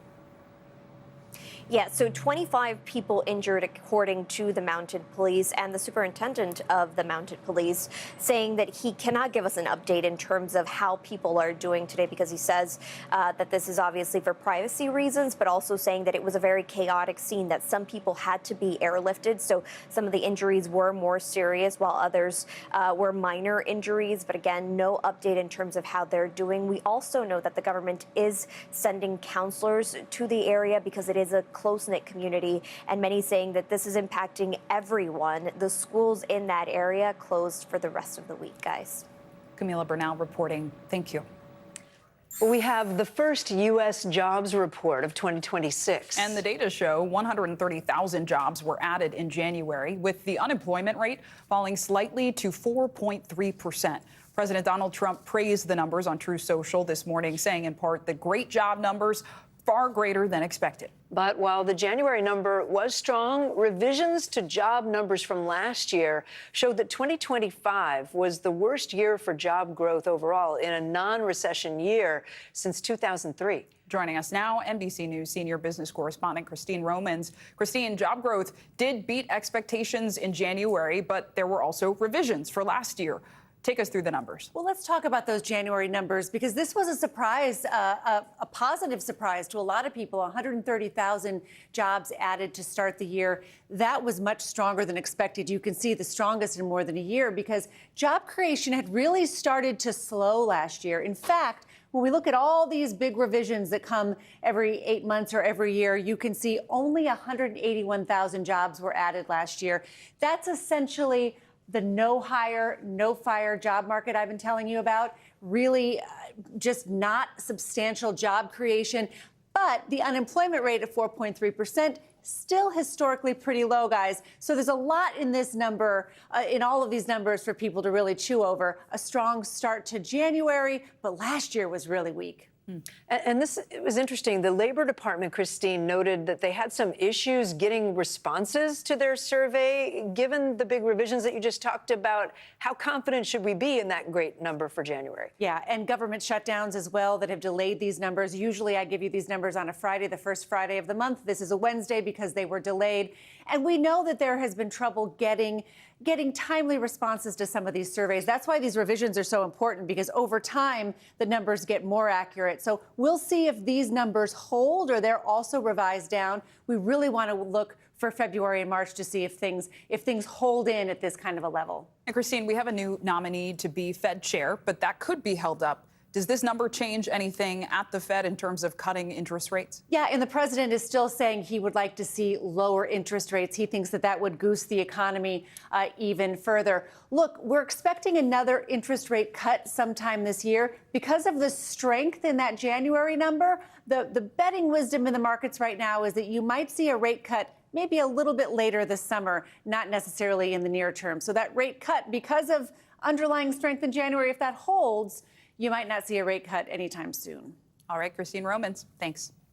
We are also continuing to follow that landmark trial about social media addiction in Los Angeles. The head of Instagram took the stand today in the first time tech giants have faced a jury over allegations their platforms are addictive for young people. Meta, the parent company of Instagram, and YouTube are the defendants in this case. The companies dispute the claims that their products deliberately harm children, citing the safeguards they have added over the years and arguing that they are not liable for content posted on their sites by third parties. We should note TikTok and Snap were originally named in the lawsuit but settled before the trial for undisclosed sums. Joining us now, NBC News business and data correspondent Brian Chung and NBC News legal analyst Danny Savalos with us as well. Brian, I'll start with you. What are the lawyers today probing Adam Mosseri, the head of Instagram, about? Like, what are they asking? Yeah, and again, this trial is about teen mental health and whether or not the addictive nature of these apps was to blame for that. So basically, Adam Mosseri, the head of Instagram, taking the stand was an opportunity for the plaintiffs' lawyers to try to figure out how much did Facebook, how much did Instagram know about the risks of young teens using their platforms and how the addictive nature of these apps could affect their mental health. So there was a line of questioning earlier on in the day, by the way, this is still happening right now, that was asking about plastic surgery filters, where it seemed like you could add something over your face that kind of cleans up wrinkles, but in some instances also simulate plastic surgery itself. And there were some internal deliberations over whether or not that was something that they needed to ban. The lawyers asking them, why didn't you ban not just that, but other types of filters that would increase body harm or perception of body image? I think that's a big concern in terms of whether or not the defense and Meta are going to be able to push back on that. We did get a statement from Instagram and Meta today saying, quote, the question for the jury in Los Angeles is whether Instagram was a substantial factor in the plaintiff's mental health struggles. And the statement goes on to say that the evidence, at least as far as they see, will show that this individual in this case had significant difficult challenges before she ever used social media. I think another thing we're going to be watching for is Mark Zuckerberg, who's expected to testify next week. And to that end, Danny, what is the plaintiff's strategy here in having these testimonies come forward, both of the head of Instagram and Mark Zuckerberg to come? Well, you definitely want, as a plaintiff, you definitely want the boss of the bosses to come in and testify. There are a lot of opportunities there. You could trip him up on knowledge of things that were not going well, things that are good for the plaintiff's case, awareness that these products and services had some risk. Or the other side of that sword is not so bad either. What if he didn't know? Oh, you're the boss and you have no idea what's going on under your command. You were asleep at the wheel. So there are a lot of different opportunities and strategies for a plaintiff's attorney in calling the bosses to the stand. And Danny, for its part, YouTube is arguing in this trial that really it's not even social media. It's just an entertainment platform. What do you make of that? Isn't it fascinating? When this case came out, I thought, I wonder if YouTube adding them as a defendant was maybe a bad strategy, because there is the argument, wait, they're not exactly like a social media company. But when you think about it, they have content creators. The content creators post their information, their videos. They have algorithms. You can interact with these people. Is YouTube a social media company? I don't know anymore. Maybe it's just in the eye of the beholder, and the beholder ultimately is this jury. Brian Chung, Danny Savalos, thanks so much. And coming up, Team USA is adding to its medal count in Milan Cortina, plus what to expect as NHL players take to the Olympic ice for the first time in 12 years. You're watching Daily.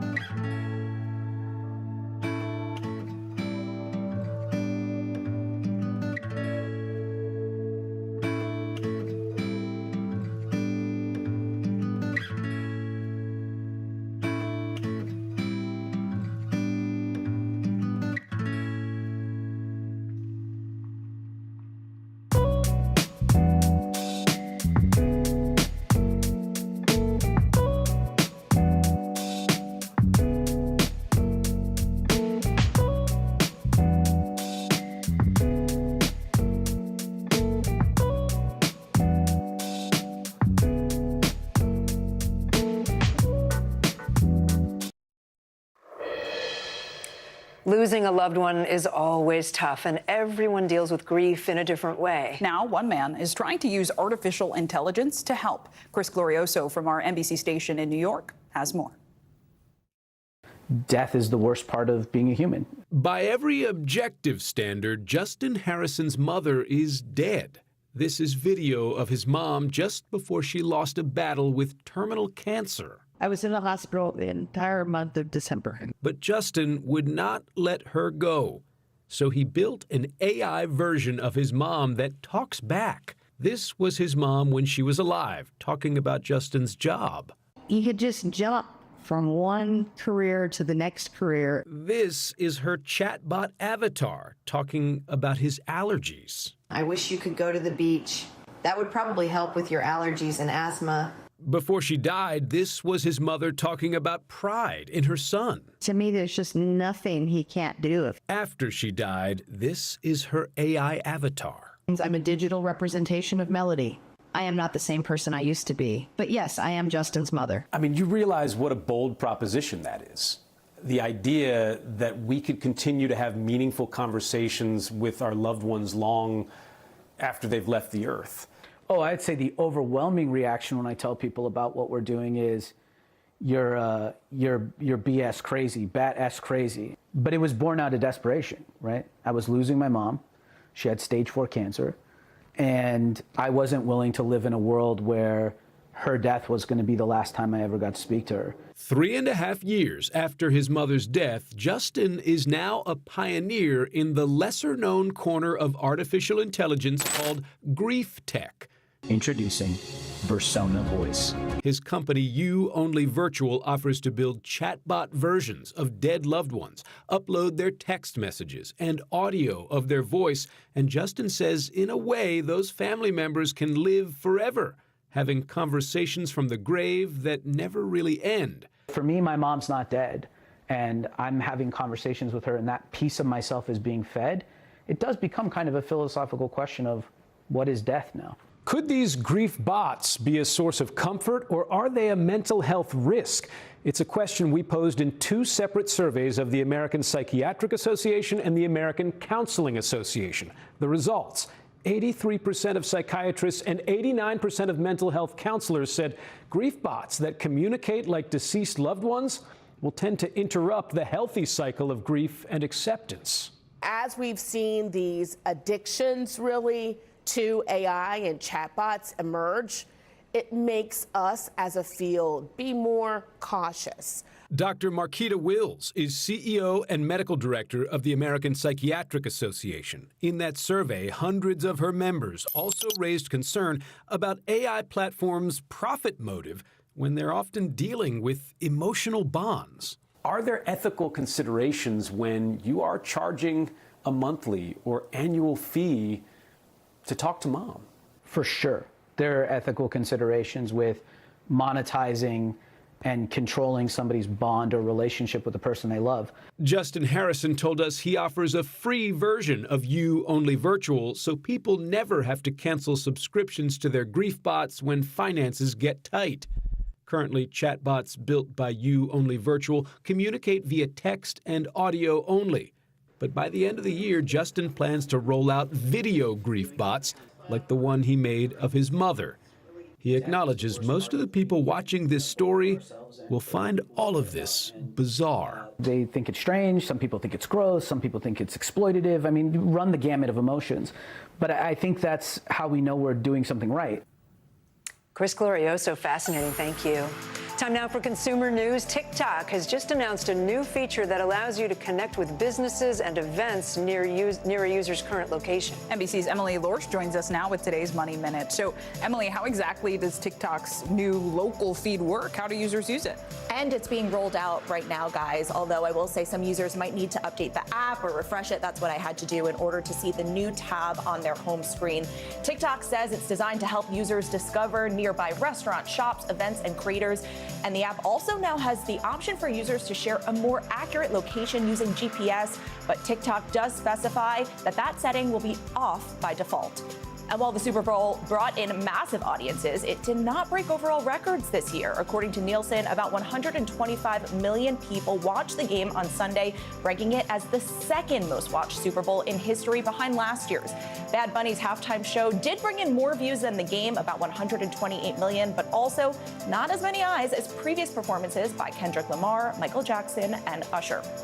And oops, she did it again. Pop icon Britney Spears is making another major move in her career, selling the rights to her music catalog, according to a source with knowledge of the deal. The Baby One More Time and Toxic superstar has reportedly sold the music to publisher Primary Wave for $200 million, and that publisher also owns the rights to music of several other big-name artists like Stevie Nicks, Biggie Smalls, and also Prince. All right, Brittany, my first album. Yeah, I'm a big fan, too. Well. I was kind of wondering whether $200 million is about the going rate, or is that a little Yeah, Bruce low? Springsteen sold his for, I think it was about $500 million. Oh, wow. Okay. Emily, thank you. Thanks. Thank you. And coming up, the pride flag is removed at the National Monument, honoring the early days of the LGBTQ+ rights movement, why it was taken down, and the fight to raise it once again. You're watching NBC News Daily.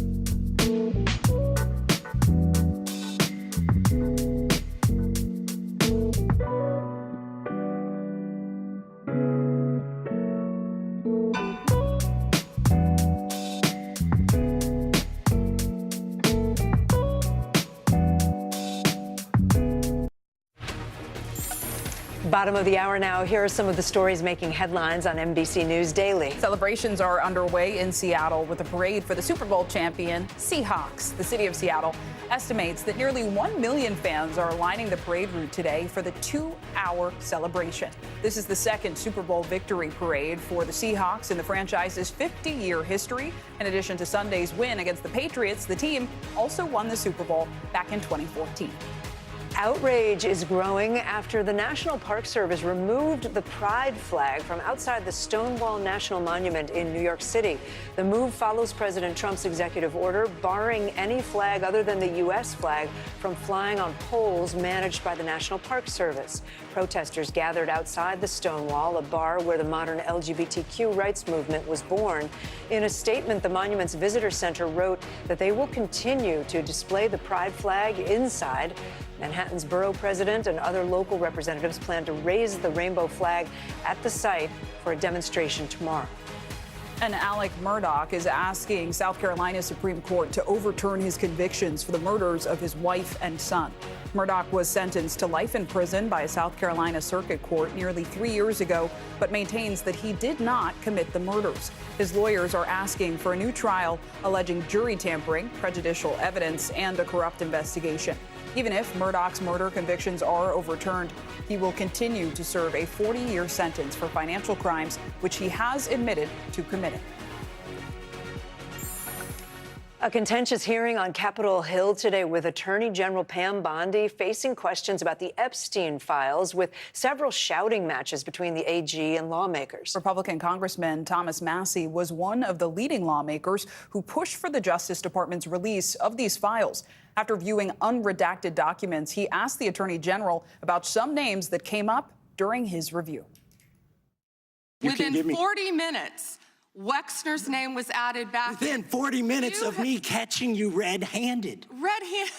There was one redaction out Where of he's over listed as a 4,700, co-conspirator. and we invited you in. Gentlemen, This guy has Trump derangement syndrome. He needs to get. You're a failed politician. Gentlemen, You need to I get want on you to watch things the matter. video. Mr. Chairman, please restore his time.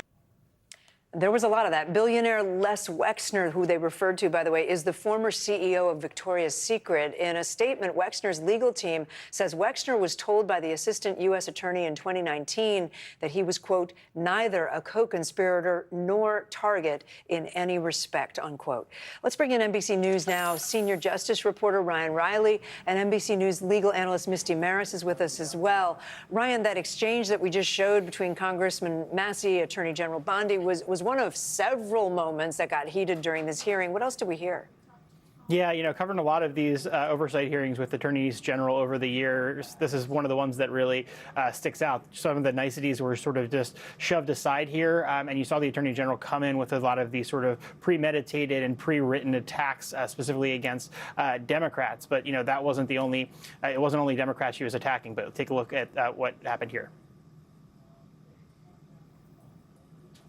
None of them asked Merrick Garland over the last 4 years one word about Jeffrey Epstein. How ironic is that? You know why? Because Donald Trump, the Dow right now is over. The Dow is over $50,000. I don't know why you're laughing.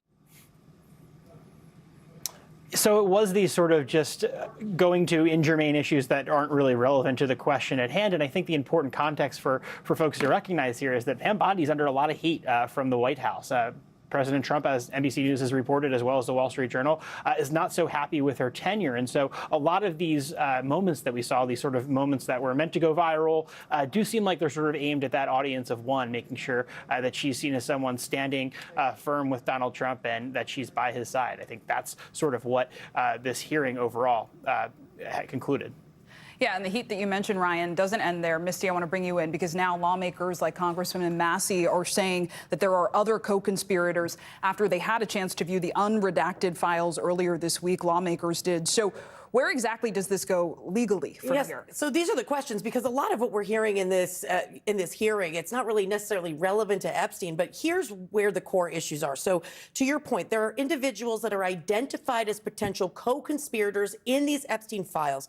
The question is, why isn't there any further investigation being pursued? What is the reason that we haven't seen another prosecution? This falls into a bucket of documents that have remained redacted, which relates to what's called deliberative process privilege. Now, this is a legal term that's not new. It relates to prosecutors and communications about why or why not they bring charges against an individual. Those are generally shielded from public view. But under the Epstein Transparency Act, they are to be turned over. So that answers some questions as to the why. Now, shortly before coming out here, Pam Bondi did say, and this was an open question, are there other investigations? She said yes. We do not know what that is. That is at odds with what Todd Blanchard said when these files were initially being revealed. He said there are no further pursuits and investigations. So that was new. Didn't he say at the time that we would have prosecuted if we had had evidence to go after anyone else, I believe? Okay, interesting. Misty, several survivors and their family members were there as well in the room. They introduced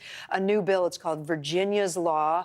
Can you tell us about what that would do and what it would change if it becomes law? Yeah, so this is a proposal for federal legislation that would eliminate the statute of limitations for civil federal federal civil abuse cases. So this would be on the civil side. So it's sexual abuse cases, but no statute of limitations. So these could be pursued beyond what the law is right now, which is state by state. It can vary the length of time that somebody has to actually bring a lawsuit. So it would be a massive change. It would be a federal law. Right now, those are pursued on the state level, and there would be no time limit. And also it seeks to eliminate what they call loopholes, which is if something happens in the Caribbean, for instance. That's interesting. A lot of survivors have been fighting state by state by state to try to Correct. change those laws. All right, Misty Maris, Ryan Riley, thank you. In Texas, the El Paso International Airport is back open again now after it was shut down overnight, creating confusion and flight disruptions. The Federal Aviation Administration originally ordered a ground stop for 10 days. But then this morning, the FAA wrote on X, quote, "There is no threat to commercial aviation. All flights will resume as normal." While the FAA did not provide an explanation, a Trump administration official told NBC News that the shutdown was due to Mexican cartel drones in U.S. airspace. But sources tell us that may not be entirely true. Let's get right to NBC News senior correspondent Tom Costello, who covers aviation for us. Tom, we did just get some new reporting about the original incident that seems to have led to this airspace being shut down. What should we know? This has really been confusing all day because essentially we keep hearing competing versions of the story from different pieces of the government. The bottom line here is that NBC News is confirming that, in fact, the military has been testing new anti-drone laser technology at Fort Bliss, the Army base right there just off the side of the El Paso airport. The Transportation Department, the FAA, has been very worried about how close that is to the airport. They have 100 flights a day in and out of El Paso International Airport, serving West Texas and New Mexico. And the FAA was upset that they were not getting collaboration, coordination between the military's anti-drone laser technology testing and the FAA. And so the FAA, as we're told overnight, said, that's it, we're shutting down the airspace. That, therefore, led to the military kind of pulling back. The bottom line here, the White House, in a statement earlier today, said that, in fact, the military was taking out some sort of drones used by drug cartels when this happened.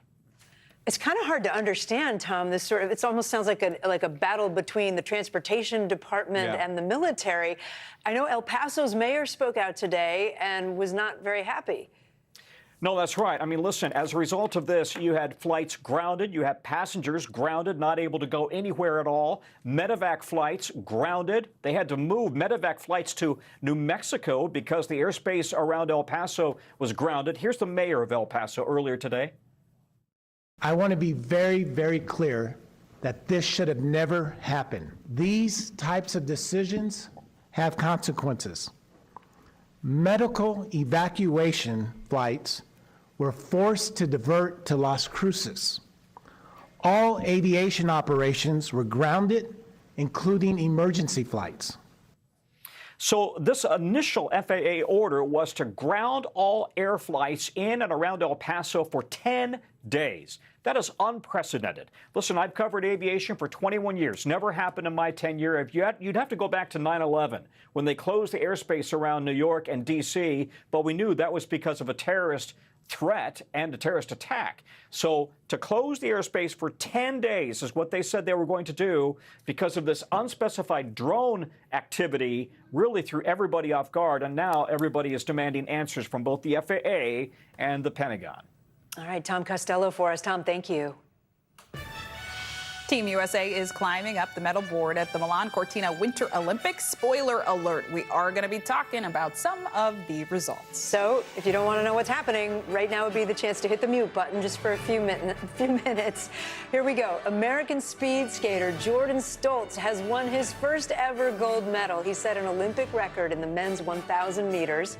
The U.S. also picking up several medals on the slopes today. 20-year-old skier Elizabeth Lemley won gold in women's mogul.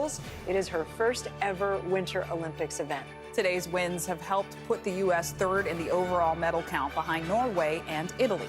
NBC News correspondent Shaquille Brewster is in Milan. Shaq, good to see you. So we know men's ice hockey is underway. NHL players are back in the Olympics for the first time in 12 years, and Team USA plays tomorrow. But talk to us about today. What's going on?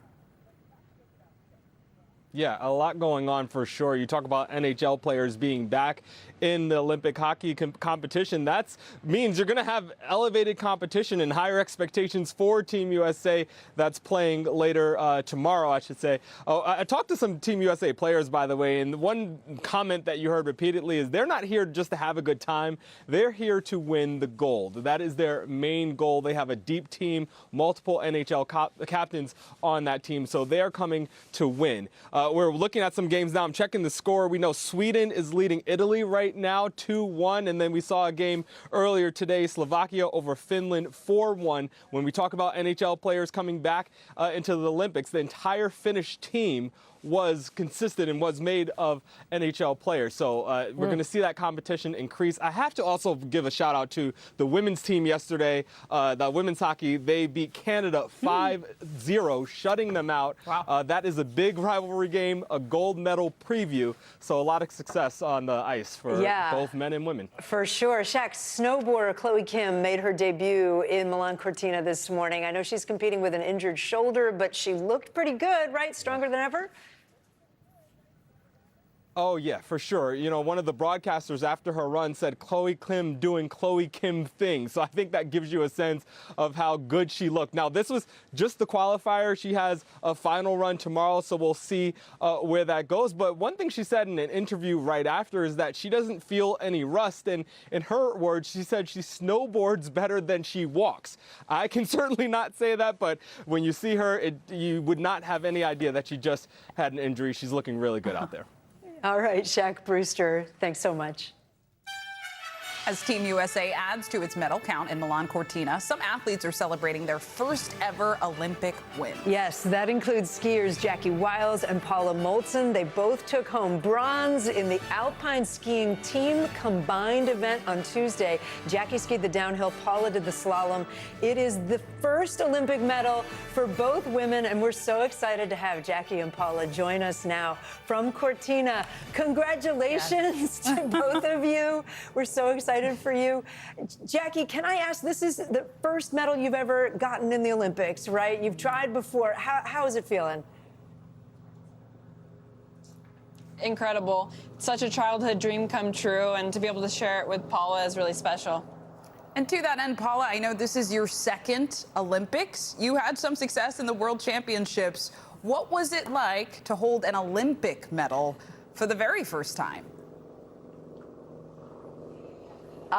It was kind of like this surreal moment. It felt like a dream. Jackie and I stepping on that podium together was a moment I've dreamed of my entire life, and I'm still processing the emotions of it, but I'm so grateful and so happy to be able to share it with Jackie and my entire family that's here.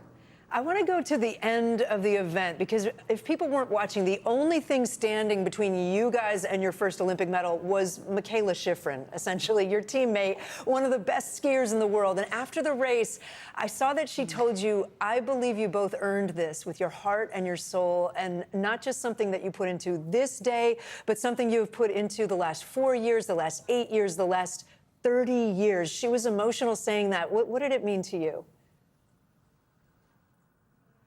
It means a lot. Michaela and I have been skiing together since we were 13, and obviously she's the greatest of all time when it comes to alpine skiing and records. So, yeah, it was a little bit nerve-wracking. Jackie and I were standing watching her ski. We kind of just had accepted that we were going to get fourth place. She's kind of one of those unbeatable people in ski racing, and that she came down and ended up behind us was kind of shocking for both of us. But at the same time, ski racing comes down to a matter of hundredths. So we are super lucky and grateful to be on the right side of it today, or yesterday, I guess. Yes, lucky, grateful, but also absolutely earned it. And you got these medals, Jackie. I know you said your medal actually broke. We've heard that that has happened to a few athletes at this point. Can you talk us through what happened, and has it been fixed? I see you're wearing it. Yeah, luckily they were able to fix it. We have a really fun celebration, the tech team does, and we were all able to do it together. It got a little bit rowdy, and it was just an exciting moment, but a hand got thrown and hit the medal, and it flew off. It was a scary moment, but also knowing that they were able to fix Breezy's, I was like, it'll be okay. No big deal. Okay. Glad they're intact. Jackie, I know you're scheduled to compete tomorrow in the Super G. Can you kind of describe that race for people that don't know it, and how are you feeling? Yeah, Super G tomorrow here is going to be super exciting. We only have one chance to look at the slope, and then we have to give it our all, so no training runs. It's a really exciting event. I'm really looking forward to represent my country and have my family here watching. It's going to be an incredible way to end my Olympic experience here in Cortina, and then I'll get to watch and cheer on Paula for her events. And Paula, your next event is Sunday, which is the giant slalom. How are you getting ready? We have today off, and we're going to take actually tomorrow off. The timing is tough when you're trying to plan how many days you want to ski before the event and how many days you want to take off. And so we've got a great training plan leading up till Sunday, and I'm excited to get back on snow after this medal and just continue the momentum into these next races. Jackie Wiles, Paula Moltzen, we are cheering for you back here. Thank you so much for joining us. Best of luck. Good luck. Thank you. Thank you so much. And you can catch all of the best Olympic action on Primetime in Milan, hosted by Mike Tirico. It starts at 8 p.m. Eastern on your local NBC station. And, of course, we'll be streaming on Peacock. We are following some sad breaking news from the entertainment world. Actor James Van Der Beek has died at the age of 48. Earlier today, Van Der Beek's wife posted on social media that Van Der Beek died peacefully at home this morning. The Dawson's Creek star had been battling colorectal cancer for years. NBC News correspondent Ryan Chandler joins us now. Ryan, what more did his wife say in that Instagram post? What do we know? Well, Kate, it really was just such a touching tribute to the impact that James Van Der Beek made on people, on his life, and on the inspiring outlook that he had on life itself. Here's more from his wife, Kimberly. She said that he met his final days with courage, faith, and grace. There is much to share regarding his wishes, his love for humanity, and the sacredness of time. Those days will come. For now, she says they ask for peaceful privacy as they grieve their husband, father, son, brother, and friend. Kate. Yeah, of course, our thoughts and prayers with them, Ryan. Of course, Van Der Beek had, though, been public in interviews about his diagnosis with stage 3 colorectal cancer, even right here at NBC. What has he said? It was such a powerful conversation just a couple months ago when Craig sat down with him here in Texas, where he settled down in the Hill Country. It was really a window into his soul, his outlook on life, and how cancer changed that outlook. He said that when he was diagnosed, he knew it would be the best thing that ever happened to him. He said it forced changes in his life that he never would have made without cancer. I want you to listen to a little bit of his conversation that he had with Craig. Cancer is, I call it a full-time job. Yeah. Were there warning signs, James? You know, nothing that made me rush to get checked, and that's what I want to really spread the word about, is you don't need to have really obvious symptoms to get screened.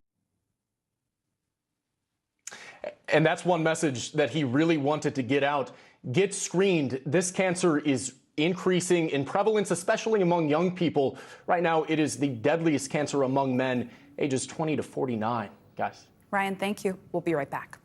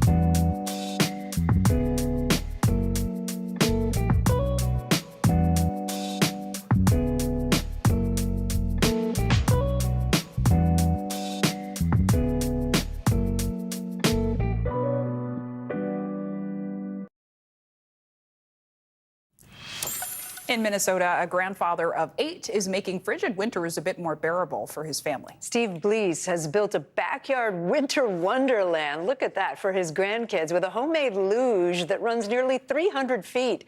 Kent Erdahl from our NBC station in Minneapolis has more. Minnesota winters are not for the faint of heart. Love winter, especially the snow. But for Steve Blees, even cold weather chores It's going to blow right at you. are a blast. His snowblower isn't typical, and the path he's clearing doesn't always keep him vertical. You might as well stay down now. But it's all by design. It's just pure ice, and it's fast as hell. It's called the Papa Bear Plunge, nearly 300 feet of pure winter imagination, first conceived in a very different season. The idea came from in the summer, cutting the grass, and I'm going, this is a perfect hill for a slide. And once the perfect conditions arrive, he gets to work. I start by taking an ATV with a snowplow. He admits building, maintaining, and even testing this luge Form the edges. can get a little labor intensive. That's more than a little. I think I probably got over 100 hours in it this year. But stick around after hours, and Papa Bear's little cubs will show and tell you. He works very hard. Every second is appreciated. I'm just very grateful to have a grandpa who does this, and I really love it. It's really fun. Hi, Cammy. Steve grants unlimited access and high fives to his 8 grandkids. This is the best part. There's nothing better. He's just like, I'm making a slide really cool, and then we get here and we're like, this is incredible. His 3 daughters, turned mama bears, were so impressed by the first slide 3 years ago that they shared it with the world. I thought this was something that could provoke joy and warm people's hearts. Nicole Warner's hunch was correct. I just uploaded it and it went crazy. Her 2022 TikToks were featured on news channels nationwide. And now, after a 2-year pause forced by Mother Nature, He doesn't do anything small, he does it big. He goes all in. Yeah. this year's plunge is even longer, and it's blowing up faster than a Papa Bear campfire. Am I on fire? Altogether, it's over 2 million views. Sure, it's nice. I can't deny that, but that's not why I'm doing it, you know. Hi, pal. That's why I'm doing it, right there. See the smile on their face.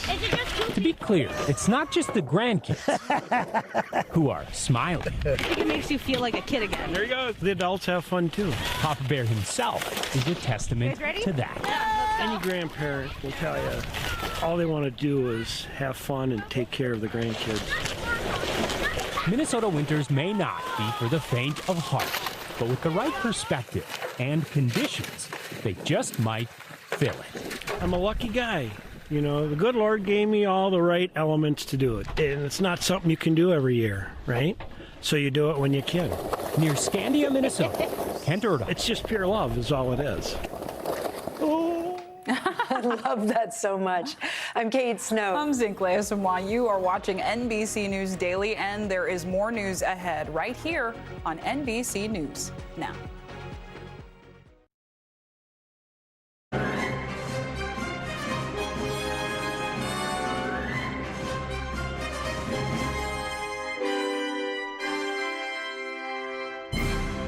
Welcome to Meet the Press Now. I'm Melanie Zanona in Washington, where Attorney General Pam Bondi was defiant as she testified before the House Judiciary Committee today.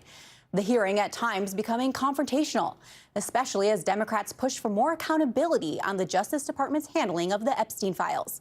In her opening statement, Attorney General Pam Bondi defended the administration's handling of the case. I am deeply sorry for what any victim has been through, especially as a result of that monster.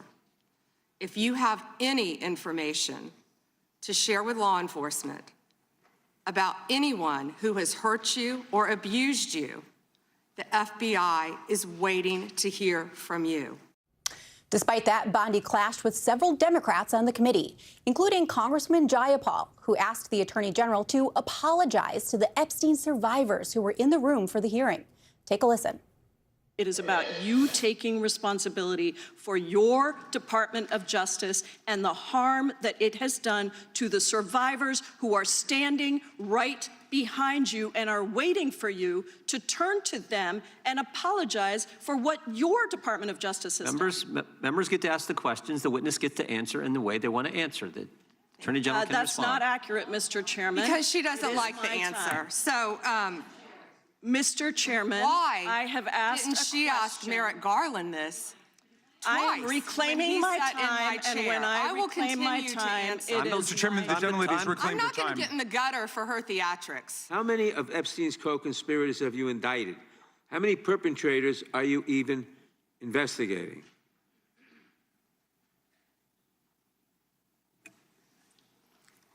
First, you showed it. I find it. How many have you indicted? Excuse me. I'm going to answer the question. Answer my question. No, I'm going to answer the question the way I want to answer the question. No, Your you're going to answer the theatrics are question the way I ridiculous. asked it. Chairman How many have you Jordan, I'm not indicted? going to get in the gutter with these people. How many?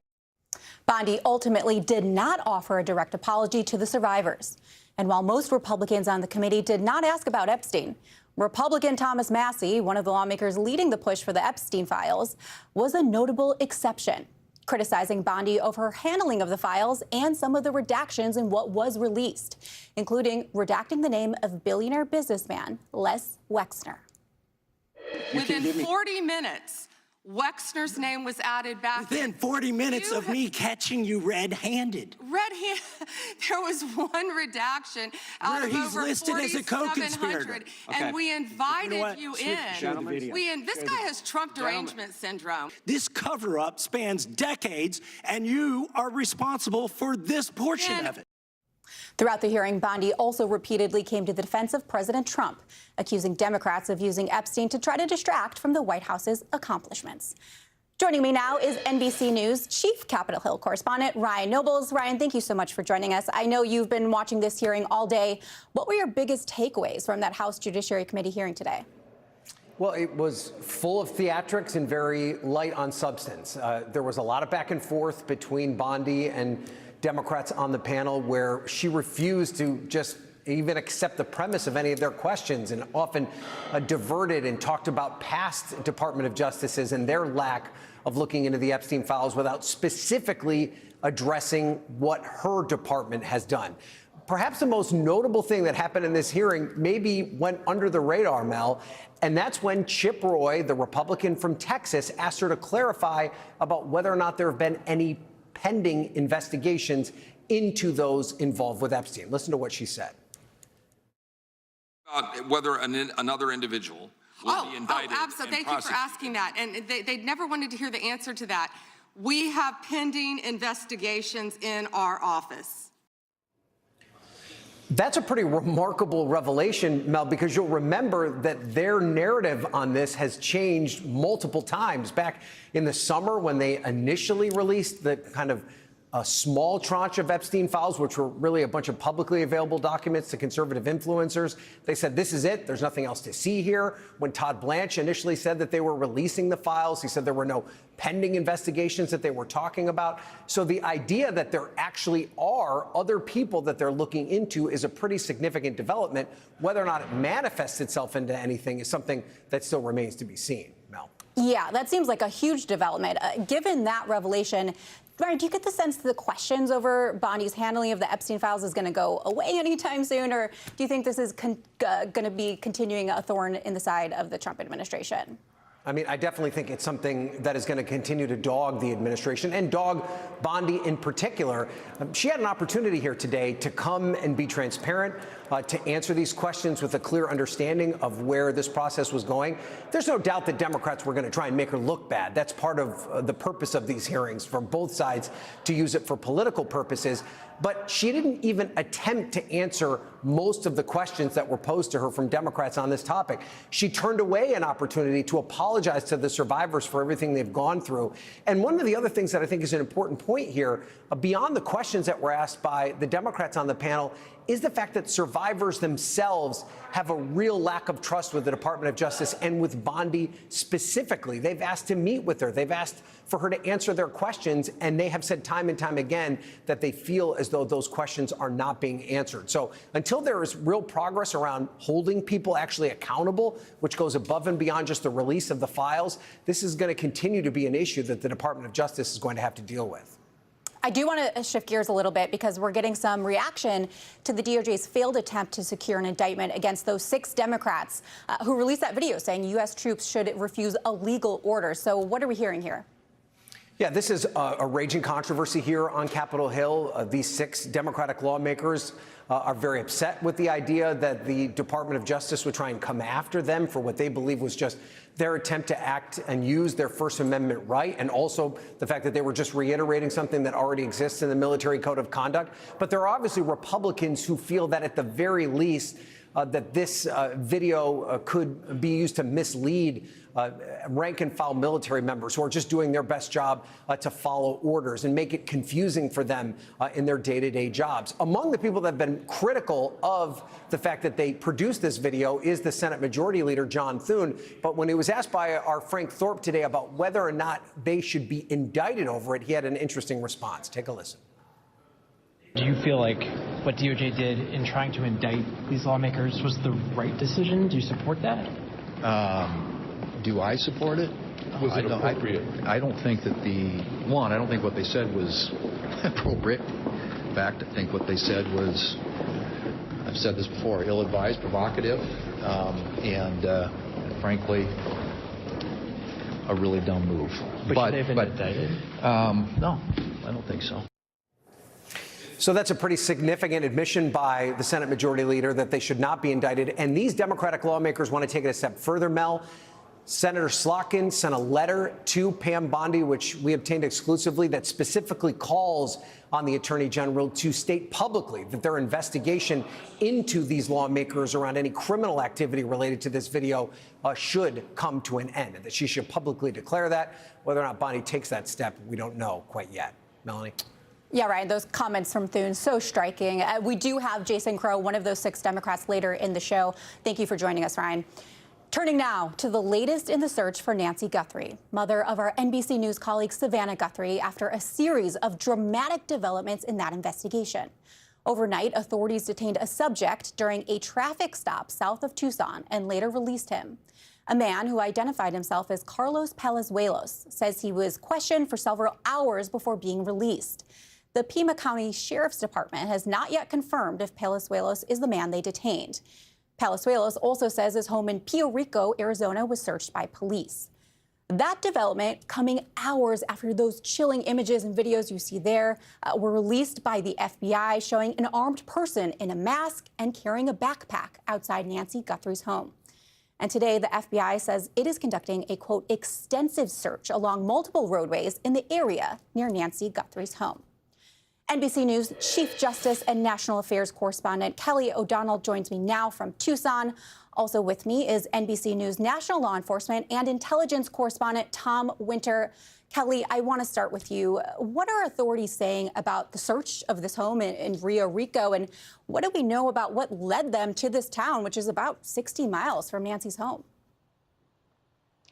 We don't have specifics on some of those good questions. What we do know is that the man who identifies himself seems to match up with the events as they unfolded, but because he has not been formally charged or held for this, it would be appropriate for the Pima County Sheriff's Department not to engage in naming him publicly. They typically only do that when someone is in custody and facing potential charges. So that may explain if that's confusing to people.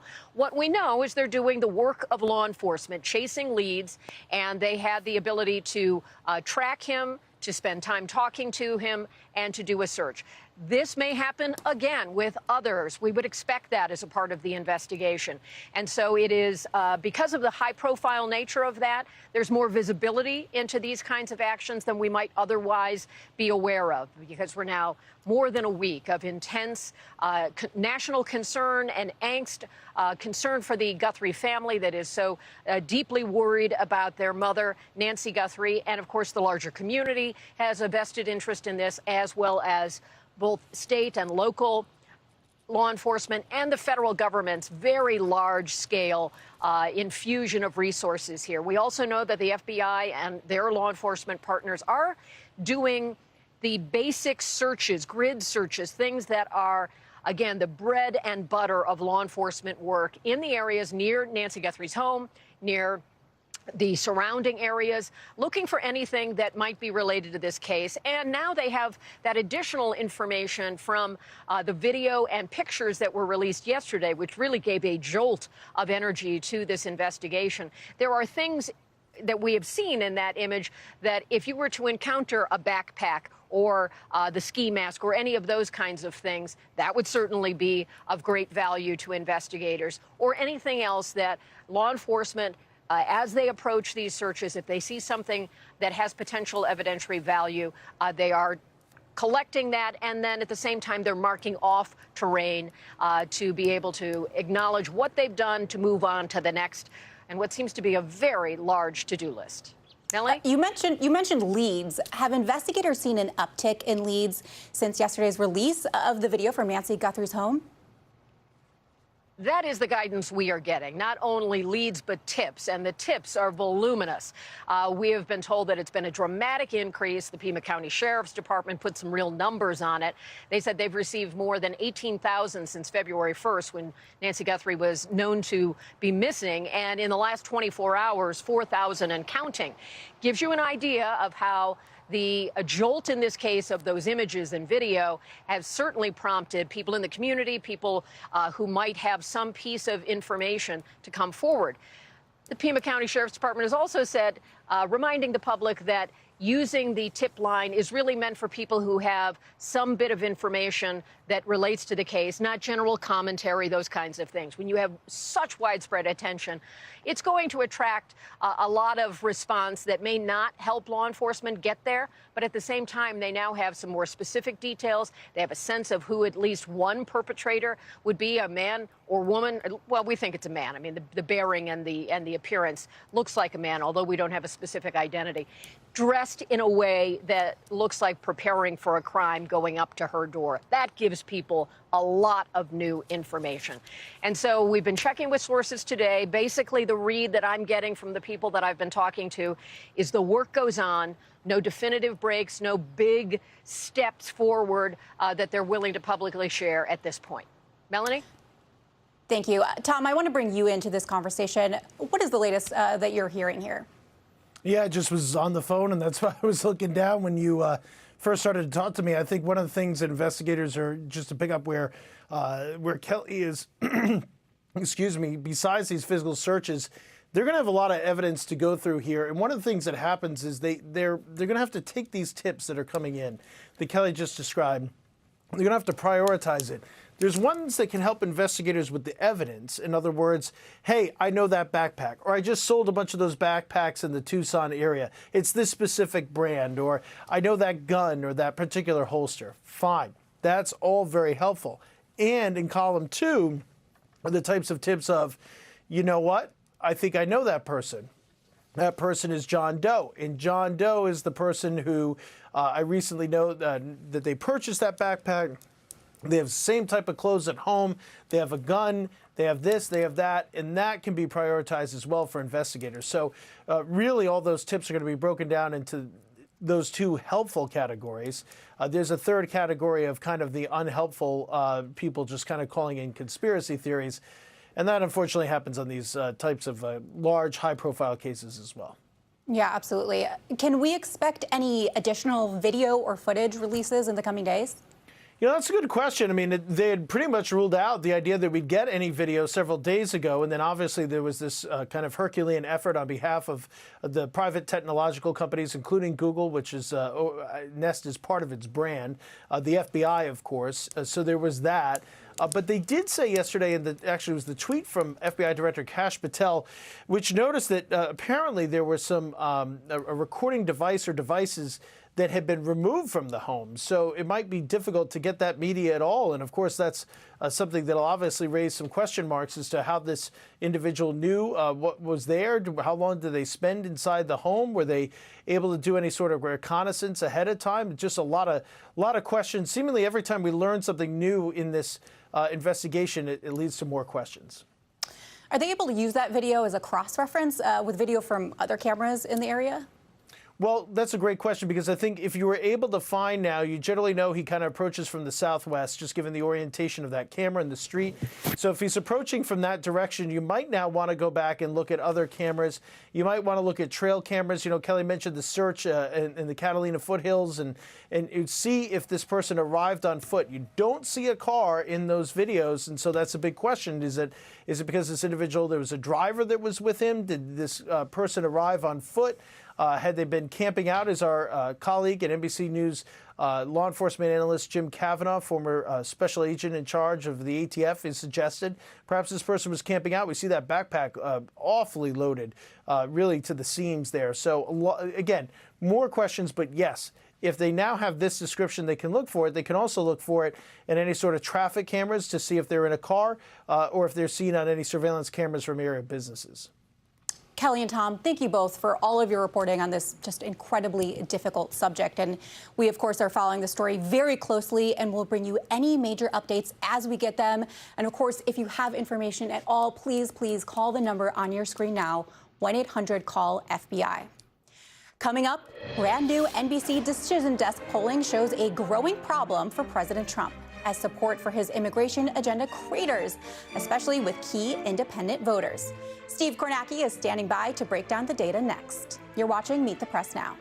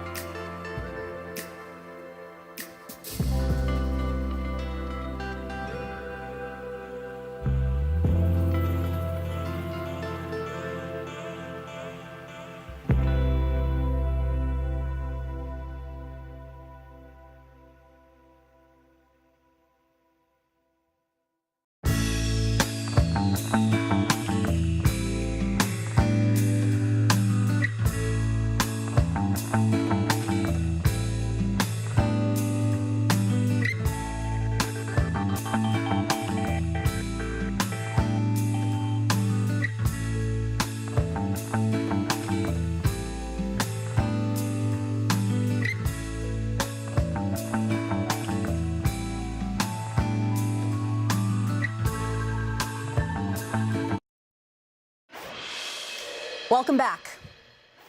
Congress is barreling towards a partial government shutdown in just 2 days. Negotiations appear to have stalled as Democrats demand reforms to immigration and customs enforcement in exchange for funding the Department of Homeland Security. Yesterday, Senate Minority Leader Chuck Schumer calling the White House proposal insufficient, as Majority Leader Thune suggested a solution wouldn't be found before the looming deadline. The bottom line is it was incomplete and insufficient. We need legislative language that will rein in ICE and end the violence. Their proposal didn't come close to doing that. I would say, again, it's a work in progress, but I would hope that the Democrats here in the Senate, if it takes more time, which I believe it will, would be amenable to allowing us to get an extension of the continuing resolution to allow more time for those negotiations to continue. It comes as new NBC Decision Desk polling shows the president's approval on immigration issues falling and Americans largely supporting the idea of reforming ICE. NBC Chief Data Analyst Steve Kornacki joins me with more from the poll. Steve, so great to see you at the big board in your element. But what does this poll tell us about how Americans view Trump's handling of immigration in his second term? Yeah, I think something we're seeing here is it's taking a toll maybe on his broader standing. Start with that, maybe. This is the overall job approval rating for President Trump in this new poll. Now, again, keep in mind on this is a little bit different here. We're looking at all adults, not just registered voters. It's a little wider net than we usually cast in polling. But still, I think it captures something here, I think, pretty significant. 39% among all adults is President Trump's job approval rating. That's one of the lower numbers that you're going to see out here. That's one of the lower numbers I think you've seen since Trump came back to the White House to start his second term a little bit over a year ago. And I think that low number there is clearly related to this number. This is more issue specific. This is getting into immigration, border security. Trump's approval rating there, 40% in this poll. That is down from where it was earlier in his presidency. It's down from where it's been in other polls throughout his presidency. You remember when Trump came back to the White House and in the 2024 campaign, immigration and the border were relative strengths for him. Now that number is coming down for him. And I think that's also exerting, it seems, maybe a broader effect on his overall job approval rating. And then you look inside that number there on his handling of immigration and the border. And that's the big problem you see. It's red on red there. I don't know if it shows up, but I'm circling the 72. That's basically almost three quarters of independents here in this poll saying they disapprove of how the president is handling border and the immigration. So, and also there, if you looked among independents here too, a large number who have shifted, not just in opposition saying they disapprove, they strongly disapprove. So that depth of opposition there too, I think, thickening a little bit to the president on this issue. Asking about that issue there then of tactics used by ICE and Border Patrol agents. Again, wide consensus there, 2/3 in this poll saying those tactics have gone too far. Again, this conducted really immediately in the wake of the events in Minnesota recently. And then a question, I think, here, that you showed this at the start of the segment, but going into that DHS funding fight here, what do you think, we're asking folks, do you think should happen here with ICE? The plurality saying reform. Now, reform, obviously, that's a broad answer. That could mean a lot of different things. But the plurality are basically saying they want to keep it, but they want to change it. There are 29% here. This is heavily Republican who say keep it in its current form. And then there's this answer right here.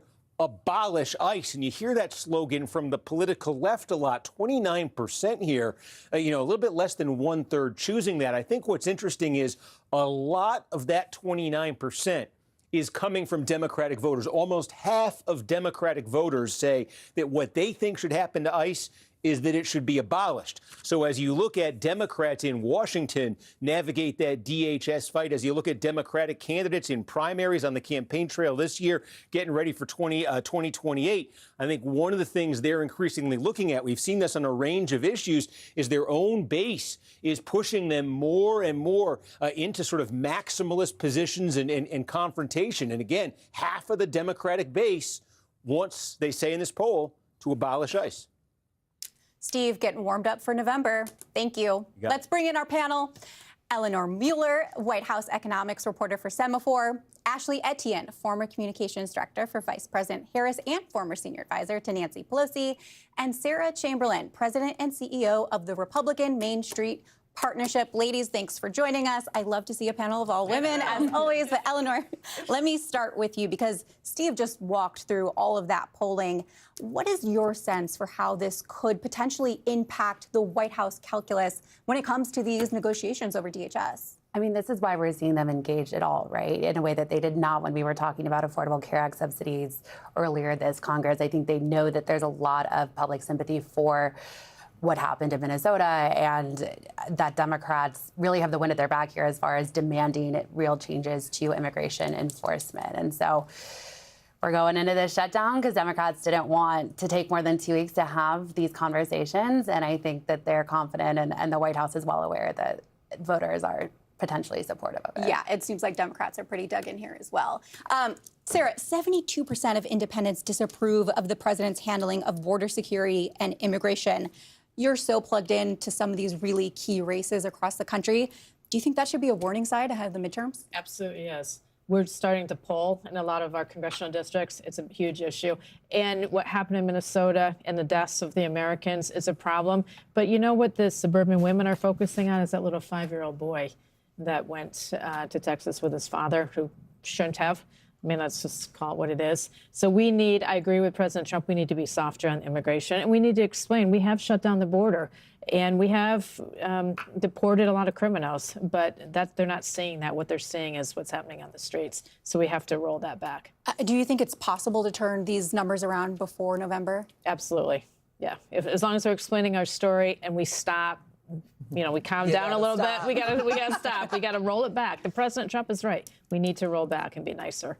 Ashley, I want to bring you into this conversation because despite that polling, do you think Democrats, there's a risk of them overplaying their hand in any way on this debate? Because healthcare, we saw that was the last shutdown. That was their strong suit, was healthcare. Immigration has not always been the strongest issue for Democrats. So is there any risk here? I don't see them running in any huge risk, and primarily because you look at your NBC poll, the terms in which they're arguing and debating on, mask, investigations, the large majority of the American public support those positions. They don't think the ICE agents should be wearing these masks. They don't trust the administration to do investigations into the execution of these 2 American citizens. So they're currently bolstered by public sentiment right now. We saw that poll, part of the poll, that 43 Americans think that the president's going in the wrong direction as it relates to this particular part of the larger issue of immigration. So I think that they're going to remain dug in. That's what I'm hearing from the Hill. It's going to be a long shutdown because they believe, as you said, they've got the wind at their back and public sentiment is with them on this issue. And it's a good wedge issue for Democrats to use against the administration, against these vulnerable Republicans. I do want to get your take on the abolish ICE messaging. We heard that a little bit. It kind of went away. It seems to be coming back. What do you think there? Should Democrats be leaning into that, or do you think that's a risky strategy? I do think that, all we have to do is look back at history when we did this with sort of defund the police, right? At the end of the day, that became an internal war among different factions within the Democratic Party. And at the end of the day, we did not get the passage of the George Floyd Justice and Policing Act, which also contributed to the death and the execution of the 2 people that we saw in Minnesota. So I do think that runs risk. But what we should not be confused by is this is not an immigration issue. We shouldn't be making this about immigration because it's not about immigration when most of the people that you've deported are not illegal immigrants. They're American citizens. They've been the main target of the Trump administration's tactics, and that's why the American people are disapproving. So the more we make this about immigration and less about egregious tactics on the part of DHS, the more we run risk. Eleanor, I want to ask you because according to our polling, the administration, our poll shows that 57% do not blame the Minnesota leaders. It's actually blaming the administration, saying they deserve the most blame. How do you think that is going to play into these ongoing conversations on Capitol Hill? I think that the connection is pretty clear that this was the administration's decision to bring in these immigration enforcement officers, and that's what led to this situation. And we saw a Texas state Senate race a couple of weeks ago that the Democrat won. It was the first time in a long time that the Democrats won at that state Senate district. And I spoke with Texas Republicans on the Hill, including Pete Sessions, and he said basically that he ascribed it directly to the fact that the election happened just days after what happened in Minnesota. And so I don't think there's any real doubt in people's minds as to where to place the blame for what happened. And again, I think that's a big part of why Democrats feel that they have the power to negotiate directly with the White House, and the White House is responding. I do want to shift gears to the other big story today. That would be Attorney General Pam Bondi testifying on Capitol Hill. Let's take a listen to some of the pushback during the questioning, and then we'll talk about it on the other side. The Dow has shattered 50,000 for the first time. This is crazy. They said it couldn't be done in 4 years, yet President Trump has done it in 1 year. National median rents have fallen to a 4-year low thanks to Donald Trump. That's why they want to focus on Epstein and our most transparent president in the nation's history. I find it interesting that she keeps going after President Trump, the greatest president in American history. This is so ridiculous, and that they are trying to deflect from all the great things Donald Trump has done. And she also attacked Congressman Massey and Raskin as having, quote, Trump derangement syndrome. So, Sarah, was this for an audience of one here? Absolutely. And it's become like reality TV. This is not legitimate testifying like it once was in the United States Capitol. It is really for TV and for President Trump.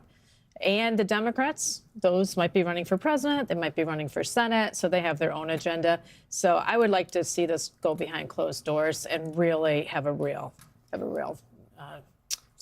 discussion. Ashley, I want to get your take on this because we were talking before we came on air about how there's this brain drain on Capitol Hill of these people who work behind the scenes. It seems more and more people are incentivized, lawmakers, to just try to get attention at hearings. Is that what you saw playing out today? Absolutely. I mean, it's laughable that she would even use the word transparency when she's withholding 200,000+ documents, violating a subpoena and violate a congressional subpoena and violating the law. So here's what I think needs to happen. The Democrats need to continue to pressure Republicans. They held the Clintons in contempt in a bipartisan fashion. They sort of threw out the notion of a privilege and insisted on complete transparency and compliance with the subpoena. That's the same bar and measure they need to hold against Pam Bondi. I mean, she's violating a subpoena just as the Clintons did. And so what Democrats did is we put the victims ahead of politics. That's what the Republican Party has to do right now. And if they don't, they are playing continuously to a party of one and, and spitting in the face of those victims that are really still dealing and grappling with their victimhood. Yeah, those victims, so important. They had a press conference on Capitol Hill today, some of them in the room. Eleanor, what did you make of Pam Bondi's performance? Do you think it's going to be satisfying to Trump, or do you think Democrats actually landed some blows here? It's so hard to say. I mean, this is a playbook we've seen other cabinet secretaries use over the past Congress. Secretary Bessent, when he was here last week, did the same, opposition research, almost bringing up facts about the members who are questioning, although not quite to the extent that Bondi was. And so I do think that'll resonate with Trump. But in terms of usable information, I mean, we don't have a ton to show today, at least when Secretary Lutnick testified yesterday in the Senate. He said that, yes, he did go to Epstein's Island for lunch. There were a few pieces of news that came out of it, and this was really just hours upon hours of bickering. So maybe it'll be a different result if/when she testifies in the Senate, but I just don't know that we know yet. Yeah, it seems like President Trump sticking by his cabinet no matter what, even if behind the scenes, maybe he's not so happy with them. Ladies, thank you so much. Up next, chaos and confusion after the FAA ordered the airspace over El Paso, Texas, closed for 10 days, only to rescind the order several hours later as administration officials offer conflicting explanations over what happened and why. Keep it here on Meet the Press Now.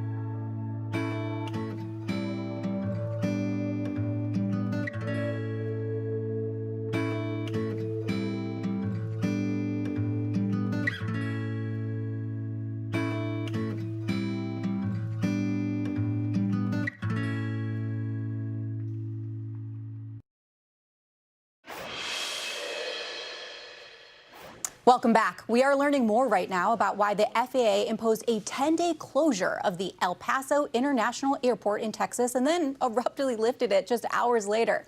Sources tell NBC News the ground stop was caused by military testing of counter-drone lasers in the area, which prompted the FAA to close the airspace. The FAA's abrupt decision causing widespread confusion from airlines, travelers, and lawmakers who say they were left in the dark about the decision. This unnecessary decision has caused chaos and confusion in the El Paso community.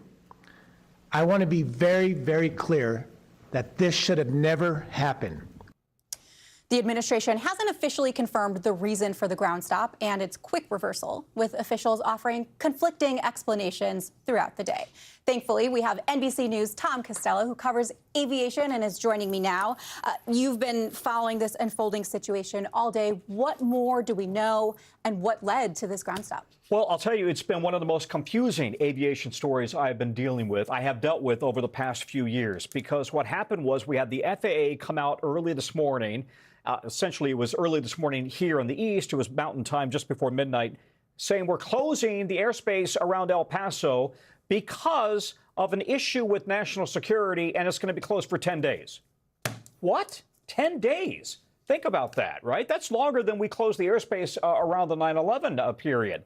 And then they said, well, it's because there are drones, drone activity, Mexican drug cartel drones. The White House put out a statement saying that, in fact, they had to target Mexican drug cartel drones, and they did, in fact, target them. And then we had the FAA chief, the DOT secretary, saying, as you can see there, the FAA and Department of War acted swiftly to address a cartel drone incursion. The threat has been neutralized. There is no danger to commercial travel in the region. Okay, he said that after the FAA notified all pilots that they were closing the airspace.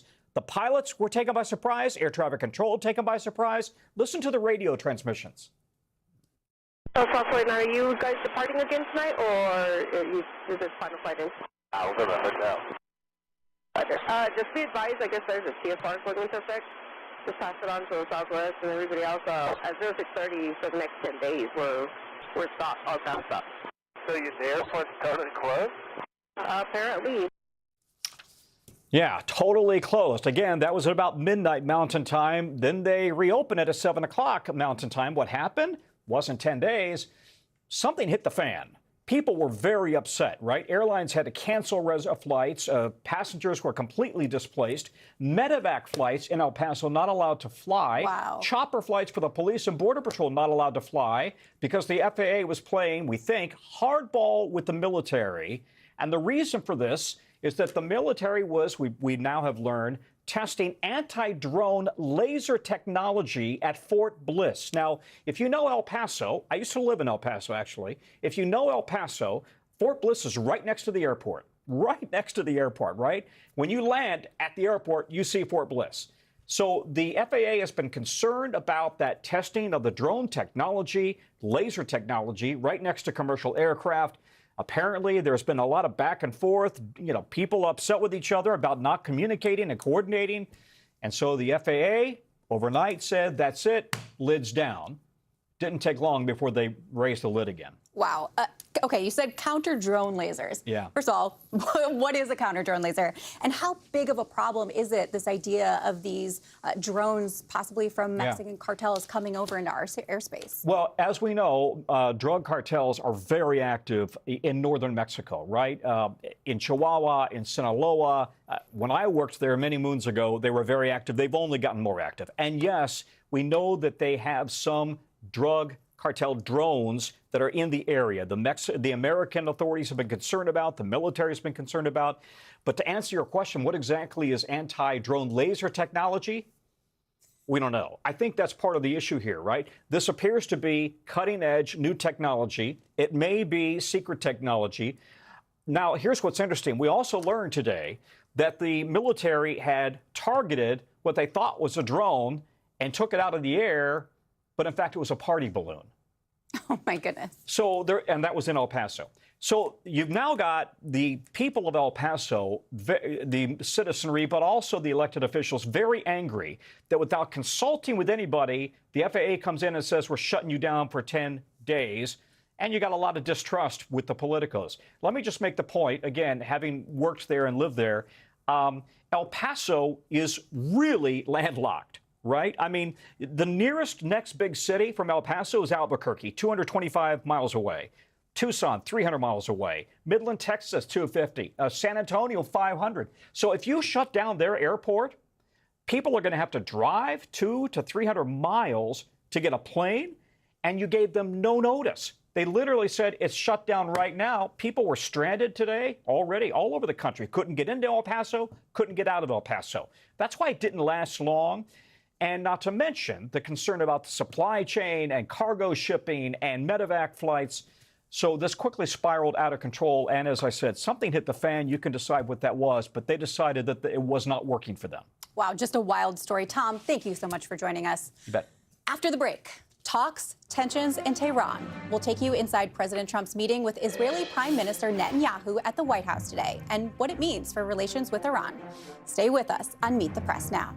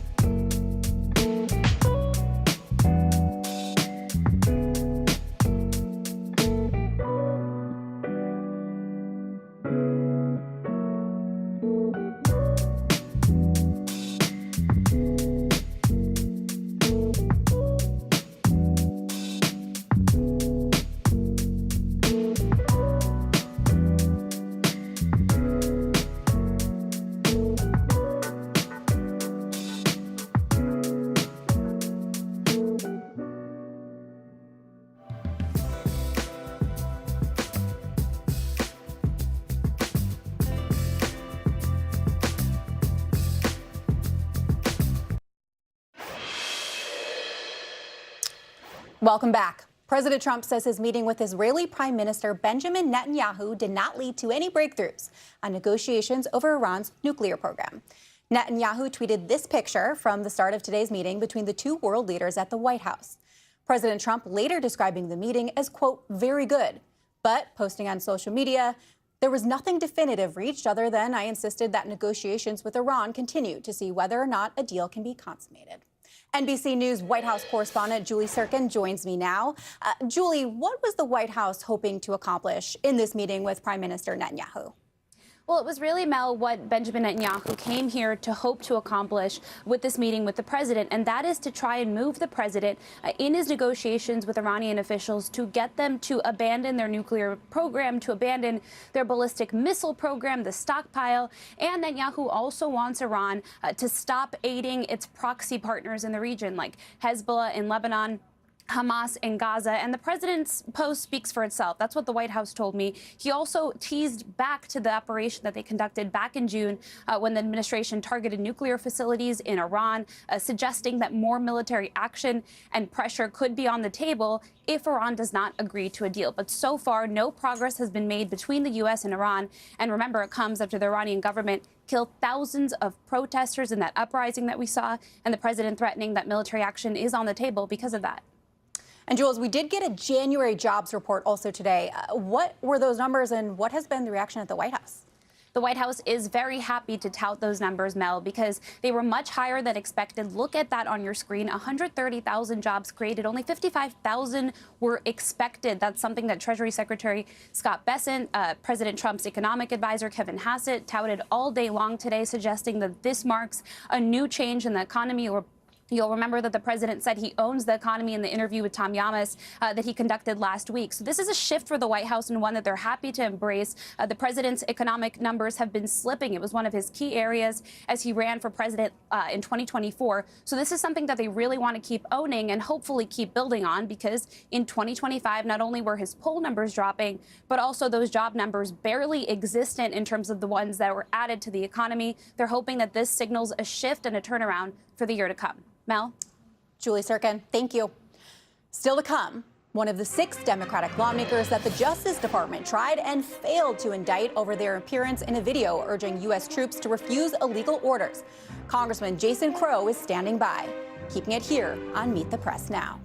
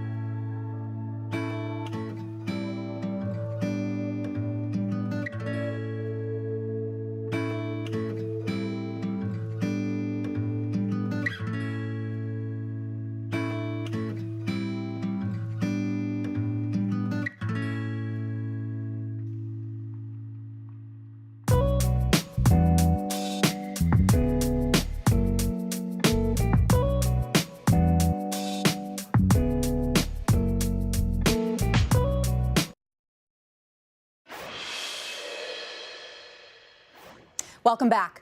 On Tuesday, the Justice Department tried and failed to secure an indictment against the 6 Democrats who released a video last year telling U.S. troops they can refuse illegal orders.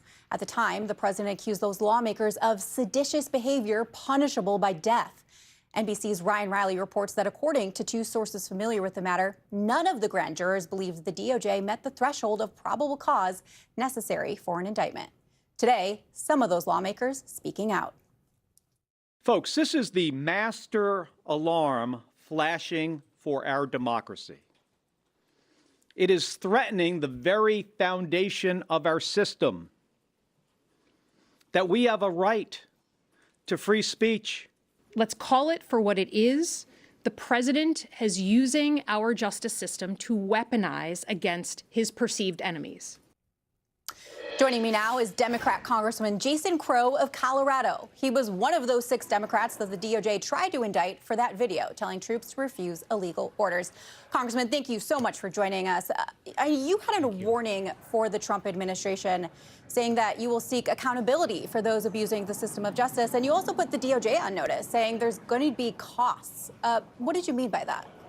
Well, that's right, Melanie. What I'm unwilling to do is to sit back and allow this administration to abuse the law, to abuse process, to abuse the American people's justice system, a justice system that should be serving them, to keep our communities safe, to go after violent criminals, to go after organized crime, to go after healthcare fraud, to go after cyber crime, all the things that are difficult for American people. That's instead being used by Donald Trump to go after his political opponents. So we're not going to just sit back and take it. Well, my message to the Trump administration is very simple. If you're going to abuse your duty, we're going to seek accountability and justice against you. I'm taking names, I'm making lists, and we're going to make sure that we pursue that accountability. Can you expand on what that accountability actually looks like? Does it mean when Democrats get the majority, if they get the majority, there would be investigations or any sort of consequences? Well, right now, my lawyers are very clear. They sent a letter to the DOJ today saying that if they continue to abuse process and pursue frivolous, baseless claims and prosecutions against us, that we will litigate. We will not sit back and just take their abuses, that we will go after them. And leadership has been very clear on the Democratic side that we will also pursue accountability. We will look for evidence, we'll look for records, we will hold hearings, that we will be unrelenting in going after folks who have abused the American people, who have covered up murders in the case of ICE in Minneapolis, who are part of the conspiracy to cover up the release of the Epstein files. That there is so much corruption in this administration that it's going to take us some time to unravel it, but we are absolutely dedicated to that project. I did want to ask you, yesterday, Speaker Johnson suggested that you probably should have been indicted, but then he appeared to walk that back today. Here's some of what he said. It's a very dangerous gambit that they were playing. Should they be sent to jail? Probably not. But we need to call it out as being wildly inappropriate, and they need to course correct. Do you think they should be indicted? I don't know what the terms of it were. I think we should jealously guard the First Amendment, but I also believe that people here have to, use their responsibility, use their platform wisely, and sending a message to young service members that they should defy orders is crazy to me. Congressman, what's your response to that? Well, it's too bad that he actually has never served a day in the life in the military and doesn't actually understand what military life is like and the training that our service members go through. I did 3 combat tours to Iraq and Afghanistan. I led paratroopers. I led Army Rangers overseas. And what I know is that this is drilled into you from the first days of boot camp, what your obligation is to follow the law, what the law of war requires you to do and not to do, what your constitutional duty and your oath requires you to do. This is so essential to military service that when folks talk about this being a problem, it just shows their ignorance and their lack of understanding of military life and what our obligation is in the military. And it also shows how they are walking away from their duty as members of Congress, right? I want to be really clear that this is not just our right as members of Congress to remind the executive branch to follow the law. It is actually our duty. It's what Congress exists for. We were put into the Constitution to make sure the government served the American people and followed the law while doing it. On the other end of the political spectrum inside the GOP, I do want to read you something that Republican Senator Tom Tillis said about this failed indictment. He said, political lawfare waged by either side undermines America's criminal justice system. Political lawfare is not normal, not acceptable, and it needs to stop. So what do you think for Republicans who haven't spoken out about this? And what is your message to Republican colleagues? Are you getting any private words of support from some of them? With shockingly little support from my congressional colleagues, but Senator Tillis is absolutely right. He's right, and I couldn't agree with him more. What's really too bad, for lack of a better word, is that it takes someone who's retiring to show courage and to speak up, right? And it shouldn't take a retirement for somebody to actually do the right thing and to do their duty. So where does that leave us as a country and the American people? Well, we need to send people packing who have turned their back on their duty, and we need a new generation of leaders to step up and to take over and to do the right thing for America. While I have you, Congressman, I do want to turn to some other news of the day because DHS runs out of funding in less than 3 days now. Where do you stand on passing another CR to allow negotiations on DHS reforms to continue? Oh, hell no, Melanie. You think I'm going to give another blank check to a runaway lawless agency that's murdering American citizens without accountability and investigations, that's yanking Americans off the street, denying them due process, deporting people without hearing, people who are dressed up like commandos, I call it commando cosplay, on our streets around our country, the same type of stuff I wore in Iraq and Afghanistan? You think I'm going to allow that to continue? Americans deserve better. What they want is a federal law enforcement agency that's going to go after violent crime, that's going to restore trust, that's going to work with local law enforcement and do the right thing. What they've been served by this administration is a bunch of folks dressed up, intimidating and abusing Americans, and I'm just not going to stand for it. A DHS shutdown, though, would largely not impact ICE. It would be blocking funding for other agencies, though, like FEMA and Coast Guard and the TSA. So are you willing to shut down those agencies, and for how long? Well, let's talk about FEMA. I'm glad you actually raised FEMA. Let's talk about what this administration has done with FEMA, right? They've cut funding for FEMA. They've denied emergency declarations for Democratic states just for political reasons that need critical emergency funds. They have actually not reimbursed states for emergency funds through FEMA. This administration has gutted FEMA. And we have fought that, we have resisted that, and we will continue to. So I'm not going to sit here and listen to them talk about FEMA when they're the ones who are turning their back on the American people and the needs of everyone, regardless of their political affiliation. Just quickly here, I know Democrats put forward their list of 10 demands. Minority Leader Jeffrey says these aren't negotiable. So is that a good faith negotiation if Democrats aren't willing to compromise on some of those demands? Yeah, well, we're trying to enforce the law and the Constitution. That's what those demands are. Right? We're trying to protect Americans. And the Constitution is not negotiable. Following the law is not negotiable. And protecting the American people is not negotiable. Congressman Crow, thank you so much. We're back tomorrow with more Meet the Press Now. There's more ahead on NBC News Now.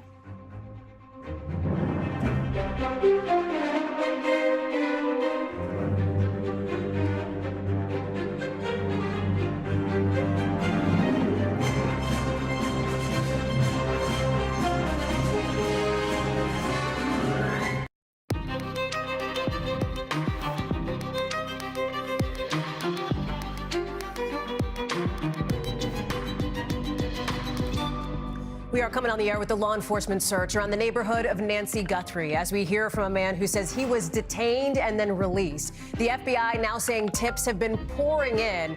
Everybody hoping that one can be the lead they need to crack this case. We're live on the ground in Tucson. Also new tonight, a hearing that turned combative and contemptuous at times as the Attorney General faced a number of questions from Democrats about the Epstein case. As survivors stood in the room, this hearing devolving into shouting matches and personal attacks. You don't tell me. Yeah, I did tell you because we saw what you did in the Senate.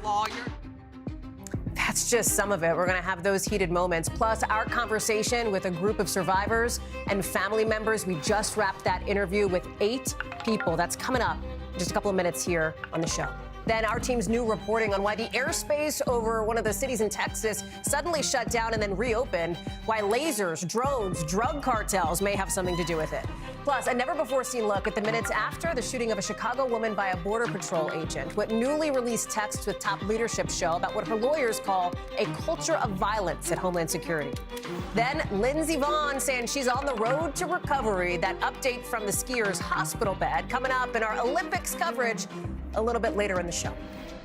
Hey, I'm Hallie, and tonight the FBI says there is an extensive search happening around the neighborhood of Nancy Guthrie, of course, the mom of our friend and colleague Savannah, after we heard from a man who says he was detained and released as part of the investigation to try to get Nancy back home safe. Here's what he told Telemundo station in Phoenix. Watch. I didn't know what was happening until they stopped me. They stopped me at 4, and at 6 in the afternoon they came and told me I was accused of a kidnapping for something I didn't do. But from then, they just released me. I told my son they didn't have anything on me, but we didn't know what was going to happen. But now they just let me go. Now, the Pima County Sheriff's Department has confirmed that one man was detained and then released. They didn't say specifically who that was. All of it happening, of course, just hours after the FBI released this chilling video we've showed you. We talked about it here on this network, showing somebody in a mask, somebody with gloves on, armed with what looks like a gun. The FBI director says this footage initially wasn't accessible. It had to be recovered from what he described as back-end systems. We now know that the FBI obviously saw this video and some others before yesterday morning, according to 2 officials briefed on the investigation. One FBI official tells NBC News tips have really gone up since they released these videos and pictures. The hope here that just one of these thousands of tips is going to end up being the lead that ends with finding Nancy safe and bringing her home, especially. Listen, time is so important. It has been from the very beginning. Nancy has some mobility issues, some health issues. She's without the medication that she needs every day. We cannot show it enough. The number here, 1-800-CALL-FBI. That is the FBI tip line. There's a reward for information leading to anything that could get Nancy back home. Tom Winter has our law enforcement analysis and reporting tonight. But I want to start with Kelly O'Donnell, who is live for us on the ground in Tucson. Kelly, give us a sense of what it's like where you are. Good afternoon, Hallie. There has certainly been a real turn with the developments yesterday, and now we're seeing some of the work that follows that. We've seen law enforcement out in this community doing their searches, methodical searches, where they have an intent of covering a certain area of terrain. They do that as a part of the work that just must be done. A couple of things might influence that now. Since we have those images, it would be evidentiary helpful to have anything that you see on that individual. There's gear associated with the intent to come to the front door and commit a crime. If they were to find any of that, that would certainly be significant. But beyond that, they're looking for anything that might suggest that there are new leads or opportunities for further search. So that work is happening. And we've known for a number of days that there would be a ramp up of that. And that's happening. At the same time, we're hearing from the Pima County Sheriff's Department about the specific calls that are coming in to that agency, and they are significant. More than 18,000 since Nancy Guthrie went missing on February 1st. And in just the last 24 hours, and this, I'm sure this number has even gone higher, more than 4,000 tips coming in. And of course, many of those will be things where people have, a desire to assist, but we don't know if they will produce real results. But we have been hearing from people in the community who are, of course, concerned about the search for Nancy Guthrie, what it means for their neighborhood. Here's a little of what we've heard. It's horrible. I mean, that photo that went out yesterday, seeing that monster come onto the porch is like, I mean, it's horrible. I can't even imagine what they're going through. And it's so relatable, isn't it, where someone who lives in the area and to now have this video and photo evidence of a stranger or a perpetrator on the doorstep, that's very relatable for people in this community. Not only their concern for Nancy Guthrie and her family, but this is their community, and it really resonates here. Hallie? Kelly O'Donnell live for us there in Tucson. Kelly, we're glad to have you there, as always. Thank you. Let me go to Tom Winter now, because, Tom, I know you've been working the phones. You've been talking with sources here. There was perhaps a glimmer of hope in the overnight hours when there was word that somebody had been detained and questioned. Obviously, the Pima County Sheriff's Department has said that individual has now been released. The FBI, their director said they're looking into a person or persons of interest. Where do things stand, and do we have any sense of a timeline here? Yeah, persons of interest, Hallie, are not really something that the FBI typically talks about. They either have a suspect or they don't. They have a subject or they don't. The individual that's described in those videos that we've seen, obviously, at the front door of the Nancy Guthrie residence, the videos we're looking at now, is described as a subject. So we've asked about those persons of interest. None have been named. I think I know what's going on here. Well, actually, from reporting, we know what's going on here, which is obviously there's a number of people that have come up in the course of this investigation where, because of some of the evidence they have, there are some matches to it, or at least some associations with it, starting with that vehicle of interest that we first reported on Friday night. And so what investigators are doing is saying, okay, they know that vehicle that they're looking for. And now they want to see on our list of people that we have, whose names have come up in the course of this investigation, how many have access to or actually have a similar type of vehicle. That's the type of thing that they're talking about. And so it's basically a number of people that they want to know more about. They want to know more about their whereabouts, and they want to know if they actually have any sort of connection to this case. That is something that occurs hour to hour, minute to minute.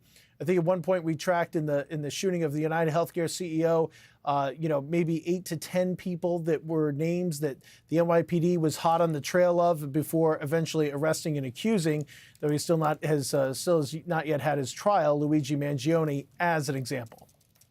Tom, the FBI, I believe that we learned from an official, from 4,000 tips in the course of the last 24 hours. And I say that, I think that's the number, because the hope was that this video that was released would shake loose some leads. I mean, that's exactly the point.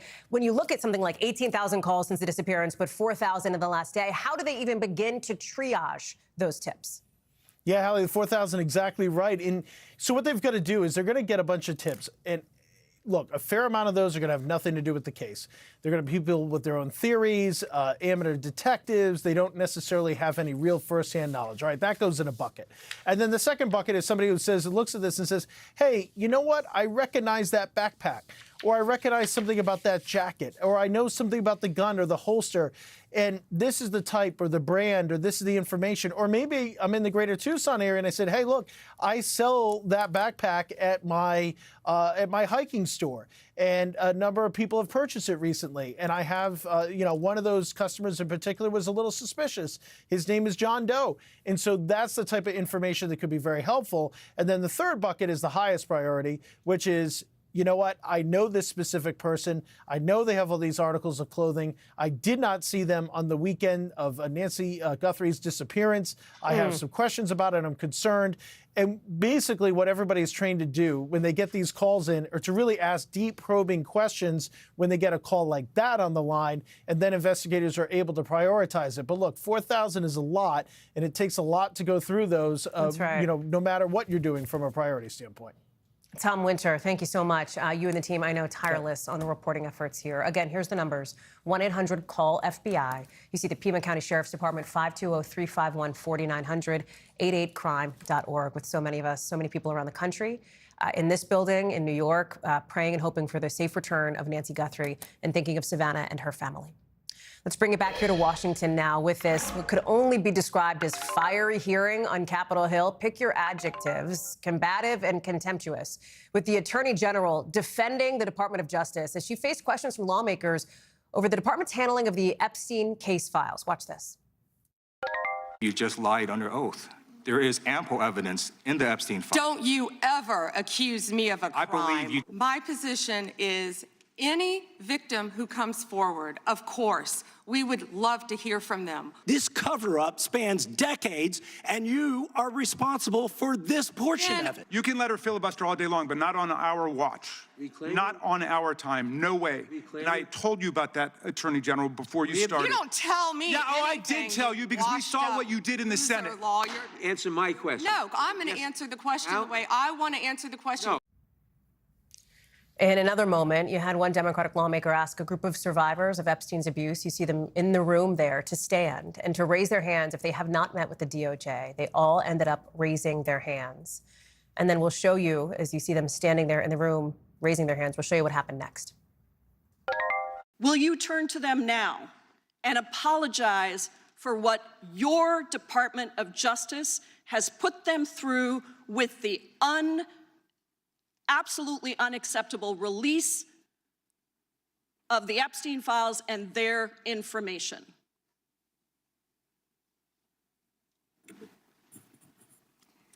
Congresswoman, you sat before Merrick Garland sat in this chair twice. It is about you taking responsibility for your Department of Justice and the harm that it has done to the survivors who are standing right behind you and are waiting for you to turn to them and apologize for what your Department of Justice has done. Members get to ask the questions, the witness gets to answer in the way they want to answer. The Attorney General can That's respond. not accurate, Mr. Chairman. Because she doesn't like the my answer. time. So, Mr. Chairman, Why? I have asked Didn't a she ask question. Merrick Garland this? I am Twice reclaiming when he my sat in my time, and when chair. I will reclaim my continue to time, answer. it is Mr. Chairman, the gentlelady's I'm reclaimed her not going time. to get in the gutter for her theatrics. Some of those same survivors and their family members, including the brother and sister-in-law of Virginia Roberts Giuffre, one of Jeffrey Epstein's most prominent accusers, they joined us here in this studio late today in the minutes after the hearing. We're going to play a short clip of that interview now. With a show of hands, can you show me your hands if you were satisfied with what you heard from the Attorney General today? Nobody. Show of hands if you are frustrated with what you heard. Very much so. Very much so. Teresa, tell me more about that. Well, going into this morning, and much of this process, I have this perspective that you need to give people the opportunity to do what they say they're going to do, to fulfill their word, put their money where their mouth is, so to speak. And we have yet again seen that go the complete opposite direction of there's no integrity. There was no integrity in that room today, it seemed like, as far when it came to Epstein and Maxwell. You know, there was a lot of expression of other good outcomes on things, and I can agree with a lot of what was said. And there was nothing that gave us any bit of hope of any kind of integrity and doing the right thing when it comes to Epstein, Maxwell, accountability, further investigation, which she claimed was happening. And we're going to be waiting to see the outcome of that and see if that's an accurate, legitimate statement. Danny, I see you nodding and shaking your head. I think there was such a lack of empathy today. There was such a lack of, honestly, humanity today. Something that, you know, I think all of us felt a little devastated about was that she had 3 opportunities to address survivors. We stood up, and all she had to do was turn around, and she could not even turn around and face us. For so many years, I can't speak for everybody, but for me, I felt like such a ghost walking through Epstein's mansion. We're going to bring that interview in full in our NBC News Now special coverage coming up. But I want to bring in Ryan Nobles, who is live for us on Capitol Hill. And Ryan, we'll hear more from some of those survivors later on. Clearly, they are not satisfied. The ones that we spoke with are not happy with what they heard from the Attorney General in what was a pretty extraordinary, fiery, combative, I mean, pick your adjective, hearing today. I want to play another moment here where a lawmaker asked survivors of Epstein's abuse to talk more about what they've heard from the DOJ. Now, would the survivors and victims who are here please stand up one more time? Just by show of hands, how many of you or your loved ones actually have met with the Department of Justice and provided testimony and estimate and evidence? None. And of those of you who have not met, which is everyone, how many of you have reached out either individually or through a lawyer or representative to offer to provide testimony and evidence? All of them. And of those of you, all of you who have reached out, how many of you were denied or ignored by the Department of Justice? All of them. And despite the shameful and despicable efforts by Ms. Bondi and her department to intimidate you, how many of you are still willing to speak to the Department of Justice? All of them. Well, Ms. Bondi, it looks like you have some more witnesses to talk to.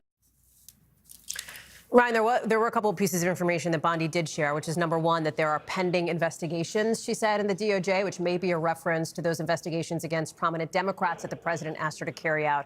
And she also said that the Department of Justice did the best they could, in her words, under the time constraints with redactions to release these files.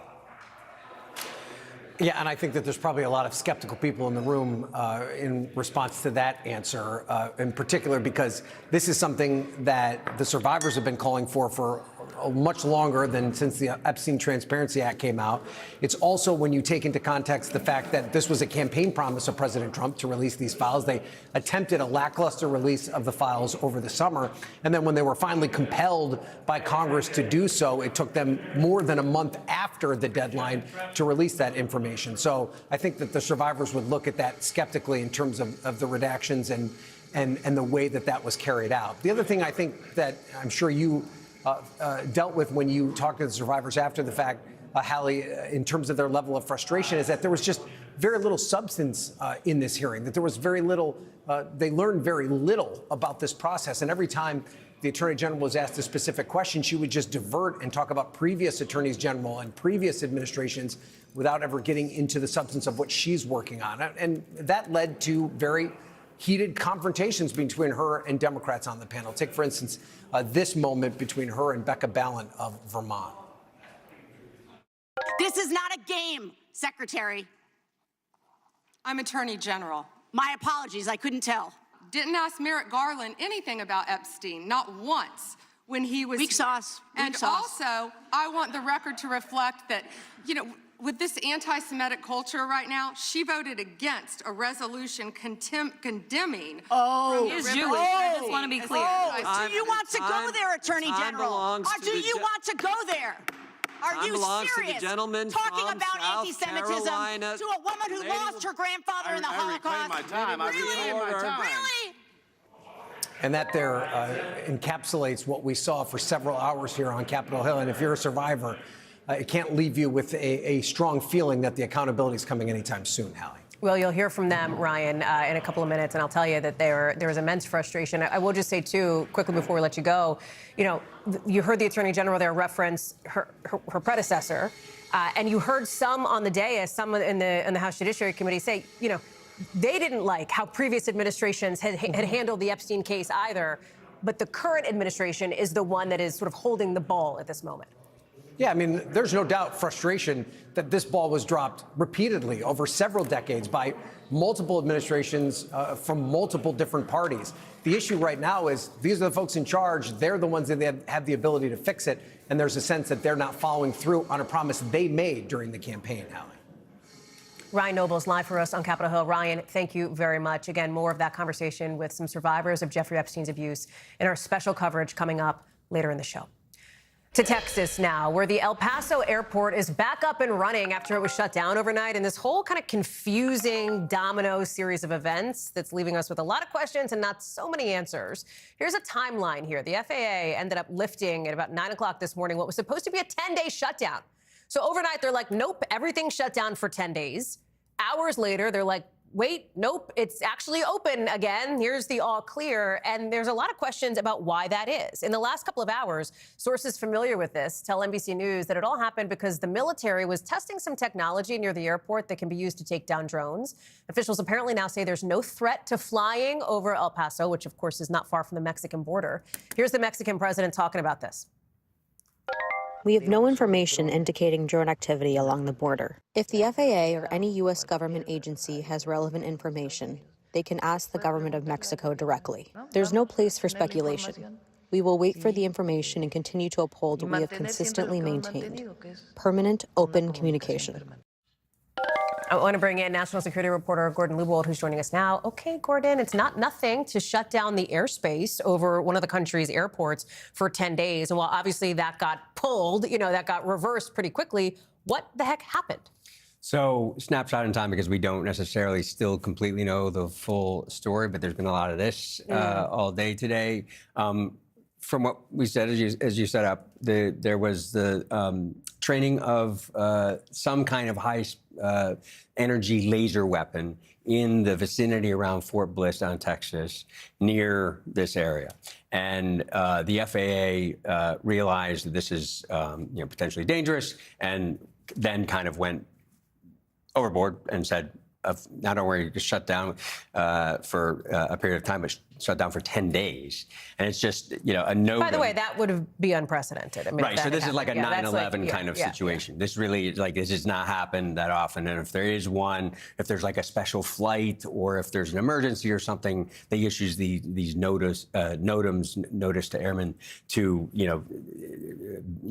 make sure they avoid the area. But this was like, it was a huge thing. We all woke up to the 10 days. And so it seems as if there may have been some confusion between bureaucracies and government agencies, but this is what we're still trying to kind of drill down on that, because it would have been if it was for one of the bases, the DOD and the FAA, right? Do we know yet if this is an instance of like one hand not talking to the other?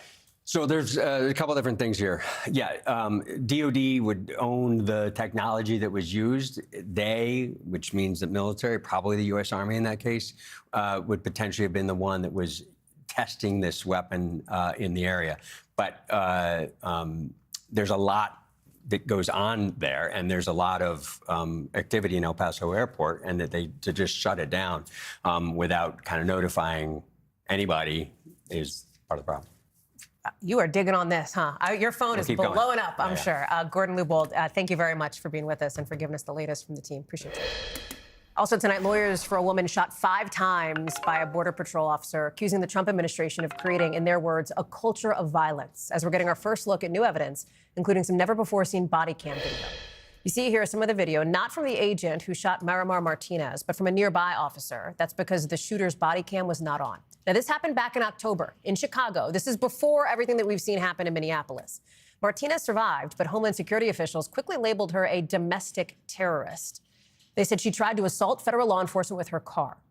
Prosecutors ended up pretty quickly and permanently dropping the charges. And now in the last little bit here today, Martinez's attorneys say this evidence shows the Trump administration repeatedly lied about her. Martinez herself, in just the last few hours, said this. I'm not afraid of anyone. The only one I'm afraid of is God. That's all. Maggie Vespa is joining us now. She was at that news conference. And this whole thing, Maggie, is giving us kind of a behind-the-scenes look at what happened in this incident, right?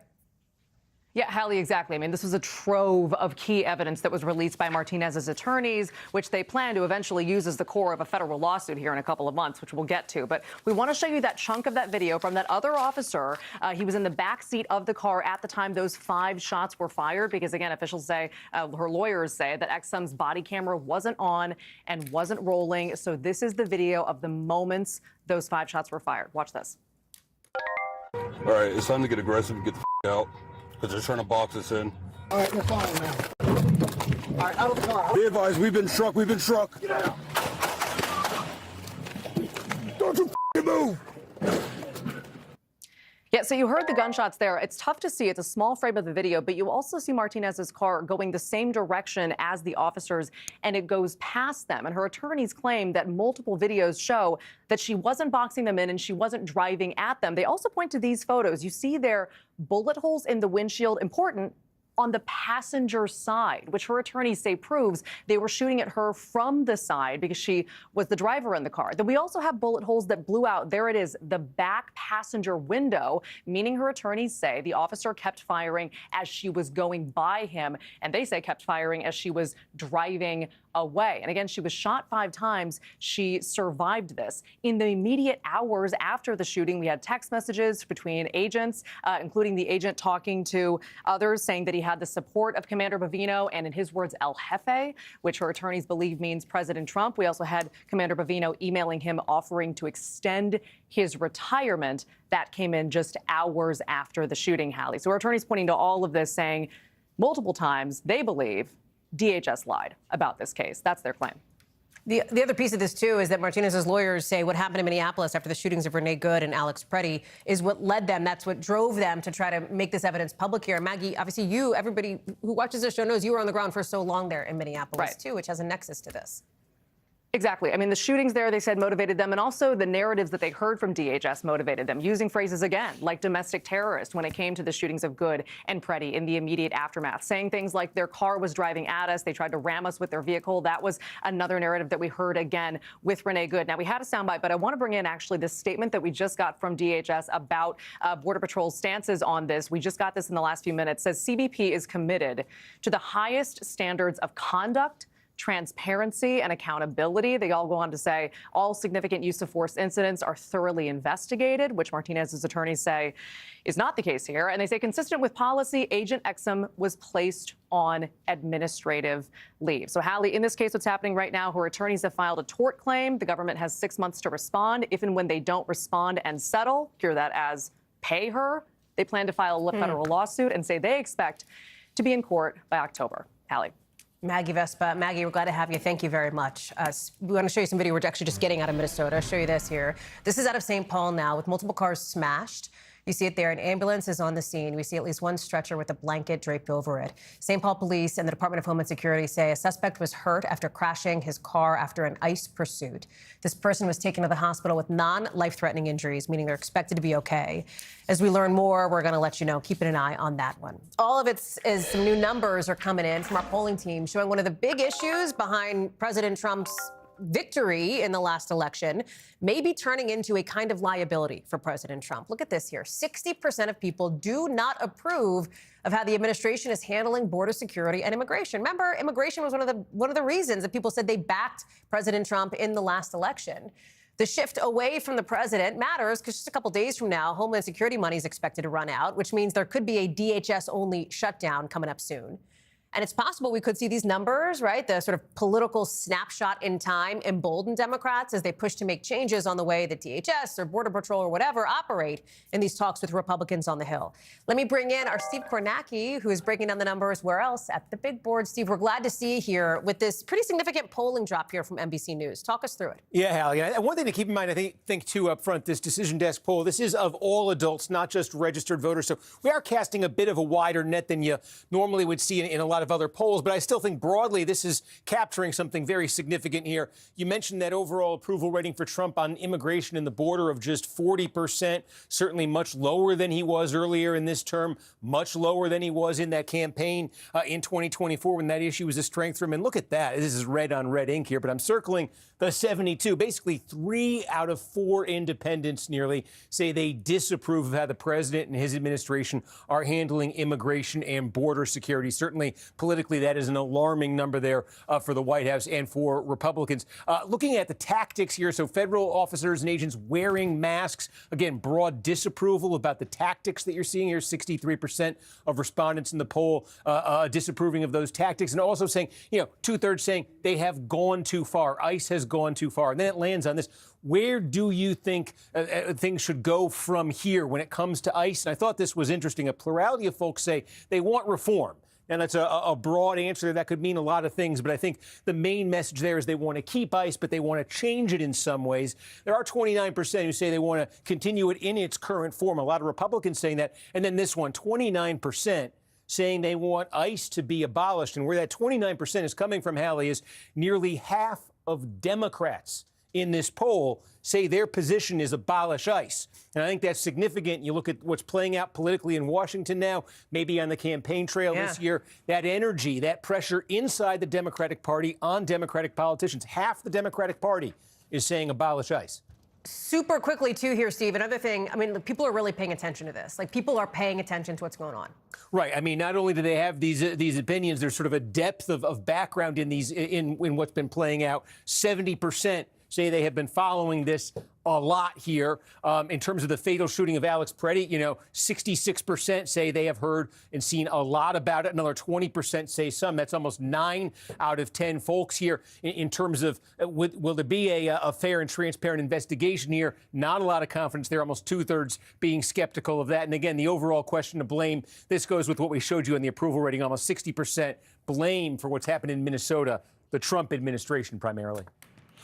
Steve Kornacki. Steve, at the big board, we're glad to see you. Thank you, my friend. Appreciate that. Let's take it to Canada now, where police are looking for a motive in one of the deadliest shootings in that country's history. They say an 18-year-old suspect killed 7 people at a school, along with her mother and stepbrother, before dying by suicide.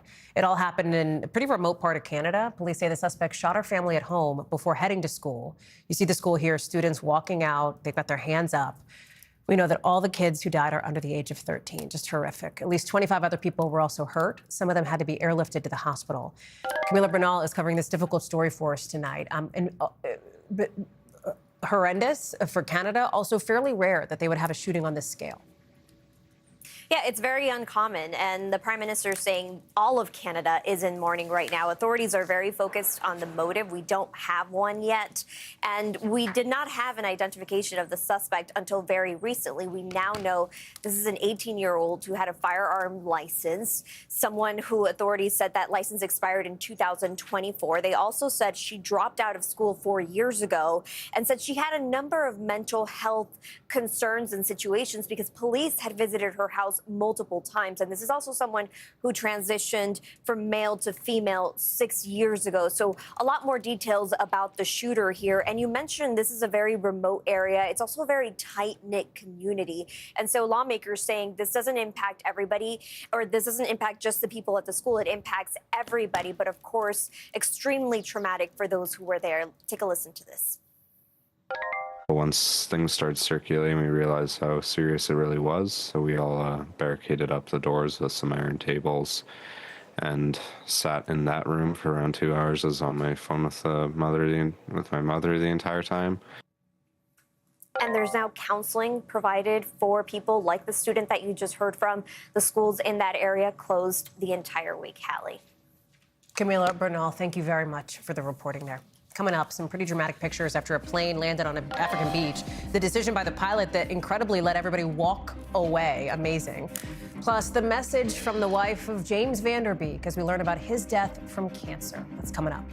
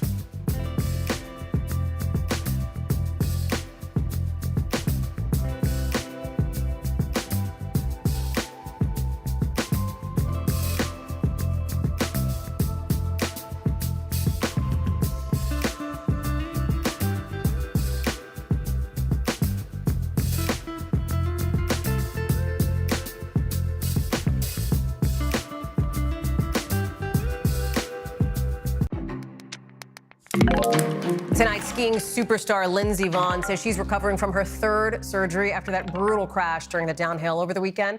You see some of her leg in this post here. Remember, she broke her tibia. Ravon says she's making some progress. She says she knows she'll be okay and says watching Team USA is, in her words, giving her something to cheer for. And guess what? Everybody is cheering for Team USA, it feels like. They're really giving her something to cheer for. Look at speed skating star Jordan Stoltz, considered the best in the world. Yep, gold medal, shattering an Olympic record by a second in his 1,000-meter race today. And a bittersweet end to the fiery ice dance for Madison Chock and Evan Bates, who just fell short of winning gold today against their French rivals. That was one to watch, this battle royale in figure skating. Shaq, tell us more about it as you're live for us there in Milan. Yeah, it was kind of sad watching that, Hallie, because they had such a beautiful performance, Chock and Biggs. They really threw it all out there, but that team from France just really overtopping them. They ended up winning by about 1.5 points. So it was really sad to watch that end, but they still, left with their heads held up high. But you mentioned speed skating. Ryan Cochran-Siegel actually is Super G. He got a silver. Speed skating, you mentioned Jordan Souls. It was his first event. He was going into it heavily favored. He's trying to aim for 4 Olympic gold medals, so this could be his first of 4. So there's a lot to watch. When we look to tomorrow, we saw Chloe Kim on the halfpipe. We're talking about snowboarding. She killed it in her qualifying run. She will go for gold tomorrow, trying to get that 3rd straight gold. And then we have to talk about hockey because the men's hockey team will be out on the ice tomorrow. The big thing here, NHL players are now going to be on this Olympic team. I talked to some of the hockey players. They say their goal is to get gold. They're not here to have fun or have a good time. They want to win, and they want, if they see Canada, they want to eventually beat Canada. So a lot of action happening, and Team USA really adding to that medal count today. I mean, I love that for them, although we know that you're there just to have fun, Shaq. Let's be honest. I mean, I get it. Nothing wrong with that. What's interesting, there's like a bit of a political overlay to what we're seeing at the Olympics, too. That tends to be true for many Olympics, and this one's no exception. Yeah, we're talking about a Ukrainian bobsledder. He actually does a skeleton, so he goes down essentially head first. And the thing is, on his helmet, he has and is trying to honor fellow Ukrainian athletes, but who were killed in this ongoing war with Russia. The IOC is saying that's not allowed. Listen to a little bit of what they're saying. There are 130 conflicts going on in the world. We cannot have 130 different conflicts featured, however terrible they are. We cannot have them featured during the field of play, during the actual competition. So we would beg him, we want you to compete. The athlete is saying, hey, I want to wear this. I want to honor my fellow athletes who were lost. He's even getting some backup from Ukrainian President Vladimir Zelensky, who's saying that this is helping to show the world our struggle. It's ongoing back and forth, Hallie, and hope is that he is not disqualified if he ends up putting that helmet on. I'm telling you, no shortage of storyline, Shaq. So what's the big one, before I let you go here, what's the big one tomorrow? What's your assignment? What's the thing you're excited about? Peek behind the curtain. Tell us. Yeah, I think the big thing, I kind of mentioned already, but I'll go back to it. Chloe Kim on that half pipe. Yeah, no, with snowboarding. She says she snowboards better than she walks. And you saw that she's facing an injury and trying to get through this despite a shoulder injury. I think that's definitely one to watch. If she gets the gold medal in this final, she will be the first snowboarder to win 3 consecutive gold medals in the same event. That will be a heavy feat, so I think that's definitely something to watch. Hockey, it's the first game, but there's going to be a long way to go, so there'll be some more excitement. So plenty to watch there. Wait, have you actually gone to anything in person, really quick, or are you stuck at the live shot camera? I got to figure skating, and I'll be at hockey tomorrow. So we're going to increase the pace of these events. Yay! Okay, good. We appreciate you. Can't wait to talk tomorrow. Thank you, pal. Let's get you over to the 5 things our team thinks that you should know about tonight. And some sad news for people who were fans of Dawson's Creek, of Varsity Blues. James Van Der Beek has died after that battle with colorectal cancer. He was just 48 years old. He was just a star. I mean, just a familiar face for so many. He'd been public about his illness since 2024. He posted about it online. His wife, in a statement, says that he met his final days with courage, faith, and grace. He will be missed by so many. Number 2, some new video tonight of an emergency landing in Somalia. A passenger plane, look at that, ending up on a beach. It overran a runway. Officials say the plane had some kind of a technical issue after takeoff, but incredibly, the pilot managed to bring it in, and everybody walked off just fine. Nobody hurt. Number 3, Senator Mitch McConnell, top Republican, is back at home after days in the hospital. He had checked himself in for flu-like symptoms last Monday, according to his office. A spokesperson says the senator is feeling better and will be working from home this week. Number 4, the head of Instagram on the stand today in that landmark social media trial we've been following. He says that the app is not clinically addictive. The case, remember, focuses on claims that platforms deliberately try to addict and harm children. Instagram's parent company, Meta, is out with a new statement today, saying that the evidence will show, quoting here, the plaintiff faced many significant and difficult challenges well before she ever used social media. YouTube and Meta are the remaining defendants in this case. TikTok and Snap were initially named in the lawsuit, but they settled. We're going to follow this one and bring you updates as we get it. Number 5, Seahawks. Their fans celebrating their Super Bowl victory in Seattle today. Police thought maybe 1 million people would turn out. City schools were open, so any kid that missed class, no excused absence. I have a feeling there's still some kids in that parade. Regardless, we're happy for the Seahawks. We can be mature enough to say it. It's fine. Still ahead for us tonight, the real-life drama playing out in a courtroom between Blake Lively and Justin Baldoni. That's next.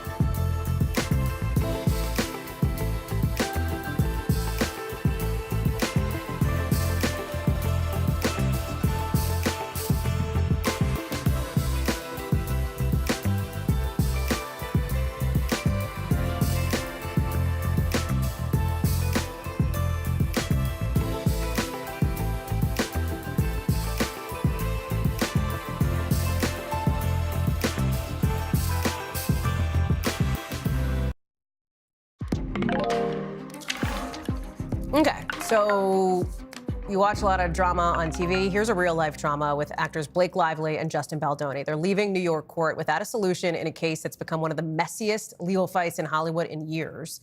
Here's Baldoni's lawyer as he was leaving. Watch this.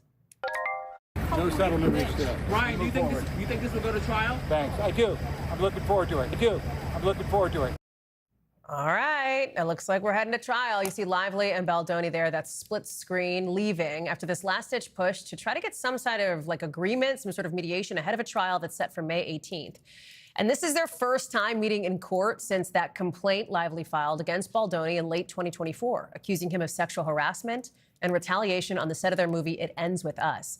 Baldoni, remember, then countersued Lively for $400 million. That was dismissed in June. This whole thing has been like a moment. I mean, if you read any people write about it, you see it. It's dragged in these top celebrities like Taylor Swift. It's exposed these closed-door conversations with studio executives. Rebecca Keegan has been following every twist and turn and drip and drop on this, Rebecca, because it has become really this almost public spectacle here. And the judge is focusing on that. The judge is talking about that, right? Explain that. Yeah, so this conference today was ordered by the judge. Blake Lively and Justin Baldoni didn't show up because they were suddenly filled with warm feelings of reconciliation toward each other.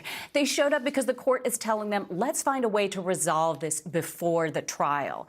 And the goal of these conversations is to figure out what would it take for each of you to come to a settlement. Is this about money or is this about making a point? In both of their cases, their careers and their public images have been hit. Lively has a film in development at Lionsgate that has not yet moved forward. Baldoni has no new projects booked. Nothing is really going to happen until this trial ends or until this case is resolved. The irony of all of it is that It Ends With Us was actually a hit and made more than $350 million globally. Normally, these two people would be in high demand in Hollywood right now. That is part of what's so interesting about this. What can we expect then come May for this trial? Like, I mean, is this, you tell us. Well, I mean, it's not 100% that there will be a trial. So even though Brian Friedman, Baldoni's attorney, seemed very forceful, stepping out of court, a lot of what we're seeing is for our benefit, for the camera's benefit. There will still be quiet conversations going back and forth about how they might resolve this all the way up until the day before trial and maybe even after the trial starts. That is so interesting. Rebecca Keegan, thank you very much for bringing that to us. We appreciate it. NBC News covers hundreds of other stories every day. And because it can be tough to read or watch or listen to them all, our bureau teams have done it for you. This is what they tell us is going down in their regions in a segment we call The Local. Out of our Western Bureau, look at this police chase in Southern California. Police say a woman stole a trailer, hooked it up to her SUV, and then took off. At one point, officers had to back off because she started driving the wrong way on one of the interstates there. At one point, the trailer detached and flipped over. Police managed to arrest her after she tried to run. Out of our Washington Bureau, a huge clog of non-disposable wipes is being blamed for the latest sewage spill in the Potomac River. DC Water says these flushed wipes knocked out a couple of the above-ground pumps being used to divert wastewater. The pumps are part of the cleanup process following, yes, a different spill and sewer pipe collapse. Out of our Midwest Bureau, look at this. Police in Iowa using a drone to find a man who took a pretty bad fall. He called 911 saying he thought he broke his ribs and couldn't get up on his own. Officers launched the drone. They managed to get his exact location. They rushed in to help him out. Some good news there. Coming up here, a new chapter in the Alec Murdaugh saga, what his legal team is fighting for now, as you see some of those images. That's next.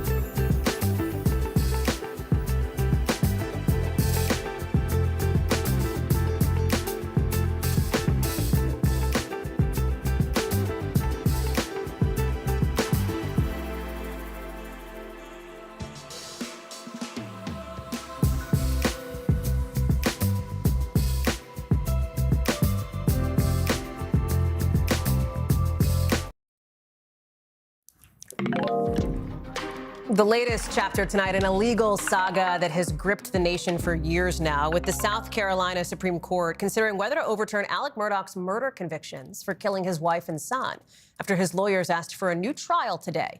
You see some of the arguments from the hearing happening there, and you probably remember the prominent South Carolina lawyer's murder trial playing out. It got so much attention. Murdaugh ended up getting a double life sentence for the murders. He still says he didn't do it. The case went on to become the subject of documentaries, of Dateline episodes, even a Hulu series starring Patricia Arquette. Let me get to Jesse Kirsch now. So why now for Murdoch's attorneys asking for a new trial? Yeah, so Hallie, of course, the appeals process can take quite some time, right? So we're years now after this trial. So this is just something that works its way through the legal system. But the two areas of focus today, one being the evidence from the trial itself, and that is something you might expect in any kind of appeal situation. But the other area of attention that really stuck out to us is the possibility that improper statements made by the clerk of the court who helped administer that trial, the possibility that those statements may have influenced the jurors and therefore influenced the verdict. And so this is something that has been getting attention for quite some time now, but now it is being discussed in front of the state Supreme Court in South Carolina. And it is something that the justices, were asking about. Here's part of what we heard from the Chief Justice of the state Supreme Court in South Carolina. We all can cherry pick some of these that are on the surface innocuous. Epic day, big day. And when viewed in isolation, they don't move the needle, arguably. But when those seemingly innocuous statements are considered in the aftermath of the originating statement, not to be confused and misled by the defense, those initial innocuous statements take on a very nefarious message. So that is the thrust of what may potentially get Alec Murdaugh a new trial. Want to note that the prosecution, presenting their arguments in court today, made a point of stressing that they see this former clerk of court as an insignificant player, someone who did not do enough to influence the verdict of the jurors.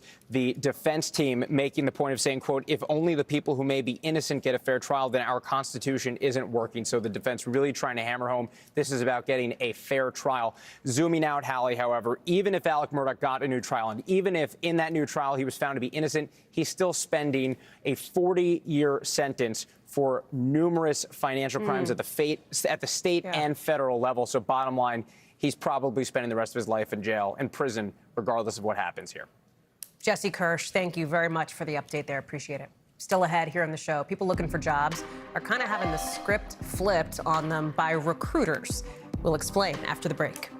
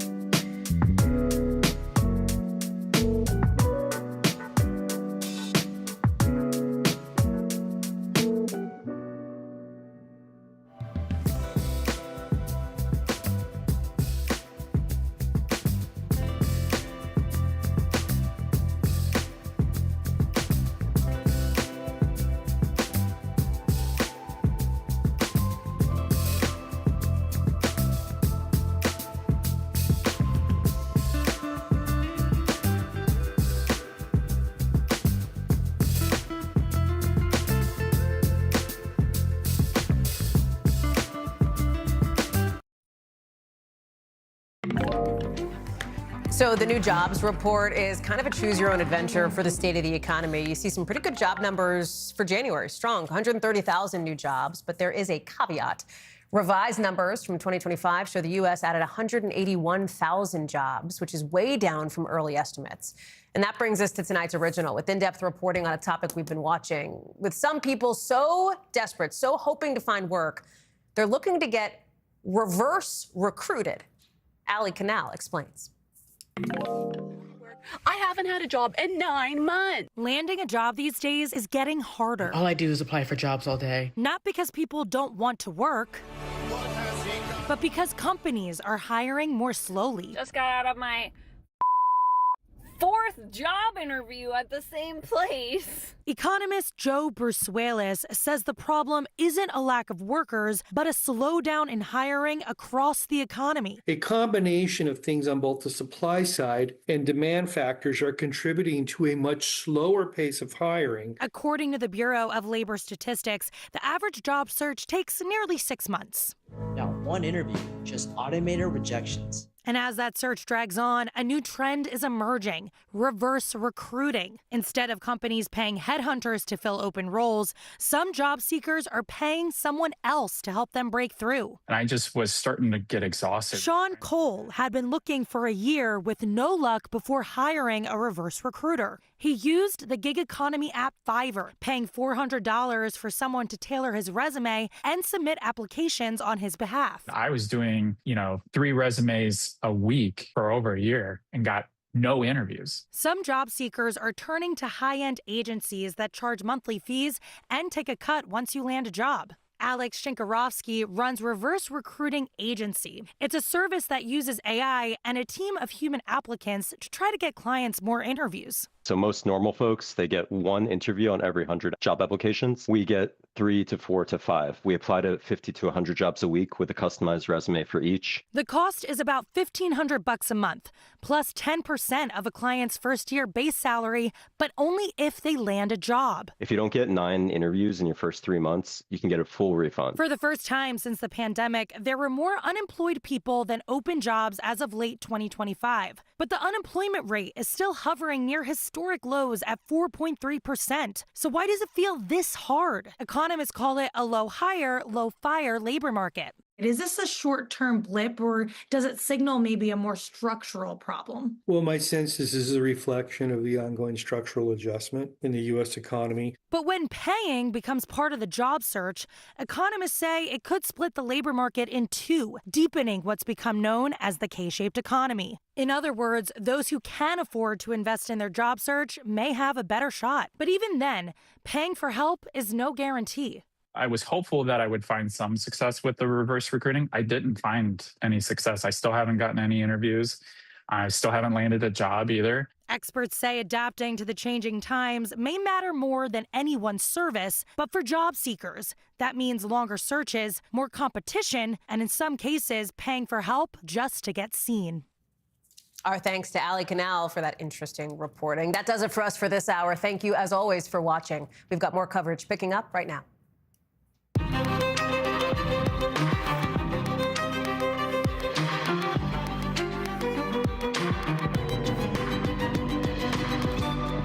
We are coming on the air with the law enforcement search around the neighborhood of Nancy Guthrie as we hear from a man who says he was detained and then released. The FBI now saying tips have been pouring in